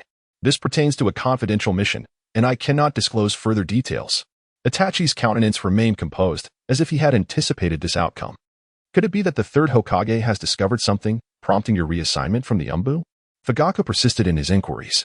Father, my team leader is Tsunade, the granddaughter of the first Hokage.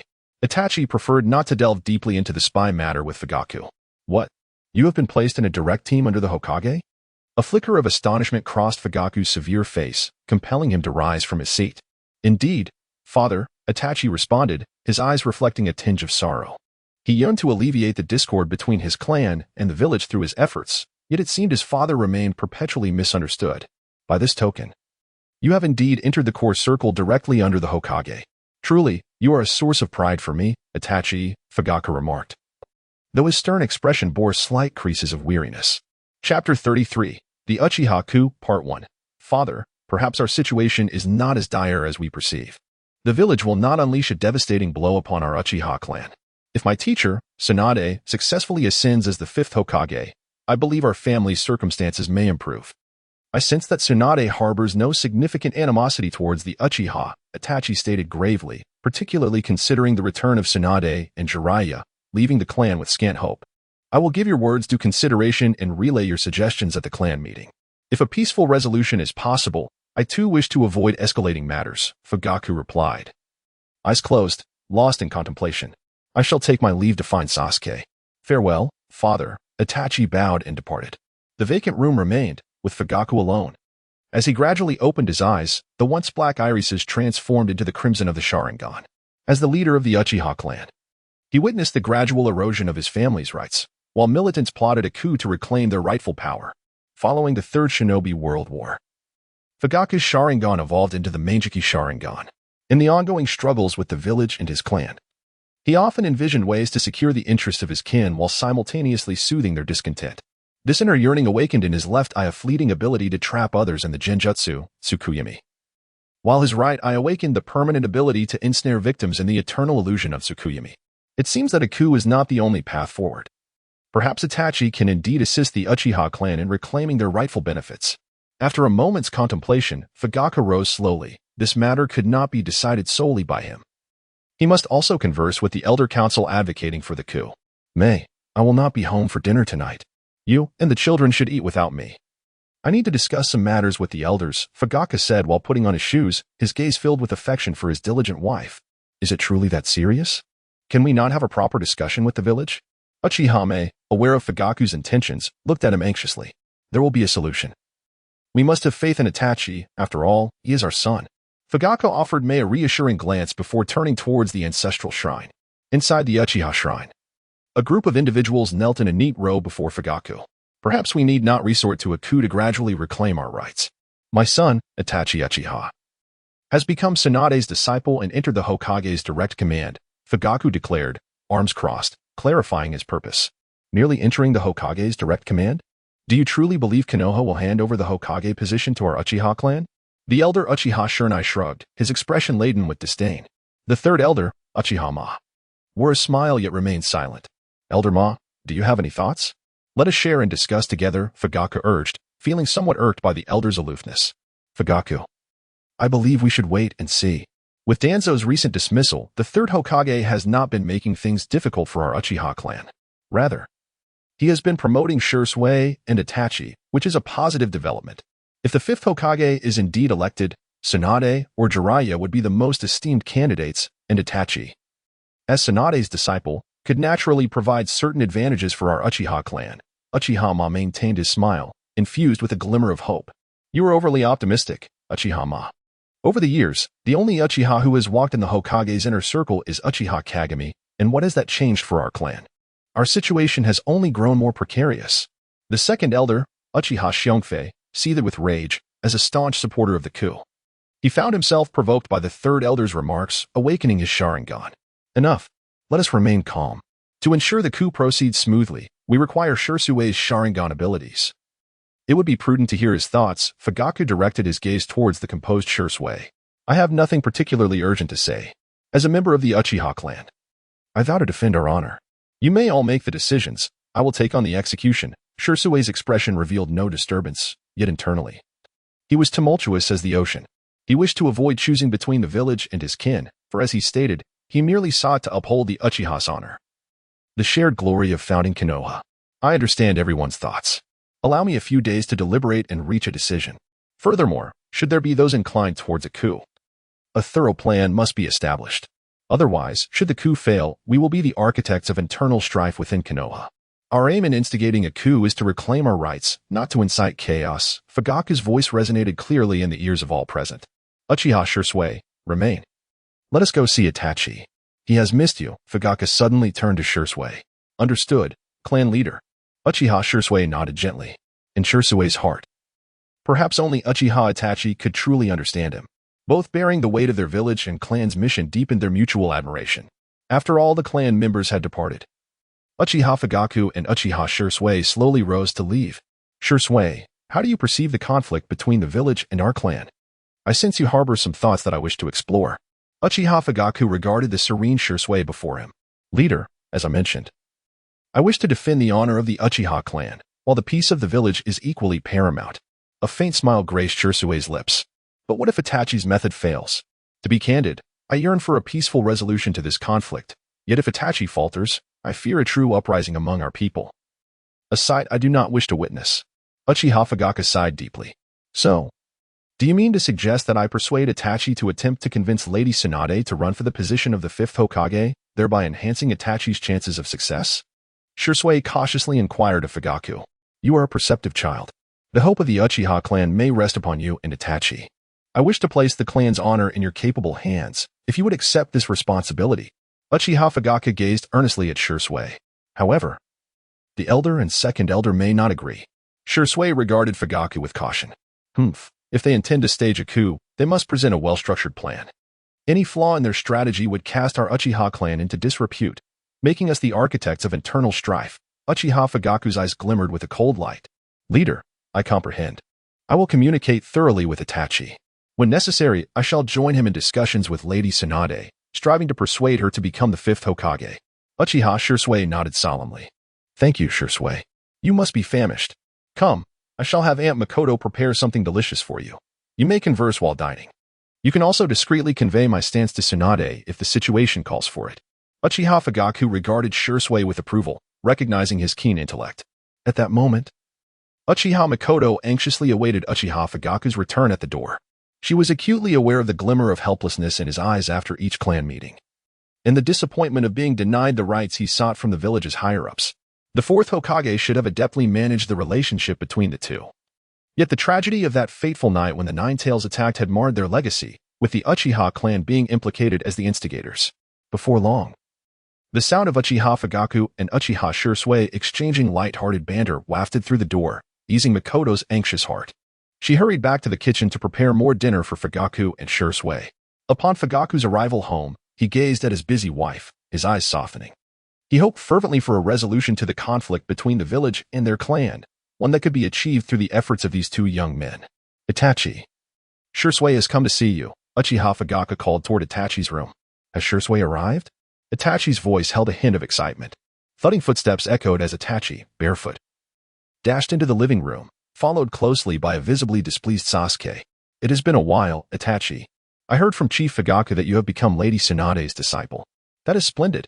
Shursui winked, giving Itachi a thumbs up. Not at all. I merely have a special assignment, Itachi replied with a smile, appreciating the sunny disposition of Shursui. This sense of kinship was something he felt nowhere else. All right, you two converse. I shall ask your mother to prepare something for you and Shursui to eat. If Shursui is willing, he can stay with you tonight. Fugaku admired the two before guiding the pouting Sasuke away. Itachi, to be succinct. This may be a unique opportunity to mend the rift between our clan and the village. I implore you to persuade Lady Tsunade to participate in the 5th Hokage election. Uchiha Shursui's smile faded, his demeanor turning serious. I understand, Shursui. I will do my utmost, but regarding my father and others. Itachi's eyes revealed a hint of worry. The chief supports our idea. If the other elders prove obstinate, I may resort to using Kodo Amatsukami. Shursui's expression turned cold. A flash of determination in his eyes. Father supports our idea? That is wonderful. Just give me some time, and I will do my utmost to persuade Lady Tsunade. Itachi seemed to shed a burden, a genuine joy illuminating his features. Rest assured, I will also communicate our intentions to the 3rd Hokage. Shursui lowered his voice, scanning their surroundings. At that moment, the group, having unburdened themselves, felt an unprecedented lightness. Meanwhile, Uchiha Makoto, after a profound discussion with Fugaku that evening, learned of this news. As a wife, she understood her husband's troubles. As a mother, she sensed the pressures her son faced. Thus, she resolved to contribute to their family and clan. Perhaps she had previously lacked the courage to confront her former friend, but now, as a mother, she decided to visit her old friend Kushina the following day. Since the rumors of Kushina's revival circulated, she had refrained from visiting, partly out of guilt and partly due to her identity. Now, she felt unafraid, as her son was in the same team as Kushina's child. Chapter 34. The battle for the 7th squad's bell. Perhaps it had been ages since Uchiha Itachi had enjoyed such a restful sleep. He felt rejuvenated, mentally and physically. Come on, Uchiha Itachi. He encouraged himself before hastily rising to wash and dress. Today marked his official induction into the 7th squad. And he was determined to leave a good impression on Lady Tsunade, hoping for an opportunity to express his thoughts and needs to her. There is a rumor in Konoha that candidates for Hokage often emerge from the 7th squad. Even if they do not become Hokage, they frequently enter the Hokage's administration, often referred to as the Hokage training class. Of course, this is merely my perspective as the author and can be disregarded. Itachi, come to breakfast, Makoto called out, her heart swelling with joy at the sight of her spirited son. Not now, Mom. Lady Tsunade specifically instructed us to skip breakfast today in preparation for rigorous training.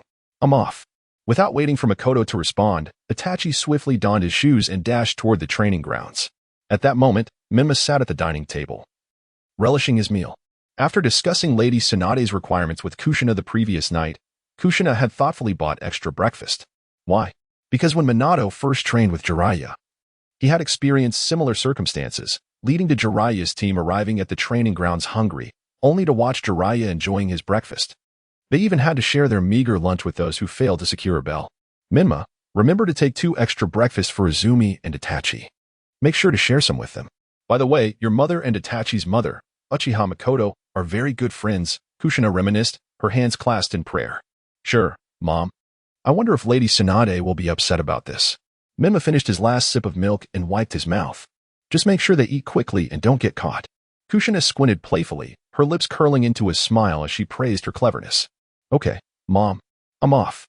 You remember to admonish Jiraiya not to lead Naruto astray. Menma, carrying 2 portions of breakfast, made his way towards the door. As he stepped outside, he noticed Izumi approaching from her home, waving at him. Here, breakfast from my mother for you. Menma handed 1 portion to Uchiha Izumi. I've already eaten a bit at home, as you mentioned yesterday, she replied, a hint of hesitation in her voice. Tsunade had instructed her not to eat, but Menma had encouraged her to have a little more in the morning. To avoid any awkwardness, she had only eaten symbolically. Just a bit more. This is a special request from my mother. You cannot disappoint her goodwill. Myanmar observed Izumi's conflicted expression and found her somewhat endearing.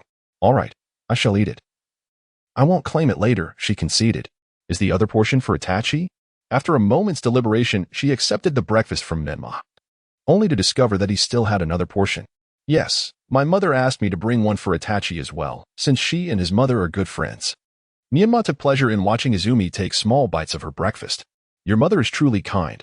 Let us hurry, so we can finish this before Tsunade-sensei arrives. Izumi smiled sweetly and quickened her pace. By the time they reached the training area, Itachi was already practicing with shuriken. Itachi is quite diligent, practicing so early. No wonder his grades are exceptional, Myanmar remarked with a hint of sarcasm. Aren't you the same? Using so many shadow clones for training. I wonder how much chakra you possess, Izumi playfully stuck out her tongue. You two are here, quite early, Itachi greeted them with a smile. Here. Breakfast prepared by Aunt Kushina. You must eat it. Myanmar handed the breakfast to Itachi. But didn't Tsunade-sensei say not to eat breakfast? Itachi's expression turned conflicted as he stared at the food. If you don't say anything, she won't know. Hurry and eat before it gets cold, Myanmar urged, shaking the breakfast in his hand.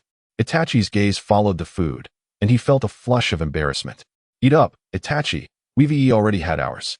Izumi giggled behind her hand, her laughter ringing like silver bells. Embarrassed, Itachi turned his head away, accepting the breakfast from Myanmar.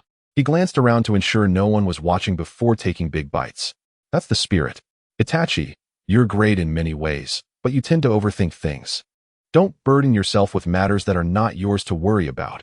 If anything arises, speak up, and we can solve it together. Don't get trapped in your own thoughts, Myanmar advised, casting a knowing glance at Itachi. Itachi felt that Myanmar was hinting at something, yet it was vague. He was not alone in his struggles. Shursui was there to discuss matters with him. Not receiving a response from Itachi, Myanmar chose to remain silent. After all, the principal figure behind the Uchiha massacre, Shimura Danzo, had been incapacitated for over 2 years now, likely retired. Thus, it was reasonable to believe that another massacre would not occur, especially since Shursui was the last straw for Itachi, as long as Shursui was safe. Itachi should not descend into extremity. The sun was now high in the sky, yet Tsunade had not yet arrived. The three had been practicing with shuriken for quite some time, while Tsunade was still lost in dreams of winning a substantial amount of money. It was only when Shizune roused her from her slumber that she hurriedly donned her clothes, bringing the prepared breakfast and lunch to the training ground. Haha, sorry for the wait. I helped an elderly lady cross the street, which took a bit of time, Tsunade chuckled, brushing her disheveled hair back with an embarrassed laugh. At this moment, Myanmar's eyes twitched incessantly at the corners. Why were these individuals so intent on troubling the elderly lady? Each of them concocted excuses, claiming they were simply assisting her in walking. Now, allow me to elaborate on the assessment criteria. I trust you are all quite famished. Here, I possess 2 lunch portions, but only those who successfully seize the bell from my grasp shall partake in this meal. Those who fail to acquire the bell must endure hunger. Tsunade confidently shook the bell in her hand, challenging their stamina after such a prolonged period without sustenance. Both Izumi and Itachi turned their gazes towards Myanmar, who appeared to possess prior knowledge of the situation. Yet, Myanmar feigned innocence, wearing an expression of ignorance. Tsunade gradually set the lunch aside, fastening the bell to her waist. Very well, the training commences now. You must employ every conceivable tactic to snatch the bell from my waist. No sooner had she spoken than Myanmar utilized the flying thunder god technique to appear before Tsunade, reaching out to seize the bell. Kid, hurry and remove the flying thunder god mark from my arm. It's causing me to hesitate in revealing it. Tsunade retaliated with a punch aimed at Myanmar's forehead. Myanmar swiftly transported himself to Izumi's side. That's fine, but you'll need to mark other parts of Tsunade-sensei's body, so we can communicate swiftly in case of an emergency. You're quite bothersome, you know. Tsunade scoffed. That will have to wait until after the training, otherwise. How will I retrieve the bell? Myanmar replied nonchalantly. Itachi, can your martial arts subdue Tsunade-sensei? Myanmar inquired softly. It's worth a try, but her overwhelming strength may prove difficult to withstand for long, Itachi mused, glancing at the large crater left by Tsunade's earlier strike, a shiver running down his spine. What about Jinjutsu? Will it have any effect? Myanmar appeared to have a sudden revelation. I'll give it a shot, Itachi responded, gently closing his eyes before suddenly opening them. His 3-tomo Sharingan fixating on Tsunade. Upon noticing Itachi activating his Sharingan, Tsunade quickly lowered her head. So, it's the 3 Tomo, not bad, kid. However, it won't have much effect on me. Indeed, Tsunade's vast combat experience was evident. Itachi, do you have any ideas? Menma inquired softly. Itachi pondered for a moment, then replied, this training seems to be a test of teamwork. One person cannot snatch the bell from Tsunade-sensei alone. Only through our combined efforts can we succeed. Menma, you will be the primary force. The two of us will feign an attack to draw Tsunade-sensei's attention, allowing you to stealthily take the bell. Understood, Itachi. Izumi nodded eagerly. Hey, have you three come to an agreement? Tsunade mocked as she called out to them. Menma initiated the attack, water style, water barrier technique. A torrent of water erupted from his mouth, encasing Tsunade within its confines. Realizing Menma was obstructing her line of sight, Tsunade remained unfazed, confident that as long as they kept their distance, the bell was safe from theft. Seizing the moment of Tsunade's distraction, Itachi and Izumi darted to the sides. Fire style, great fireball technique. The duo swiftly formed their hand seals, with Itachi unleashing a fireball, followed closely by Izumi. Not too shabby. Tsunade remarked as she encased her arm in chakra and unleashed a powerful punch, shattering Menma's water barrier and swiftly escaping the fireball's trajectory. The two fireballs collided, propelled upwards by the force of impact. Izumi and Itachi drew their kunai, engaging Tsunade in close combat. However, Izumi, lacking in martial prowess, was swiftly knocked away by Tsunade's punch, while Itachi continued to grapple with her, occasionally attempting to ensnare her in a Jinjutsu with his Sharingan. Meanwhile, Menma employed shadow clones to distract Tsunade using the Flying Thunder God technique. Kid, take this. Tsunade launched a kick, imbued with chakra, at Itachi, who nimbly evaded. Menma's shadow clone, however, was dispersed by the sheer force of Tsunade's attack. Itachi's talent is formidable, but against Tsunade's monstrous strength, it's quite challenging. We lack a tank capable of withstanding her blows, Menma internally lamented. Menma, you aren't considering using the power of the Jinchuriki, are you? Tsunade taunted. Of course not, Tsunade-sensei. You are my most esteemed teacher. How could I possibly resort to such measures? I mean, how could I use the Nine Tails mode? Menma replied, awkwardly scratching the back of his head. Humph, Menma, at least you show some conscience, Tsunade thought, her confidence soaring. As long as Menma refrained from using the Nine Tails mode, she was certain they would not easily seize the bell. Itachi, your shuriken technique seems quite impressive. I have a plan. We will create a smoke screen, and I will prepare several shadow clones. Then, I will transform into a kunai. You can throw me. And if even one gets close to Tsunade-sensei, I may have a chance to snatch the bell, Menma whispered to Itachi. Alright, I understand.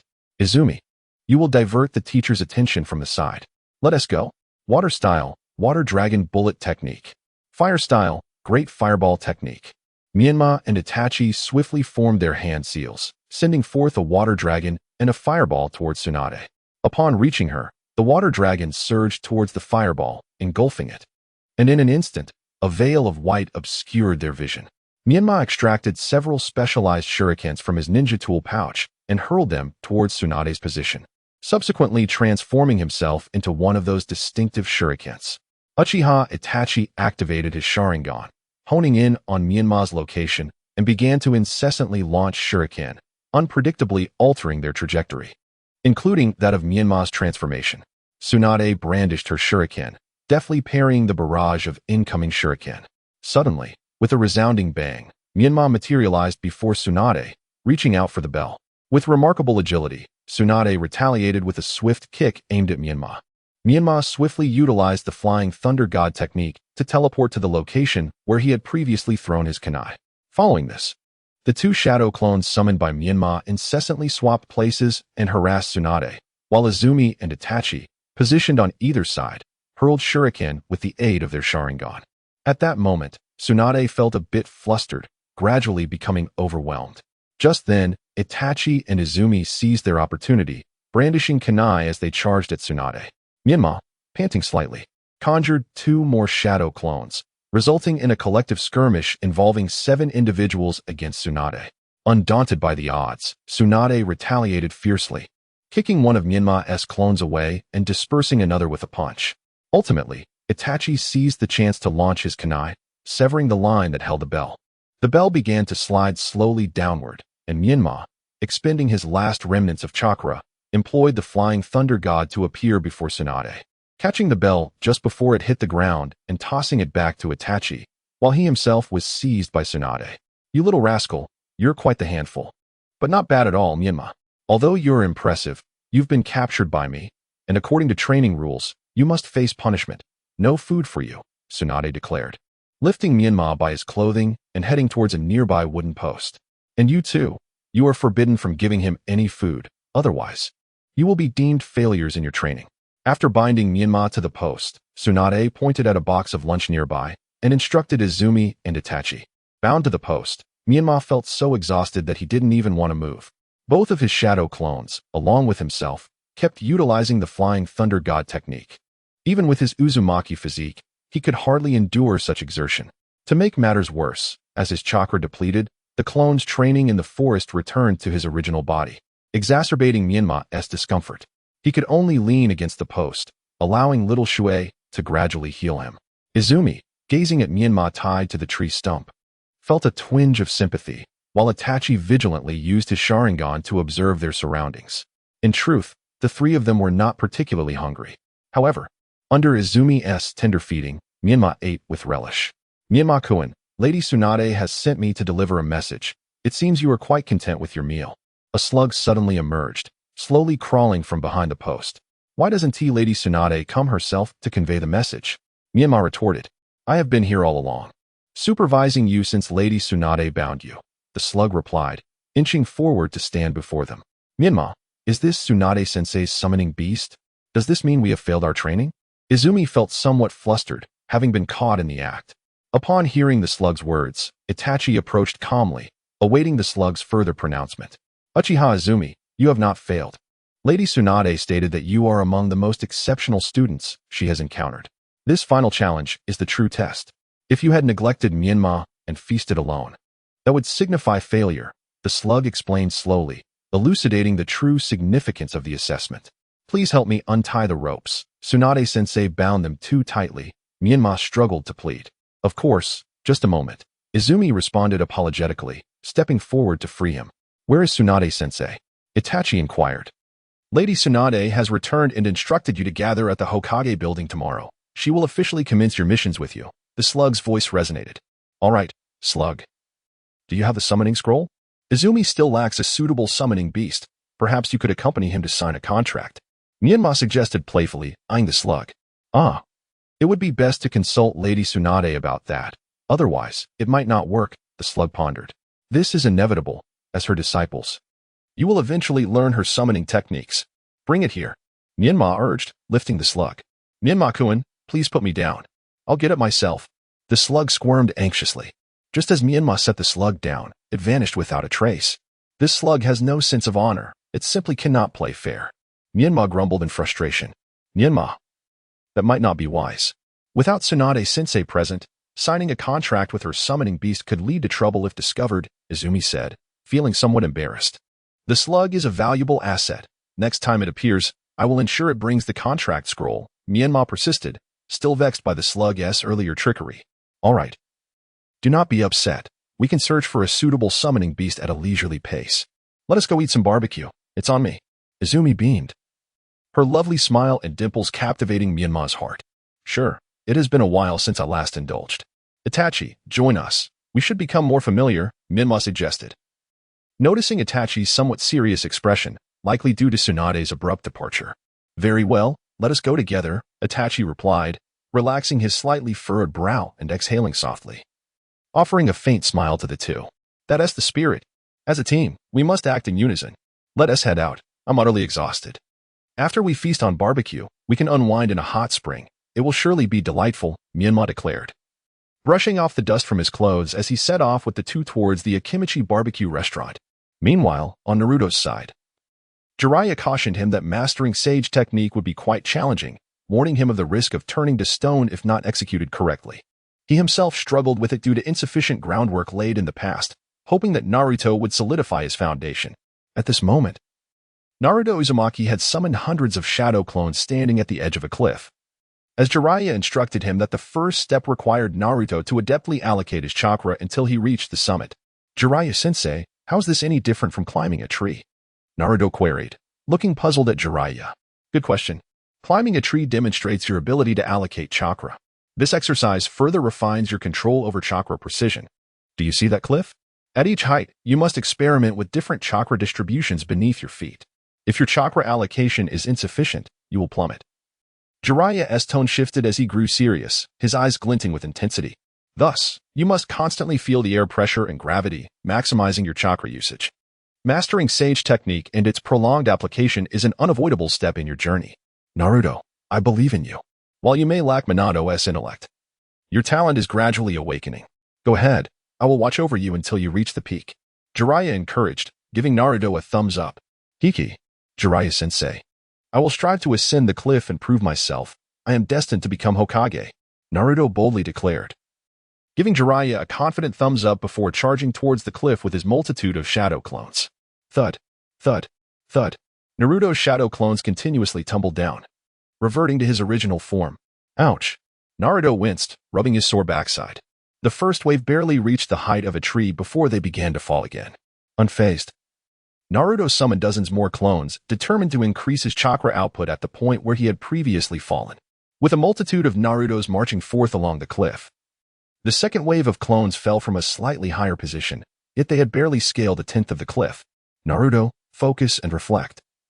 You must learn from each failure regarding chakra distribution, so you can apply it better next time. Jiraiya reclined leisurely beneath the shade of a tree, observing Naruto as he repeatedly tumbled down.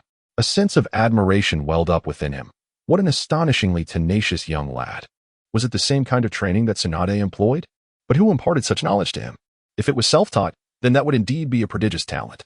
Gazing at the blazing sun and the relentless determination of Naruto, who was still persevering with his training, Jiraiya performed the hand seals for the shadow clone technique, summoning a clone to fetch some water and refreshing popsicles from the village.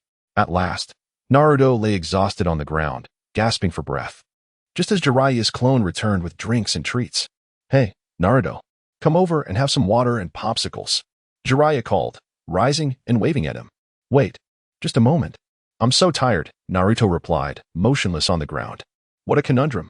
Carry Naruto over here, Jiraiya instructed as he accepted the water and popsicles from his clone. Let us call it a day for training, Naruto. There is plenty of time. Take it slow. The clone smiled and approached Naruto, gently lifting him into his arms. First, drink some water, Naruto. Jiraiya's gaze softened as he looked at Naruto leaning against the tree. With a great gulp, Naruto drank deeply, and once he regained some strength, he poured the remaining water over his head. Refreshing, he exclaimed, shaking his head vigorously, sending droplets flying. With a swift motion, Jiraiya broke the popsicle in half and handed it to Naruto. Enjoy the popsicle, Naruto. You've done exceptionally well. Never lose your resolve. A peculiar warmth flowed through Naruto's heart. Yes, I will reach the summit soon in Master Sage mode, he said, leaning gradually towards Jiraiya. Chapter 36. The capture of the Four Tails Jinchuriki. The incessant rain fell upon the village, affecting every inhabitant. Was this a gift from the gods? No, it was their wrath. The Hidden Rain Village had witnessed two individuals who claimed divinity. One was the current nominal ruler, Hanzo of the Salamander, who, under his reign, isolated the village from the 5 great ninja villages, occasionally waging war against them. After enduring multiple sieges, Hanzo declared the village closed off to the outside world. The second group of self-proclaimed deities consisted of 6 individuals collectively known as Pain, alongside a self-styled messenger of God, who conveyed the divine will of Pain. As for Pain's true appearance, no one had seen it. It was only known that the deity resided in the highest tower of the Hidden Rain Village. At this moment, the Deva Path of Pain gazed upon the rain-soaked village, lost in reminiscence. It was years ago when Akatsuki was newly formed, and Hanzo, under the guise of an alliance, invited Yuhiko, the leader of Akatsuki, for a meeting. Upon their arrival, they were ambushed, resulting in the tragic death of Yuhiko. In his grief, Nagato unleashed the power of the Rinnegan to escape. Gradually pulling himself from his thoughts, Nagato, through Yuhiko's body, observed the outside world and felt a pang of sadness. Nagato. The vigilance over the tailed beasts is now stricter across all ninja villages. It will be challenging for us to approach and capture them. A young woman with deep blue hair and a strikingly beautiful face emerged from the shadows of the room. Her mature voice resonated through the body of the Deva Path. Are you still experimenting with the separation and sealing of the tailed beasts? Humph. These hypocritical ninjas only serve to squander innocent lives. Tailed beasts should not exist in this world. Once we unify the ninja world, we can seal them away, ensuring that there will be no more wars. Pain coldly observed the rain outside, a flash of lightning illuminating his inscrutable expression. Does the world of Tsukinomi, as Uchiha Madara described, truly exist? Conan's cold beauty flickered with emotion for a moment. It is merely his own fantasy. Only our path can genuinely achieve peace and fulfill Yahiko's ideals. The Deva path slowly turned to face Conan, whose eyes bore traces of sorrow. Do not be sad, do not weep, Conan. We are laboring for Yahiko's vision. Only when everyone experiences our suffering can we genuinely resist war, the Deva path gently reassured her. I understand, Nagato. What shall we do next? Should we temporarily abandon the plan to collect the tailed beasts? Conan inquired softly.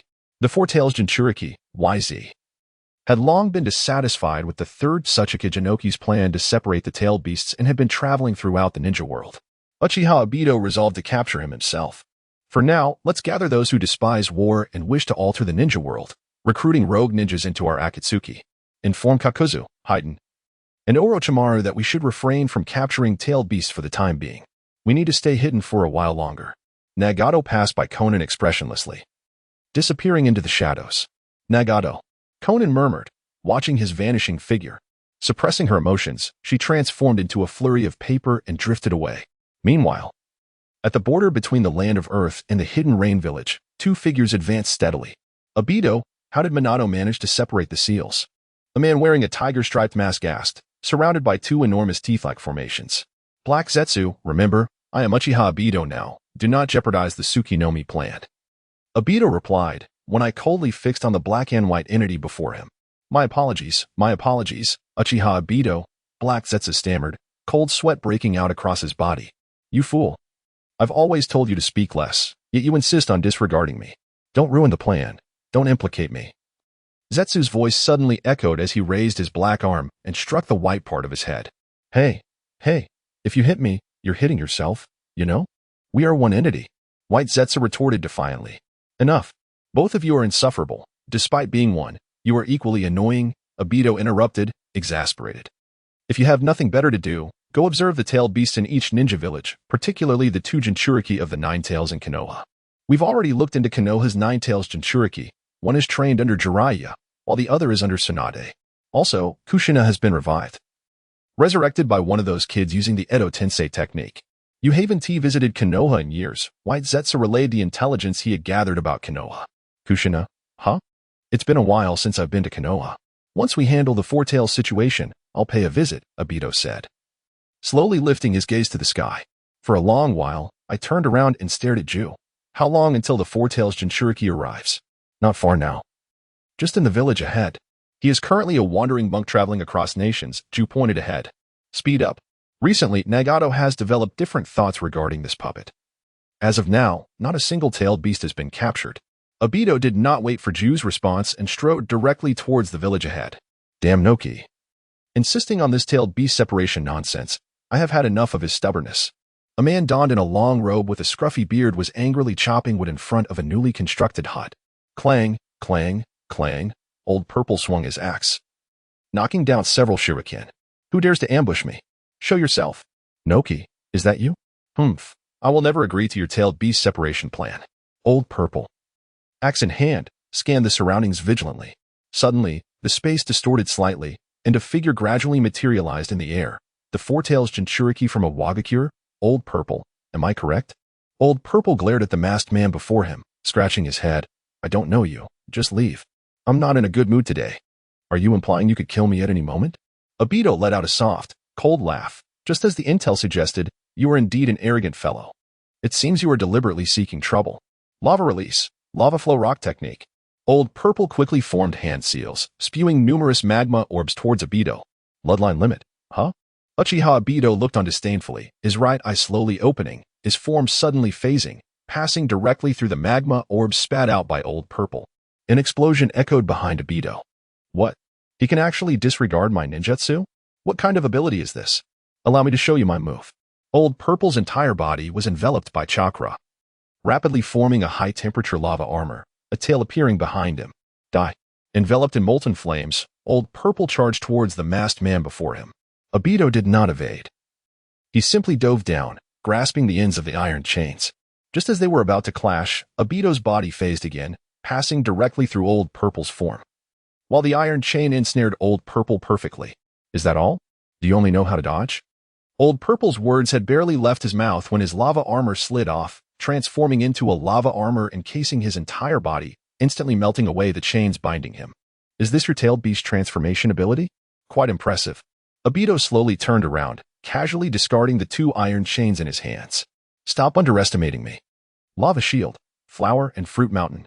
At this moment, Old Purple, now a magma entity, rapidly formed hand seals, and then a continuous surge of 4 tails chakra erupted forth, enveloping him in a cloak of tailed beast chakra. Boom. Centered around Old Purple, it erupted like a volcano, with lava spilling outwards, consuming everything, including the newly built hut he had worked so hard on, engulfed by the roaring magma. This is such a tedious performance. Just as Old Purple watched everything he had swallowed by his magma, Obito's voice drifted softly from behind, followed by several black rods piercing through Old Purple's body. Old Purple spat out a mouthful of blood, his chakra cloak gradually receding to reveal his true form, collapsing to his knees, gasping for breath. Pathetic. You couldn't even land a single hit on me. Your tailed beast chakra is now under my control. What other abilities do you possess? Hurry and demonstrate. Ha ha ha. Obito's nearly twisted laughter echoed across the battlefield. Following his laughter, Obito glared fiercely at Old Purple, a vortex sucking Old Purple into the void. I have already captured the 4 tails. It's time to return. Rin, I have successfully captured a tailed beast, drawing 1 step closer to the world with you in it. Wait for me, all right? Obito raised his head, gazing at the twilight glow of the setting sun. Meanwhile, Old Purple's form appeared in the ceiling space, utterly defeated, slumped before the 4 tails. Old Purple, you stubborn fool. Sigh. The 4 tails let out a soft exhale. There's nothing more to be done. It ends here. This masked one's abilities are quite peculiar. Old Purple struggled to utter a few words. Pull yourself together. There may still be a way. The 4 tails felt a tinge of sympathy for Old Purple at that moment. Although I have never called your name, I have always remembered it. Old Purple labored to sit up. Oh, what is my name? The 4 tails' large eyes fixed on Old Purple. Let us call you Sun then. Old Purple looked at the 4 tails with an embarrassed expression. Ha ha ha, you are truly mischievous. The 4 tails, Sun Wukong, laughed heartily. Chapter 37. Obito's preparations to stir things up. In the office of the 3rd Hokage of Awagakure, Noki furiously tore the report in his hands into shreds. Useless. All of you are useless. If Namikaze Minato could separate the tailed beasts, how could none of you manage to do so? Just then, an Umbu ninja rushed into the Tsuchikage's office in a panic. Reporting, Sir Tsuchikage, it's bad. The 4 tails Jinchuriki, Old Purple, has vanished. During today's Umbu patrol, we found a scene of devastation. But Old Purple is nowhere to be found. What? That Old Purple? I assigned him to participate in the tailed beast separation, and he refused the proposal, and now he has simply vanished. Noki slammed his fist onto the table, which was taller than him, and it shattered into pieces. Tsutsuki slowly closed his eyes, suppressing the rage within. Huang Tu, you are to lead a team of Umbu to search immediately around Awagakure and gather intelligence on Old Purple. Chit, take this letter to the 3rd Hokage and demand the return of Old Purple. Otherwise, we will resort to separation and sealing methods for exchange, or else prepare for the wrath of Awagakure. The matter of Old Purple's disappearance is classified as top secret and must not be publicized, otherwise, it will be regarded as treason against the village. Noki cast a dark glance across everyone present. Yes, Lord 3rd Tsuchikage. The group responded in unison, kneeling on one leg. Meanwhile, Konoha village remained blissfully unaware, reveling in the joy of the compensation sent from Kumogakure, oblivious to the conspiracy that was about to unfold against them. Lord 3rd Hokage, this is the compensation sent to you by our 4th Hokage. Please review and sign. An Umbu ninja from Kumogakure presented a letter and a list of gifts. Sarutobi Hiruzen cheerfully took the letter from the ninja's hand and read it carefully. The gist was that this was all a misunderstanding, with no intent to steal information. The 2 Umbu ninjas likely went to the wrong place, and they hoped to turn a blind eye and allow a group to return. They also sent some gifts in compensation. Well, the 4th Hokage is quite considerate, but whether those 2 Umbu ninjas stole information is something we have yet to investigate thoroughly. so we cannot return them to your village just yet. However, Darui and his companions may follow you back today. Sarutobi Hiruzen squinted, puffing on his pipe, slowly exhaling a cloud of smoke. Thank you, Lord Third Hokage. We won't linger any longer. We will leave Konoha now. In the village of Yun, the Dark Ninja offered a slight bow, following the lead of the Konoha Dark Ninja towards the temporary residence of the villagers. In recent days, Tsunade, under the auspices of being the granddaughter of the first Hokage and one of the legendary three of Konoha, has been diligently accepting a multitude of C and D rank missions at the Hokage's mission hall. She mandated that Team 7 utilize the shadow clone technique to its fullest extent, explicitly forbidding the use of the Nine Tails mode and the Sharingan. Initially, the trio expressed some grievances, yet after several days of rigorous training, they discovered that their amassed skills and chakra reserves were exponentially increasing. Itachi, with his keen analytical mind, discerned the fundamental reason. Different tasks necessitate diverse approaches for completion. For instance, while he had previously captured a cat using shuriken to sever its whiskers, this time, the trio tirelessly employed their shadow clones for the task, thereby enhancing their physical stamina and reflexes. As the two praised Itachi's astuteness, Tsunade, in the background, counted her earnings with great satisfaction. Indeed, 2J Nin completing missions was a swift route to wealth. Itachi, you seem rather distracted these past few days. Is something troubling you? The perceptive Izumi noticed the subtle shifts in everyone's psyche. Is it the conflict between your clan and the village? Itachi, lying on the grass with his eyes half closed, relished the gentle breeze. How do you know? He was taken aback, tilting his head at Izumi before straightening up, a hint of self-deprecation evident in his demeanor. I suppose Aunt Kushina must have mentioned it to the fourth Hokage.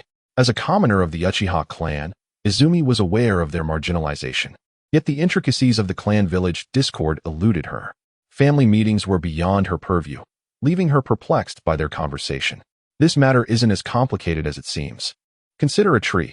If the roots are damaged, one must remove the withered roots.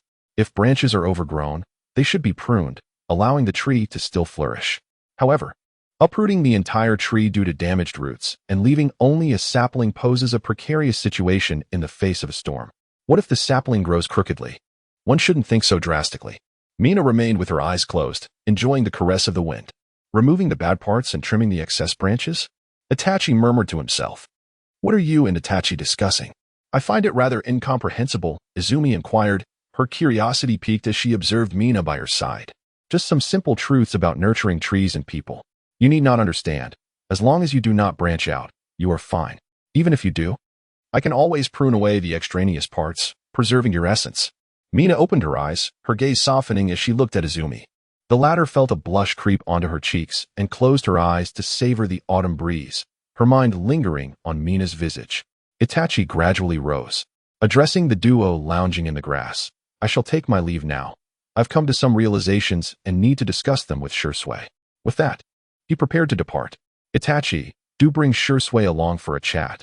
I am eager to meet Konoha's foremost prodigy and witness his prowess, Mina called after his retreating figure. Understood, Itachi waved back, his steps heavy as he walked away. If only peace could endure forever, Izumi sighed wistfully. Indeed, I will protect you, Izumi. I shall speak with our uncle and aunt. If possible, refrain from returning to the Uchiha compound, and you should do the same, Mina replied calmly. Though she was certain she had altered certain aspects, she remained apprehensive about Itachi's potential for extremism. Will anything happen? Izumi asked, her expression tinged with confusion. I hope nothing transpires, yet one can never be certain. Moreover, the current sensitivity between the Uchiha and the village means your absence will likely go unnoticed, Mina replied, her words deliberately ambiguous. Hey, Mina, I sense a familiar and detestable presence, the voice of the Nine Tails suddenly echoed. The serene figure of Menma gathered his thoughts as he stepped into the sealed space. Kurama, are you suggesting that a person you detest has made their presence known? Menma sought clarification on Kurama's choice of words. Indeed, it is the aura of that man, Uchiha Madara, from the Night of the Nine Tails 6 years ago. There is no mistaking this feeling. Kurama's expression turned to one of ire. Understood. Rest assured, Kurama, if he dares to come, I shall make him weep like a child. Menma reassured the agitated Kurama. Do not underestimate him. He is Uchiha Madara. His jinjutsu is not to be trifled with, capable of ensnaring even me, Kurama cautioned. observing Myanmar's nonchalant demeanor. Kurama, that man cannot possibly be Uchiha Madara. If he were alive today, how old would he be? Furthermore, did you not notice? My father has severed your summoning contract with him. How could you believe my father could defeat Uchiha Madara? Menma patiently explained. True, you possess wisdom. However, remain vigilant. I will continue to monitor this aura and alert you should anything arise. Kurama inhaled deeply, suppressing his anger. Very well, should he dare to come. You will witness how I confront him. I will avenge you and my parents. Myanmar cracked his knuckles. I shall await your vengeance. Kurama grinned widely. I shall take my leave now. Izumi is still nearby, and I will escort her home. Farewell, Kurama. Myanmar waved to Kurama, gradually departing the sealed space. Izumi, it is getting late. Let us return. Myanmar rose, glancing at Izumi, who lay beside him, unresponsive. She must be exhausted from the past few days, he mused. Slowly getting up and gently lifting Izumi, teleporting in a flash to Naruto's side. Nanny? Myanmar, why are you carrying Sister Izumi? Naruto exclaimed in disbelief. Shoo, keep your voice down. Izumi is asleep. What would you have me do, leave her behind? Myanmar responded, somewhat exasperated by Naruto's surprise. Myanmar, you've returned? This must be Izumi. She seems quite fatigued, Kushina observed with an understanding smile. Mom, please find a room for Izumi to rest. She has been overworked lately. Myanmar recalled his own frustrations about working without pay, though at least he had earned some money during this period. I shall prepare the bed. Let Izumi sleep at home tonight. Kushina hummed cheerfully as she skipped inside, unable to conceal her joy. Meanwhile, in the woods, Obito observed the vanishing figure of Myanmar, gradually revealing himself. The flying thunder god technique, is it? No wonder he inherits his father's talents. Wolfing Myanmar, have you ever experienced the anguish of losing a loved one? After capturing the four tails, Obito confined Old Purple and instructed Black Zetsu to keep watch. He desired to see the reincarnated Kushina and Rin, and fortuitously stumbled upon Myanmar and Izumi. Intriguingly, his eavesdropping revealed that Myanmar harbored feelings for the girl before him. Upon learning from Zetsu that Myanmar possessed considerable strength, Obito contemplated a different strategy. If he could make Myanmar feel the pain of losing a loved one, perhaps Myanmar would choose to join him in creating the infinite Tsukuyomi world. After placing Izumi on the bed, Myanmar tenderly tucked her in and quietly exited the room. At that moment, Myanmar remained unaware that he had captured Obito's attention, not just for himself but also for Uchiha Izumi. However, Obito had miscalculated. Myanmar held a disdain for Obito's tearful demeanor. Had Myanmar known of Obito's intentions towards Uchiha Izumi, he might have stormed his lair in defiance. Chapter 38, Lightning Release. Spiral Shuriken. After returning to his room, Myanmar prepared to enter the sealed space to continue his study of the Lightning Release Spiral Shuriken. Fortunately, he had already mastered the ability to increase the rotation to 2 blades, and today he would attempt to enhance it to 3 blades. For Myanmar, the distinction between 3 and 4 blades was negligible, as long as the rotation speed was sufficiently high. The power of 3 blades would not significantly differ from that of 4. After all, there is little difference between a 3-blade and a 4-blade fan. Kai-bai. Today I shall develop a ninjutsu of immense power. Would you care to test its might? Myanmar inquired, raising an eyebrow at the ominous Ninetales. Humph. What status do I hold? Would I fear a mere ninjutsu from you, child? Kai-bai crossed his arms, clearly skeptical. Very well. But let me clarify, do not get angry if it hurts too much. I am merely here to assess its power. You mustn't blame me if it proves to be too painful, Myanmar said, casting a tentative glance at Kai-bai. Just come at me. My recovery abilities are formidable. Kai-bai retorted with an air of disdain. Myanmar, without further ado, directly entered the tail beast mode, forming hand seals with both hands. From there, 10 clones emerged, swiftly coalescing spiraling spheres in their hands. Before long, 11 spiraling spheres materialized before the Ninetales. At this moment, the Ninetales remained oblivious to the gravity of the situation, still regarding Myanmar with a disdainful gaze. Next, Myanmar infused the spiraling spheres with lightning chakra. With utmost caution, he controlled the lightning chakra, and soon, 2 fan-like blades began to whirl around the spiraling spheres at a rapid pace. The expressions of the 11 Myanmars turned solemn. For it was these 2 fan blades that were crucial. Success meant that this lightning-style spiraling shuriken would be deemed a successful invention, requiring only practice and refinement thereafter. The 11 of them continuously attempted, dissipating and retrying, until finally, the 3rd blade successfully formed. Observing the spiraling shuriken in his hand, Myanmar quipped, "Nine tails. Although this technique is not yet complete, it can be thrown. Are you sure you're ready? Less chatter. Do you think I fear you?" The nine tails had now fully risen, silently observing the rapidly rotating spiraling shuriken in Myanmar's hand. "Then watch closely. Lightning release. Spiraling shuriken." Myanmar hurled the spiraling shuriken towards the nine tails. The shuriken arced gracefully through the air, accurately heading toward the nine tails. With its high-speed rotation, it swiftly approached. The lightning chakra, inherently possessing piercing and paralyzing properties, struck the nine tails, rendering him momentarily weak, as if he had been electrocuted. Yet this was not the end. The force of the spiraling sphere collided with the nine tails, and although he did not move, he distinctly felt the impact of a heavy blow. As the energy dissipated, a few strands of fox fur gently floated down. "Humph, kid, I told you, your ninjutsu is ineffective against me," the nine tails remarked, baring his teeth. "This shouldn't be. Did I err in the technique's development?" Myanmar pondered, gazing at the spiraling shuriken in his clone's hand. Water release, water barrier. With a clap of his hands, Myanmar ensnared one clone within a water barrier, instructing another to throw the spiraling shuriken at it. As the lightning-infused spiraling shuriken made contact with the water barrier, it shattered instantly, heading straight for the clone. Upon impact, the clone vanished in a puff, and Myanmar, as though struck by something formidable, spat out a mouthful of blood. The spiraling shuriken continued its relentless trajectory, crashing against the walls of the ceiling space, leaving a mark. "Damn it, Nine Tails, you deceived me." Myanmar wiped the blood from his lips.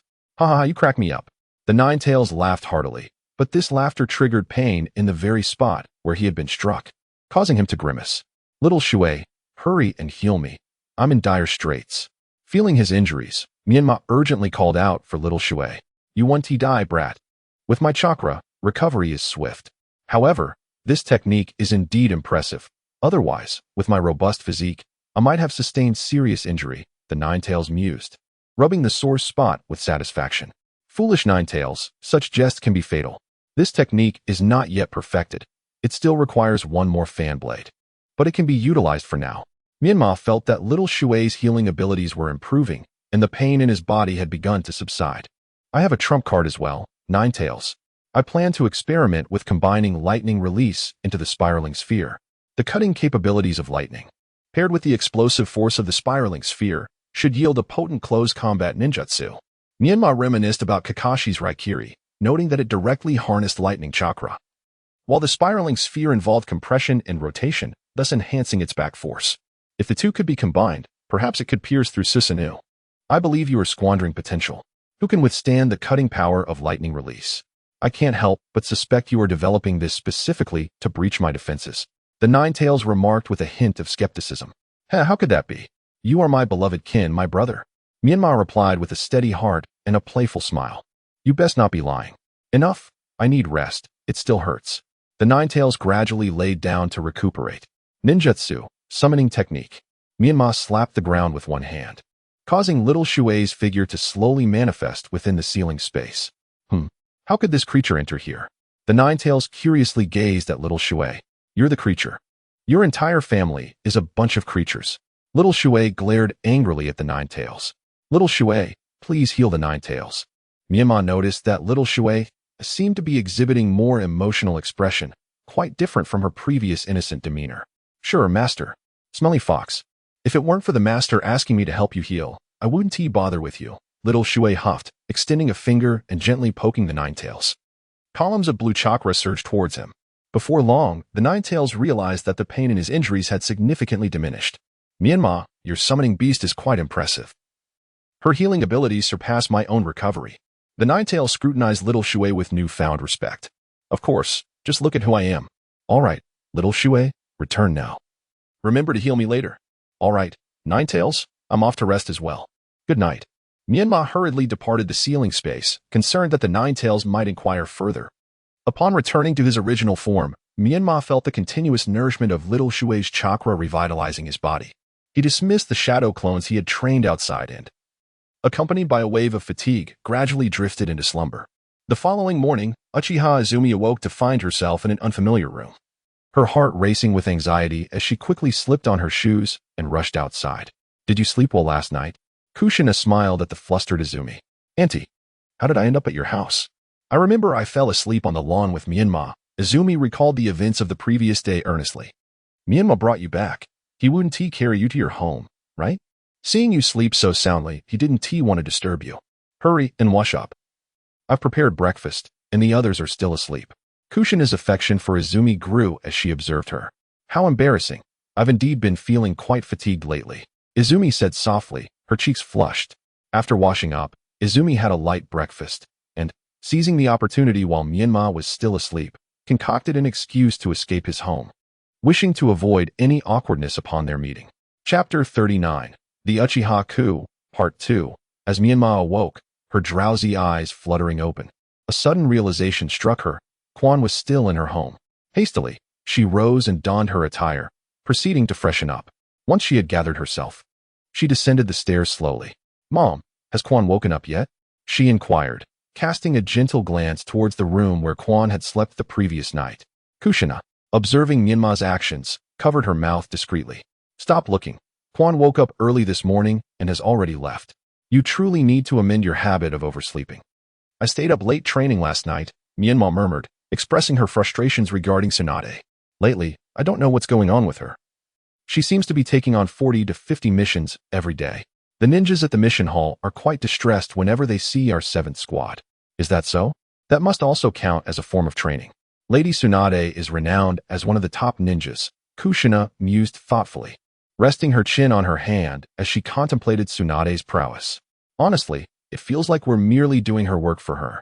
With so many ninjas, she certainly reaps a substantial reward from the missions, Menma grumbled as she took a bite of the bread on the table. That perspective isn't entirely incorrect. However, I believe you'll soon be entrusted with A or B rank missions.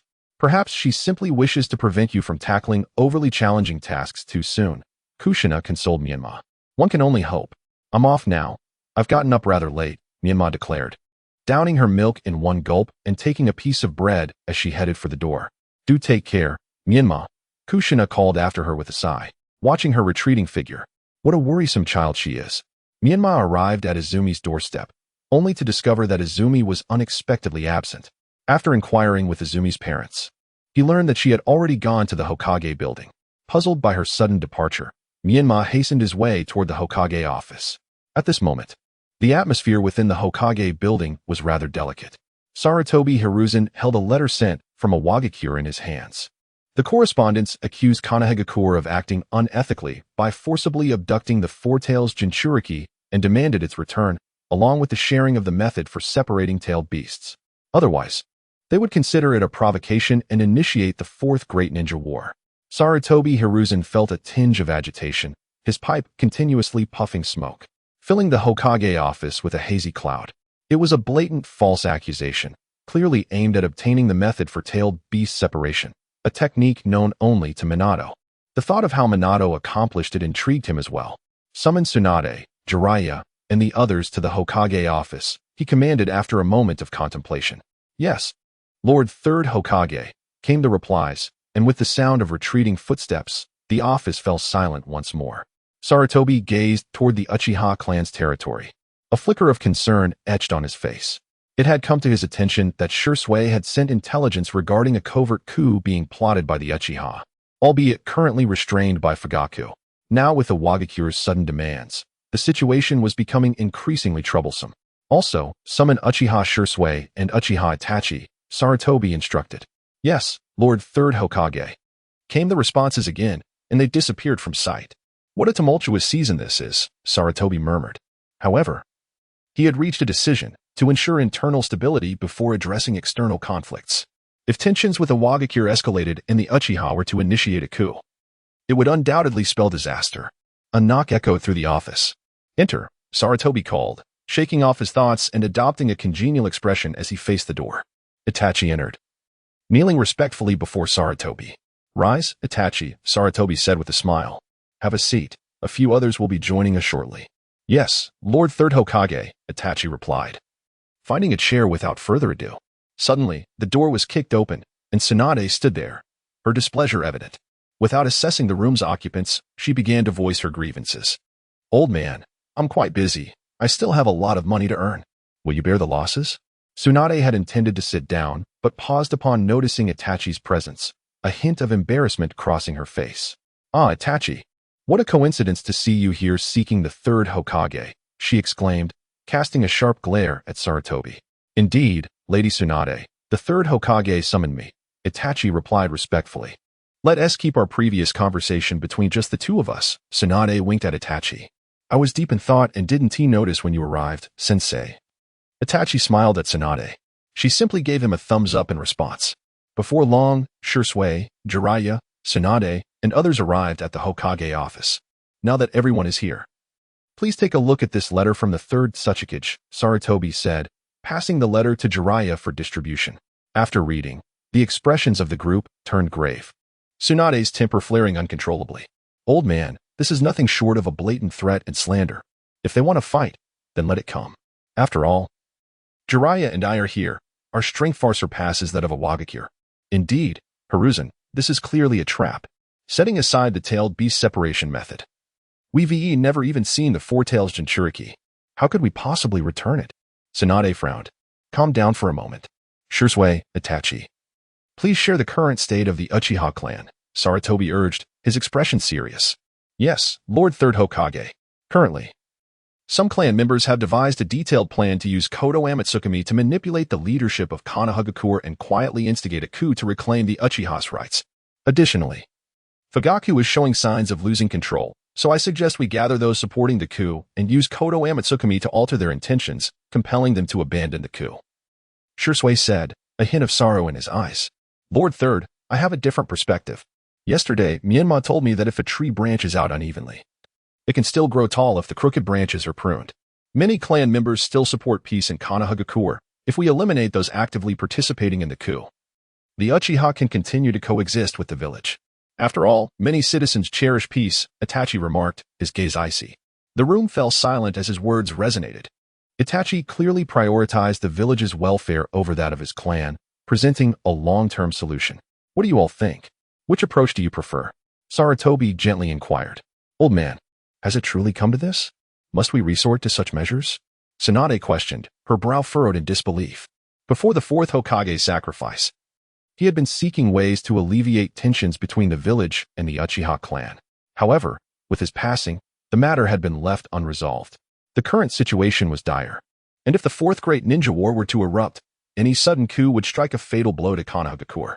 Taking a deep puff from his pipe, Sarutobi released a cloud of smoke before continuing.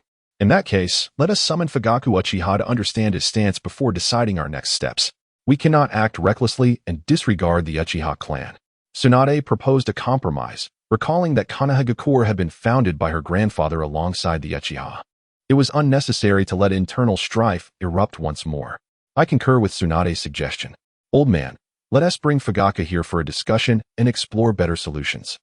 Jiraiya added, not being well-versed in politics but recognizing the merit in Tsunade's proposal. "Very well. Please summon clan leader Fugaku Uchiha to the Hokage office." Sarutobi instructed toward the empty doorway. "Yes, Lord Third Hokage," an Umbu ninja replied, bowing before exiting. "Shisui, Itachi, please step outside for a moment to avoid any complications," Sarutobi said, taking another drag from his pipe. "Yes, Lord Third Hokage," they replied, kneeling briefly before exiting. Within the office, the remaining members wore varying expressions. "Itachi, do not dwell on this. There will always be a way to resolve matters.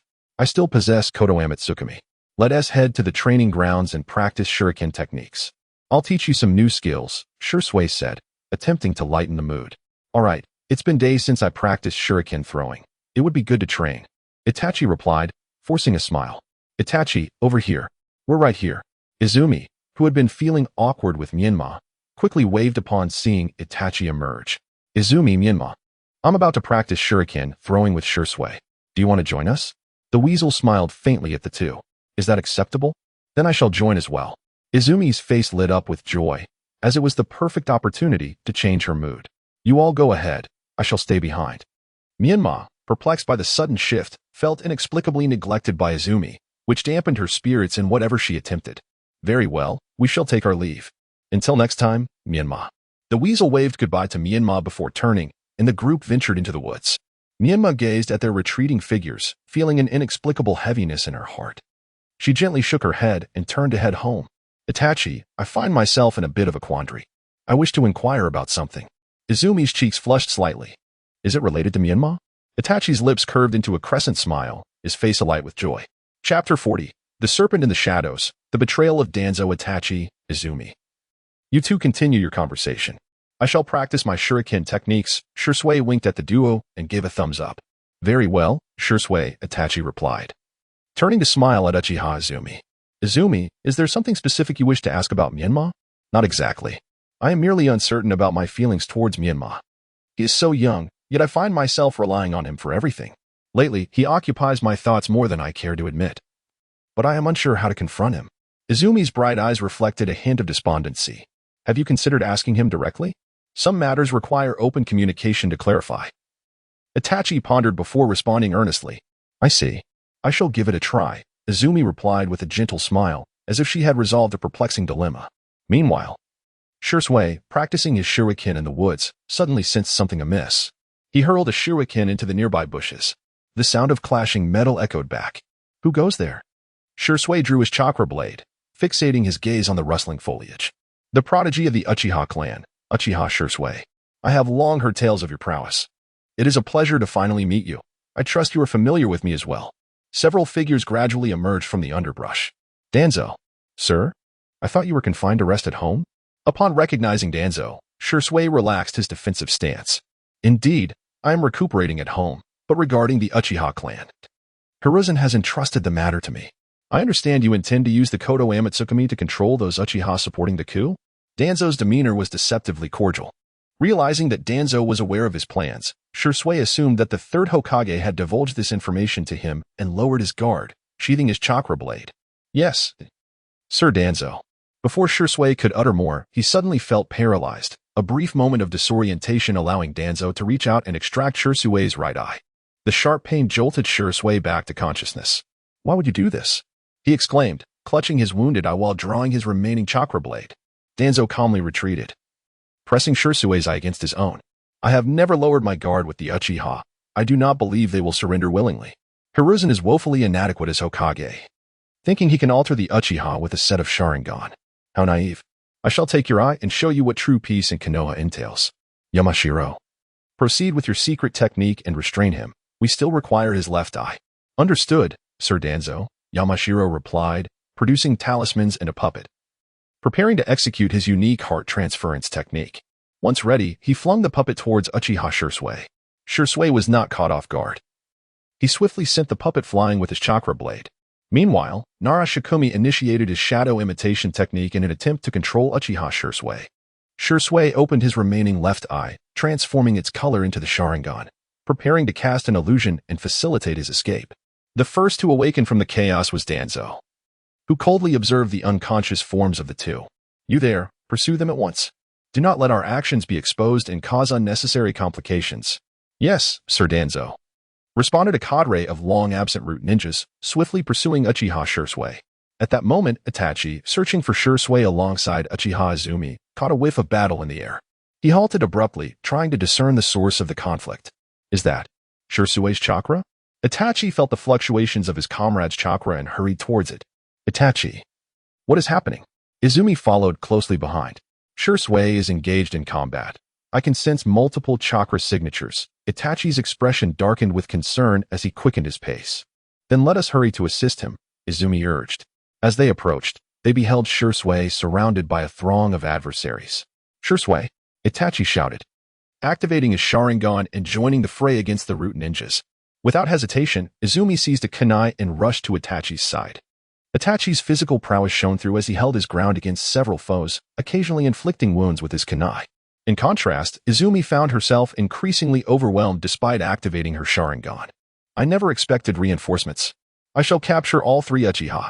Danzo approached, flanked by Yamashiro and Nara Shikumi. Yamashiro, you take the lead. Shikumi, wait for your moment. Shursui felt a surge of relief upon seeing his allies, allowing him to execute the body flicker technique, creating dozens of afterimages on the battlefield. Itachi, Izumi. Be cautious of those two. Their techniques can control one's body. Upon hearing Shursui's warning, the duo focused on Yamashiro, who appeared ready to strike. Fire style, great fireball technique. Itachi sees the opportunity, unleashing a fireball that repelled one opponent, then swiftly throwing a kunai that pierced a root ninja's throat. However, Izumi was being relentlessly pressed by two root ninjas, with one performing a wind release, vacuum wave, launching blades of wind that knocked her to the ground, leaving her injured. Izumi, fire style, Phoenix Fire Jutsu. Itachi quickly cast several shuriken, igniting them with flames and sending them towards the attackers. At that moment, Menma felt despondent, unsure of where to go, when suddenly, Shimizu's urgent voice reached her ears. Master, I sense Uchiha Izumi's chakra in turmoil. Please respond swiftly. Izumi?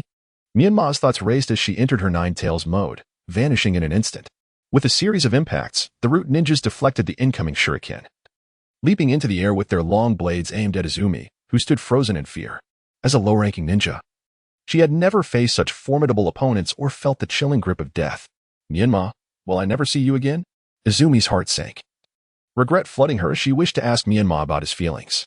Suddenly, the familiar voice of Rasengan resonated in Izumi's ears, and she could hardly believe her eyes as Menma appeared before her. With a resounding thud, the root ninja, struck by the Rasengan, was sent flying. Bewildered by Menma's sudden arrival. Am I too late? Menma's face bore a solemn expression. Menma. Izumi's panic-stricken visage transformed into one of sheer joy. Summoning technique. In an instant, Shimizu materialized before Menma. Shimizu, create a water release barrier and contain this area. Not a single one shall escape. Menma retrieved several shurikens from his ninja tool pouch and cast them into the heart of the battlefield. As you command, Master. Shoshue clasped her hands together. And in an instant, the streams and rivers within the woods dried up, continuously encircling the battlefield. A crystal-clear, azure barrier swiftly manifested, trapping everyone within. Itachi. Leave them to me. You protect Izumi. Employing the shadow clone technique, Menma held a shuriken, formed hand seals, and four identical nine-tails Menma appeared behind him. After marking each other with the Flying Thunder God technique, they advanced step by step toward the battlefield. With a whoosh, the five figures vanished in an instant. Reappearing where some pierced the bodies of root ninjas with shurikens, while others were sent flying by spiraling spheres of chakra. At this moment, 5 golden bolts of lightning darted back and forth across the battlefield. As a root ninja prepared to ambush the Menma before him, another Menma clone shouted. And with a whoosh, the targeted Menma disappeared, replaced by a crouching Menma who impaled himself with a shuriken. The power of the wave wind Menma is commendable. I must swiftly deal with these adversaries. Susanoo. Uchiha Shursui, clutching his injured eye, shouted. His remaining Sharingan gradually transformed into a shuriken, and in an instant, a massive surge of chakra erupted from within him, solidifying into a green skeletal form. Under Shursui's command, he clasped his fists and struck towards the few root ninjas before him. What is this? What manner of beast is this? A root ninja involuntarily retreated. This is the kaleidoscopic ability of the Uchiha clan, Susanoo. Let you ambitious wolves witness the true power of our clan. Shursui, covering his bleeding eye, gasped heavily. With a resounding thud, a root ninja was obliterated by a green fist, leaving the remaining few sweating profusely. We must act together, otherwise, we'll perish here. One root ninja raised a chakra blade and swung it at the green fist. With a clang, the chakra blade shattered upon impact. How? How is this possible? The Umbu ninja stood frozen in shock. With a crash, the green fist sent this ninja flying, crashing into the side, uncertain of his fate. Earth style, Earth Dragon Bomb. Wind style, Wind Cutter technique. Two root ninjas exchanged glances and promptly began forming hand seals. Instantly, an Earth Dragon and several wind blades surged toward Uchiha Shursui. Your techniques are utterly ineffective before my eyes. Shursui bellowed, ignoring the incoming assault as he commanded Susanoo to retaliate against the two. Run. Before Root Ninja could finish his warning, he was seized by Susanoo's grasp and crushed. The last remaining ninja from the Kitsune, Root codename, called out desperately for his teammates, his eyes filled with profound helplessness. Chapter 41. The Final Form of Tailed Beast Transformation. What is this power? The last Root Ninja before Shursui, witnessing his friend being crushed to death, felt a chill of fear creep into his heart. He longed to retreat but thought, no, I cannot die here. This is terrifying. His power is beyond that of a mere human. Shursui struggled to maintain his form, yet Susanoo was on the verge of collapse, ready to dissipate at any moment. Finally, after the Root Ninja fled from his presence, Shursui could no longer endure and collapsed to the ground. Meanwhile, on Menma's side, 4 or 5 corpses lay at his feet, with only a few remaining stubbornly resisting. All useless. Yamazaka Fong launched his puppets toward Myanmar's shadow clones. Be careful, Itachi warned. Ever vigilant after Shisui had advised him to be wary of Yamazaka Fong and Nara Shikaku, keeping a watchful eye on their movements with his Sharingan. Myanmar was acutely aware of the Wind of the Mountains ninjutsu, capable of manipulating puppets. Upon contact, one would be ensnared by the chakra of the Wind of the Mountain. This episode could be deemed one of the rare instances where Obito faced significant challenges. Subsequently, several figures executed the Flying Thunder God technique to reposition themselves. Indeed, this is quite troublesome. Yet, I've caught you. Narajumyu, who had been lurking in the shadows for an opportune moment, suddenly stepped forth from a dark corner. Simultaneously, Myanmar's figures involuntarily moved forward. How infuriating. Truly, the Nara clan's cunning is unparalleled. Myanmar's mind raced, and he dispelled several shadow clones. Myanmar Izumi rose, intending to interrupt Narajumyu's shadow-binding jutsu, but was halted by Itachi's hand. Izumi, do not approach. If you fall under his control, Myanmar will be at an even greater disadvantage. Stay by Shisui's side. I will attempt to disrupt him. Itachi picked up a kunai from the ground, twirling it skillfully as he charged towards Narajumyu. Your opponent is me. The Wind of the Mountain grappled with Uchiha Itachi, the sounds of their clash resonating like a rhythmic symphony. It appears I have been underestimated. To be ensnared by the shadow-binding jutsu, how amusing. Suddenly, Myanmar's crimson chakra surged, vaguely transforming into a shadowy Ninetales form, instantly breaking free from the binding. That is the Ninetales. Narajumyu looked on in astonishment at Myanmar, now assuming the formidable visage of the tailed beast, glaring coldly in his direction. Is this the ultimate form of the Jinchuriki of the Ninetales? Danzo's eyes gleamed with excitement, his hands trembling slightly as he unwrapped bandages. It's mine now. I've just acquired Shisui's Sharingan, and now the Ninetales comes to me. After completing his thoughts, Danzo approached Narajumyu, his Sharingan spinning rapidly. The Ninetales should be my puppet, a weapon to annihilate all.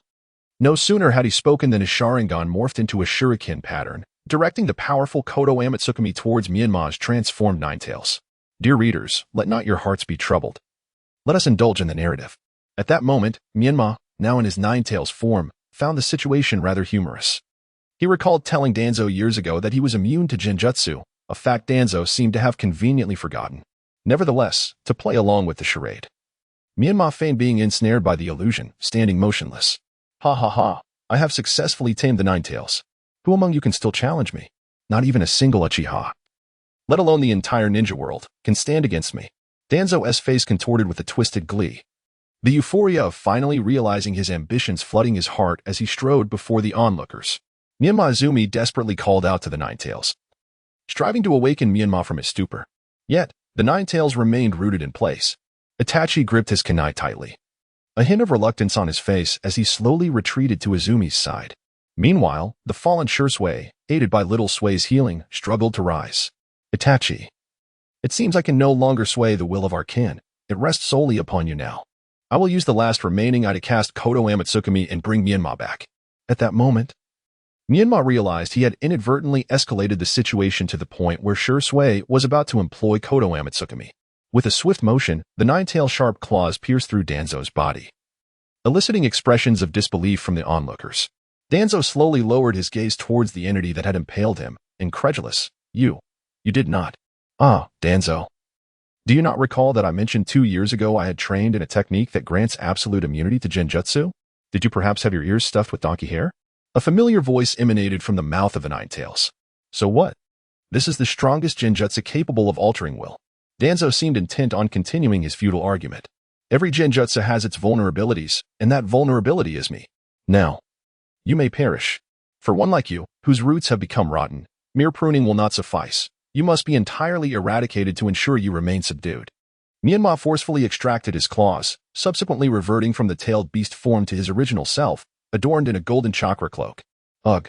Danzo coughed up blood, his eyes becoming unfocused, as memories of that fateful day when he was ambushed by the Golden and Silver Brothers resurfaced. The second Hokage had chosen to sacrifice himself to protect the new generation of Konoha. Had I been resolute in stepping forward then, could I have become Hokage? Danzo gazed at the radiant Myanmar, and through his blurred vision, he perceived the fourth Hokage, Minato Namikaze, whom he had abandoned on the night of the Ninetales. I'm sorry, fourth Hokage. With an expression of regret and liberation, Danzo slowly fell backward, achieving a moment of reconciliation with himself as he closed his eyes contentedly. Lord Danzo.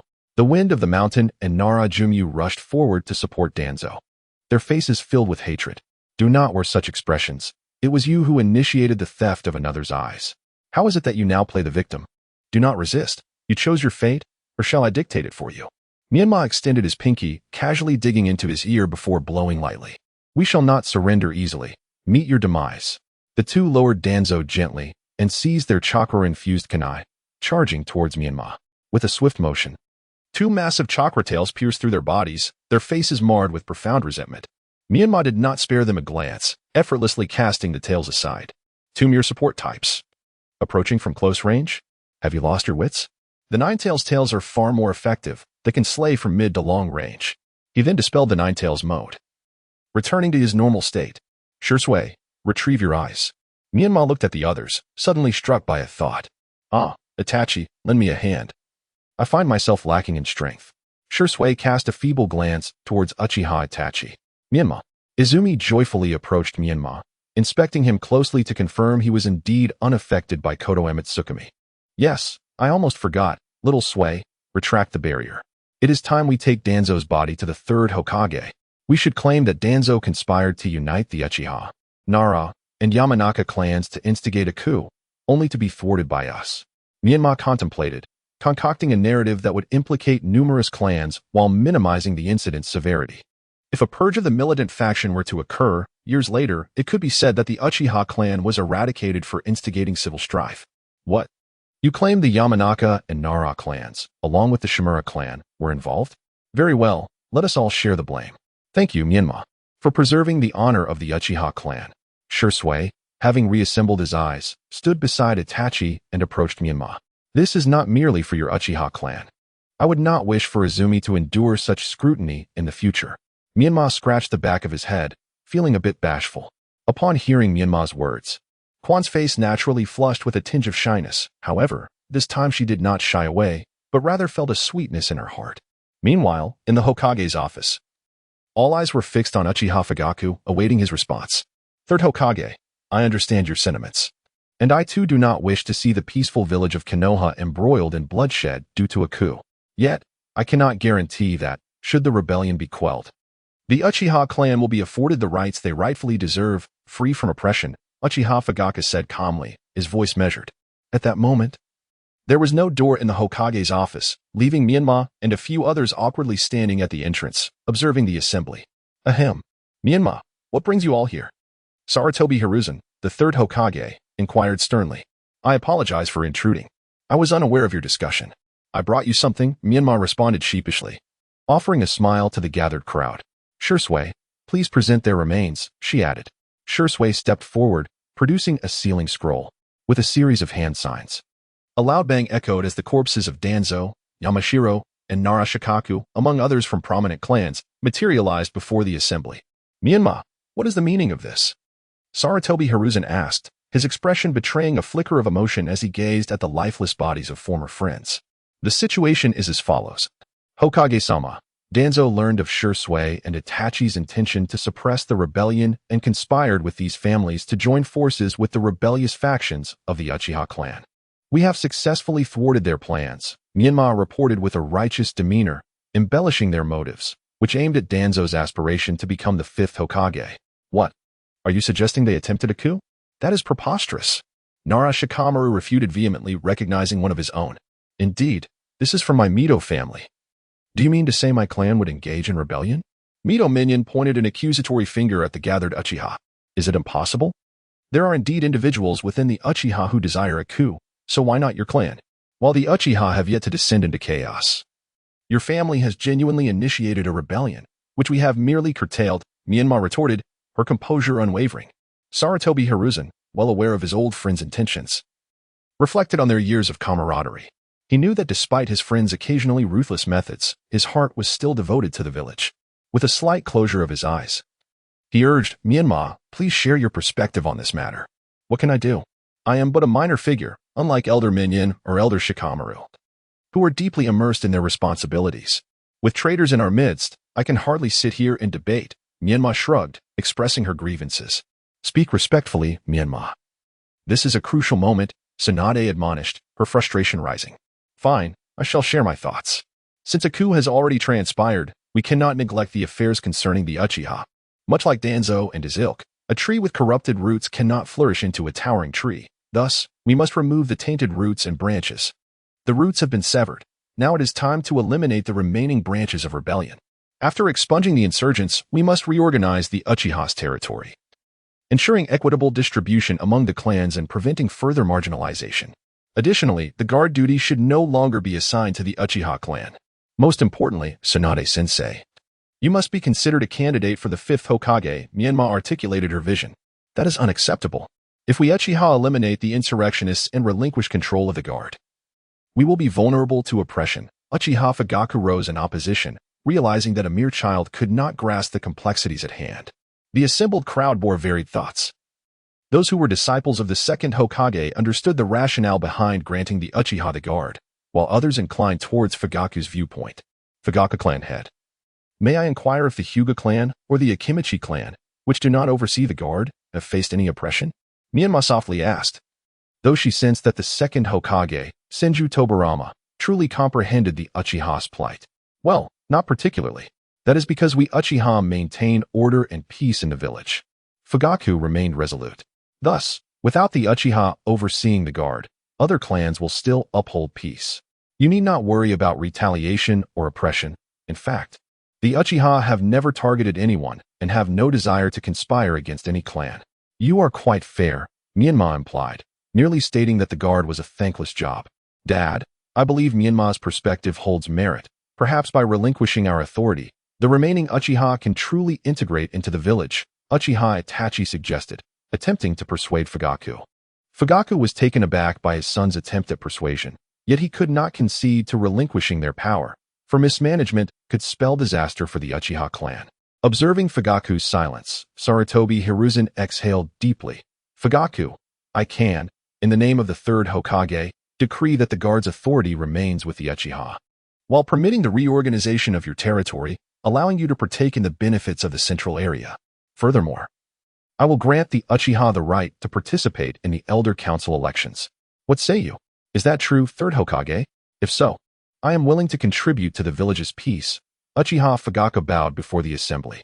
Very well, let us confer on how to rectify the coup. Sarutobi Hiruzen narrowed his eyes as he surveyed the crowd. I will gather the more radical members of the clan tonight, urging them to assemble all who intend to participate in the coup within 3 days.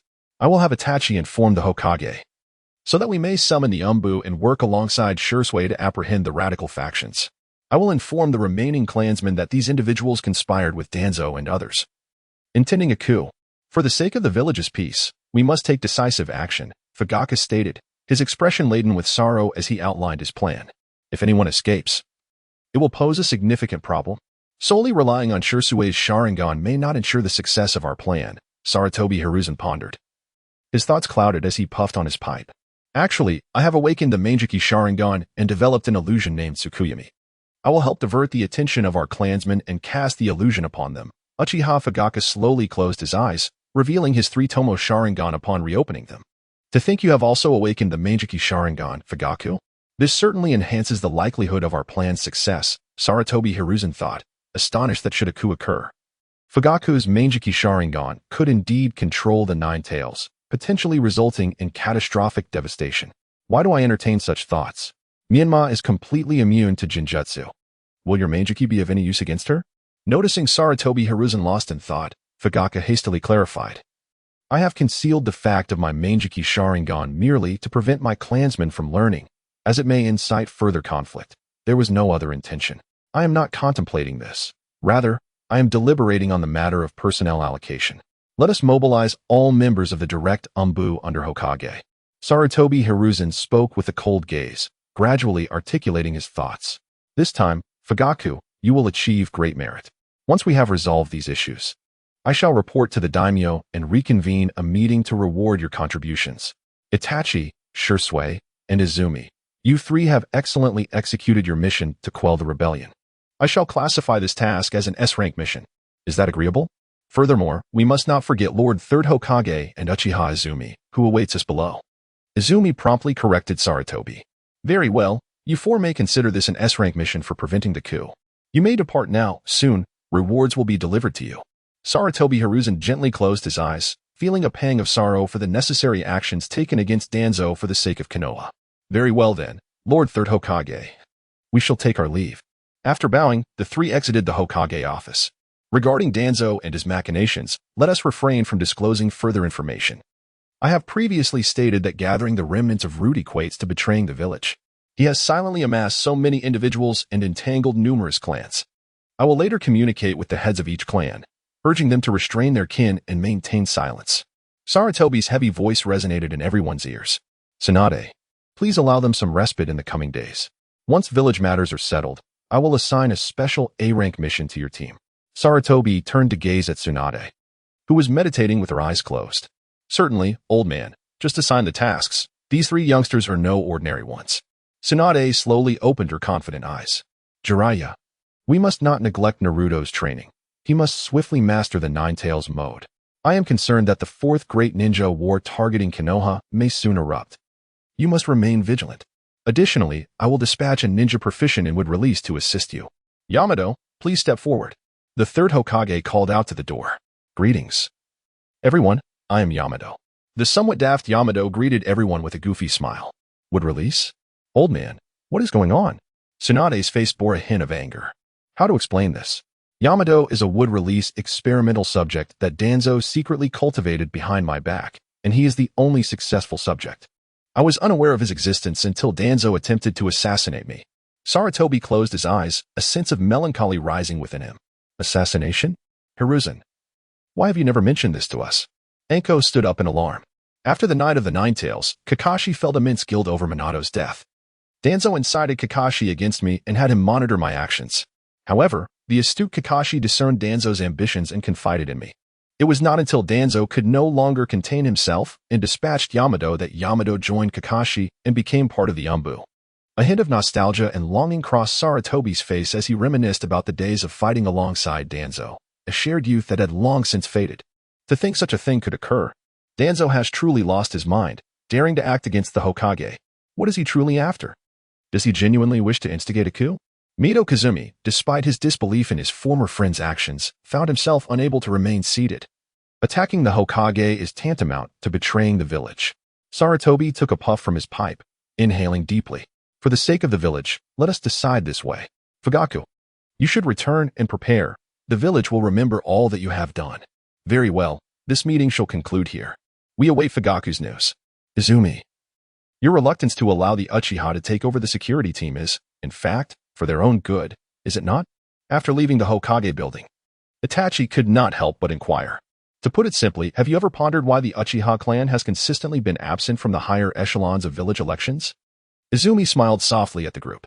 The reason is that our Uchiha have been suppressed, and no one supports us. Shursui expressed his thoughts. Yet Itachi's brow furrowed deeply. It is because we have offended too many individuals and have always regarded ourselves as the most powerful clan in Konoha, looking down upon forging alliances with others. Correct. This is precisely why you have maintained control over the security team. In other words, Konoha's issues cannot be resolved merely through violence. It is about human connections and social etiquette. Do you Uchiha possess such understanding? Izumi raised an eyebrow, posing a piercing question. At that moment, Shursui, Itachi, and Izumi recalled their friends. Aside from their Uchiha clan, the Umbu team, and a few close classmates, they had few connections left. Sometimes, retreating is a form of progress. Go home and persuade your father, Itachi. He lacks the clarity you possess. Izumi stretched languidly. I will convince my father. He will recognize the underlying issues. Itachi nodded solemnly. Well then, everyone seems quite exhausted today and likely will not undertake any tasks. Let us indulge in some barbecue instead. I shall treat you. Without waiting for a response, Izumi strode ahead. The others did not refuse. After all, Izumi had indeed helped their clan resolve a significant threat today. Upon arriving at the barbecue restaurant, as they savored their meal, a summoning slug brought news from Tsunade, allowing them a few days of rest. However, Izumi still remembered how the slug had previously deceived him and refused to let go. The slug, feeling helpless, had to split into numerous smaller slugs to escape. Chapter 43. The Uchiha Coup is averted. Borderline crisis looms. Danzo's death had become a top secret, and the village experienced little turmoil as a result.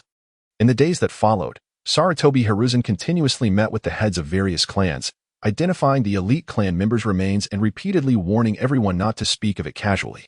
For Konoha, there were rare 2 days of tranquility. The normally task-driven Team 7 became silent, and only a few knew this was the calm before the storm. The Uchiha clan's shrine had gathered over 20 radical supporters of the coup. Fugaku had repeatedly emphasized not to inform the moderates to avoid leaking information. Thus, none of the coup supporters had contacted the moderates. Fugaku, our people are assembled. When shall we commence our actions? Uchiha Yen, a prominent representative of the younger generation advocating for rebellion, inquired. With his back to the clan members, Uchiha Fugaku felt an immense weight on his heart. He was uncertain whether today's actions were correct, yet Itachi had already led the Umbu and was lying in ambush outside the shrine. Without further contemplation, Fugaku slowly turned to face the crowd. In truth, none of you are aware, nor have I informed anyone. But I have awakened the highest ocular power of the Sharingan, Meijiki Sharingan. As soon as the words left his lips, the clan members turned their gazes toward their leader. If this were indeed the case, the likelihood of success for the coup would undoubtedly increase significantly. Fugaku gradually revealed his Meijiki Sharingan. Tsukuyami, a soft admonition echoed, drawing the attention of all present into Fugaku's Tsukuyami space. In a bid to ensure a painless demise for his clansmen, Fugaku meticulously crafted an environment that reflected their innermost desires. Before long, a contingent of Umbu, led by Kakashi, infiltrated the room, and after a flurry of blades, only 3 remained: the silently weeping Shursui, the sorrowful Itachi, and the tormented Fugaku. Consequently, the Umbu initiated a ruthless purge, determined to sever the ties of malice that bound the families of those involved in the gathering, further straining the relationship between the village and the Uchiha clan. Every individual present at the assembly, regardless of age, met a grim fate at the hands of the Umbu within the confines of their homes. Perhaps influenced by the overwhelming emotions, the Sharingan of Fugaku, Shursui, and Itachi manifested, with astute observers noting that Itachi's eyes had transformed into the shape of shurikens, evolving into the Meijiki Sharingan. Yet, consumed by their anguish, they lacked the capacity to notice anything beyond their suffering. The night was eerily quiet, devoid of any sound, save for the faint metallic scent of blood that lingered in the air, a testament to the grim events unfolding. The third elder may have sensed the impending tragedy, yet he refrained from intervening, believing it to be in the interest of the clan and the peace of Konoha. After a prolonged silence, Fugaku managed a bittersweet smile. Shursui, Itachi, let us return home. Tomorrow, I will resign from my position as captain of the guard. Additionally, I entrust you, Shursui, with the leadership of the Uchiha clan. I will also address our clansmen. Whether the Uchiha can integrate into the core of the Hokage's council will depend on your efforts and those of Itachi. With that, Fugaku slowly made his way outside, his figure exuding an air of profound sorrow. Let us go, Shursui. We must now arrange for the remaining members of our clan.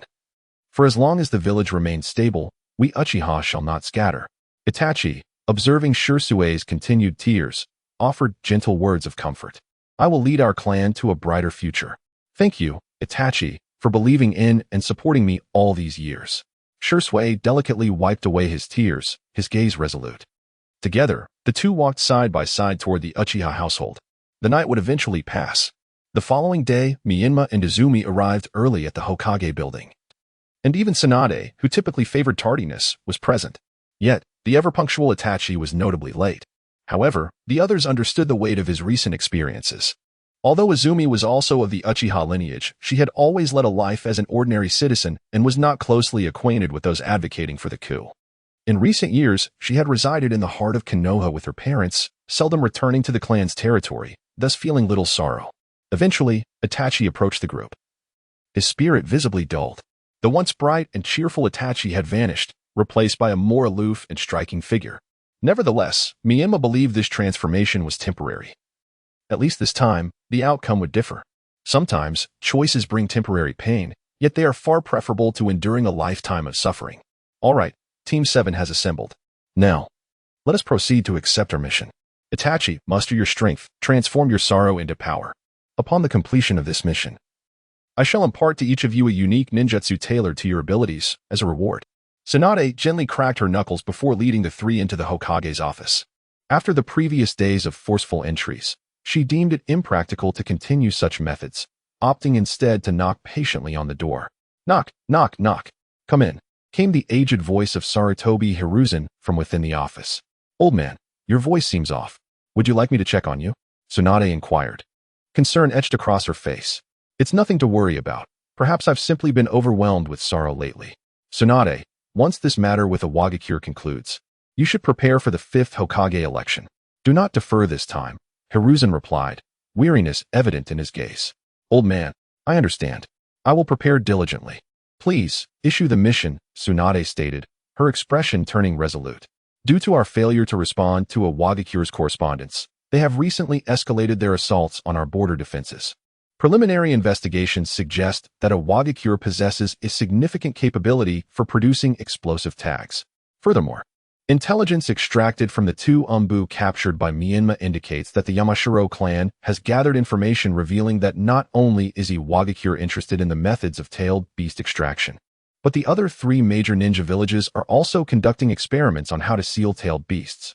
The abduction of Hinata aims to acquire a pair of eyes untainted by the caged bird seal, facilitating the observation of chakra flow within the Jinchuriki, thereby refining the sealing technique.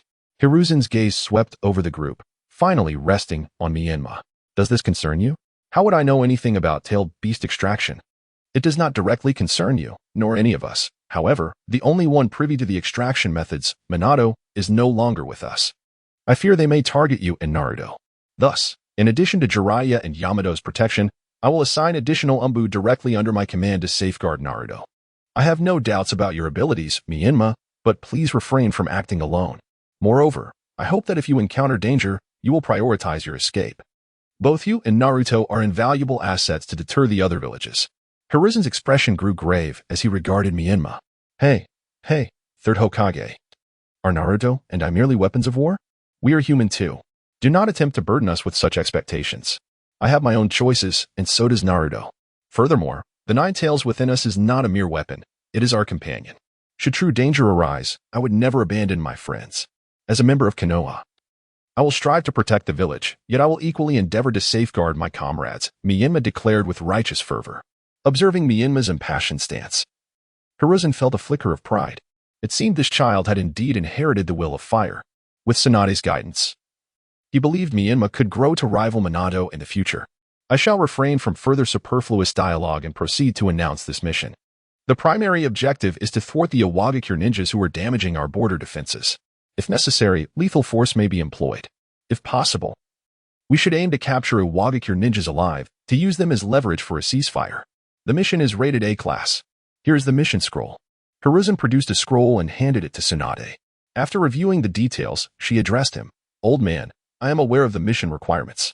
Please take care of your health. Should you feel unwell, do not hesitate to summon me. Go on. Why is everyone acting so overly cautious? Hiruzen chuckled, a smile gracing his features. His 3 disciples, aside from Orochimaru's betrayal, still cared for him deeply. Then we shall take our leave, old man, Tsunade said, turning to exit the Hokage's office with her companions. Itachi, have you experienced any changes? Myanmar inquired, intrigued by Itachi's aloof demeanor. What kind of changes do you mean? Itachi felt somewhat uneasy under Myanmar's intense gaze, as if Myanmar were scrutinizing his very essence. Is it not said that the Uchiha clan undergoes significant emotional shifts that can trigger the evolution of the Sharingan? My last encounter with Tsunade resulted in Izumi's eyes evolving to 2 Tomo. Yours must have transitioned from 3 Tomo to the Manjiki Sharingan by now, right? As the winds of fate swirled around them, Kazekaze Menma scrutinized the eyes of Uchiha Itachi with intense focus. Upon hearing Menma's words, Uchiha Izumi instinctively cast her gaze towards Itachi's eyes. Is that the Manjiki Sharingan? Itachi, have you awakened it? A sudden intensity of attention made Itachi's cheeks flush slightly. I do sense a difference in my eyes compared to before, yet I cannot ascertain if it is indeed the Manjiki Sharingan. Ah, I see, Menma pondered, stroking his chin thoughtfully. Itachi, perhaps your left eye could be trained towards illusionary techniques, while the right eye might explore offensive capabilities. Our eyes are reflections of our souls. Perhaps this approach could yield results, though I cannot guarantee its effectiveness. He reflected on Obito's Kamui, speculating that the latter had sought to escape reality, ultimately resulting in a rather unbalanced Sharingan.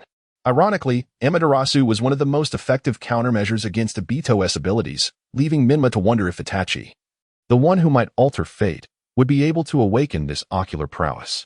You youngsters, as you prepare to leave the village, remain vigilant, especially you, Menma.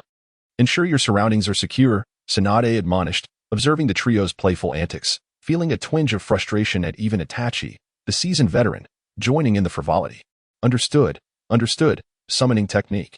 Menma declared, slapping the ground with one hand, summoning a small creature named Mizuko. Master, how may I serve you? Mizuko smiled up at Menma.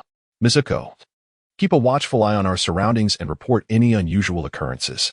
Menma gently patted Mizuko's head. Of course, Master, Mizuko replied with a playful grin, taking flight to perch on Menma's shoulder. Mizuko, come here, let me hold you. Izumi joyfully reached out to embrace Mizuko. The little creature looked at Menma with a pitiful expression, hoping for rescue, but Menma feigned ignorance, deliberately ignoring Mizuko's gaze. I truly cannot deal with you. I instructed you to be vigilant, yet you summoned Mizuko instead, Tsunade sighed, rubbing her temples. Tsunade-sensei, you ought to have Mizuko sign a summoning contract with Itachi and Izumi. They still lack a proper summoning beast, Menma suggested, inching closer to Tsunade with a bold demeanor. You wish to summon a slug? Very well. At the next rest area, I shall have the slug bring the summoning contract. However, you two must exert yourselves. The slug's true form is quite large, and I can only summon a fraction of its size. I estimate you will be able to summon approximately 1/15, Tsunade mused, her hand resting on her cheek as she calculated the proportions. What? Is that all? Menma exaggeratedly enlarged the slug typically used for communication, gesturing to Tsunade. You little rascal, are you looking for trouble? What I meant was a size akin to that of a mountain. Tsunade retaliated with a playful punch to Menma's head. A mountain? Just how colossal is the complete form of the slug? Izumi gasped, her imagination racing with visions of the slug's grandeur. Once you learn, you shall understand. Now, let us hasten our journey. Otherwise, the border will continue to face assaults. Tsunade despised war, having lost her loved ones to its ravages. Yet for the sake of the village, she would charge forth to protect every villager. Chapter 44, Deidara of Awagakure vs. Uchiha Itachi after a relentless journey. Team 7 finally arrived at the Leaf Village's border, and Itachi and Izumi successfully entered into a summoning contract with the slug. However, the summoned slug was only slightly larger than them. Tsunade urged everyone to find ways to enhance their chakra capacity to store more chakra, emphasizing the importance of this in their future training and missions. Tsunade-sama, we have received urgent reports from the 3rd Hokage. I am Saratobi Kuwagata, currently overseeing the border with Awagakure, a Jainin announced as he hurried to greet Tsunade and her companions. It has been a while, Saratobi Kuwagata. What is the current situation at the border? Tsunade inquired, her expression grave as she surveyed the ravaged defenses of Konoha. The attackers are Deidara, an elite Jainin from Awagakure. His ninjutsu is rather unique, capable of creating explosive clay constructs. He is a disciple of the 3rd Uchiha. Kuwagata's face twisted with resentment, clearly harboring ill feelings towards Deidara's destructive actions. Understood. We shall handle the front lines from here. Summoning technique. Tsunade bit her finger and forcefully struck the ground, causing a slug the size of a house to materialize before them. Slugs, disperse immediately and assist the injured ninjas. Kuwagata, lead the slugs to the wounded. Tsunade expertly directed the team, her innate combat instincts clearly intact. Yes, Tsunade-sama. As soon as the command was given, the slug fragmented into thousands of smaller slugs that began to wriggle about. Great slug, please follow me, Kuwagata said, unfazed by the spectacle, as if he had witnessed this phenomenon before. All right, youngsters, it's time to teach them a lesson. How dare they lay hands on the leaf?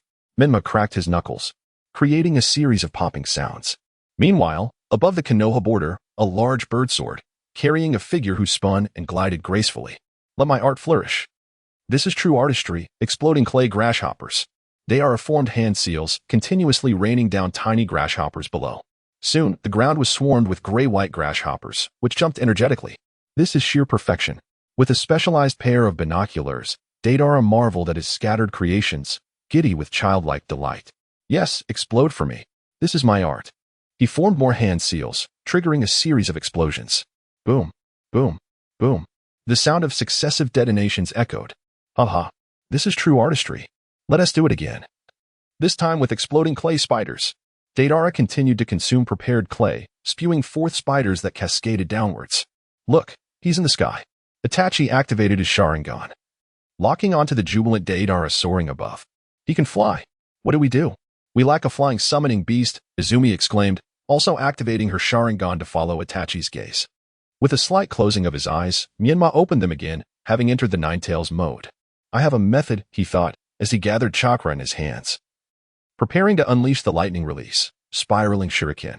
He swiftly condensed chakra into 3 fan blades, a skill he had mastered through continuous practice. With a sudden motion, Menma hurled the spiraling shuriken towards Deidara, the sound of its flight slicing through the air capturing everyone's attention. At that moment, Deidara, joyfully crafting a clay spider, sensed a powerful chakra hurtling towards him. He caught a brief glimpse of a bright light, unable to discern its nature. Is this art? He mused, intrigued. I shall see whose art prevails. Quickly, he spat out several clumps of clay, molding them into small birds. Go, little birds, he commanded, tossing them toward the approaching light. To his astonishment, the birds flapped their wings and zoomed toward the shuriken, but the projectile's speed remained unabated. What's this? Explosive clay, giant bird. Deidara quickly chewed more clay and summoned another large bird, leaping into the air to throw the newly formed small birds, which transformed mid-flight into a colossal avian form that caught him as he descended. With a thunderous explosion, the original bird he had ridden erupted behind him. Who was capable of such formidable artistry? He wondered, scanning the ground with his homemade telescope. Mizuki was fixated on Deidara, concerned he might flee. Let's see how you escape, Menma declared as he sprouted 9 tails, each condensing into a spiraling shuriken, channeling lightning chakra into 9 projectiles. Mizuki, Itachi, report his position. I shall strike. Right, Menma. He's on that large bird. Mizuki pointed to the avian form in the sky.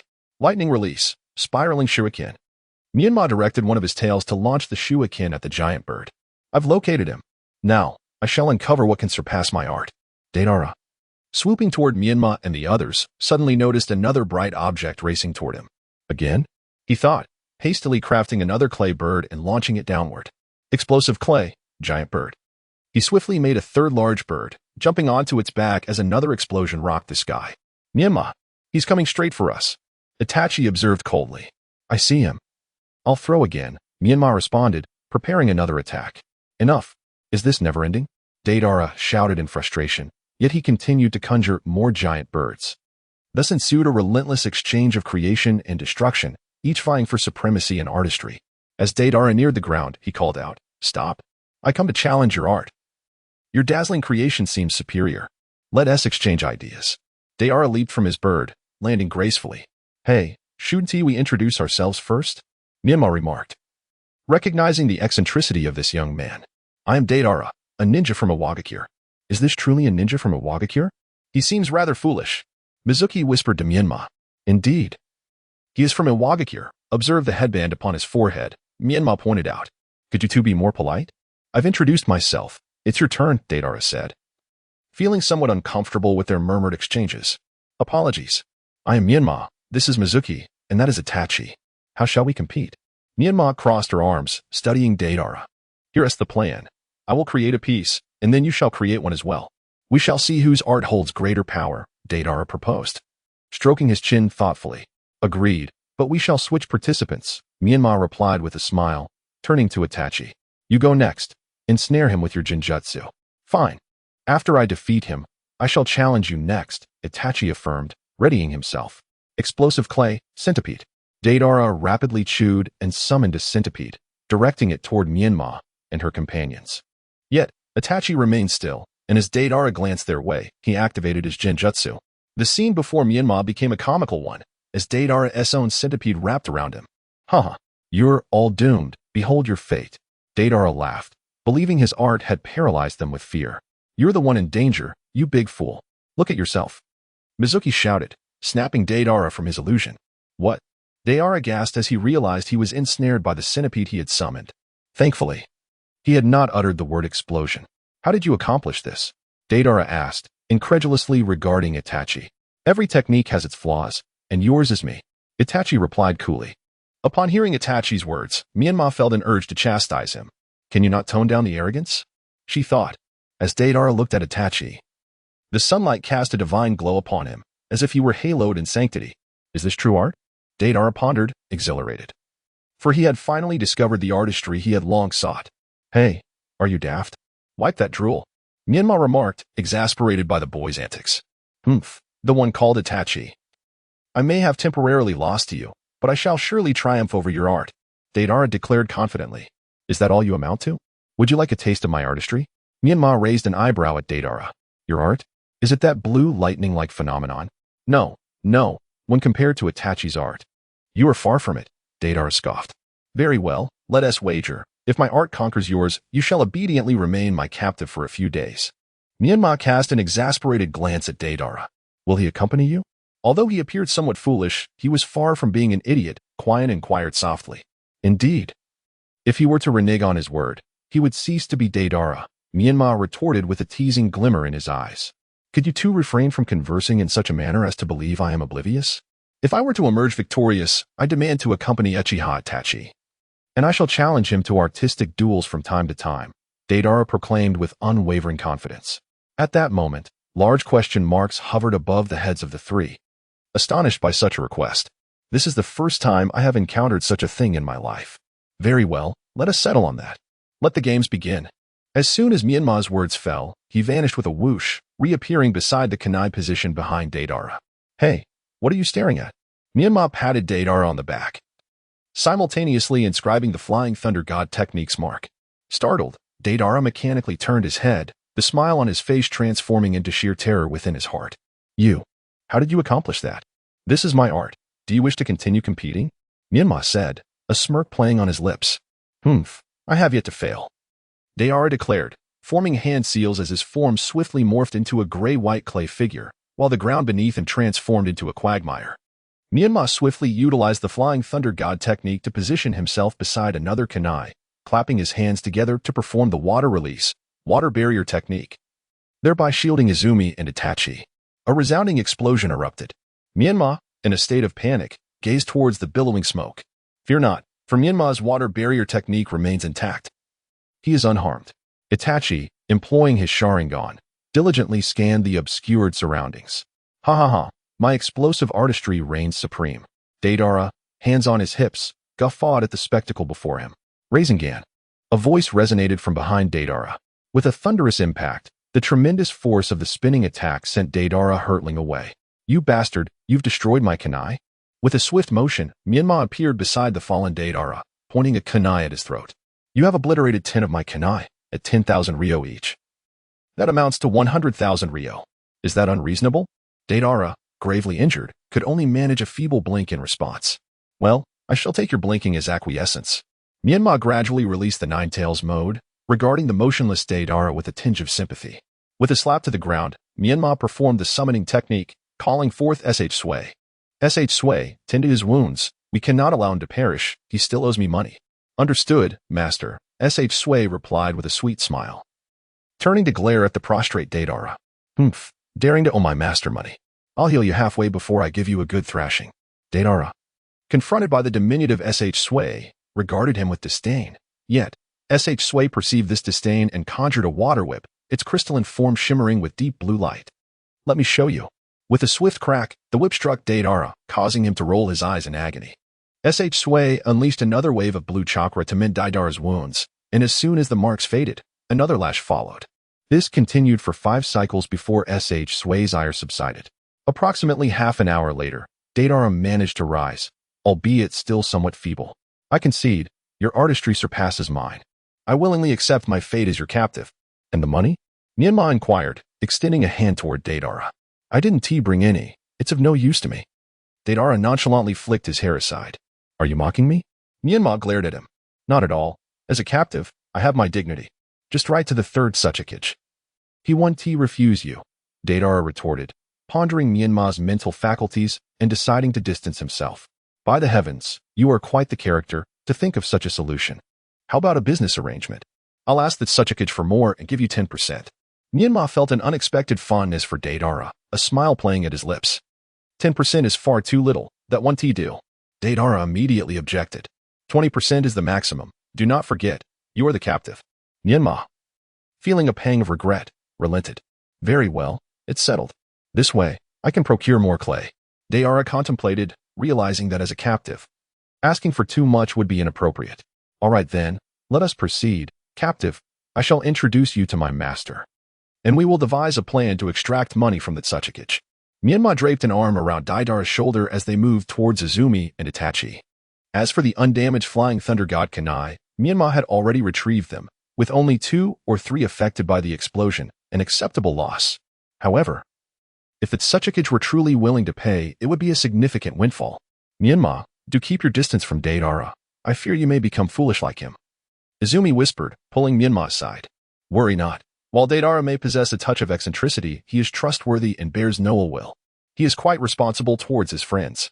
Who knows? If he becomes the Tsuchikage one day, we may gain a new ally for Konoha, Myanmar reassured, observing Izumi's skeptical expression, unsure how to convince her.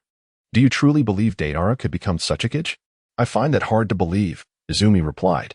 Consider this. Anoki is quite aged, and his son, Karatsuchi, lacks talent while his granddaughter is too young. Only Daidara, his disciple, possesses the potential he is pleased with. If Daidara applies himself to learning dust release, he could indeed be a candidate for Tsuchikage, Myanmar explained in simpler terms. That may be true, but I still feel he has a certain navet. As if he is being duped, yet continues to count the coins for others. Izumi scrutinized Daidara, who was animatedly discussing artistry with Itachi. Her eyes filled with deep concern for Myanmar's well-being. That is merely his nature, generous and straightforward. Such a person is far easier to deal with than one who is duplicitous. Rest assured, Myanmar smiled, offering Izumi a reassuring glance. Let us hope so, she murmured, yet she chose to place her trust in Myanmar. For he had never deceived her, except for that one time involving Kakashi, which he had yet to admit. Before long, the quartet arrived before Tsunade. Upon noticing an additional individual, Tsunade appeared perplexed. Upon recognizing the Iwagakure forehead protector, she prepared to act. However, Izumi swiftly pulled Tsunade aside, recounting the events in detail. Upon hearing the story, Tsunade regarded Daidara with an expression of incredulity. Is this how you treat people in Konoha? Though I am a captive, I possess my own dignity. Please refrain from looking at me as if I were a mentally challenged child. I lost a match and voluntarily accepted captivity. Daidara exclaimed, visibly displeased. Fine, I understand. You want to attempt to flee, will you? Now, tell me why Iwagakure attacked our borders. Tsunade's demeanor shifted to one of seriousness. Did I not write to your third Hokage? You captured our Jinchuriki, the Four Tails. We demand his return along with a method to separate the tailed beasts. Yet, you have not responded, Daidara replied, arms spread wide, exuding an air of defiance. When did we capture your Four Tails? Do you have evidence? Tsunade slammed her palm onto a nearby table, causing it to splinter with a resounding crash. I'm not aware. I'm merely following orders. Yet, encountering 2 artistic geniuses allows me to learn artistry better. Daidara's tone shifted, a hint of pride emerging in his gaze. Very well. I shall prepare to write to the third Tsuchikage, requesting a ransom and reparations for the war. Tsunade dismissed the artistically inclined Daidara, returning to a table to commence her letter. I will accompany Uchiha Itachi and Myanmar. I want to flee. Only when I can defeat them will I depart, Daidara proclaimed, his face brimming with determination as he gazed at the two. That won't he do. What if he sees the opportunity to gather intelligence? Tsunade remarked, her expression weary as she regarded Daidara. What then? You cannot mistreat me, a captive. Daidara protested, growing increasingly vexed. Then you shall remain with Myanmar. Myanmar. Have Sway keep an eye on him to prevent any leaks of information, Tsunade instructed, her eyes lighting up as she turned to Myanmar. Very well. Myanmar executed the summoning technique, calling forth Sway once more. Sway, Daidara is now under your supervision. If he attempts to leak information, use your water whip on him. Myanmar gently patted Shushue's head. Good master. Xiaoshui flew to Daidara's side, glaring at him with a puffed-up expression. Remembering how Xiaoshui had struck him, Daidara immediately adopted a conciliatory demeanor. Your name is Xiaoshui, right? Don't worry, I won't leak any information. Just don't seek revenge on me. Otherwise, I'll complain to Myanmar. Chapter 46. The new member of Akatsuki at this moment. Within a cave, the figures of Tendo Pain, Konan, Scorpion, Kazu, Orochimaru, and Haiden were cast in the dim light of a room, illuminated by a flickering lamp, clad in the uniform of the Akatsuki organization. Each member bore a ring symbolizing their affiliation. This ninjutsu, developed by Tendo Pain for the convenience of long-distance meetings, was known as the holographic body technique. Recently, they had been tasked with scouting elite rogue ninjas from various nations to recruit into Akatsuki. Tendo Pain's gaze swept slowly over the others. New members? I don't have the luxury of time to recruit. I still have techniques to develop, Orochimaru remarked, licking his cheek with his tongue. Orochimaru, you remain as repugnant as ever. I no longer wish to team up with you, Scorpion said disdainfully, eyeing Orochimaru with contempt. Why not let me kill him and claim the bounty? After all, Orochimaru is one of the legendary 3 of Konoha, and the reward would be substantial, Kakuza chuckled ominously. Enough. Orochimaru is also a member of Akatsuki and our companion. You all should show him some respect. Tendo Pain's voice, lacking any visible emotion due to the Rinnegan's influence, resonated with a hint of mystery. I have gathered several promising candidates while gathering intelligence. The first is Shikamaru Nara from the Hidden Leaf Village, a former elite Jonin of Danzo's route, who became a rogue ninja after a failed mission. The second is a self-proclaimed cultist from the Hidden Hot Water Village, who asks everyone if they wish to join the evil god cult, and those who refuse face slaughter. These are the suitable candidates I have identified for joining Akatsuki, Zetsu said, retracting his head into his large petals. This self-proclaimed cultist is also one of the targets from the Hidden Hot Water Village's mission, named Haiden. His abilities are rather peculiar, and multiple attempts to capture him have ended in failure. Tendo Pain paused to reflect. Since our targets overlap, Kakuzu, Scorpion, and Orochimaru, you 3 will head to the Hidden Hot Water Village to complete the mission and bring Haiden back with you. Zetsu, you currently lack teammates. So you and Conan will search for Shikamaru Nara from the Hidden Leaf Village and convince him to join Akatsuki. Understood, leader. I can earn a bounty again. Orochimaru, you'd best not provoke me. I am quite interested in your bounty, Kakuzu said greedily, eyeing Orochimaru. Then let us see how that goes. I am eager to test my mettle against one who once battled the first Hokage, Orochimaru replied, his eyes gleaming as they met Kakuzu's avaricious gaze.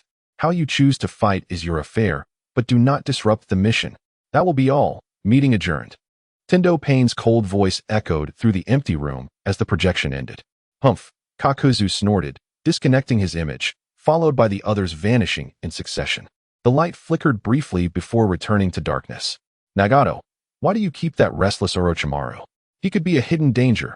Conan voiced her concern, gazing at Nagato's back.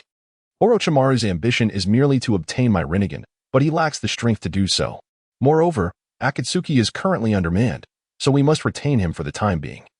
Tendo Pain stood atop a high tower, observing the rain-soaked Hidden Rain Village. Conan did not respond further and turned to leave. Meanwhile, in the land of hot water's Hidden Hot Water Village, a peculiar man dressed in an eccentric fashion and wielding a 3-bladed scythe wandered restlessly. At that moment, a man happened to walk past him, unable to resist glancing back, only to have his path blocked by the scythe. Seeing this lord and not even greeting him? I ask you, would you like to join the evil god cult? Will you become a loyal disciple?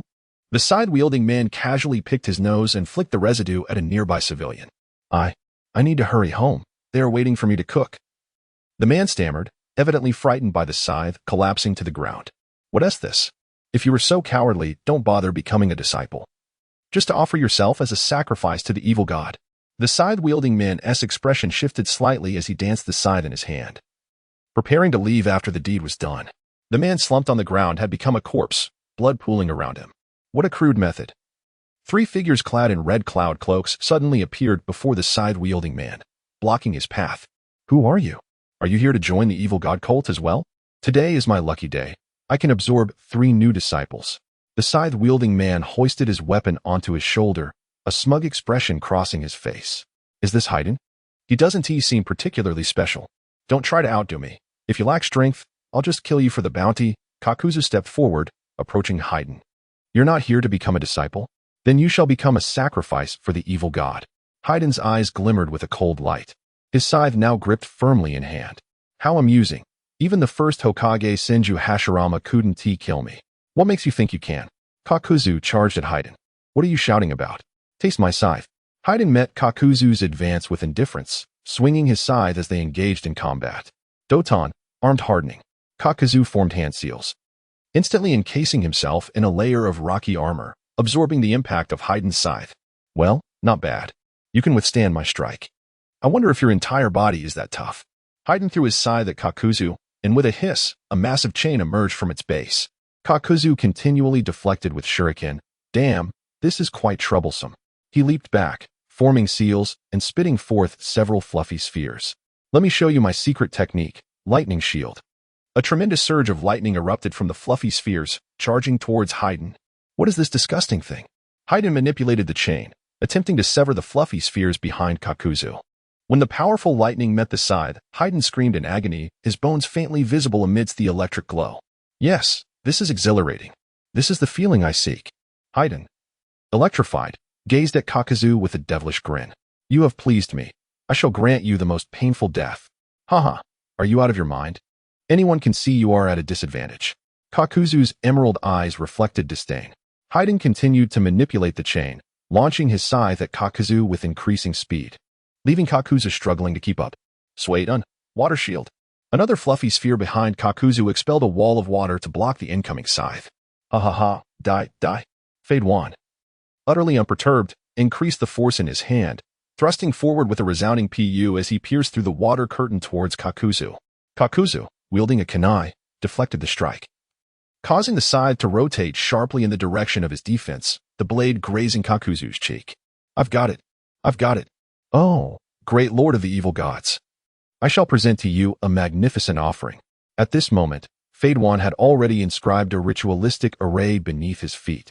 After retracting his scythe, he peculiarly leaned down to lick the blood that had spattered upon it. You sicko. Even more repulsive than Orochimaru, Kakuzu remarked, a shiver running down his spine as he beheld Fade Wan. Ha ha ha, the ritual for the evil god is about to commence. Continue your futile struggles. Fade Wan's body morphed into an intermingling of black and white. You are the most tenacious foe I have ever encountered. I promise to grant you the most excruciating death, he said, slowly raising the blade of his scythe towards his own heart, thrusting it deep within. Is this man insane? Orochimaru observed from a distance, beads of cold sweat trickling down his forehead, his eyes reflecting disbelief. To make a pervert appear even more deranged can only be achieved by another pervert. Beside him, Sasori remained silent, merely appalled by the sheer brutality of Fade Wan's actions, devoid of any aesthetic merit. You cannot defeat me, so you resort to suicide to evade my attack? Kakuzu, confident in his overwhelming power, wore a victorious grin.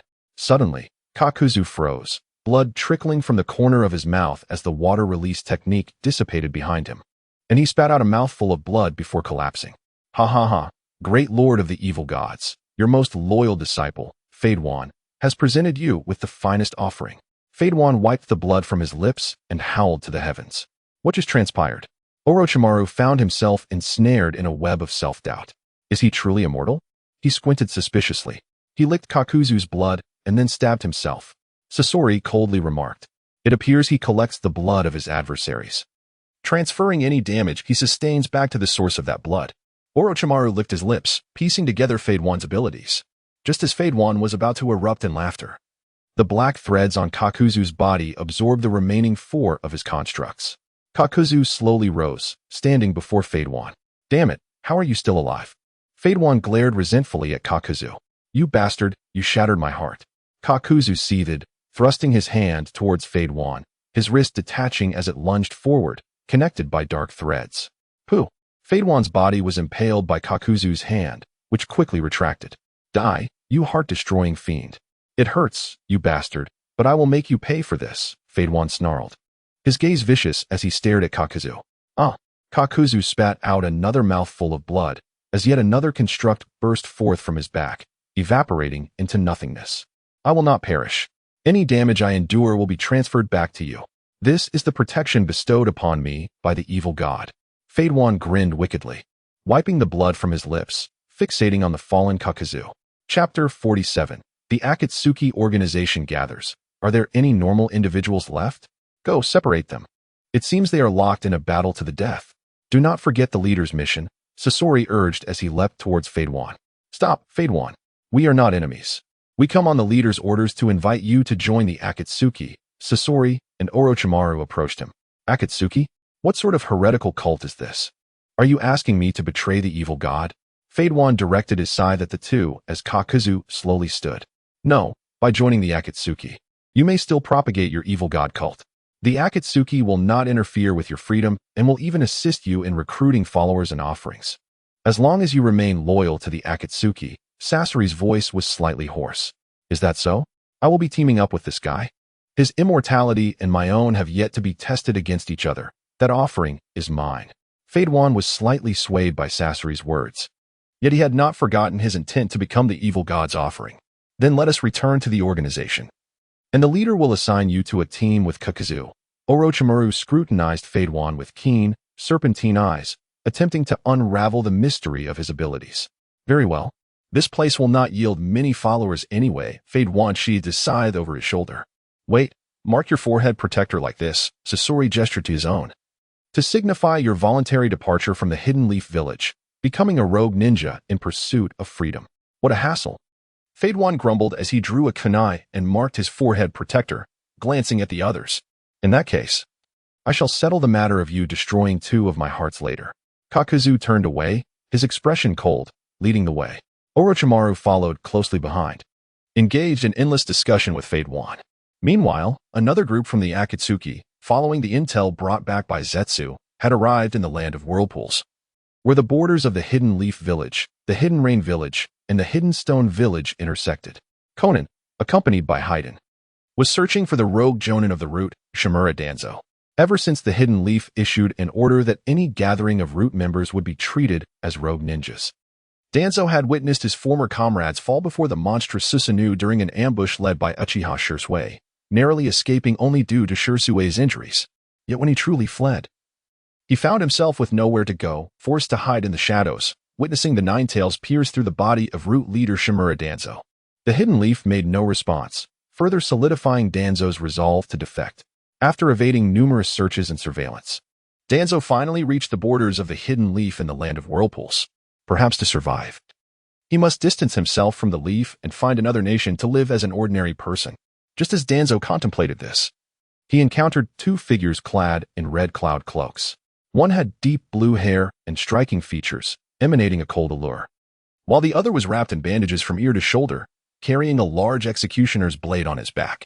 Observing their attire, Danzo instinctively reached for the chakra blade at his waist. You are the rogue ninja from the root, Shimura Danzo? Conan's expression was impassive as she addressed him. Who are you? Have you come to capture me for a reward? Danzo immediately drew his chakra blade, confronting Conan and Haiden. Haiden unsheathed his executioner's blade, planting it firmly into the ground, a smirk playing on his lips. Let's see what kind of skills a jonin from the root possesses. He kicked the blade, swinging it towards Danzo. The clash of chakra blade against executioner's blade echoed as they exchanged blows, each countering the other's attacks. Come on. Let your head compensate for the flaws of my blade, Haiden taunted as he raised the executioner's blade high above his head, preparing to bring it down upon Danzo. Sensing the impending danger, Danzo rolled aside, swiftly forming hand seals. Wind style, vacuum wave. He unleashed a barrage of wind blades towards Haiden. Haiden, evading the attack, plunged the executioner's blade into the ground, using it as a shield while simultaneously bringing his fingers together. Hidden miss technique. As the words fell, a dense fog swiftly enveloped the 2 individuals, rendering the surroundings a vast expanse of white. Uzumaki crouched low, gripping the chakra blade tightly, attentively sensing the movements around him. Suddenly, a swift sound pierced through the air, aimed directly at Uzumaki. With a clang, he raised his chakra knife to defend, only for the heavy beheading sword to cleave through it effortlessly. Wind release, great breakthrough. Uzumaki formed hand seals, exhaling a powerful gust that gradually dispersed the white mist, revealing the figure of Pai Pa Shirzong before him. Kid, you possess considerable strength. You are worthy to be my companion, Pai Pa Shirzong declared, sheathing his beheading sword once more. What? You are one of the 7 ninja swordsmen of the Mist Village, Pai Pa Shirzong? And what do you mean by companion? Uzumaki gasped, struggling for breath. We are part of the Akatsuki organization from the Rain Village, dedicated to absorbing rogue ninjas from various nations to collectively forge a peaceful ninja world. Have you not already defected from the Leaf Village? Join us, and together we can realize the dream of peace in the ninja realm. Conan's icy demeanor softened slightly, as if the thought of fulfilling Yahiko's dream could bring her some joy. An organization founded by Hanzo the Salamander? If that is the case, joining does seem appealing, considering he is a demigod of the ninja world. Uzumaki regained some strength, albeit remaining cautious of the 2. Hanzo the Salamander is dead. Now, the new god of the Rain Village is Pain. You will learn more about it in detail once you join us. A flicker of displeasure flashed across Pai Pa Shirzong's face. Pain? What is that? Am I to entrust my life to an unknown entity? Uzumaki's expression betrayed a hint of indignation. Hanzo the salamander was killed by pain. Do you have any more questions? Conan's gaze hardened, seemingly conveying that refusal would lead to death. Hanzo is dead? Shimizu Maki rubbed his eyes, confirming that Pai Pa Shirzong and his companion were indeed standing before him. He took a deep breath. No problem. I will join the Akatsuki. As a rogue ninja, I have nowhere else to go. Then you must mark your forehead protector, representing a severance from your past, and reclaim your freedom as a rogue ninja, just as I have. Conan pointed to the mark on her own forehead protector. Shimizu Maki removed his forehead protector, drawing a kunai. However, images of his comrades training and executing missions together flooded his mind, and his hand trembled uncontrollably. The colossal green Susanoo and the ominous red silhouette of the Nine Tails loomed in his thoughts, as if coldly watching him. A tear rolled down Shimizu Maki's cheek as he slashed through the Leaf Village forehead protector, severing all ties to his past. Welcome to the Akatsuki, Shimizu Maki. From now on, you and Pai Pa Shirzong will form a duo, and upon returning to the Rain Village, the organization's symbol will be distributed uniformly by the leader. All right, let us depart. As Conan's words echoed, she turned with Pai Pa Shirzong, while Shimizu Maki glanced back at the Leaf Village before hastily following their footsteps. By evening, the members of the Akatsuki returned to the Rain Village, gathering at the highest tower, symbolic of their divine status. It seems everyone has completed their tasks. I will assign new partners. Kakuzu, you and Haiden will be partners moving forward. Haiden, here is your identity ring representing the number 3. Pai Pa Shirzong will pair with Shimizu Maki, and this ring symbolizing the color red is for you. Next, everyone should follow Conan's arrangements to commence missions. Once the villages ease their research on tailed beasts, we will begin implementing true peace. Pain's expression remained impassive as he tossed the rings to Haiden and Pai Pa Shirzong before slowly departing. Orochimaru-sama, I am Shimizu Maki. I previously met you while accompanying Danzo-sama. Spotting Orochimaru in the crowd, Shimizu Maki hurried over. Danzo? Did you join the Akatsuki after betraying him? Orochimaru inquired, his eyes narrowing. No, that is not the case. Danzo-sama is dead, killed by a single claw of the Nine Tails. The memory of that event flashed in Shimizu Maki's mind. Anger and sorrow etched on his face. Danzo is dead. How could this happen? He possessed the Sharingan I had transplanted into him, along with the first Hokage's cells. Orochimaru was momentarily taken aback, unable to fathom how Danzo could be felled despite such advantages. Shimizu Maki recounted the events of Danzo leading the root organization to ambush Uchiha Shursui, attempting to seize the Sharingan, including details of Shursui's Susanoo and Bluffing Menma's tailed beast transformation. Upon hearing Shimizu Maki's account, Orochimaru's thoughts shifted. Sharingan. Susanoo. Orochimaru licked his lips greedily, realizing this was the perfect vessel he had long desired. A glance towards Pain's departing figure revealed that, despite his desire to possess the Rinnegan, he felt no chance against Pain. Furthermore, he recalled a prodigious Uchiha talent he had discovered years ago, Uchiha Itachi, who should now be nearing 11 years of age. This was the ideal vessel. As Shimizu Maki observed Orochimaru's unsettling demeanor, he instinctively recoiled, especially as Orochimaru's sinister licking of his lips made him take several steps back. Zetsu, gather intelligence on Uchiha Itachi for me, Orochimaru commanded, turning to the half-black, half-white Zetsu, his eyes radiating deep desire. Uchiha Itachi? Very well, I shall keep an eye out, Zetsu replied, a hint of fear evident in his demeanor as he involuntarily stepped back. Orochimaru, do not stir trouble. We are not yet suited to appear on the radar of the 5 great ninja villages, Conan's cold voice suddenly interjected. What trouble could I possibly cause? I merely seek a new body, Orochimaru retorted, a hint of madness creeping into his tone, convinced that new power was within his grasp. Hey, Pai Pa Shirzong, are all the members of the Akatsuki like Orochimaru-sama? Shimizu Maki whispered to Pai Pa Shirzong. Pretty much, though only the leader and Conan, along with the 4 of us, can be considered somewhat normal, Pai Pa Shirzong replied thoughtfully. Chapter 48. Tsunade's training for Team 7 since capturing Deidara. Bluffing Menma and Uchiha Itachi had been utterly devoid of free time, continuously hounded to compare their artistic prowess. Deidara, I have told you countless times. None of your ninjutsu can compare to my art. Even Itachi, you cannot even lay a finger on him. How do you expect to win? Bluffing Menma remarked, his expression slightly displeased.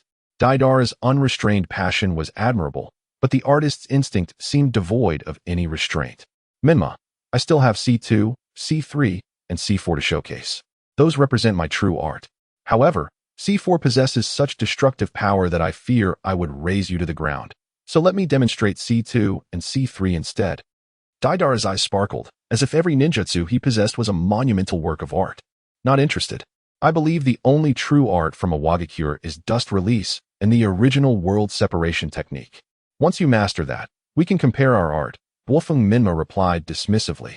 Menma stretched his arms wide with a languid yawn. Deidara, visibly agitated, clenched his fists and glared at Menma. Enough nonsense. I refuse to learn that old man's jutsu. He keeps forcing me to study dust release, but I couldn't care less. Perfecting my art is far more important. No need for comparisons. I'll just unleash C3 right now and show you the true essence of explosive art. Seriously? No honor among shinobi, huh? Fine, fine. Give me 2 minutes shadow clone jutsu. Menma formed hand signs, summoning a shadow clone. He handed it a kunai before it vanished with a whoosh. Just wait. I'll prove how laughable your C3 really is. By the way, Deidara, has the third Hokage abandoned you? It's been days, and still no ransom. I thought you were his prized disciple. Doesn't seem that way, does it? How should I know? Maybe they assumed you couldn't hold me captive, so they didn't bother. Hurry up. I can't wait to showcase my art. Haha. Deidara was already lost in visions of glorious detonations. Sensing his clone's return, Menma cloaked himself in a golden chakra shroud, Nine-Tails mode. Alright, let us see the C3 of yours. TCH, don't get ahead of yourself. First, behold my C2 dragon. Deidara's hands molded clay rapidly, shaping a massive serpent. See? It even flies. But this time, I'll keep it grounded. With a hand sign, the dragon charged. Silently. Menma created another shadow clone. He hurled a kunai into the dragon's path, and as the beast crossed it, the clone teleported beside it, vanishing both in an instant. Deidara's eyes widened.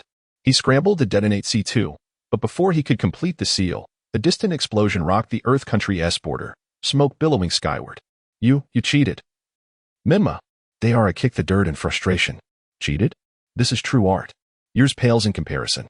Maybe if you mastered dust release as particle dismantling, you'd stand a chance. Menma smirked down at him. Fine. I'll learn it, and then we'll duel again. Deidara stood, dusting himself off. Where do you think you're going? Menma deadpanned. Back to Wagakure to study dust release, duh. You're a hostage. No ransom, no freedom. Dream on. In a flash, Menma struck Deidara with a swift punch. Oh, right. Forgot about that. Deidara rubbed his head, sheepish. The explosion drew Iwa Nin to the border. Assessing minimal damage, they found a wooden marker inscribed Guardian Blade. Flying Thunder God? But Namikaze is dead. Has Konoha bred another prodigy? The third Hokage sighed in relief. Deidara was the TA traitor, just outmaneuvered. Namikaze. The fourth Hokage who ended the third war single-handedly? Another user is terrifying. His son, Hokage, shuddered at the memory of 50 elite ninjas slain by one man. Resigned, the elder ordered, send the ransom. Retrieve Deidara.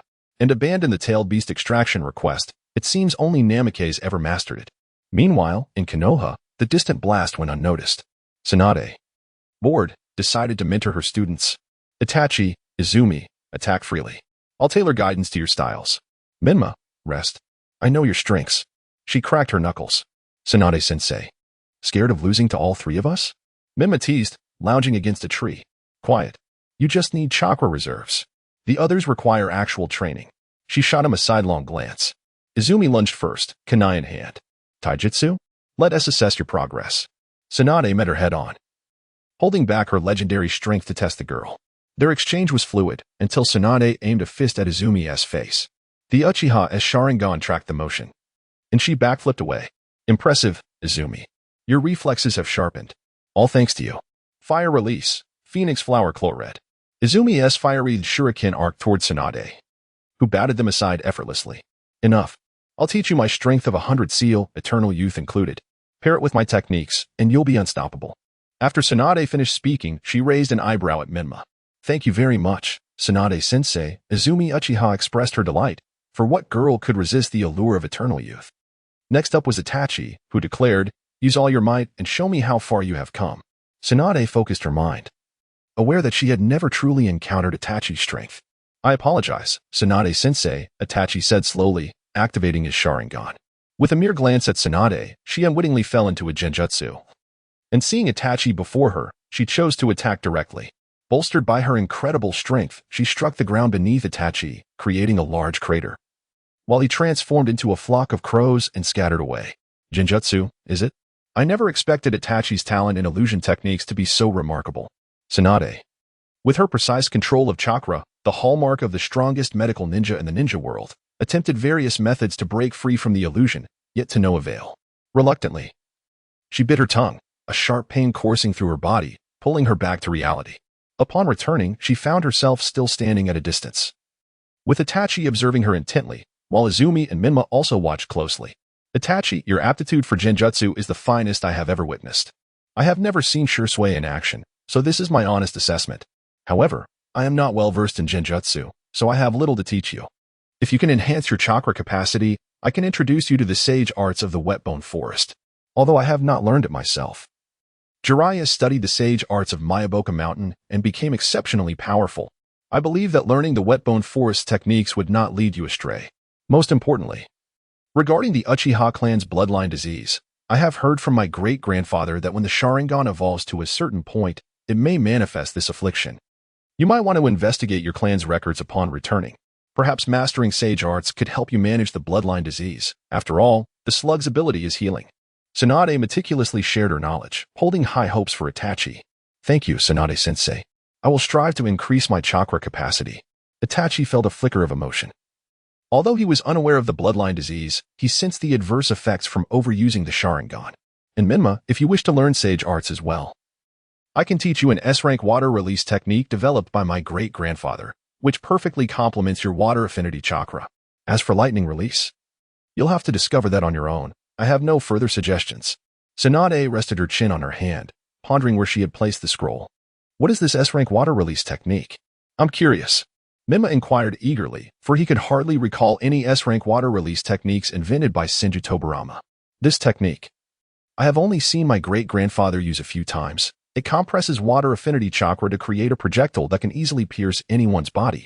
Tsunade continued to reminisce about the scroll's whereabouts. Oh, really? Menma's enthusiasm waned somewhat as he realized what the technique entailed. How could such a thing be deemed S-rank? He scoffed, preparing to make a surprise attack, only to be sent flying. Wait, what? Not blown away? Where is it, Tsunade-sensei? I want to learn. I can't recall where I left the scroll. Perhaps you could ask Shizen. She usually manages these things for me. Tsunade replied with an awkward smile. Ugh. I was finally interested, and it seems I'm going to be disappointed, Menma lamented. Cheer up. It's merely a technique. With your capabilities, you are certainly capable of creating an even more effective jutsu. I simply never paid attention to those scrolls. Who would have thought I would meet a student with water release affinity so close to my great-grandfather's? Tsunade beamed with pride. Tsunade-sama, the compensation from a Wagakure has arrived. Please check it. Sarutobi Kinohamaru interrupted their conversation. A smile graced Tsunade's lips. Has it arrived? The Wagakure has been quite prompt this time. She then led everyone toward the Konoha defense line. The delegation from a Wagakure was led by Keikatsu, primarily because the captured individual was Deidara. After all, Noki had once proclaimed that whoever could master the dust release, primitive world creation technique would be eligible to inherit the title of the fourth Tsuchikage. Among the younger generation in a Wagakure, Deidara's talent was the only one capable of achieving such mastery, excluding Kuratsuchi's generation, as Keikatsu anxiously awaited. Tsunade approached with Deidara and the others. Are you the legendary Tsunade, one of the legendary 3 shinobi of Konoha? I've heard tales of your exploits during the Third Great Ninja War. Keikatsu called out loudly before Tsunade could even reach him. Tsunade gazed at Keikatsu with a puzzled expression, trying to recall his identity. After a moment, she simply asked, Who are you? Have we met before? I have no recollection. Keikatsu's smile remained unwavering. My name is Keikatsu. We have not met. I have only heard stories about you. You are undoubtedly the foremost female ninja. Upon hearing this, a smile spread across Tsunade's face, clearly pleased. Given your flattery, I shall overlook the responsibilities of a Wagakure this time. However, should you offend Konoha again, I will not be so forgiving. Thank you for your generosity, Tsunade-sama. Here's the list of our war reparations for your review. Keikatsu respectfully presented the document. Sarutobi Kinohamaru, please take this back.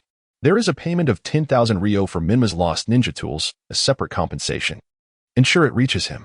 All right, Deidara, you can take it away, Tsunade instructed after carefully verifying the list. Seeing the compensation accepted, Deidara stepped forward next to Keikatsu and, clenching his fist toward Menma and Itachi, declared, Menma, once I master the dust release, I will return to challenge you and Itachi to an artistic duel. I will surely emerge victorious. Menma casually waved his hand, his expression one of indifference. Deidara, speak only when you've mastered it. Don't be swayed halfway through your learning. Can you guarantee that you won't leave the hidden stone village without fully grasping it? At this moment, Deidara could no longer contain himself, fury igniting within him. Are you saying I won't learn? I declare here and now, if I cannot master Dust Release, I shall never set foot outside the hidden stone village again. Wait for me to challenge you to an artistic duel, and you too, Uchiha Itachi. I do not believe your art is flawless. Uchiha Itachi said nothing, merely widening his eyes slightly, his Sharingan activated. Upon seeing this, Deidara hurriedly darted behind a mound of earth, making faces at the others. Meanwhile, the villagers of the hidden stone encircled Deidara as they made their way towards the Tsuchikage building. Yoshi, Saratobi Wudong, our Team 7 under Tsunade has completed its mission. Please seal the compensation in the scroll, and we shall return to report to Lord 3rd Hokage. Tsunade was in high spirits, pleasantly surprised by the swift resolution of the task. Long time no see, Tsunade. In such a hurry to return before even reuniting with old friends? A sultry voice suddenly echoed in their ears. Everyone turned towards the source of the sound, revealing Orochimaru, Sasori, and Jay, all clad in identical uniforms. Their eyes glinting with greed as they gazed at Tsunade and her companions. Orochimaru? What brings you here, and what have you been up to all these years? Why did you betray Konoha? Tsunade questioned her former friend, bombarding him with inquiries. Without Orochimaru, could they still be called the Legendary Three? Tsunade, you asked too many questions. Why am I here? Orochimaru flicked his tongue and licked his lips, then turned his gaze to Uchiha Itachi. It has been a long time, Uchiha Itachi. I have long recognized your extraordinary talent, and I have been monitoring your growth closely. Now, it is precisely your body that I require. Itachi's eyelids fluttered as his Sharingan began to spin, unnoticed by anyone. For Uchiha Itachi's body? Orochimaru, I never imagined you would transform into something neither human nor ghost. That technique truly was invented by you. As long as I am here, I will not allow you to harm them. Tsunade stepped forward, positioning herself protectively in front of her companions. Menma refrained from elaborating further, for the individuals before him possessed formidable strength akin to that of a shadow. Yet, in moments of absolute crisis, Karami would not stray far from Obito. Thus, he transitioned directly into the tailed beast transformation, a resplendent golden chakra cloak enveloping him in an instant. Could he be one of the lesser spirits among the Jinchuriki of the Nine Tails? It was truly unexpected. After all these years apart, he had grown so much and acquired remarkable power. Orochimaru squinted, scrutinizing Menma before him. Sister Snake, how did you find yourself amidst such company? Although it is only fitting, for none of you three are particularly sane. Menma crossed his arms, nonchalantly jesting. Sister Snake? Itachi Uchiha Tsunade and Izumi Uchiha simultaneously turned their gazes towards Menma. Do not look at me. Direct your inquiries towards them. Ask Orochimaru if he possesses any concept of gender. To him, it likely matters not whether one is male or female, as long as they serve as a perfect vessel. Am I wrong, Sister Snake? Menma wore an expression of exasperation. Amidst such dire circumstances, they still indulged in pedantry. Indeed, Menma-kun, you are rather endearing. You are correct. I do not concern myself with the distinctions of male and female. As long as one can become my flawless vessel, I can embody either form. Orochimaru chuckled, feeling that his peculiarities paled in comparison to those of the Akatsuki members. How peculiar? Izumi Uchiha suddenly interjected. I am not peculiar. I merely pursue what I deem to be truth and power, Orochimaru declared, his eyes gleaming with fervor. Orochimaru, we have not come here to reminisce. If we are to fight, let us engage. If not, we shall take our leave. Tsunade rolled up her sleeves, revealing her fair arms, albeit adorned with a line of delicate script. Still as tempestuous as ever, Tsunade. Scorpion, I leave Tsunade to you. I shall seek a new vessel and will return to assist you shortly. Orochimaru greedily advanced towards Itachi Uchiha. Just as Tsunade intended to intervene, Menma swiftly halted her. Itachi, Orochimaru is your responsibility. He fears Genjutsu above all, and you are his natural counter. Tsunade-sensei, we must contend with Scorpion. He is the most troublesome of foes. Izumi, remain back to protect the other ninjas and facilitate their swift retreat. The difficulty of this battle exceeds your capacity. They are all shadow-level ninjas. Menma smiled encouragingly at Izumi. Understood, Menma. Take care. I will assist the other ninjas in their withdrawal, Izumi acknowledged, recognizing that this situation was beyond her ability to manage. and she turned to direct the others in their escape. Upon receiving the signal, Itachi steadily approached Orochimaru, his expression devoid of panic. For the very moment Orochimaru's gaze fell upon him, he had already ensnared him in a genjutsu. Should Orochimaru entertain thoughts of aggression, the illusion would activate instantaneously. Menma, with an unhurried demeanor, deftly threw marked shuriken at critical locations, ensuring that the battlefield remained under the control of the Flying Thunder God technique. Orochimaru cast a glance at the shuriken on the ground, a flicker of surprise crossing his eyes, before turning to Scorpion and saying, "Scorpion, be wary of those shuriken. They are the signature jutsu of the fourth Hokage, Minato Namikaze, known as the Flying Thunder God." Scorpion nodded, indicating his awareness. The tension in the air thickened. The atmosphere charged with impending conflict. Utilizing the summoning technique, Menma summoned a small water creature, anticipating Scorpion's 100 puppets manipulation. Almost simultaneously, Scorpion and Tsunade charged toward each other. Scorpion struck first, launching his poison tail at Tsunade, who swiftly dodged the sudden attack. Seizing the moment, Menma performed the Flying Thunder God, gathering chakra into a Rasengan and aimed it at Scorpion's true form. With a resounding impact, it struck true. "Yash! Well done, Menma. A perfect hit," Tsunade exclaimed, clapping her hands in excitement. However, as her words faded, the struck Scorpion transformed into a pile of sand. "What quick reflexes!" Menma murmured, promptly teleporting beside Tsunade, whisking her away to where Izumi stood. "What is wrong, Menma?" Tsunade began to inquire just as a metallic poison tail burst forth from the ground where she had just stood, Scorpion's lethal strike. "Impressive, little one. You can sense my position." Scorpion emerged from the earth, his raspy voice echoing ominously. Meanwhile, Orochimaru faced an encroaching Itachi, invoking the Shadow Snake Hand. Orochimaru's hands morphed into numerous serpents, coiling around Uchiha Itachi. "Itachi Uchiha, become my vessel willingly. You have nowhere to escape, having been overly trusted by them." "Oh, is that so?" Itachi replied, and in an instant, the scene before Orochimaru transformed into a nightmarish vision of himself pinned to a post, surrounded by countless Itachis wielding shuriken aimed directly at him. "Is this an illusion? When did I fall into an illusion?" Orochimaru's expression turned frantic, beads of sweat trickling down his face. "Orochimaru, all your techniques will be seen through by my eyes. Do not act recklessly." The myriad Itachi spoke in unison, raising their shuriken to stab at Orochimaru. "Oh." Orochimaru gasped in pain, as if the torment were genuinely occurring. "Itachi, your genjutsu. Such talent. Truly eye-opening."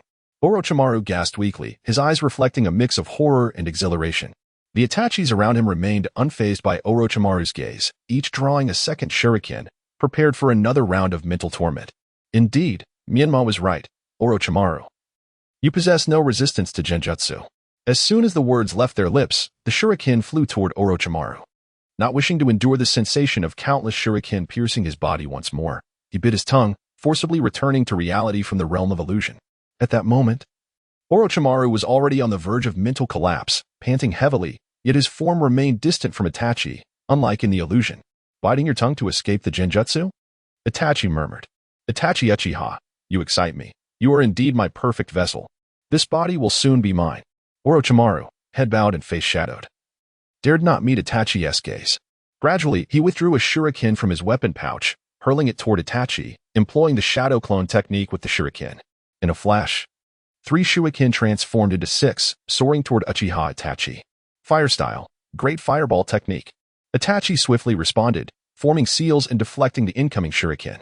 With a swift motion, Orochimaru's neck elongated, lunging toward Itachi's throat, attempting to conceal his intent amidst the chaos of the fireball and exploding shuriken. Itachi's Sharingan spun rapidly, observing the extending head of Orochimaru with a hint of surprise. Perhaps Itachi's Sharingan sensed the profound desire within him for genjutsu, as the 3 tomo swiftly morphed into shuriken. "Tsukuyami," Itachi uttered softly. In an instant, Orochimaru's south head froze in place. Before him appeared a pair of Sharingan, followed by 2 pairs, 3 pairs, until he was surrounded by countless Sharingan eyes. What is this genjutsu?" As the multitude of eyes filled Orochimaru's vision, he was drawn back into the world of illusion, where gravestones marked the desolate landscape, and he found himself crucified upon one. Orochimaru descended into sheer hysteria. The success he sought slipping away. Where is this? What is this? Why does such a thing exist? This is the true power of the Uchiha clan, derived from the bloodline limit of the Sharingan. Itachi's voice resonated ominously. "Itachi Uchiha, Why won't you obediently become my vessel? Orochimaru's eyes brimmed with unrest. Within this illusion, attempts to bite his tongue proved futile, unable to escape the realm of illusion. Orochimaru, do not waste your efforts, only those of Uchiha blood. Possessing eyes like mine can break my Jinjutsu, Tsukuyomi. Itachi approached Orochimaru, clad in his combat attire, a chakra blade slung across his back. Impossible. There is no Jinjutsu that cannot be broken. Orochimaru protested, summoning his last reserves of strength. You speak the truth. There is indeed no Jinjutsu that cannot be broken. However, within the realm of Tsukuyomi, I control everything, including your body, your senses, your mind, and even the magnitude of your pain. Orochimaru, you are fortunate.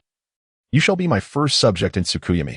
Itachi elaborated, drawing forth his chakra blade and plunging it into Orochimaru's body. At that moment, the pain surged, amplified to its utmost. After the first Itachi withdrew the blade, Orochimaru raised his head in agony, a defiant smirk curling his lips. Just as he prepared to speak, two identical Itachis approached, donned in combat attire and wielding their own chakra blades. Orochimaru, your weakness is my strength. The pair intoned in unison. Their cold gazes fixed upon Orochimaru as they simultaneously drew their blades, lunging toward him. Beyond the realm of illusion, Orochimaru's neck stretched, eyes closed, suspended before Itachi, who suddenly clutched his eyes in pain, trembling uncontrollably. Is this the side effect of the Mangekyou Sharingan? Itachi struggled to straighten himself, gazing intently at Orochimaru's head. Itachi, are you all right? Izumi rushed to Itachi's side, concern etched on her face. I'm fine, Izumi. It's merely the side effect of the Mangekyou Sharingan. I will be all right, Itachi reassured her with a faint smile. Then let us take a moment to rest. What about Orochimaru? Should we bind him? Izumi inquired, supporting Itachi as they moved back, casting a wary glance at Orochimaru. That works. You find some rope to bind Orochimaru. Once I've recovered, I will assist Tsunade-sensei and Menma, Itachi replied, enduring the pain in his eyes. Understood. You rest for now. As Quan assisted the weasel into a seated position, he swiftly turned to search for a rope.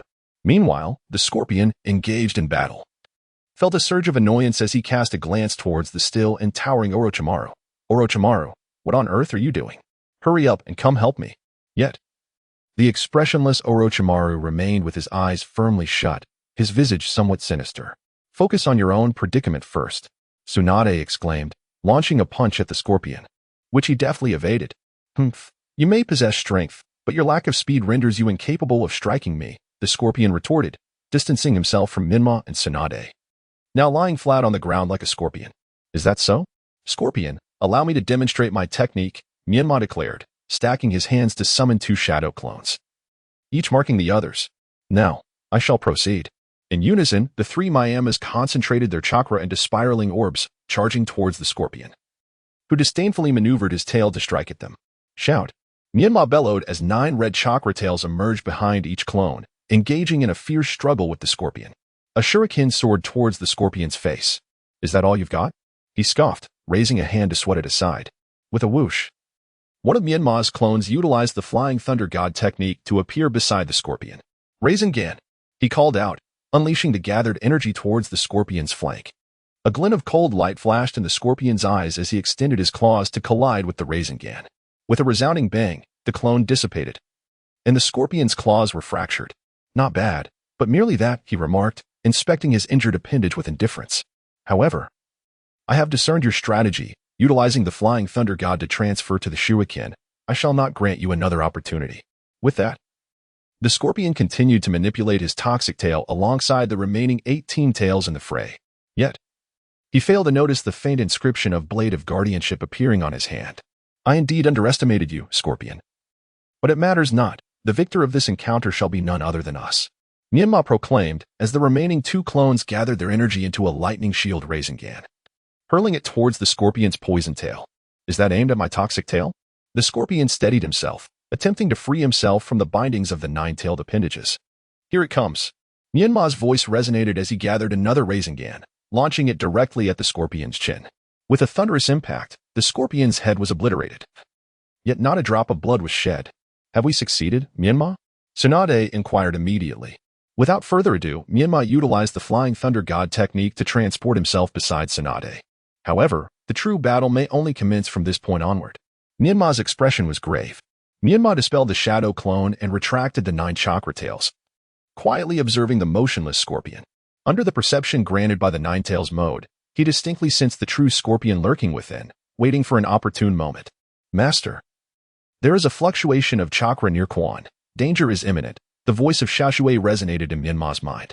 Myanmar immediately turned to gaze at Izumi, who was still binding Orochimaru with ropes, oblivious to the distortion in the space around her. Izumi, be careful. Myanmar called out loudly. Izumi lifted her head to look at Myanmar, her eyes reflecting a hint of confusion. What is it, Myanmar? Such a vigilant little creature. Suddenly, a chilling voice whispered in Izumi's ear, prompting her to glance toward the source. A man wearing a tiger-striped mask had materialized beside her. What? When did he arrive? Izumi stared blankly at the masked man, astonishment filling her heart. With a swift motion, the masked man ensnared Izumi with chains from both hands. Itachi! Myanmar shouted urgently.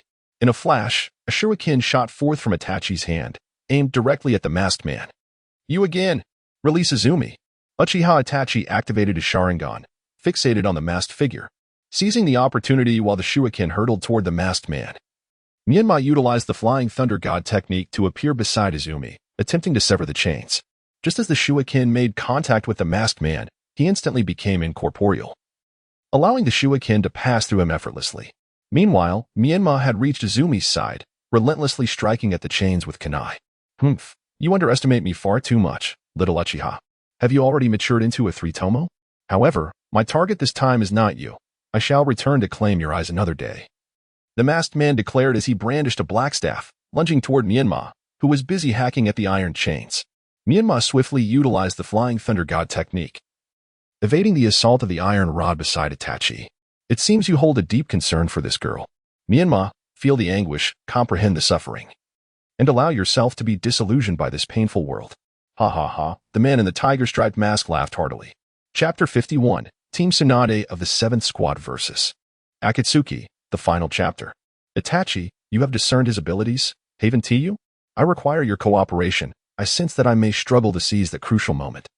Myanmar's gaze betrayed his apprehension. Though he was aware of Obito's capabilities, he lacked the confidence to time his actions as adeptly as Minato, fearing he might fail to rescue Izumi and perhaps even place himself in peril.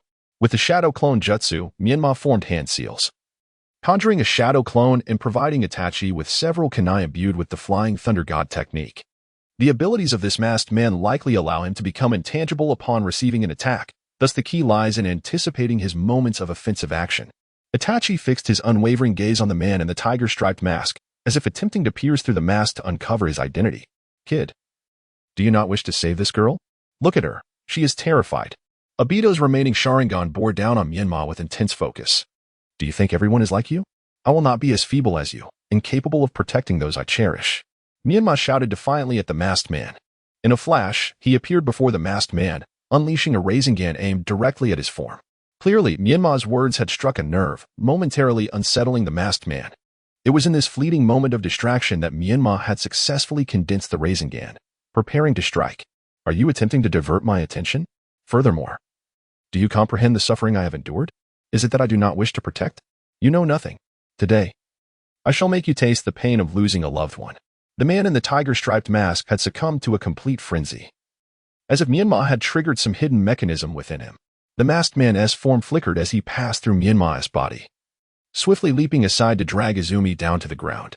Myanmar, you still dare to laugh? If it were Minato, perhaps he could have defeated me. But you stand no chance. It is time for this girl, Uchiha Izumi, to bid you farewell. I shall make you experience the agony I have endured. Let us despise this painful world together. Join me in creating a beautiful and peaceful realm. Upon finishing his words, Uchiha Obito gripped a black iron rod, poised to strike Izumi. Myanmar, with tears welling in her eyes, gazed at Uchiha Izumi. The audacious Myanmar instantly activated the Flying Thunder God technique, appearing beside Izumi. Water style, water barrier. Myanmar clapped her hands, unleashing a jet of water from her mouth. I must catch up. Panic surged through Myanmar. At this rate, both would be pierced through. To mitigate the impending impact, she extended her hands in an attempt to lessen the force. With a sudden thrust, the black rod punctured Myanmar's palms, yet fortunately, the water barrier effectively ensnared the rod, absorbing much of the impact. Well done, Myanmar. You truly saved her. The striped masked man remarked, slowly advancing towards the two, another black rod manifesting in his grasp. The space-warping masked man's eyes flickered, sending a wave of distortion towards Uzumi. This is bad. Menma hurriedly freed one hand from the rod, drawing a kunai and hurling it at the masked figure. No matter how many times you try, it will be futile. It will only render the process more futile. In a swift motion, several shurikens soared through the air, cast by Itachi, who stood nearby. The masked man dissolved into nothingness, interrupting Shinsui's activation. Subsequently, Itachi threw a kunai, which struck the previous kunai with precision, redirecting it towards the masked man's back. Meanwhile, Menma positioned himself in front, diverting the masked man's attention. It was futile. The more one struggles, the more one suffers. The masked man passed through Menma, advancing towards Uzumi. Embrace the pain, Menma. The masked man raised his black rod, aiming it at Uzumi. Farewell, Menma. Izumi's eyes brimmed with tears. Her face adorned with a serene acceptance of death, a smile gracing her lips as she beheld Menma's selfless protection. Rasengan. Menma's voice suddenly echoed in the ears of the masked man and Uzumi. With a thud, the Rasengan struck the masked man's back, causing his iron rod to shift direction, falling along Izumi's shoulder. When did this happen? The masked man recalled the details, straining to turn his head to see the kunai in Menma's hand. This was indeed the kunai that Itachi had altered the trajectory of. Did you think Itachi missed due to a tremor in his hand? Can your tactical intellect compare to Itachi's? Menma gathered his lightning shield chakra, severing the iron chains. He lifted Izumi gently, his eyes softening. Did I frighten you? A little. But as long as I don't hinder you, that suffices.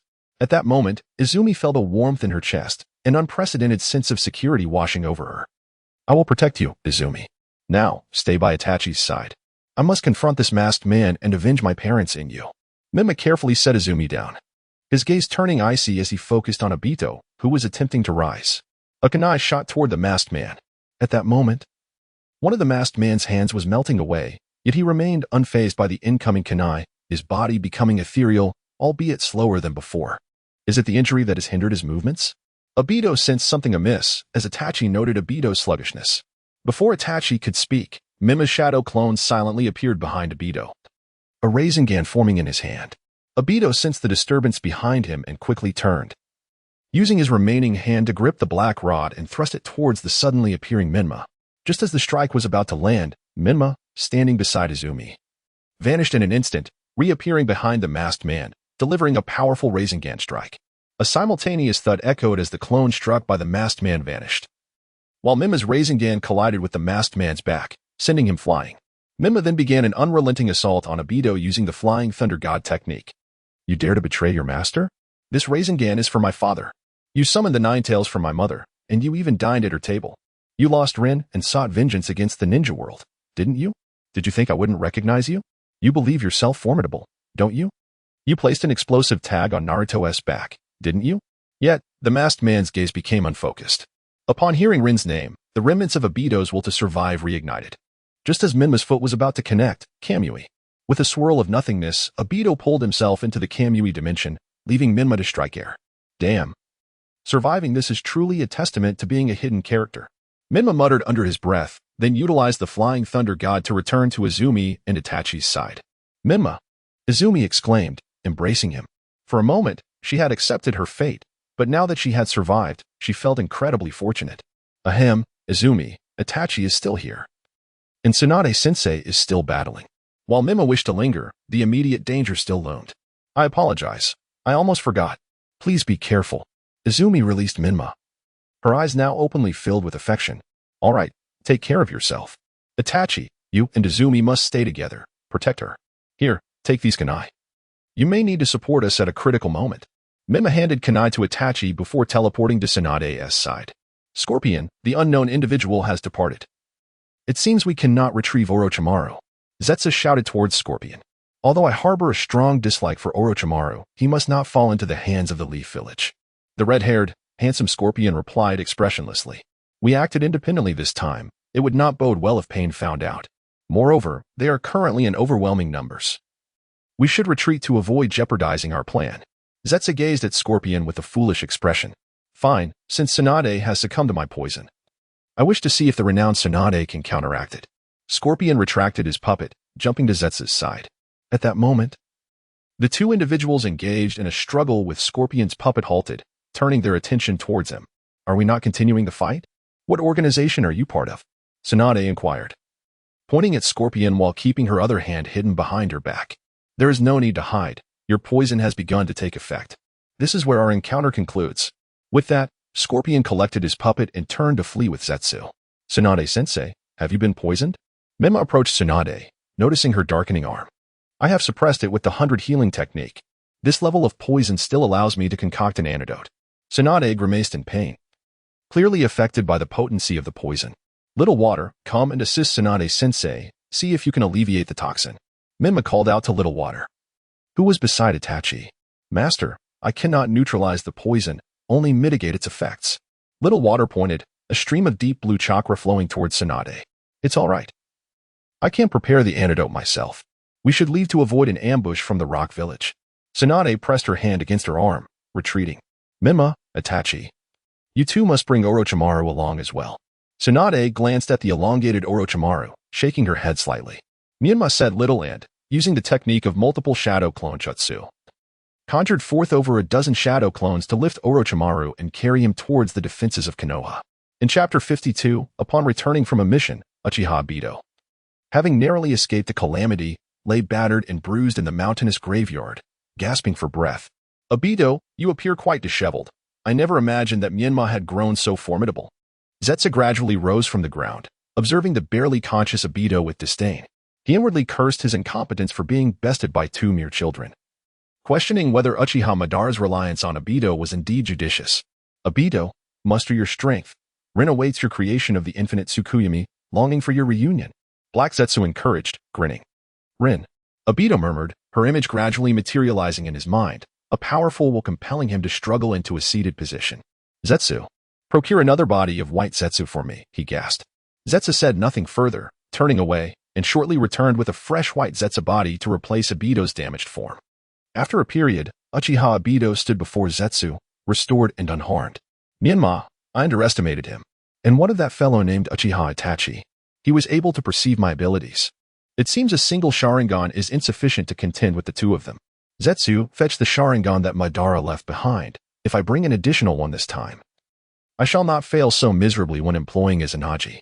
Black Zetsu interjected, Obito, it would be wiser to retrieve Kakashi's eye, as that one belongs to you. Black Zetsu, let us not speak of this again. That eye is not mine. It was given to Kakashi, and I shall not ask for it back. I do not covet any of his belongings, Obito retorted coldly, turning his gaze upon Black Zetsu. Do not be angry, Obito. Black Zetsu means well, White Zetsu hastily reassured, sensing the murderous intent in Obito's eyes. There must not be a next time. Now go.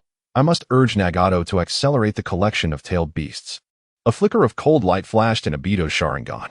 Since Menma was unwilling to join, he resolved to complete the Tsukuyomi plan on his own. It appears my identity has been discerned by Menma. I require a new identity to continue the execution of this plan. Zetsu, arrange for me to meet Nagato. Hidden behind the tiger stripe mask, Obito furrowed his brows in contemplation. Where had his identity been compromised? Yet Menma had not publicly exposed him. Perhaps he too was uncertain of his assessment. The more Obito pondered, the more likely this seemed. In any case, he could not afford to take risks and must assume a new identity to restart his plans. Upon returning to Konoha's defenses, Tsunade and her companions secured Orochimaru and began preparing an antidote. As Konoha's foremost medical ninja, Tsunade quickly analyzed the type of toxin, formulating a remedy in her mind. After instructing several individuals to gather the necessary ingredients, she preserved the extracted toxic blood samples for future refinement. The emergence of such an organization must be reported to the Hokage. It was unexpected that Orochimaru had infiltrated this place after his defection. No wonder Jiraiya had been unable to locate him. Gazing at the azure sky, Tsunade reminisced about the days of training and battles shared among the three of them, a bittersweet smile gracing her lips. Nevertheless, having successfully imprisoned Orochimaru, Tsunade's demeanor shifted to one of pride. Orochimaru, you are one of the legendary Sannin. Who would have imagined you would fall to my disciple in such a humiliating manner? I am eager to see what kind of illusion could ensnare you for so long. In the illusion where Orochimaru found himself, the Uchiha Itachis before him continued to move their lips, seemingly engaged in conversation. Yet, drenched in sweat and on the brink of mental collapse, Orochimaru convulsed uncontrollably. If there were a fate more torturous than witnessing daggers piercing his own body, feeling the pain yet unable to resist, it would be the doubling of every thrust. At this moment, Orochimaru lost count of how many times Uchiha Itachi had appeared before him. Itachi, kill me. In my suffering, I can endure no more. Orochimaru screamed in desperation. Shortly thereafter, Menma and his companions returned with the antidote. Tsunade began mixing the remedy, and after several attempts, she successfully concocted the antidote. Upon administering it, the poisoned arm gradually transformed from black to white, restoring its former state. Everyone performed admirably. Now that the mission is complete, we should return to the village. The capture of Orochimaru is an unexpected triumph. I believe the Hokage will have much to discuss with him. Let us not delay further. Let's prepare to depart, Tsunade remarked, her satisfaction evident as she regarded her three companions. After a brief period of organization, they escorted Orochimaru back towards the village. Itachi, how long did you cast the illusion on Orochimaru? Surely he won't escape midway, Menma inquired, curious. This is the first time I have utilized the power of my newly awakened eyes. It should last about a month, Itachi estimated thoughtfully. A month? Itachi, I fear that when Orochimaru awakens, he may very well be a fool, Menma replied, alarmed at the prospect. In the anime, Kakashi was ensnared by Tsukuyomi for mere minutes.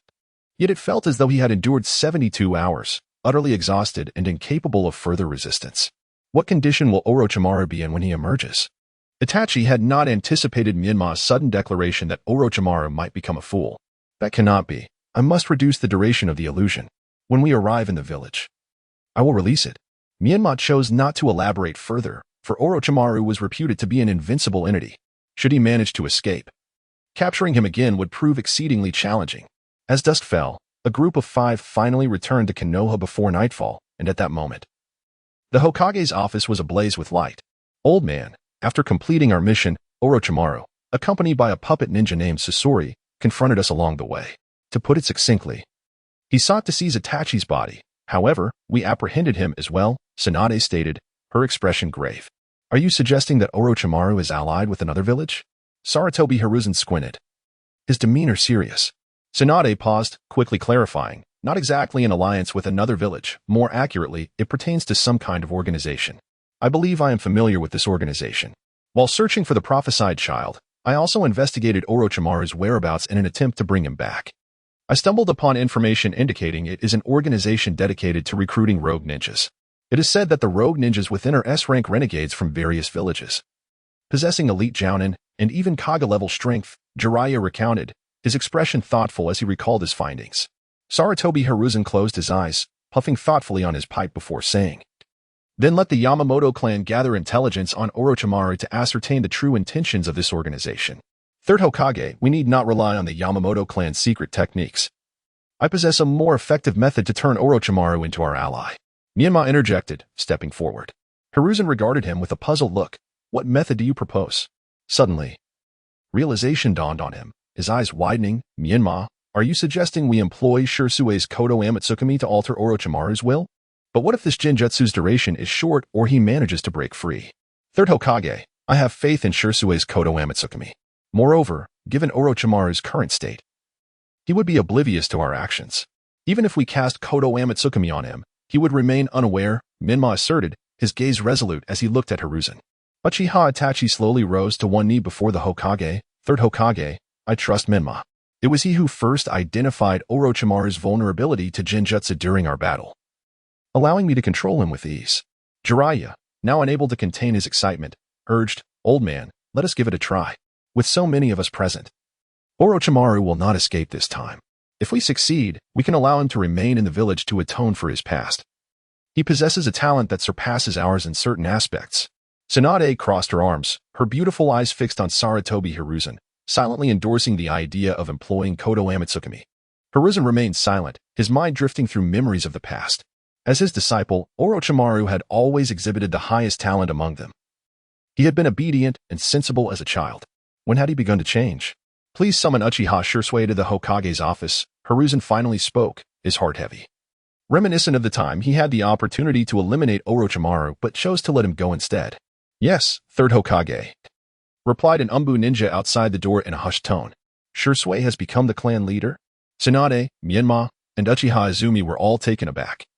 While Itachi had learned of his father's decision on the day of the coup, Jiraiya had also been present at Shirsue's inauguration, having attended the ceremony with Kushina. Indeed, It was the day after you embarked on your mission that Fugaka ceded the clan leadership to Shursui, Hiruzen said, his gaze softening with pride. By the way, old man, this is the war compensation from a Wagakure. It is all contained within this scroll. Tsunade casually tossed a scroll onto the table. That old Kudanoki has been surprisingly efficient this time. He usually drags his feet, Hiruzen remarked, a hint of surprise in his voice. Tsunade, her eyes gleaming with pride, replied, how could he not be efficient? His most esteemed disciple, Deidara, was effortlessly captured by my 3 students. What else could he do? Is that so? You all performed admirably this time. The mission was executed splendidly. Keep up the good work. Hiruzen said with a cheerful smile, pleased with the younger generation's achievements in Konoha. A series of knocks echoed through the room. Is that Shursui? Come in, Hiruzen called out.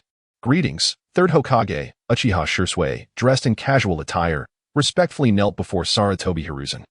There's no need for formalities, Shursui. You are now the leader of the Uchiha clan.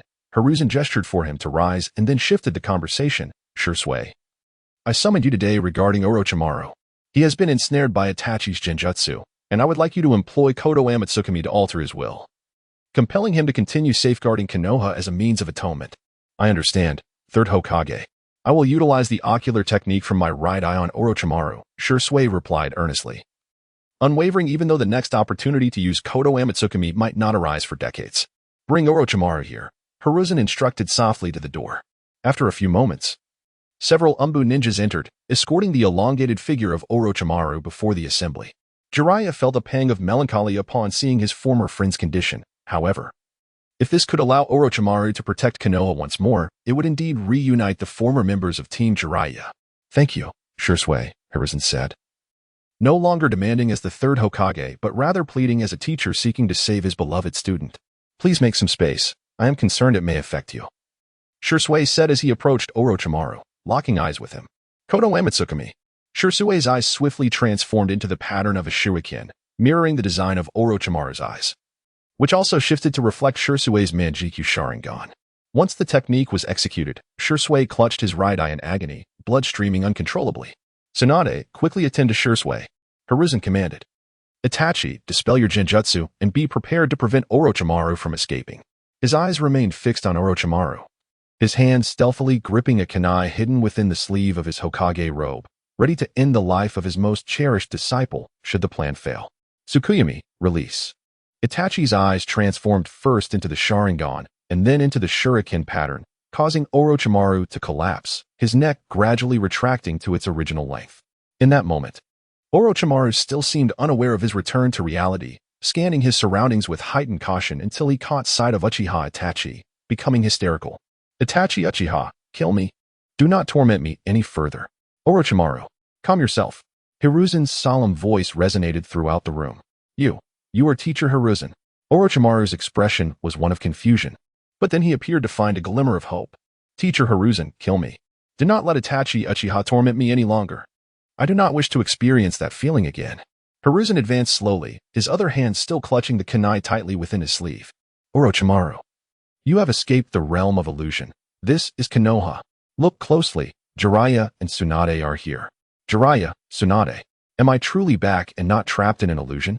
Orochimaru cast a sweeping glance over the crowd, his emotions gradually settling. Orochimaru, do you realize your errors? Are you willing to atone for your actions to protect Konoha from now on? Sarutobi Hiruzen inquired, observing Orochimaru's calming demeanor. Orochimaru fell into a contemplative silence. Had he erred? He merely sought to understand death, yearning for life. His methods may not have been entirely virtuous, nor his approach particularly commendable, yet ultimately, he only desired a body that best suited him.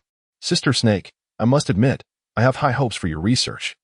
I cannot deny that some of your cells possess remarkable utility. However, you should not experiment on those infants. I happen to have some superior specimens for experimentation, and I believe you have encountered them before. Menma stepped forward, observing Orochimaru's bewilderment. Are you referring to the Jew?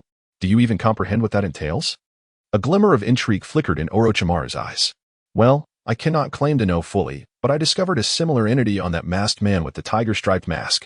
I suspect it bears resemblance to the arm of Danzo, akin to the cells of the first Hokage, albeit the version on the masked man seems superior to that of Danzo. Menma supported his chin with one hand, pondering how to articulate his thoughts more cogently. Is it the masked man who controls the Nine Tails? Orochimaru inquired, curiosity evident in his tone. Menma gazed at Orochimaru with a curious expression, suddenly recalling that he had not seen the masked man today. Indeed, the masked man appeared while you were still ensnared in Itachi's illusion, hence your unawareness. Precisely. It is he. Upon hearing this news, the gathered individuals were taken aback. The masked man possesses cells akin to those of the first Hokage? Are you suggesting that Jubi could potentially share the same cells as the masked man? Orochimaru's excitement was palpable as he licked his lips. Yes, the colors are identical. I even sense they might be one and the same. Menma continued to steer the conversation towards Orochimaru. I have long suspected that Jubi is not an ordinary person. Yet I never imagined he would be composed of cells similar to those of the first Hokage. At that moment, Orochimaru yearned to capture Jubi for research. However, a voice in his mind cautioned him that he could not afford to flee from Konoha again. Ant Snake, would you be interested in Jubi's body? If you express your desire, I could potentially procure a few for you, Menma said, hands cradling the back of his head as he scrutinized Orochimaru. Are there any conditions? Orochimaru squinted at Menma, intrigued by how he possessed such extensive knowledge. Indeed, there are several. The primary issue is to find a way to address the after effects experienced by the Uchiha clan after utilizing the Sharingan. I have no other immediate thoughts, but here, take this kunai. If I locate Jubi, I can deliver it to you directly. Menma produced a kunai and handed it to Orochimaru. A bloodline disease among the Uchiha clan? How intriguing, Orochimaru remarked. Very well, I accept. If possible, providing some Sharingan would be ideal, as I could conduct preliminary research. He had not anticipated that the Uchiha clan harbored a bloodline disease, nor did he foresee acquiring the Sharingan through such means. Upon hearing that Orochimaru desired the Sharingan, Shirsue's expression shifted, his demeanor tinged with anger. That is unacceptable. The Sharingan of the Uchiha clan has never been entrusted to outsiders. What about Kakashi? How does he possess a Sharingan? Menma interjected. Setting that aside, Shirsue, have you never felt any adverse effects after using the Sharingan? Lady Tsunade has conducted research on this.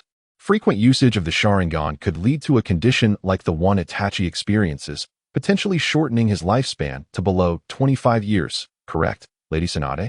Menma quickly glanced at Tsunade with a knowing look. Yes, I believe if Itachi continues to use such intense ocular techniques, it could indeed trigger a bloodline disease and affect his longevity. Tsunade, who had been listening intently, suddenly found herself bewildered by Menma's gestures, yet she resolved to assist him. Is that so? Itachi, how do you feel physically? Shirsue inquired. Though I too suffer from side effects, I believed it would merely lead to eventual blindness. I had no idea it could be this severe. If it truly can alleviate the bloodline disease, I would be willing to part with some Sharingan for your research.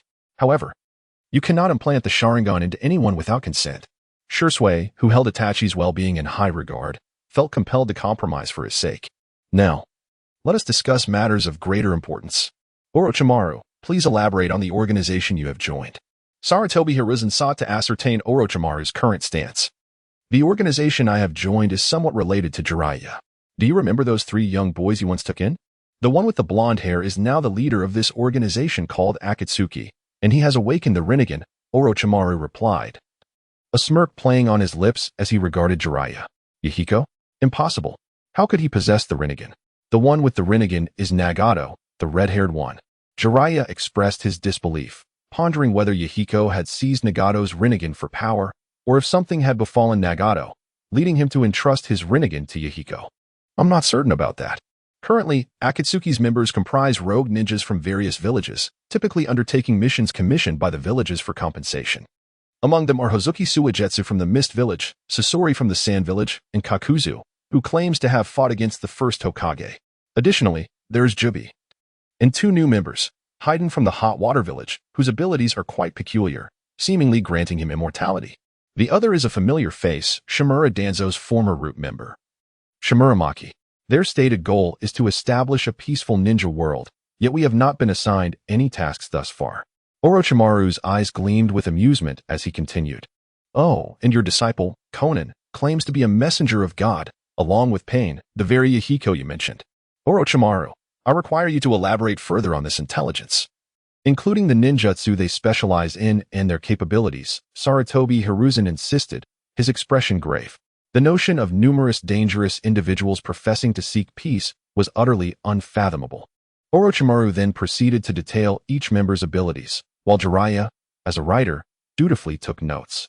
Such formidable abilities, Tsunade remarked, her voice tinged with horror, particularly upon learning that Haiden could transfer harm sustained to himself to the source of his blood. She shuddered at the thought of inadvertently having her blood drawn and how she might counter such a threat. Orochimaru, what sort of organization have you joined? Each member seems more twisted than the last. Jiraiya quipped, pouting in jest. Indeed, but it was your disciple who founded it. You bear an inescapable responsibility, Orochimaru retorted, seemingly unfazed and instead intrigued by Jiraiya's banter. This information is crucial, Orochimaru. In the name of the third Hokage, I demand that you remain in the village to protect it and atone for your past transgressions. Will you comply? Sarutobi Hiruzen gazed intently at Orochimaru, a hint of hope in his eyes. Aye. Sensei Hiruzen, is that truly permissible? Will the village accept me? Orochimaru's expression was conflicted, yet a voice within urged him to acquiesce to Sarutobi Hiruzen. Of course, but you will be under surveillance. I trust that will not be an issue. Sarutobi Hiruzen's smile radiated warmth. I have no objections. I shall demonstrate my resolve through action. Orochimaru's eyes reflected a sense of relief, reconciling with his past choices that had led him to follow Minato rather than himself, and coming to terms with his earlier dismissal of the immortality techniques he once sought to develop. I have a suggestion. The research equipment left behind by Danzo should be entrusted to Ant Snake. Those tools would serve no greater purpose in his hands, and the village ought to support Ant Snake's research. For instance, if we could replicate the abilities of Haiden, Kakazu, and Pain, wouldn't we be better prepared to counteract any ambitions they may have for invasion? Menma pondered, deeply contemplating the pressing matters at hand, as the current situation had far surpassed his understanding, leaving him uncertain of when Pain would strike to capture the tailed beasts. This, Sarutobi Hiruzen expressed concern. Stop hesitating. Those devices will deteriorate if left unused. Better to allow Ant Snake to utilize them for research. For example, focusing on limb regeneration or transplantation. There are always numerous injured returning from the battlefield. If we could indeed develop such techniques, it would be a tremendous boon. Menma raised an eyebrow at Orochimaru. I am willing to research limb regeneration for these injured individuals if it helps alleviate my sins. Orochimaru's sincere demeanor ultimately swayed Sarutobi Hiruzen. In that case, I shall entrust this to you, Orochimaru. However, let me make it clear, no human experimentation shall take place. Sarutobi sighed softly, his gaze sharpening immediately. No problem. I shall heed my teacher's words and refrain from using humans for experiments, Orochimaru replied with a slight smile. Inform Yamato that starting tomorrow, he need not accompany Naruto any longer. Let him follow Orochimaru instead. You all have worked hard, and this mission was executed excellently. Your rewards will be delivered tomorrow. Now that everything is understood, let us all get some rest. Sarutobi felt a weight lifted from his heart, and his mood lightened considerably. Then we shall take our leave. Old man, said Jiraiya. Come, Orochimaru, let us celebrate our team's reunion with a drink, Tsunade remarked to the two. Indeed, it has been quite some time since we last met. Orochimaru, a drink is certainly in order. Jiraiya continued to drape himself over Orochimaru's shoulder, as always. All right. A strange sensation washed over Orochimaru. Moments later, the vast Hokage office was left with only Sarutobi, who stood within, gazing at the retreating figures of the others. After parting ways, Menma quietly took hold of Izumi's hand, feigning indifference. A faint blush graced Izumi's cheeks, yet under the moonlight, it was well concealed. The two walked in silence. Are you hungry, Izumi? Would you like to grab a bite to eat? How about some ramen? Menma turned to gaze at Izumi's face, who at this moment was a head taller. Anything is fine. You decide. Izumi shyly lowered her head. Without further words, Menma led Izumi by the hand toward the Ichiraku ramen shop. Uncle Ichiraku, 2 bowls of deluxe ramen, please. They settled at the front table of the ramen shop. Oh, isn't this Menma and Izumi? It's been a few days since I last saw you. Were you off on a mission? Uncle Ichiraku greeted them with his usual squinting smile, his appearance unchanged. Yes, Uncle Ichiraku. We just returned from a mission, and we haven't eaten yet. You were the first one I thought of. I've been craving your ramen for several days. Menma replied, his spirits particularly high today, his words flowing smoothly.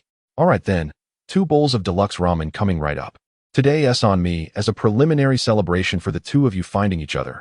Uncle Ichiraku chuckled. Oh, come on, Uncle Ichiraku, you're just teasing me again.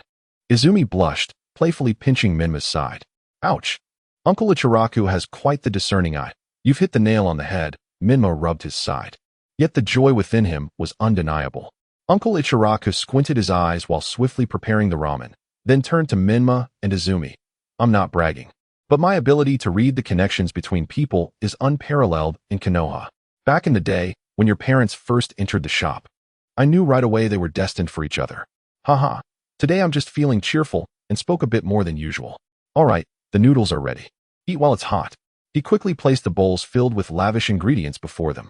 Then let us dig in, they said in unison, bowing their heads in prayer as they savored the delicious ramen. Meanwhile, not far away in a tavern, Jiraiya, Tsunade, and Orochimaru had already begun to drink merrily. Tsunade, her cheeks flushed with the warmth of alcohol, interjected, Orochimaru, I truly never expected the three of us could reunite like this. Back then, we each left Konoha for our own reasons. I thought I would never return, living a mundane life. Yet here I am. And Jiraiya has returned too. Lastly, I never thought you would come back as well. Indeed, to be honest, I have spent these years searching for the child of prophecy.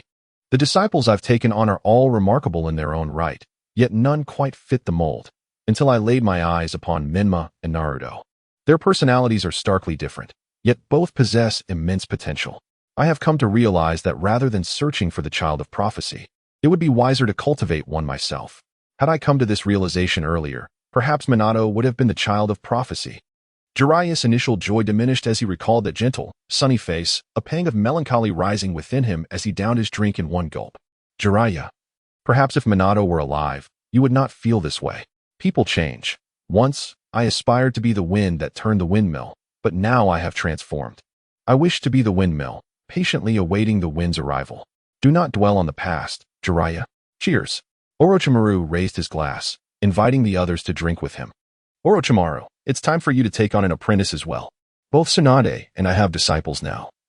Although Tsunade's pupil may currently be a tad more accomplished, my disciple possesses great potential and may one day surpass Tsunade's. You should take one too. And then we can have our students compete and see whose is more exceptional.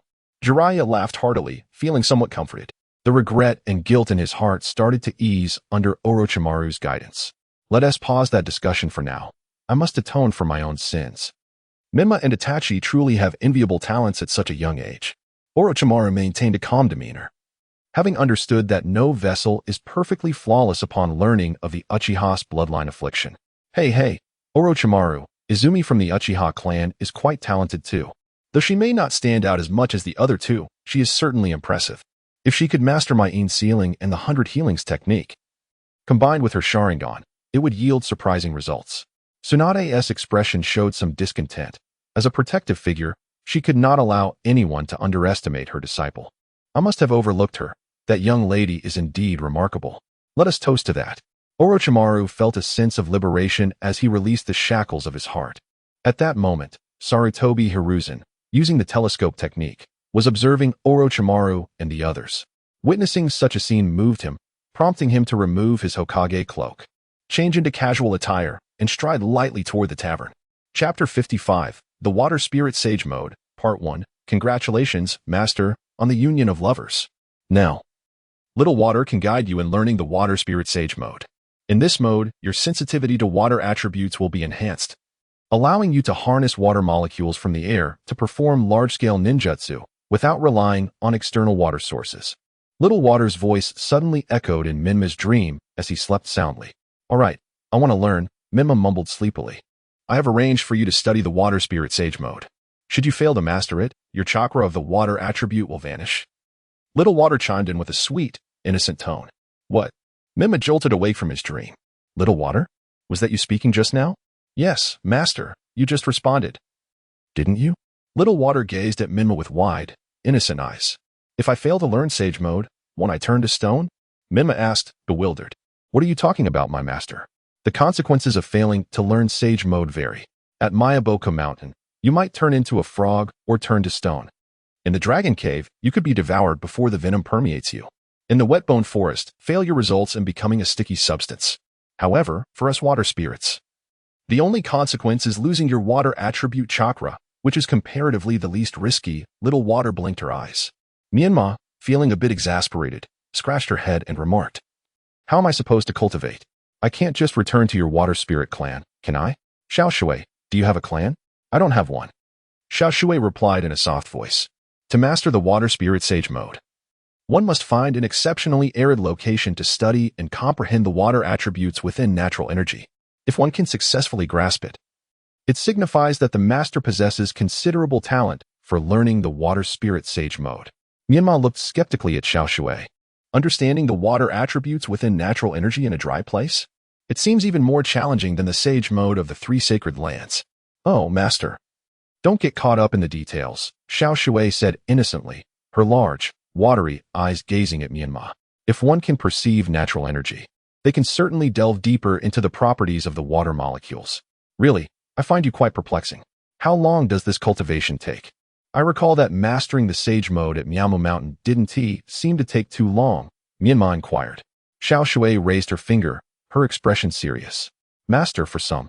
Perceiving natural energy might take a few months, or even years. To truly feel the water molecules, a year should suffice, although for others, it may take longer. Myanmar lowered her head in silence, reflecting on her recent deepening relationship with Izumi, only to find herself drawn into the study of celestial arts. Xiao Shui, too, felt a sense of uncertainty swirling in her mind, fidgeting with the hem of her garment. After much contemplation, Myanmar resolved to seek the most suitable place for cultivating the water spirit immortal mode. Master, we must traverse the kingdom of water and then enter the Isle of Oblivion, where a volcanic magma site awaits, ideal for mastering the immortal mode, Xiao Shui said, her expression turning serious after a moment of thought. Very well, I understand, Myanmar replied succinctly. Turning to prepare for the day ahead, Kushina had been enjoying a leisurely time lately, finding herself with ample opportunity to delve into the culinary arts.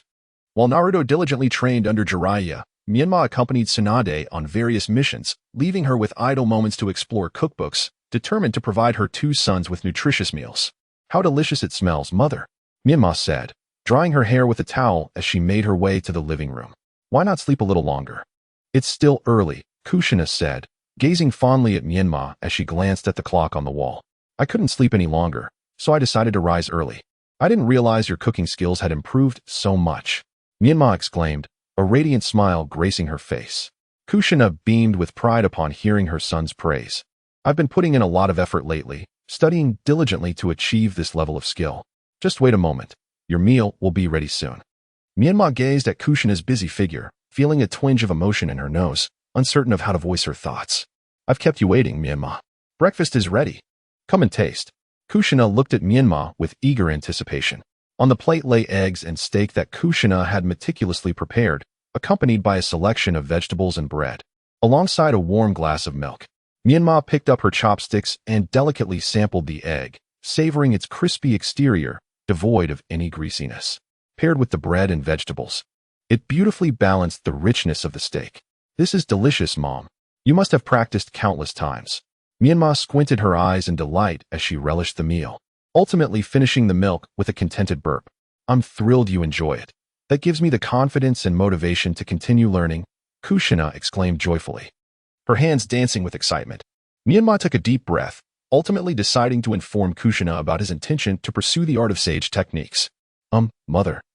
My summoning beast has advised me to learn sage arts, and I may need to be away for a while. Myanmar lowered his head, feeling a twinge of guilt. The art of sage techniques, after all, was something Minato had once mastered. It shouldn't be overly difficult. He had acquired it in a relatively short period. And I believe you will grasp it swiftly as well. Kushina tapped her chin thoughtfully, her eyes sparkling with excitement as she regarded Myanmar. After much hesitation, Myanmar ultimately refrained from disclosing her approximate deadline, only managing a forced smile. Go ahead. Learning an additional skill can only be beneficial. It will provide a means of self-preservation on the battlefield, Kushina encouraged, gazing at Myanmar with supportive eyes. All right, mother. I will inform Izumi and Tsunade-sensei, and after bidding farewell, I shall prepare to embark on my journey to master sage techniques.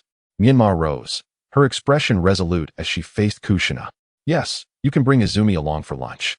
I have also learned some new recipes, Kushina replied, her heart swelling with pride at Myanmar's early pursuit of sage arts. All right, I shall take my leave now. I will return early for lunch, Myanmar said, heading towards the door to put on her shoes before stepping outside. Kushina watched Myanmar's retreating figure, momentarily lost in thought.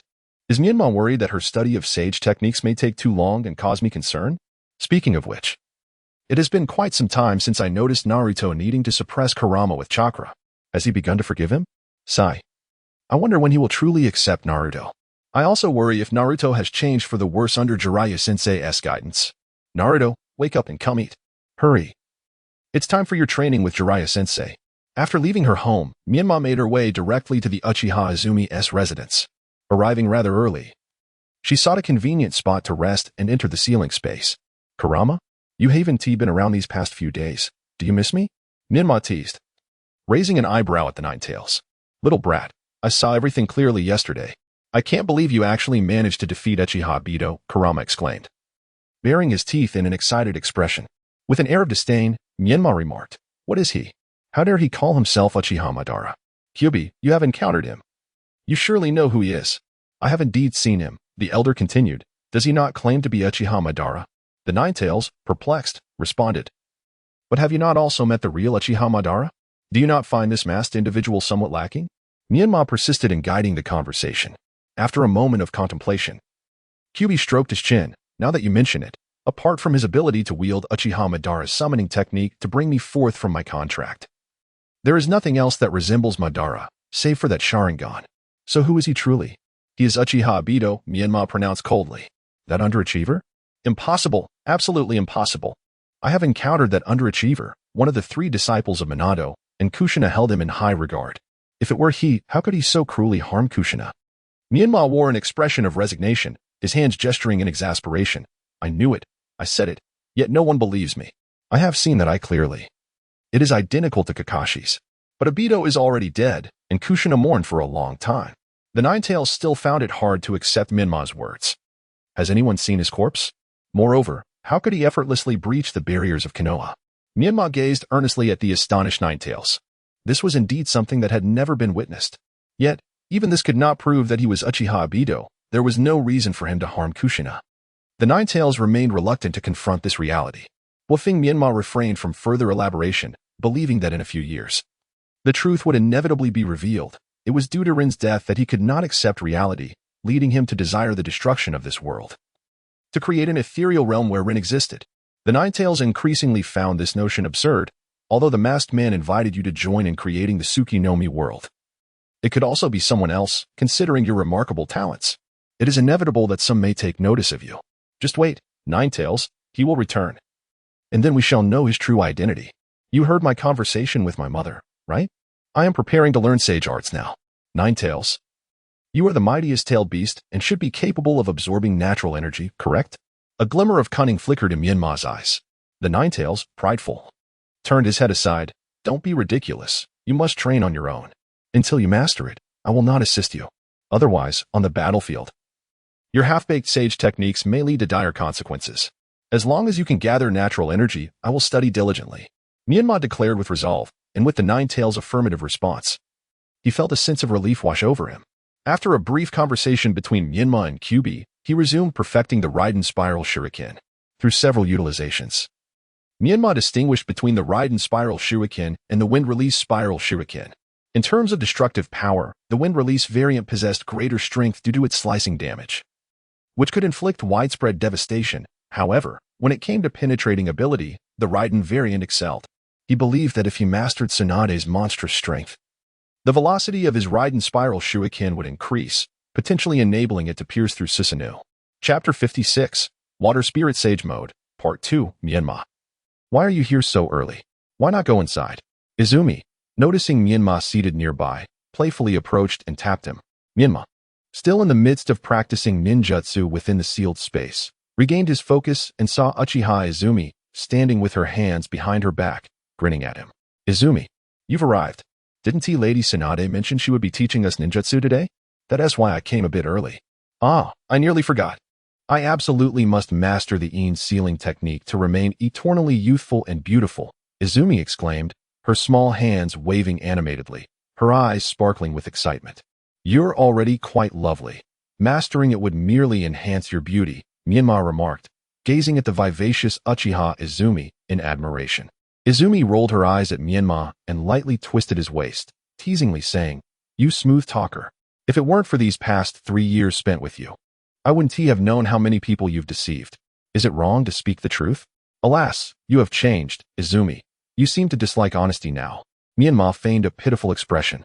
Izumi stifled a giggle, covering her mouth. All right. Speak more of such truths in the future, but only to me. Let us find Lady Tsunade. We've kept her waiting long enough. With a cheerful stride, Uchiha Izumi hopped ahead. Menma hastily caught up with Uchiha Izumi, scratching the back of his head. Izumi, I am preparing to embark on a journey to master sage techniques. I may be away for an indefinite period, but I shall endeavor to return as swiftly as possible. Are you going to the Wetbone Forest to learn sage techniques? That's quite all right. I can summon Lord Snail to guide me to you, Izumi replied, unaware of Menma's true emotions. No, it is not the Wetbone Forest. It is the sage techniques of the Kashimizu clan, which are more suited to my water affinity chakra. Menma observed Izumi's cheerful demeanor, finding it difficult to voice his thoughts. Go ahead, Kashimizu. I am confident you will master it. I am also eager to see what your clan's territory is like. Izumi's eyes sparkled with anticipation. The expression on Menma's face revealed a hint of difficulty. It's not that we're heading to their clan's territory. Xiaoshui mentioned a place known as the Island of Oblivion for her studies, and the duration might be rather lengthy. How long will it take? Uchiha Izumi blinked her beautiful eyes, though they betrayed a trace of melancholy. Menma gently grasped the hand of Uchiha Izumi, saying, If I hurry, it may take a year. If I take my time, it will take longer. I shall return as swiftly as possible. Uchiha Izumi remained silent as the two continued their quiet walk towards the training grounds. Shizen, my head aches terribly. Please fetch me a glass of water. Tsunade, drowsily reclining on her bed, felt a throbbing pain in her head. Coming right up, Lady Tsunade. Shizen approached her with a glass of water in hand. It's been quite a while since I've seen you drink so much alcohol, Lady Tsunade. Tsunade downed the water in one gulp. Isn't Orochimaru back? The three of us celebrated together, and to our surprise, the old man showed up as well, prompting us to drink even more. Orochimaru has returned too? How wonderful. The legendary three ninjas have reunited. Shizen clasped her hands together, jumping with excitement. By the way, Shizen, do you remember where I placed the scroll left by my grandfather? The one containing the S-rank water release technique? Tsunade gently rubbed her temples. Shizen pondered for a moment before inquiring, Is it the water release, heavenly cry technique? Yes, that is the one. I can never seem to recall its name.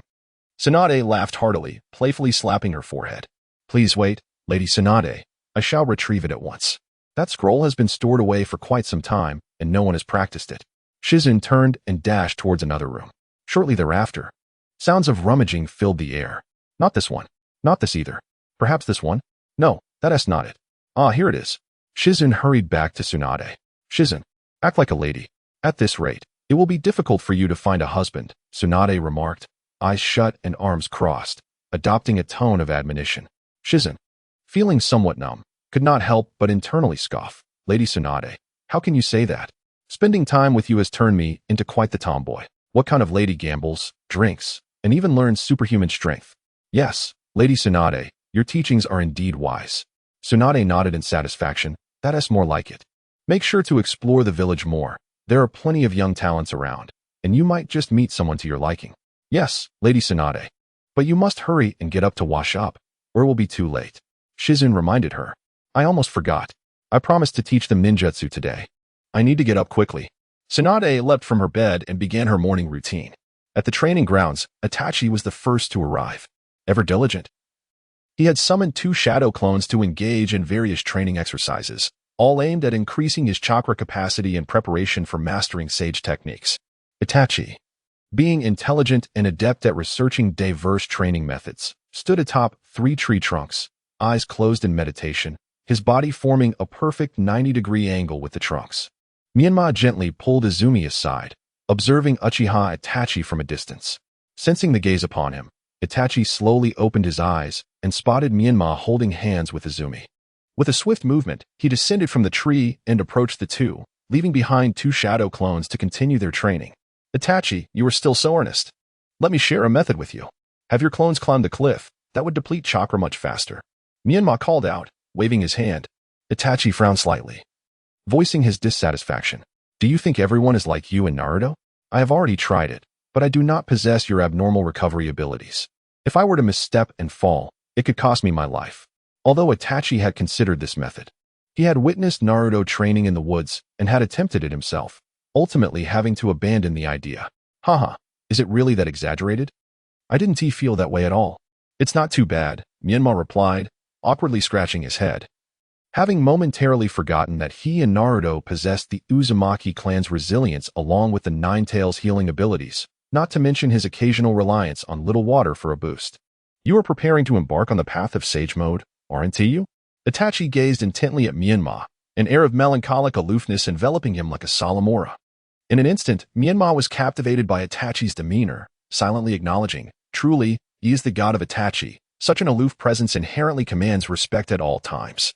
Indeed, I sense that I have reached a plateau. To advance further, I must delve into the art of sage techniques. Itachi let out a gentle sigh. I knew it. Your chakra capacity is substantial. How can I possibly keep pace with you? To explain this is quite complex. I possess the physique of the Uzumaki clan, augmented by the chakra of the Nine Tails, granting me an almost limitless reservoir of chakra, approximately 3 times that of yours. Menma calculated roughly. Yet he understood there was still room for growth, for he had not yet fully matured. It was likely that in a few years, his chakra capacity would further expand. Is there truly such a vast disparity? Itachi murmured, incredulous. Roughly so. I began to cultivate my chakra before the age of 3. At that time, the Nine Tails informed me of my considerable chakra reserves. After mastering the shadow clone technique in recent years, my training has intensified. Menma nodded, a subtle smile gracing his face. Menma, you commenced your chakra training at such an early age? Izumi gazed at him with a hint of concern. Indeed, I was labeled a fox spirit in my youth, prompting me to train diligently. Fortunately, with the Nine Tails' guidance, I progressed more swiftly than others. Otherwise, I would not have been able to employ the Edo Tensei technique to resurrect my mother at such an early stage, Menma recounted, seemingly indifferent to the gravity of his words. Both Itachi and Izumi fell into a contemplative silence. They had heard the village rumors. Yet the village had always prohibited the Uchiha clan from entering the central region, let alone allowing them to interact with the two Jinchuriki of the Nine Tails. It was perhaps fortunate they had not engaged, for they did not speak of Menma in the hurtful manner that others in the village did. Menma gently comforted the two silent individuals, urging them not to wear such expressions, for it was not a matter of great significance. After all, their feelings stemmed from fear. Was it not true that everything was quite well now? Indeed, everything was rather splendid at present.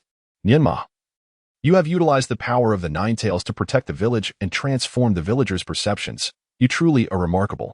Qian's face brightened as the shadows dissipated, revealing a sweet smile accompanied by 2 adorable dimples, prompting Menma to resist the urge to kiss her. However, a hint of sorrow lingered in Uchiha Itachi's eyes. The Uchiha clan had endured similar trials. Ever since the night of the Nine Tails, they had faced suspicion and estrangement, even harboring significant conflicts with the village. Itachi had long contemplated the relationship between the village and his clan, yet now, matters had improved. The tensions had eased, and subtly, many villagers had begun to adopt a more favorable attitude towards the Uchiha, even expressing their dissatisfaction with the current security team, which they deemed less just than the previous Uchiha guards. Ah, everyone is here.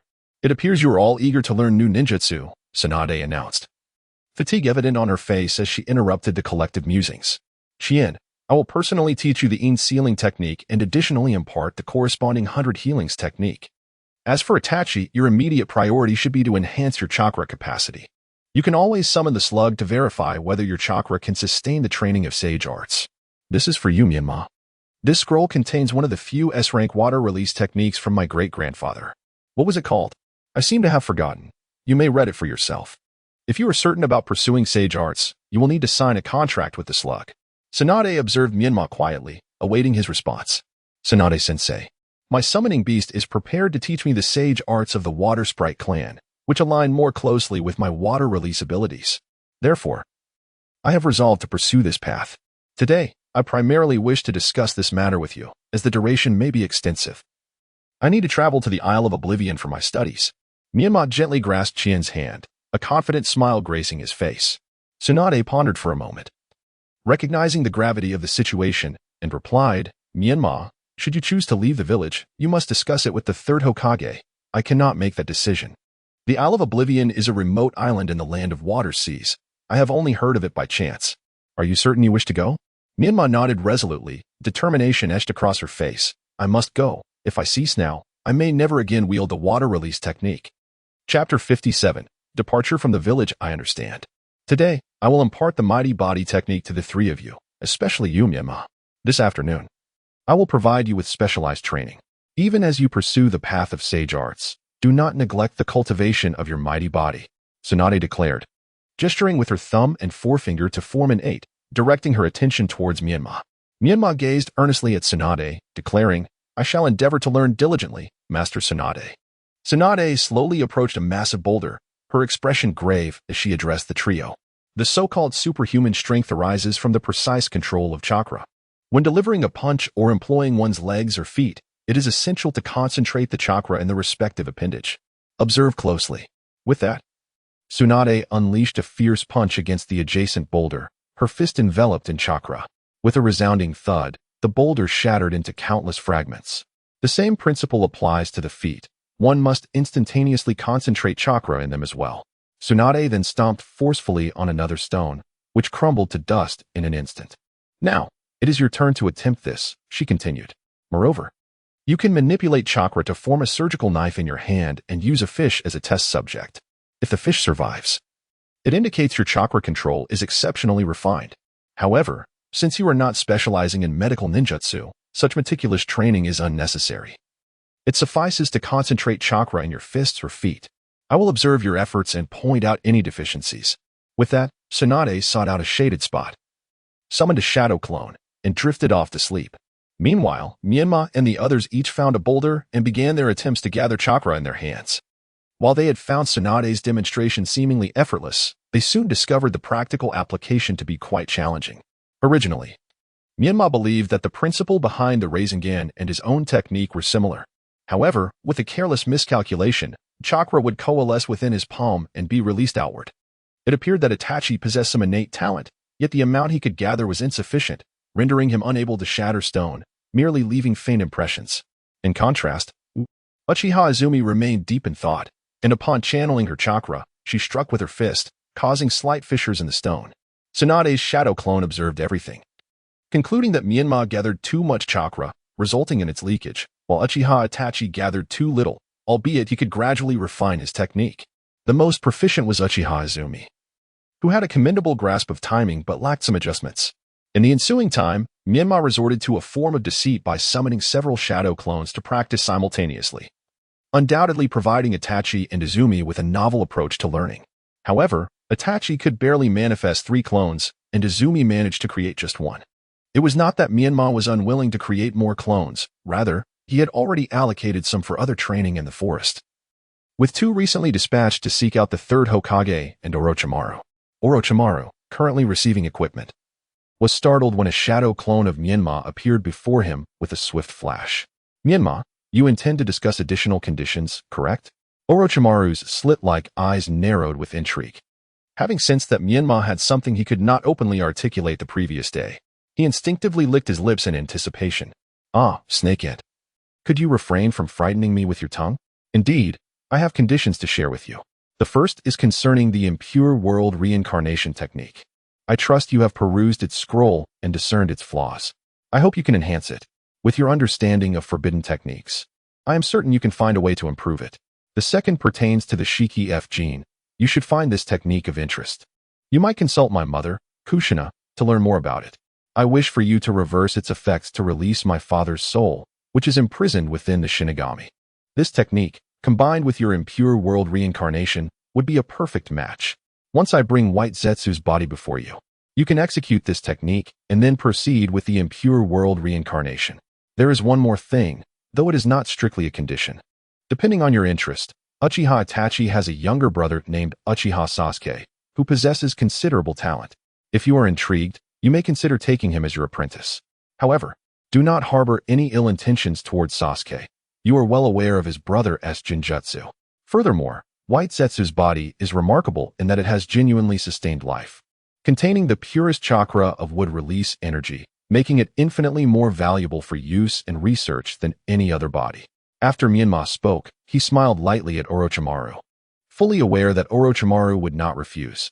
A flicker of surprise crossed Orochimaru's eyes. I understand your first 2 requests. You wish to resurrect Minato with Edo Tensei, which is certainly feasible. However, regarding the third, I must evaluate Sasuke before considering him as a disciple.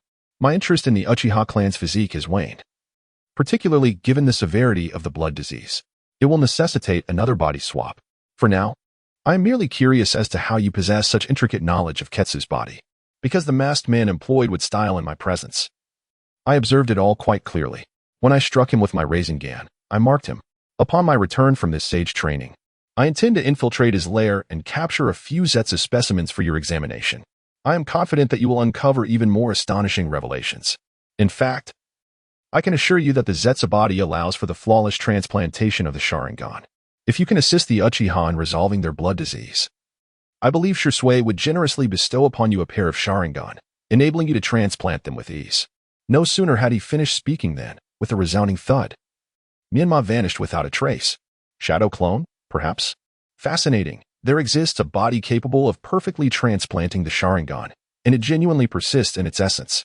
What an enticing avenue for research, Orochimaru mused, involuntarily licking his lips, only to abruptly recall Menma's words and retract his tongue. Meanwhile, at the Hokage's office, Menma knocked on the door. Come in. Sarutobi Hiruzen paused his work, gazing at Menma as he entered, a hint of curiosity on his face. What brings you here? Is there yet another troublesome matter? Why do you say that, esteemed third Hokage? Am I not here to share valuable intelligence with you? Menma feigned an injured expression as he looked at Sarutobi. Sarutobi eyed him skeptically, puffing on his pipe. What kind of intelligence could you possibly have? Pray, enlighten me. Concerning the masked man, he possesses spatial abilities that rival even the Flying Thunder God technique, and this is something the village must remain vigilant about. I suspect his objective still revolves around the Nine Tails, hence I urge you, third Hokage, to expedite the development of corresponding ninjutsu to counteract his spatial capabilities. His abilities allow him to attack using spatial manipulation, evade incoming assaults, and even facilitate movement through this space. Menma meticulously recounted Obito's powers to Sarutobi, who listened with a grave expression. This indeed constitutes critical intelligence. Otherwise, he could not have so effortlessly breached our barrier. Very well. I shall instruct the barrier team to devise appropriate countermeasures. Is there anything else? Menma awkwardly scratched his head and said, well, my spirit beast is about to take me to the island of Oblivion to learn the art of immortality. I might be away from the village for some time. Lady Tsunade asked me to come and report to you. The island of Oblivion? Sarutobi Hiruzen pondered, utterly bewildered. What kind of place is that? I have never heard of it before. Menma found himself at a loss for words, unable to articulate his predicament.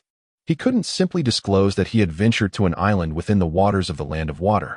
After all, what business did he have intruding upon their territory? Especially as a host of the Nine Tails? Was he attempting to instigate a war among the ninja world? Observing the turmoil on Menma's face, Sarutobi Hiruzen furrowed his brow, inquiring, what troubles you? Is there something you cannot share? I fear you might misunderstand. It is indeed on an island in the Land of Water, Menma confessed, struggling to maintain his composure. You must understand your identity, Menma. If you are captured, the consequences could be dire. Sarutobi Hiruzen took a deep draw from his pipe, releasing a cloud of smoke after a prolonged silence. Is it truly necessary for you to pursue the study of sage techniques? You usually do not engage in such frivolous endeavors. It is imperative that I learn. If I fail, my water nature chakra will dissipate, rendering me incapable of utilizing water release techniques, Menma replied, his eyes reflecting a determined resolve. Sarutobi Hiruzen regarded him with a penetrating gaze before reluctantly nodding. Then ensure your safety. If circumstances become perilous, employ the Flying Thunder God technique to return. Few will likely be able to capture you. Remember, avoid trouble, but do not shy away from it. Konoha stands as your strongest ally. The sooner you master these skills, the sooner you may return. Understood. Please take care of yourself. I shall depart at dawn without bidding farewell to everyone, to avoid any distractions. I will return as swiftly as possible, Menma declared. And with a resounding pop, he vanished from sight. A shadow clone. This lad managed to send a shadow clone in his place. Yet, one could not help but admire his ambition. At such a tender age, he had already commenced his training in sage techniques. Sarutobi Hiruzen chuckled softly, his gaze turning contemplative. Moreover, the capabilities of that masked man, alongside those of the Akatsuki members, warrant immediate study. I must devise countermeasures against their potential schemes. After Mayana had attended to all matters, she began to devote herself more earnestly to the practice of her extraordinary strength. Unbeknownst to her, evening had quietly descended. With great enthusiasm, Mayana extended an invitation to the two to visit her home, specifically mentioning that it was Kushina's request. Upon reaching the street, Mayana first accompanied them to purchase some ingredients for the evening's meal, as well as an array of household items. She even indulged in acquiring several sealing scrolls. Having made all the necessary preparations, the trio leisurely made their way homeward. Itachi Uchiha, possessing keen intelligence, deduced from the household items Mayana had purchased that she was likely preparing to depart.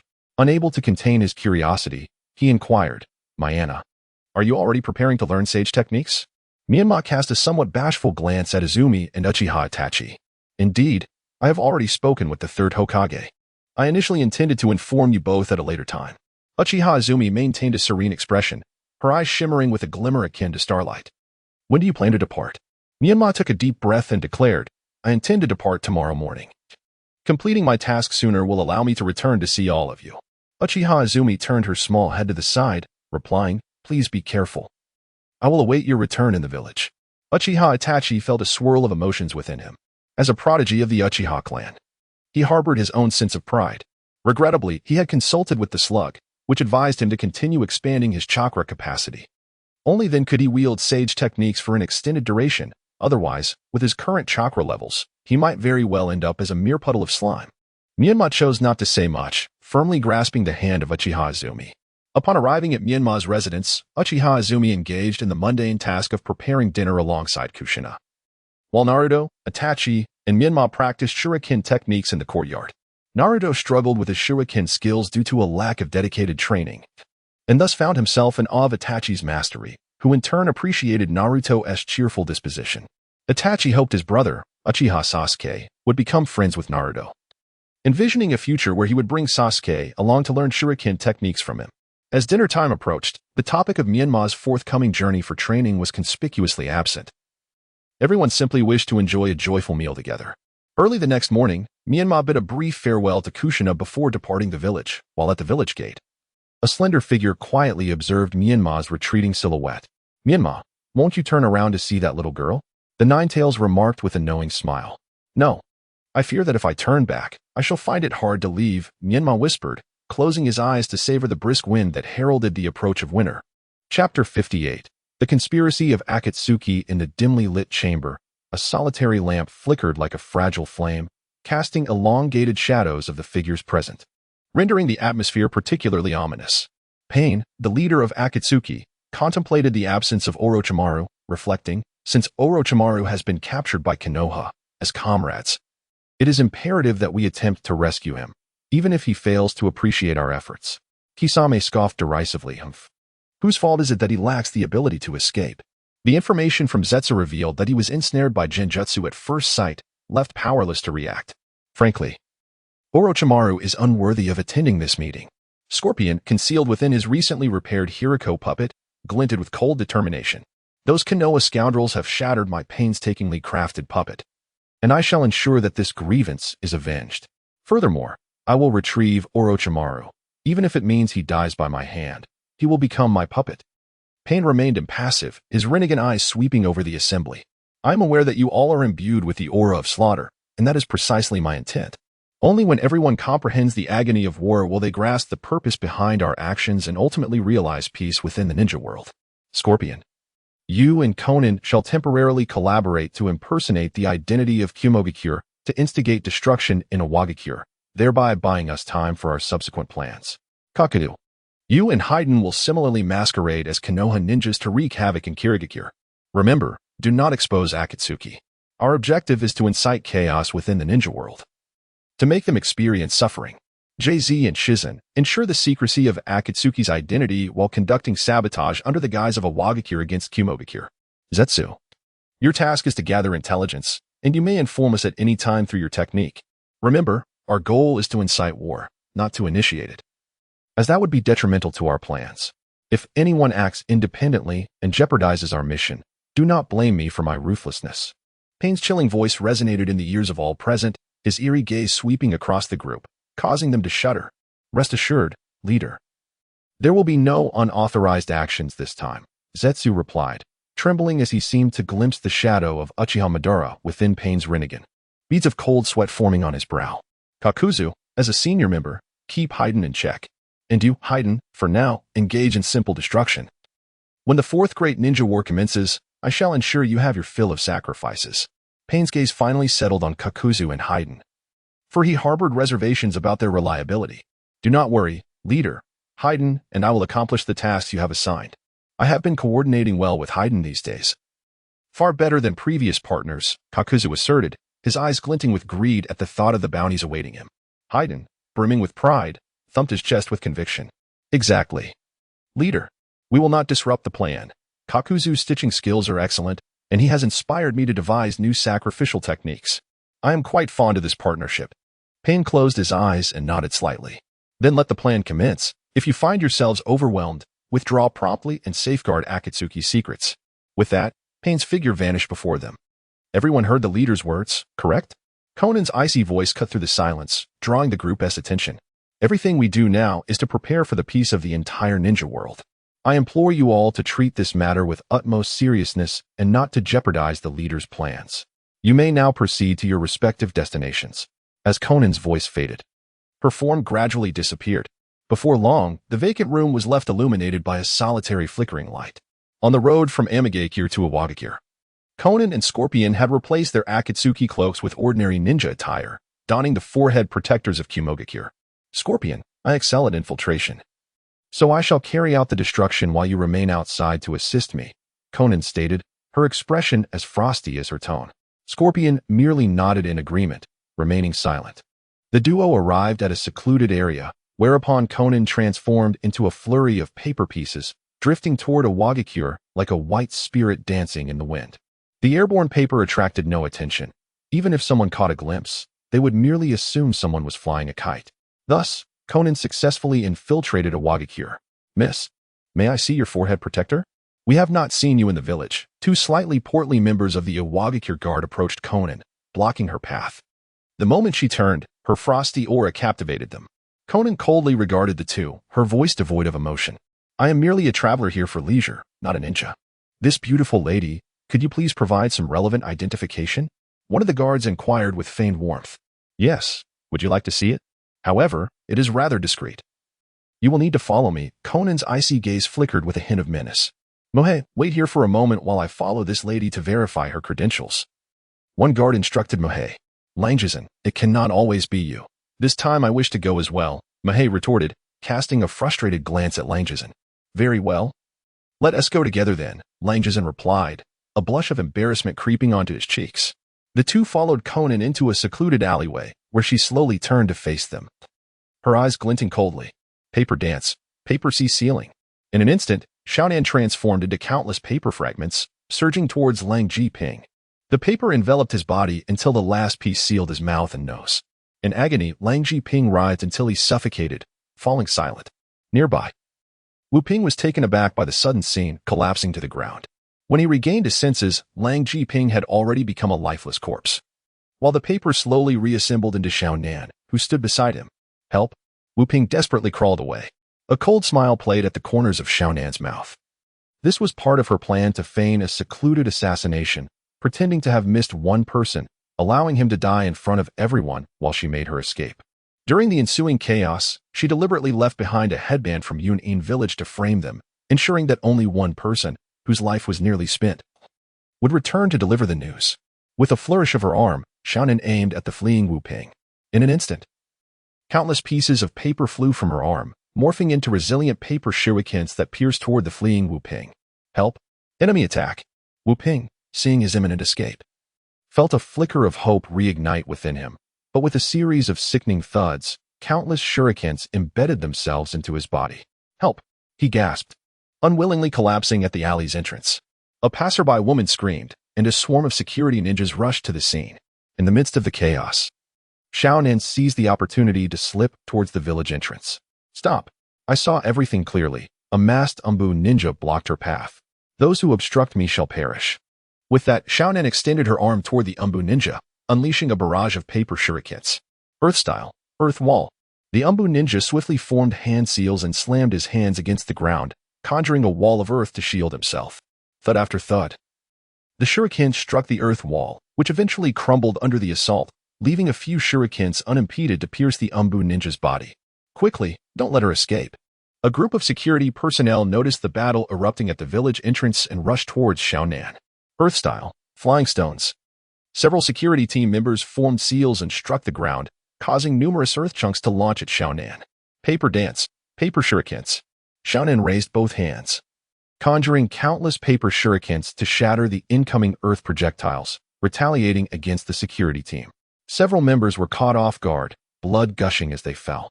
If this is your level, you shall not detain me. Xiaonan's eyes glinted with derision as she swept her gaze over the crowd. Damn it. If we delay her any longer, the Umbu will arrive. The leader of the security unit shouted. Earth-style, earth prison. Several members united, reaching for the ground as the earth beneath Xiaonan surged, attempting to ensnare her within a prison of soil.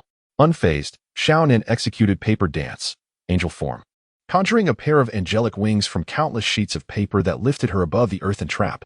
Since you are also inept, perish, Xiaonan declared, unleashing a torrent of paper shurikens from her palms towards the ground. The air was filled with screams of terror. Earth-style, earth dragon. A voice called from a different direction. Suddenly, a massive earth dragon erupted from below, charging directly at Xiaonan. In that moment, she halted her shurikens to evade. But the earth dragon relentlessly pursued her. With a swift strike, a chain pierced the earth dragon, shattering it instantly. Xiaonan, startled, recognized it was the scorpion's poison tail. Xiaonan, how careless of you. How could you not deal with that Umbu ninja first? Scorpion's cold gaze fixed on the heavily breathing Umbu ninja. Who are you? Why are you causing trouble in IWA Shinobi Village? The Umbu ninja gasped. The dead need not know so much. Scorpion slowly raised his arm, launching a flurry of needles from his limb. Nanny? Is this even human?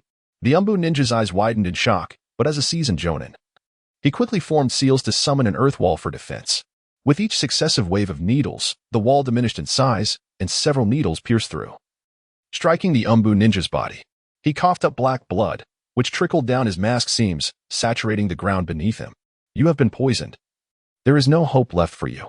Scorpion channeled chakra, and his arm miraculously reattached itself, connected by thin strands of chakra.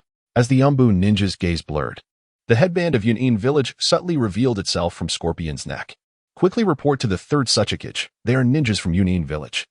No sooner had he spoken than a shuriken sliced through the Umbu ninja's throat. Quick! Scatter back to the village and report this intelligence to the third Suchikage. A member of the security team shouted. But in the next instant, Scorpion's poison tail impaled his body. Run! The information must be reported to the Suchikage. The remaining two members swiftly turned and dashed towards the village. Swish, swish, swish. A flurry of paper shurikens shot towards them. Yamamoto Sasaki, I'll hold them off. You run. The remaining ninja steadied himself, forming seals and striking the ground, creating an earth wall behind Yamamoto Sasaki, only to be pierced by the paper shurikens, collapsing to the ground. Brother, wait for me. I will report to the Suchikage and avenge you. Yamamoto Sasaki felt tears streaming down his face as he sprinted towards the village, not daring to look back. Let us go, Scorpion. Our objectives have been achieved. Xiaonan calmly glanced back at IWA Shinobi Village before departing without a backward glance, accompanied by Scorpion. Yamamoto Sasaki, how are you? Several Umbu ninjas intercepted the tear-streaked Yamamoto Sasaki. Quickly report to the third Suchikage. Two ninjas from Yunin village ambushed the village, and I am the sole survivor of the security team. We must avenge our brothers. Yamamoto Sasaki's tears flowed freely, and he collapsed to the ground, sobbing in despair. Do not grieve. Follow me. You all continue the pursuit. They must pay for their actions. An Umbu ninja clenched his fist in fury, itching to confront the invaders directly. Very well, you must pursue those two and avenge our brothers. None of you falter. You are true men. Yamamoto Sasaki wiped his tears and followed the Umbu ninja towards the Suchikage office. We must continue to pursue. Do not let them cross the border. With a swish, the Umbu ninja vanished using body flicker technique. Are those the two? An Umbu ninja queried, observing Xiaonan and Scorpion sprinting ahead. Block their path and inquire. Be cautious. The intruders are formidable. Another warned. You two, halt. The Umbu ninja, codenamed Earthbird, shouted. More are coming, Scorpion. Let us escalate the conflict and eliminate them entirely to prevent them from following us to Yuin village. Xiaonan halted her steps and addressed Scorpion. Scorpion too came to a stop, his raspy voice resonating. I can handle it. Let them witness my artistry. With a swift motion, Scorpion's poison tail lunged toward an approaching Umbu ninja. Be cautious, Earthhound, the Earth Bird cautioned. A piercing sound erupted from beneath their feet, a consequence of their sudden halt. It seems to be just the two of you, Earth Fox declared. Earth-style, rock prison. Earthbird swiftly formed hand seals and struck the ground, causing numerous pillars to rise and ensnare Xiaonan and Scorpion in a cage. Earth-style, mud rain. Earthhound formed hand seals, summoning a deluge of sticky clay to descend upon the duo. Earth-style, falling cover.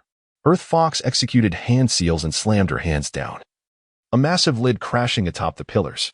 All done. It takes the three of us. Earthhound clapped his hands, as if he had accomplished a trivial task. Do not be complacent, Earthhound. Wait for the clay to dry before we take them back, Earth Fox warned, her gaze fixed on the cage. Those two are merely at the level of Jainin, while the three of us are elite Jainin. What is there to worry about? Before Earthhound could finish, a chain pierced through the clay, impaling him. Earthhound. Earth Fox gasped in horror as the chain slowly withdrew, revealing a swirling vortex in the clay that began to disperse. How is this possible? Earthbird exclaimed in panic. It was sealed. How can they still move? As the clay gradually dissipated, a chain spun in midair, Scorpion's tail. It is our turn. Scorpion coldly glared at the two, extending his arms, which launched countless steel needles toward them. Earth-style, earth flow wall. Sensing the impending danger, the two quickly formed hand seals and slammed their hands down, conjuring a thicker earthen wall to shield against the needles. We underestimated them. They possess at least the strength of elite Jainin. Earth Fox shouted to Earthbird. Oh, it seems we have been underestimated. Xiaonan's chilling voice echoed from behind them. What? When did she appear behind us? The two turned slowly to find Xiaonan's figure assembling from countless sheets of paper. Dance of the Shikigami, paper shuriken. Xiaonan extended her hands, transforming the paper into shuriken that swiftly pierced into the two. Is it over? Scorpion approached Xiaonan. Not yet. They evaded with a clay substitution, Xiaonan replied, her gaze growing colder as she stared at the two forms melting into mud. Earth-style, Earth Dragon Bullet. Not far away, Earthbird rapidly formed hand seals, and two clay substitutes morphed into dragon heads, unleashing projectiles toward Xiaonan. Found you. Scorpion's eyes gleamed as his tail darted toward a nearby rock. With a crash, the rock shattered, and Earthbird hastily dodged. Earth-style, Earth Stone Dragon. Earth Fox, seeing Earthbird in danger, disregarded her concealment and summoned an Earth Dragon to strike Scorpion. Xiaonan activated her paper transformation technique, scattering sheets of paper toward Earth Fox, who, having exhausted herself from several jutsu, failed to notice the impending danger. Soon, as Earth Fox realized, she was enveloped in paper until the final sheet sealed her mouth. Upon exiting the forest, only a lifeless, purple-blue body remained, its mask shattered into fragments. Scorpion, have you dealt with the other one? Xiaonan flapped her wings, gliding to Scorpion's side. Almost. He has succumbed to my poison and cannot last much longer. Scorpion coldly observed the incapacitated Earthbird. Hurry. We cannot afford any more enemies pursuing us. Xiaonan gracefully descended, folding her wings with precision. Await your demise. Witness yourself slowly succumbing to the poison, Scorpion murmured. Earthbird, devoid of strength, could only instinctively clutch his chest. Was it his tail that pierced me when I broke through the rock? His gaze grew increasingly vacant as he beheld Xiaonan and Scorpion retreating, and with a thud, he collapsed. The mission was executed well, given Inoki's volatile temperament. He will undoubtedly declare war on the hidden cloud village, Xiaonan mused, a faint smile adorning her lips as she felt closer to her objective. Will the battlefield extend to our hidden rain village? Scorpion inquired, looking toward Xiaonan. Humph. Inoki is no Tsunade. How can he open multiple fronts? Xiaonan retorted. Moreover, our hidden rain village is still nominally under Hanzo's semi-divine rule. With Hanzo's threat, Inoki must tread carefully. Scorpion fell silent, quietly accompanying Xiaonan. Chapter 60. Naruto's first rampage in the office of the Tsukikage. Inoki sat in his chair, his legs dangling slightly. The wooden desk meant to conceal his short stature now splintered into fragments. Despite the room being filled with people, an unusual silence prevailed, broken only by Inoki's heavy breaths. What? Have you all lost your tongues? Bullied right to your doorstep, and none dare utter a word? Inoki's eyes were shrouded with shadow as he surveyed the assembly. Even the likes of Lust lowered their heads, unwilling to be the first to provoke him. Grandfather. Karatsuchi cautiously raised her head, worry etched on her face. Yet, the moment she locked eyes with Inoki, she felt as if a needle had lodged in her throat. His gaze was unsettlingly unfamiliar. Huh. The fourth Raikage son, his father perished by my design. Does he believe he surpasses his father? Thinks me too old to wield my blade? If he wishes to fight, let him come. Inoki's expression contorted, his eyes ablaze with fury. Lord Third Suchikage. We are quite distant from the hidden cloud village. Should the battlefield be set in the land of lightning, it may not bode well for us. Lus spoke gravely, voicing his concerns. Then what do you propose? Move the battlefield to our land of earth and invite the daimyo to hold us accountable? Inoki glared at Lus with disappointment, contemplating who among the younger generation could truly inherit the position of Tsuchikage. No, that is not my intention. Lus felt sweat trickling down his back. His forehead beaded with perspiration. Enough. I ask you, do we have any leads on the Four Tails Jinchuriki, Old Purple? Why has no progress been reported for so long? And what of the experiment to separate the tailed beasts? Inoki's stern gaze bore into Lus.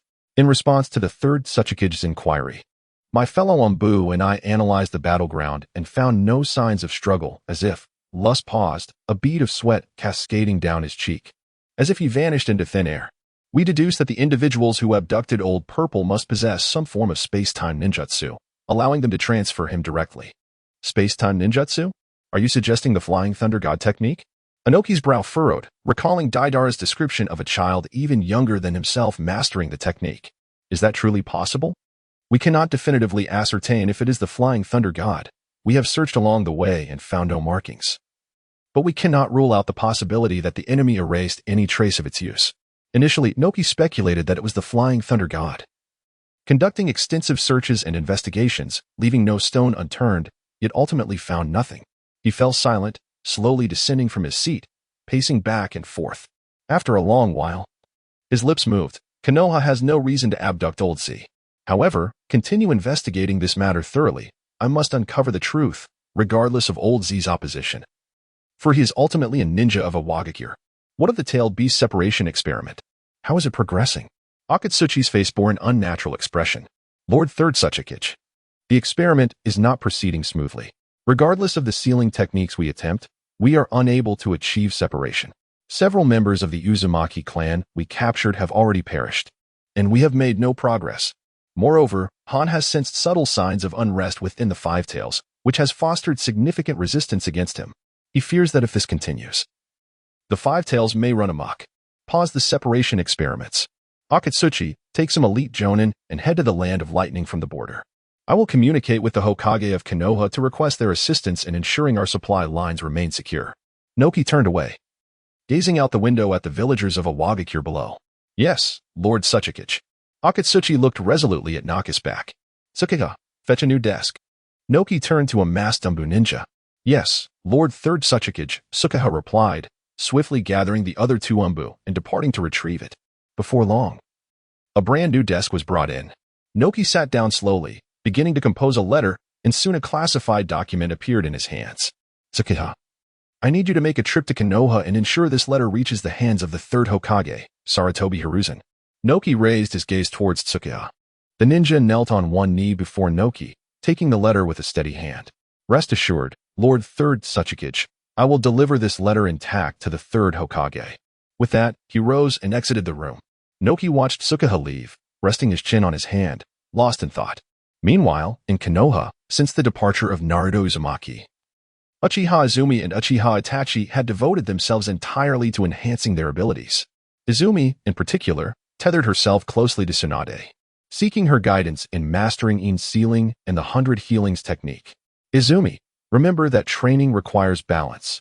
Haste makes waste, Tsunade cautioned as she observed Izumi, who was diligently dissecting a live fish with her Sharingan activated, her expression tinged with concern. It's fine, Teacher Tsunade. I haven't been at it long. I should push myself harder to avoid lagging behind, Izumi replied sweetly, attempting to mask a flicker of longing in her eyes. As long as you can endure. My medical skills will prevent any serious issues with your body, Tsunade said, touched, and chose not to elaborate further. As for Itachi, due to limitations in chakra capacity, Tsunade could offer no assistance in enhancing his abilities. He had to rely on his own training to expand his reserves. Fully aware of this, Itachi ultimately decided to train similarly to Naruto, utilizing the cliffside for his exercises. Itachi, Sasuke, hurry up. Naruto called from the middle of the cliff, looking back at them. Naruto, focus. falling is no joke. Jiraiya's shadow clone observed, feeling overwhelmed as he had originally only needed to watch over Naruto, and now had to manage both Uchiha Itachi and Sasuke as well. Sasuke, you too. Stay focused. You have a long way to go. Itachi panted slightly, addressing his younger brother below. Brother, I want to climb that high too. Seeing Naruto act all smug irritates me. Sasuke glared at Naruto, who was waving at him, his pace quickening. How long has Naruto trained? I need to endure the same hardships to catch up to his level, Itachi sighed, turning serious as he continued his ascent. Since acquiring the slug as a summoning beast, Itachi, leveraging its remarkable healing abilities, sought to attempt some advanced training methods akin to Naruto and the others. He estimated that Naruto's chakra capacity allowed him to reach the cliff's midpoint, while he himself could only manage 1/3 of the way, and Sasuke, just beginning his training, could barely climb to the height of a tree. Just as Naruto was basking in his own triumph, he failed to adjust his chakra in time, leading to him and several shadow clones plummeting downwards in quick succession. Jiraiya-sensei, save me. Naruto's voice echoed from above.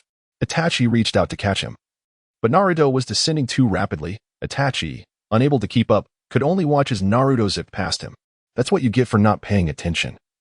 Jiraiya's shadow clone muttered, quickly leaping beneath Naruto to catch him with both hands. Thanks, Jiraiya-sensei. Naruto grinned sheepishly. Be careful, Naruto. Falling from that height is dangerous. Even for me, given that this is a shadow clone, Jiraiya chuckled, setting Naruto down. What the heck? Jiraiya-sensei is off training in sage arts again. Naruto pouted.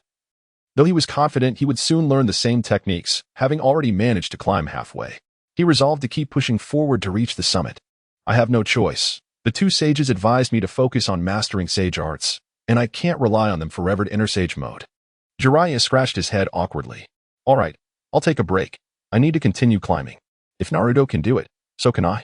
Naruto turned towards the trees, beginning to meditate. With a thought, he entered the ceiling space, greeting the Ninetales, who was still in a meditative state. Kaibai, am I not making great progress? I can climb so high now. Naruto chattered enthusiastically, but the Ninetales remained indifferent. Kaibai, don't be so cold. Just say one word to me. Just one word a day will suffice, hee. Naruto smiled, narrowing his eyes at the Ninetales. Humph, brat, you are still far from it. If you wish to borrow my power, wait until you reach the top of the mountain, the Ninetales replied, shifting into a more comfortable position without glancing at Naruto. Elated, Naruto jumped up. Great. The Kaibai finally acknowledges me. When did I ever acknowledge you, you brat? Don't get ahead of yourself, the Ninetales snapped, glaring at Naruto. Weren't you just saying that I could use your power once I reach the summit? Naruto asked, his expression earnest. Borrowing? Do you understand? Not acknowledgement. You want my power so badly? Fine. I'll give you a taste of my hatred's power. The Ninetales, enraged, extended a finger, and a surge of crimson chakra rushed towards Naruto's body. Instantly, Naruto stood frozen, his gaze vacant.